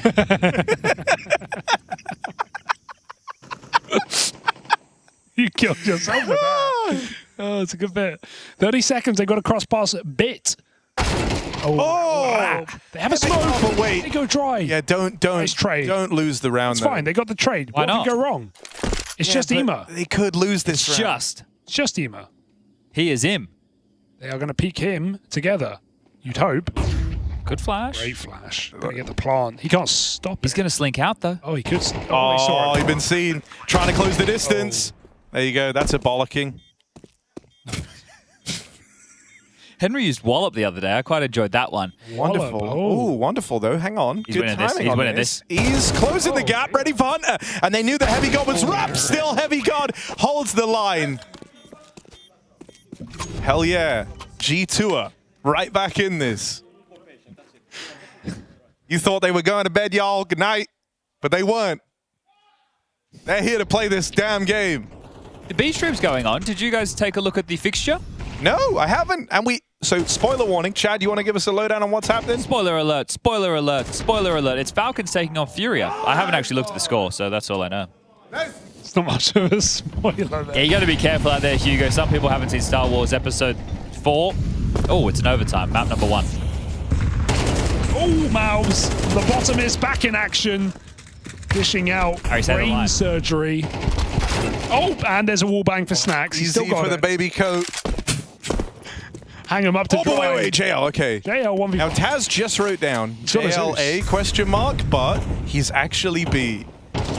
He was A, though. Taz had a point. Oh, and that's how we end it. To G2. be or not to be, Hugo? They're looking for a late game recovery. They're looking for a third map. They're going to have to do it on the CT side.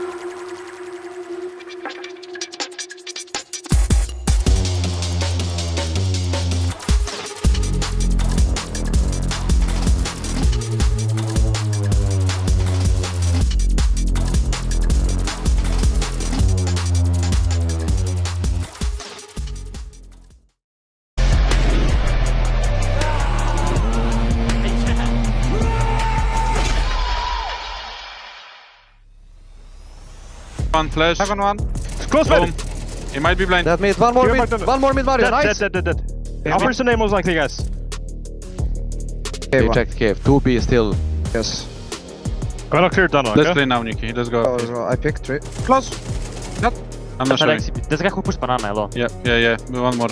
Let's wait for Mario now a little bit to play. I'm gonna play window.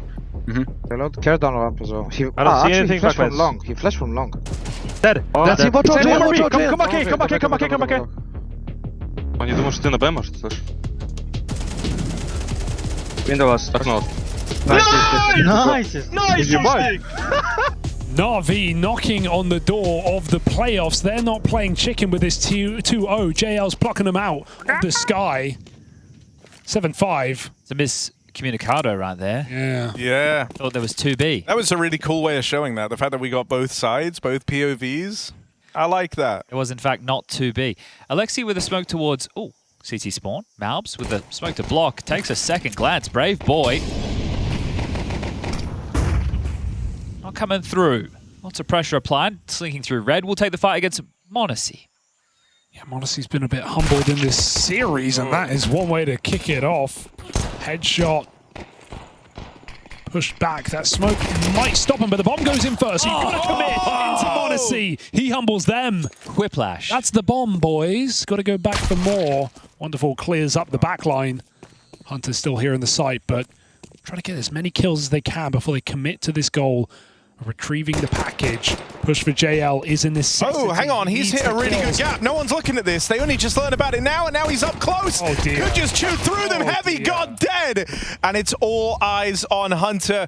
Moving in silence through the back line as he looks for this 1v2. Starts to pick up the pace now. At least stops them from planting that bomb. For the time being, Na'Vi still feeling a bit of pressure here as that bomb isn't planted. Hunter starting to reroute. Is he going to completely change his mind on this all the way in through middle?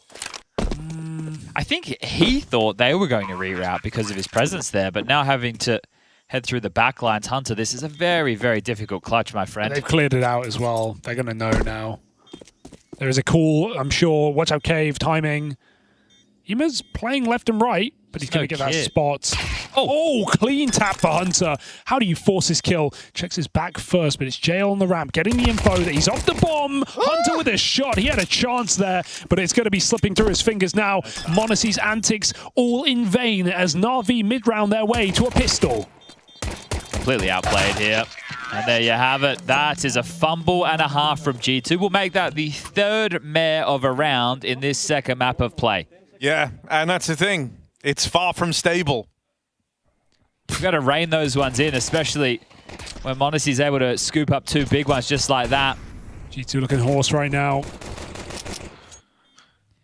Well, hey, not a lot you can do about it. Maybe the bomb plant.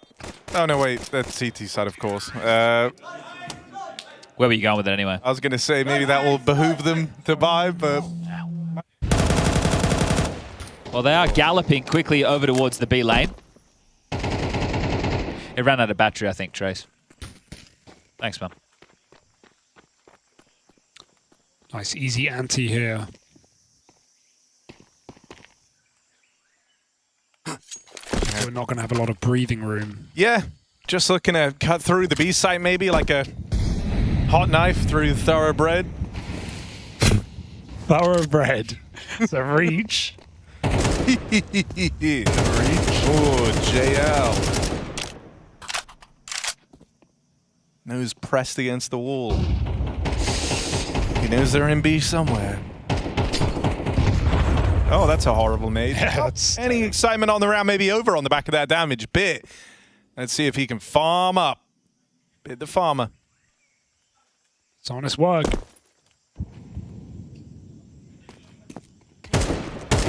JL. I think he deserves them. He's earned a couple of freebies in this game. It's just so difficult on the USP, as we've learned in this series. There's been a lot of those flanks, backstabs that have netted nothing. This position is easy. 9-5. 5 alive. Business. I mean, this would be a very quick sprint into the playoffs for Na'Vi. Looking for a convincing win over G2 here. And, you know, we can all say that Mirage got closer, but the comeback purely cosmetic from G2 in nature, right? It was a 10-2 first half, so dominant. Just feel like in Na'Vi's favor. I actually think they kind of let G2 in to a degree at first.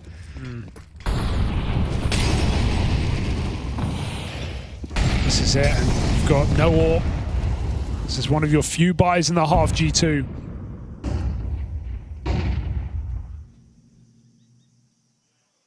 RV just keeping it simple, getting the utility, and G2 make a move. I like the aggression, but it's tempered by the peek from Ima. He spots him, and Na'Vi just jump. They say, hey, 2 are pushed A. We've got a bit of room here. Let's take it right now. JL is looking brutal.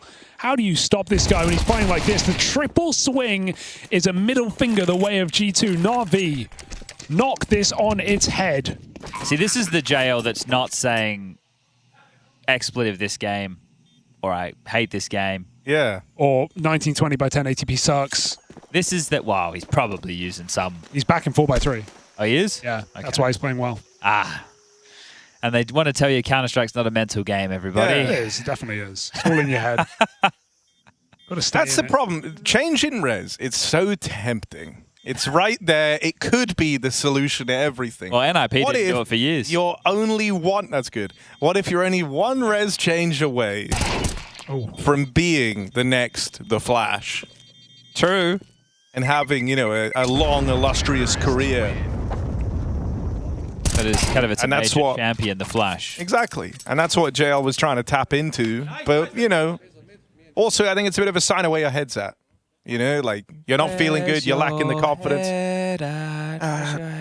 Oh, it's so good. Let's put a frag movie on instead of this. Yeah, what else would you change? I used to go between left and right hand if I wasn't really focusing on my crosshair. is a big one, changing crosshair. A lot of people do crosshair, don't they? I've never touched my view model. I just don't. It doesn't, like, people arguing for Bob. I'm all for it. Like, you know, I don't really care personally. You know, customization's good. It's just, I don't notice it. I literally don't notice it. Doesn't mean anything to me. Ooh! There's the Flash. Oh, Hunter with a big triple, left, right, just flicking. Oh man, but the finish flash. Northern lights in the sky. Let's see if Alexi can roll it back and pick up this clutch, running right into Heavy God. Time to pull the Galil. Time to get gun on. And Heavy God doesn't want to entirely let him get away. It's awkward now, right? Because you know that Alexi's going to have the runway to go for this A plant. You will be left playing retake if you're Heavy God. It's funny, they both stop, like, waiting for one to make a mistake, and then they realize, like, neither of us are going to peek this. Let's both just reset. Hunter, or Heavy God rather, can get a gun in middle from Hunter's body, and Alexi B gets a chance to plant. He is now favored, even with the low health. The smoke is the interesting factor. If he puts out on the bomb and gets a quick tap out there, it might force Alexi's peek. Alexi had a full reload. So 35 bullets to spread into that smoke when it lands on the bomb. It's got to be a fake. You can't 10-second stick this right now. You need what other choice do you have? The kill. You've got to force him into the open. Alexi hears that smoke. He knows he must take this fight. Heavy God is going for the full stick. Oh, it's the full commit. Oh. And Alexi's spray lands. The reload on that Galil did matter in the long run. You got 35 bullets. Some of them are bound to hit. Surely. Yeah. Spray enough. It's just scary if he fakes it there and then he swings you spraying. He might have the drop on you. I feel if he was quicker, right, to the plant, so he had less time wasted, then maybe he could have gone for that. But just because of the time, as soon as Alexi pulls you off, if you don't hit that kill, you're not winning the round. So that's the frag. I love that. The bloodlust from Alexi, understanding he's got that player in mid, dead to rights, leers forward, big frag, and another round that G2 set themselves up to win, but let it go through. It's getting really awkward. They've had a bunch of chances like this now. And, you know, a big question, of course, where is the Flash? Where is the baby coat? Snacks and Malbs nowhere to be seen on this CT half. Well, they lost the A site now as well. Odyssey's first AWP in this CT side. He got one chance, a jump tempo. I feel like he's not really had a chance in this game. Got a big 2K on the pistol, 5v3 with the bomb, and G2 still lost that round. This is a fake. Look at Na'Vi. They've put Alexi in temple, and then they've said, all right, buddy, see you later. Have fun, Chief. Good luck out there, buddy. Well, they can reset. They've drawn a pretty decent rotation, haven't they? There's a lot of eyes peering over towards A with all the pressure and that's the paranoia. Been applied. The paranoia. G2 like, oh no, they could be in Bro, B. They could be in B. Even where Heavy God just checked tells you all you need to know. giving a look to the left here as he makes his way out towards the B lane. This is how much info they've given up on the other side of the map. It's a really interesting call because they've still got this late lurk of JL. Alexi's now taking the temple. That plant can be put down once they smoke off Malbs, and he has to make that call. Do I want to stay or go? m0NESY hits a must-win shot. There's that plant. Malbs trying to challenge, getting spammed through the smoke by Alexi, and Na'Vi are set up to succeed, not secede from this round. JL lurk. Snacks, golden timing. Golden timing on Snacks. Donut now corrupted. Heavy God and Hunter opening. Snacks does die in the meantime, but they get out. JL posted back here in Donut. Has the bomb to play around. A crossfire teed up with Alexi, but Alexi's knocked out. Oh, God! They intercepted the bullet. The bullet meant for JL. Riddled right in a Hunter, brings him down low. It takes Heavy God to make up for it. What a relief. m0NESY literally legged JL or tagged him through his teammate. I thought that was going to lose him the whole damn round. He hit the shot. G2 tried to save his life. If you're Na'Vi, you have to feel that G2 are going to make mistakes themselves to fumble the bag on the stretch here to 13, which is just 2 more. Blade's taken the immediate timeout, the first necessary in map number 2.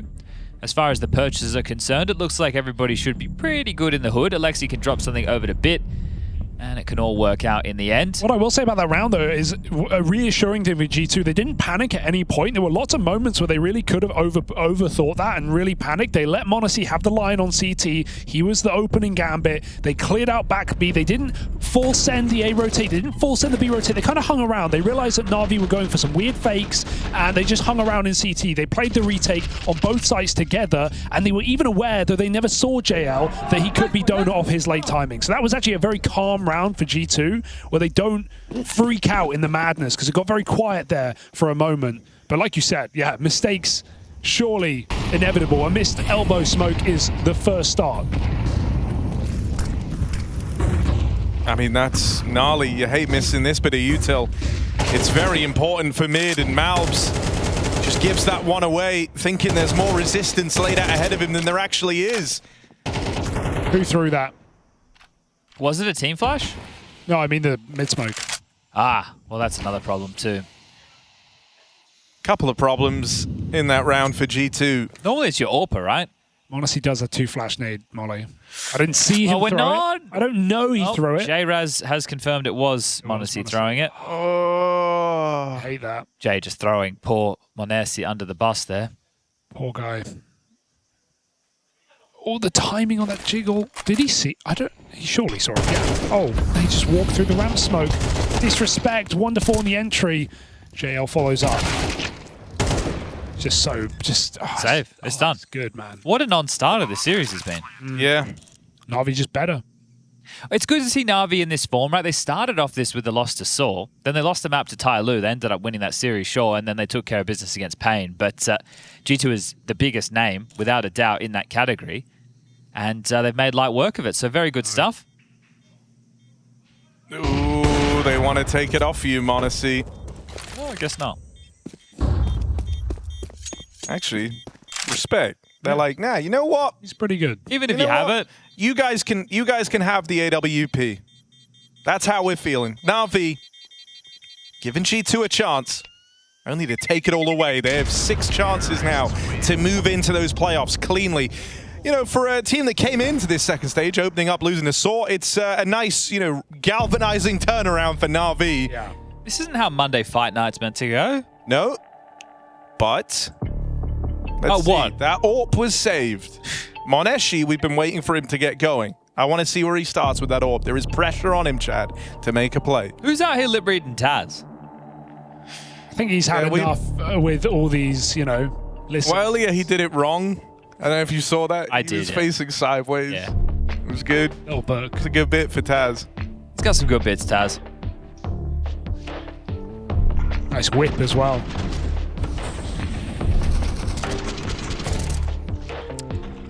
I'm watching m0NESY do the insta.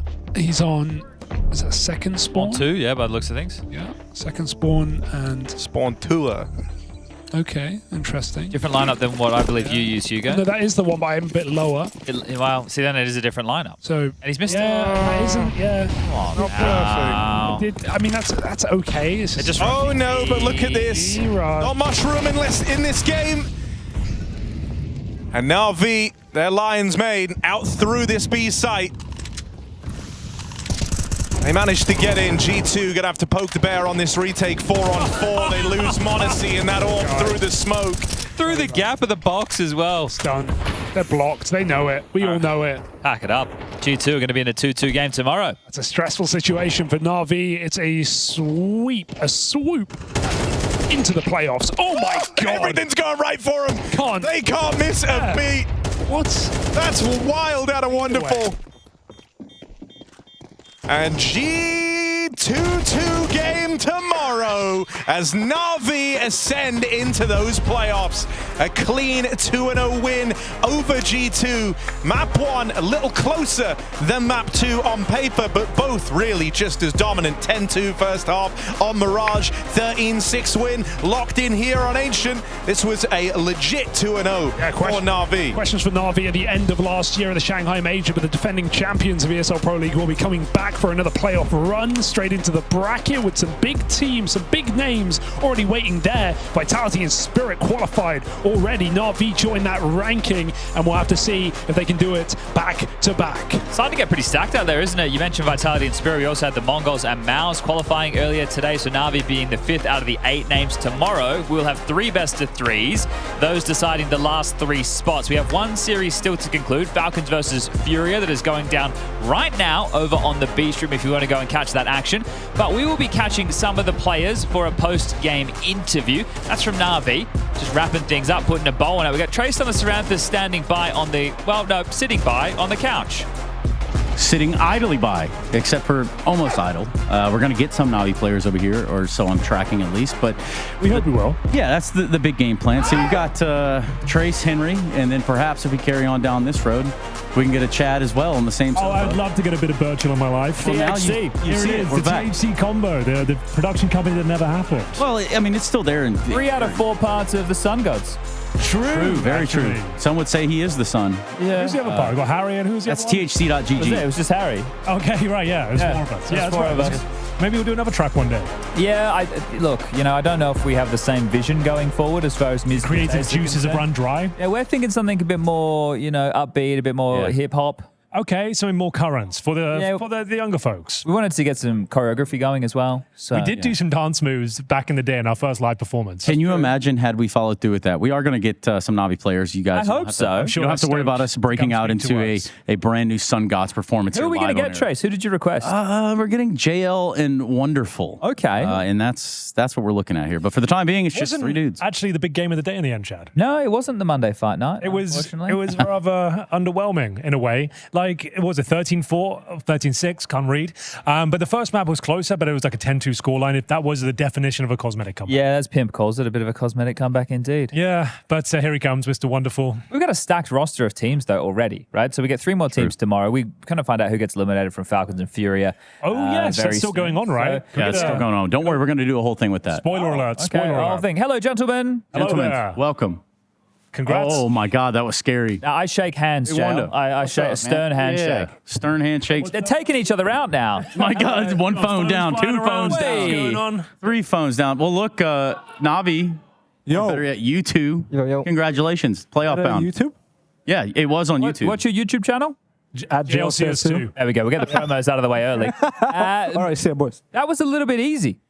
Almost too easy, perhaps. Wouldn't you say a bit too Not easy? so easy, no. Oh, come on now. How many rounds they have to fumble? There's the 2v3 that you guys are in, where Malbs kills you in the back, and then all 3 of them run into you on Donut. What happened there? That was the wildest spread down I've ever had, I think. They're just jumping out of heaven with They all knives like in their knife hands. out. Because I'm a B player. Yes, and that's what. And then we said Me that. even. Yeah. Thank you. Yeah. Well, yeah, you were the bait. But what we heard of their comms, they were coming that there was 2B. I guess they were just assuming that you were B. Yeah. Bad assumption. You know what You they know say who's the about king of B. assumptions? Yeah. You had a huge game on Ancient right there. But a couple of days ago, you were saying how much you hate the game. So what changed? The resolution. The resolution changed, I'm not gonna lie. 4x3? Yeah, I'm back to 4x3. Stretched? Yeah, 1280 x 960. God damn it. Oh, fully It's old school as well. Yeah, it is. I'm not You gotta gonna respect it. throw shade, but It feels better? Yeah, I much swear, better. after I saw your tweet, I switched back to native. I thought, you know what? Native sounds pretty good right now. And I actually started playing better. So your tweet inspired me to go back to native. So thank you for that. That was not the point of the tweet, but... Okay, fair enough. Okay, will you say that's a case today of them not really turning up, you guys peaking? Obviously, this is a pretty good stage 2 for you guys. 1 loss against Saw, picked up the pieces, then it's been pretty smooth. So what was it today? G2 not turning up, or you guys just working it out? You can answer. You can answer. I don't know. I think we are just, how to say in English, we are just getting more and more better. Yeah. Because when we start tournament, we lost to Seoul. It was a little bit, let's say, painful. Bit of a wake-up call, maybe? Yeah. For sure we wake up, and now we, I think, wasting more time. Not wasting. Wasting more time at the prac room. No, just sitting in practice and talking about what we need to do, and it's helping us, and we just wake up. You still wake up finally. Yeah. So I wake up sometimes, so it's good. Do you think, we use the term like ring rust, it's a boxing term, but we use it for Counter-Strike too. Like you haven't been in the server with officials for a while, and then you play your first couple, and these are hungry teams, Do you think missing officials for a period of time hurts you coming into a tournament like this, or, just slow starters? I don't think it hurts you. I feel like you should be prepared for what's going to happen. And I don't feel like we played the best CS, and I don't think it's about rust or we didn't play officials for a long time. I just feel like we weren't focused 100%. There's sure. Yeah. There's a mode where you just play. It's like an official. You know what you need to do, but your brain is not firing at 100%. So you have a game plan you need to do, like B pop here, A pop here, this timing, that timing. But there's no... Is it intensity? Right, like match day intensity, like fired up? Yes. I think we missed that at first. We just treated it like another day of practice because we practiced for a long time before coming here. And yeah, I feel like you just, before you go to bed, you need to set your mood or set your day for tomorrow, and you have to tell yourself you're gonna wake up, you're gonna be energized, you're gonna be ready for the game, and then you wake up and you just do the things that you planned before, just having a set day. Maybe you guys need to put pictures of your opponents up in the mirror before you go to bed, right? And you're visualizing ripping them. Is that what you used to do? No. You could sleep on your textbook, right? And then Maybe you should have done as well. Maybe I should have done that. Yeah. Could have been a better career. Who's the hype guy for you? Who's the guy getting excited, firing everybody up? Is it you? Is it Emma? Is it Alexi? It's got to be Jay. Who's the loud one? I mean, loudest for sure. I am. Okay. I feel like it's not that I'm the loudest or I'm the most hype man, but it's just that the jokes I make throughout the day that keeps everyone smiling. So is he the funniest Wonderful? My kind of guy right Yes. there. Okay. He's got the vibes. You got co-signed as the funniest. Real. Nice. When I got signed, I was the hype man. Now I kind of shoot heads as well. The comedian. If it all comes together, right? Like works for you, works for me. You know what else works? What does work? I was taking a quick look here at that Falcons Fury game in Arcadia Gaming B-stream. Check in real quick. going on? Take a look at it live. See exactly where it's sitting. It's an elimination game, right? This is an elimination game. Furia Falcons. Furia. Yeah. So Furia won the first map, which was Train. Let's fucking go. Oh. Sorry, family show. Have you, No, actually not. Have you got a favorite? Chad doesn't in like this one? swearing. Yeah, actually, yeah. Ooh. I've been really spending a good time with Sida, coach of Furia. Yeah, okay. He's a nice guy. He's a very nice guy, and I cheer for him ever since. I mean, Kaike, of course, we're good buddies with him, but the whole Furia team, I feel like they're such a nice people. Yeah. And they enjoy the game, and I feel like some teams really lack this Brazilian passion for the game. Okay. Like, I feel like if we were as passionate as they were, we would be the #1 team in the world. The way they get this momentum rolling, it's kind of even hard to beat them. Okay, yeah, no, I feel love that. seeing it. Yeah, all right. Well, how's the second map going? Well, 4-1 in favor of Falcons right now. It's Mirage. This is the map. Could be a long Furia. night. It could be. This one could go to 3. Wait, who picked this map? I believe Furia. this would have been Furia. This would have been Falcons picking Mirage. Yeah, Falcons. Furia picked Train. Well, why are first Falcons map. on the CT So side? Furia picks T? Oh, that's crazy. Okay. Okay. Oh, So well, maybe, fair enough. I sometimes for like you. to start T side. Yeah, well, you guys have a pretty good Mirage as well, huh? Real. Yeah. Who's got the best Mirage in the world?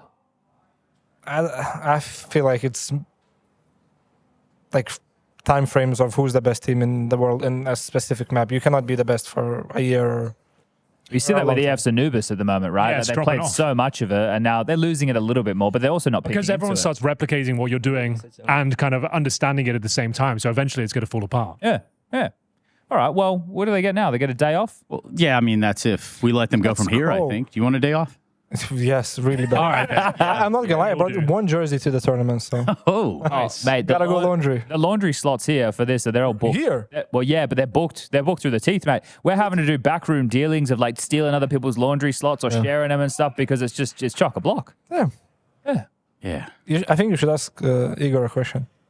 Well, I was wondering, we did the AWP rankings. Did you see Shiro's and Monesi's AWP rankings? Yeah. What would yours be, 1 to 5?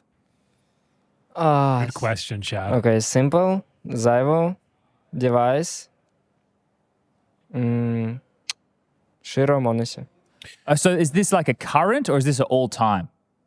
I think. I don't think it's current. No, simple can't be number one current. That's a good point. Oh, wait. That's a good point. It's just we always hear I about understand what you're saying, Guardian though. and Kenny S. Yeah, I understand what you're saying. But I think Monesi is better than Kenya's. But of course, like Kenya's played like for 10 years and he was one of the best. But I think Monesi, if he will play 10 years more, he will be better than Kenya's. So Yeah.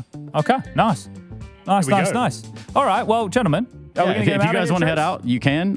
If you want to look at this graphic with us, You're you're more kicking than us welcome. out. Crazy. Yeah. Well, Yeah, that's rude, Chad. My goodness. the producer said we got to wind it up. That's what we're doing here. We're Who's the wound it up. producer? Go down. Show me the producer. Okay, Kassad, calm down. He's Calm down, upstairs, man. Kassad. All right. He's upstairs. Thank you for having us, guys. Have a Yeah. good day. Thanks to you guys. Thank you very much. And Congrats on the win. congratulations. Navi 2-0 over G2, and that secures them exactly what they came here to Now, do. look, I would have gladly stayed here talking to them, Trace, but the little man in my ear said that we got to get him out of here. That's all right. We've got a nice graphic. We've got two lovely gentlemen joining us. I just want the record to show, Henry, that I wasn't trying to get rid of the No, it's players. okay. I think it needs I've to be recorded on it. the record. It's documented. It's all good. I don't want to be the man targeted with that. No, I know, right? It's a terrible feeling. It wasn't me. It's a terrible feeling. Don't worry, though. to be You told. got us. Who the fuck? You upgraded. Guys, got to say, that's one of the best casts you guys have ever done. That map That specifically, or the map- first one? That was a killer. No, the second map. The second map. Second map. What, When I wasn't anything, there, anything you really stepped up. specifically? I think I warmed you up nicely, Oh, and I yeah, think you guys yeah. really I think thrived once I got off the I team. had- Call you I like had the a whole fluffer of bit- CS. I had a whole bit ready for you, Hank. Really? Well, I we was can do it gonna- now if you like. I was going to ask you who would be the Clarkson, Hammond, and May of RV. Of Navi. Yeah.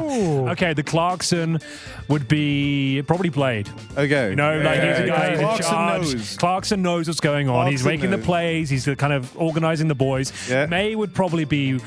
Oh, who would be May? I don't even know I where feel to. like it would be Emma. Yes, yeah, that's a Yeah, good shout. good Yeah, he's answer, sensible. good He's answer. reserved. Image James but he's a May. nice guy. Yeah. He's sensible. And then then- Stig. By the way, we're adding the Stig in. Oh, then the hamster, Richard the Hamster Hammond, would have to be JL. The Yeah. funny guy, Yeah, the yeah, joker, yeah, yeah, the comic relief, always getting himself into a spot of bother. I like think it that. has to be JL. Then the Stig, maybe Wonderful, fastest man in the world. There you go. Yeah. That was really good, Hank. Thank you very much. I'm here for a few more days, I think. Many more days. If And we you will want be another day, bringing- One more week. we'll give you One more another week. day. We will be reuniting the cast of Top Gear Yes, we're bringing them tomorrow back. on the show. Yes, let's Oh, go. wow. Okay. Flying out Clarkson's flying Richard. in. We're flying them all out. Well, Clarkson from knows.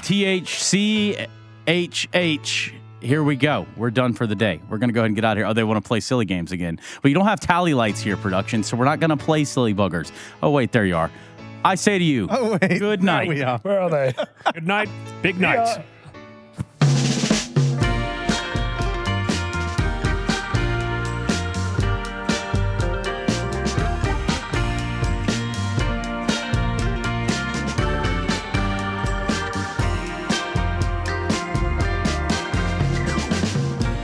I wanna be in tune and in harmony with you forevermore.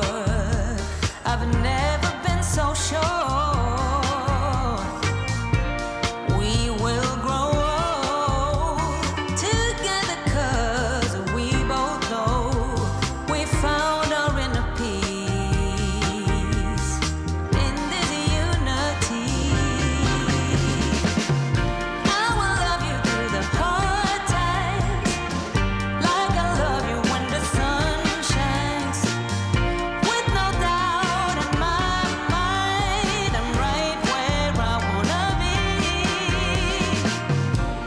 It's a mystery, the way it all makes sense to me when moments that we share feel like breathing in fresh air. This feels like home, 'cause I can feel it in my bones. The first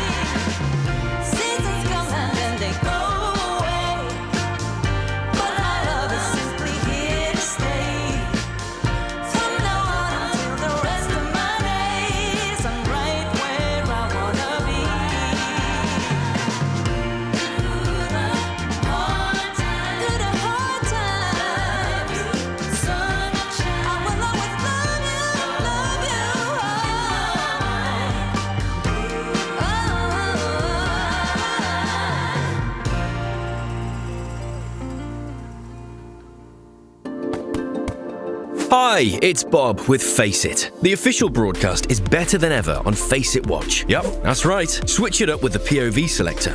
4 angles, your choice. From the main broadcast to your favourite player's view. And it's available on the Face It app and Chromecast. But wait, there's more. Keep watching, keep winning. That's how we roll. Watch ESL Pro League while having the chance to get skins and Face It points. Look at this beauty. Change the channel and control how you watch. What's your name? Lee. Lee, mate. Nice to meet you. What's it like being part of the best crowd in esports? If you're not here, you're not living. Let's go, the boys! All right, for now, we're going to send it away. Let's show the world why we're the best crowd! You're champions!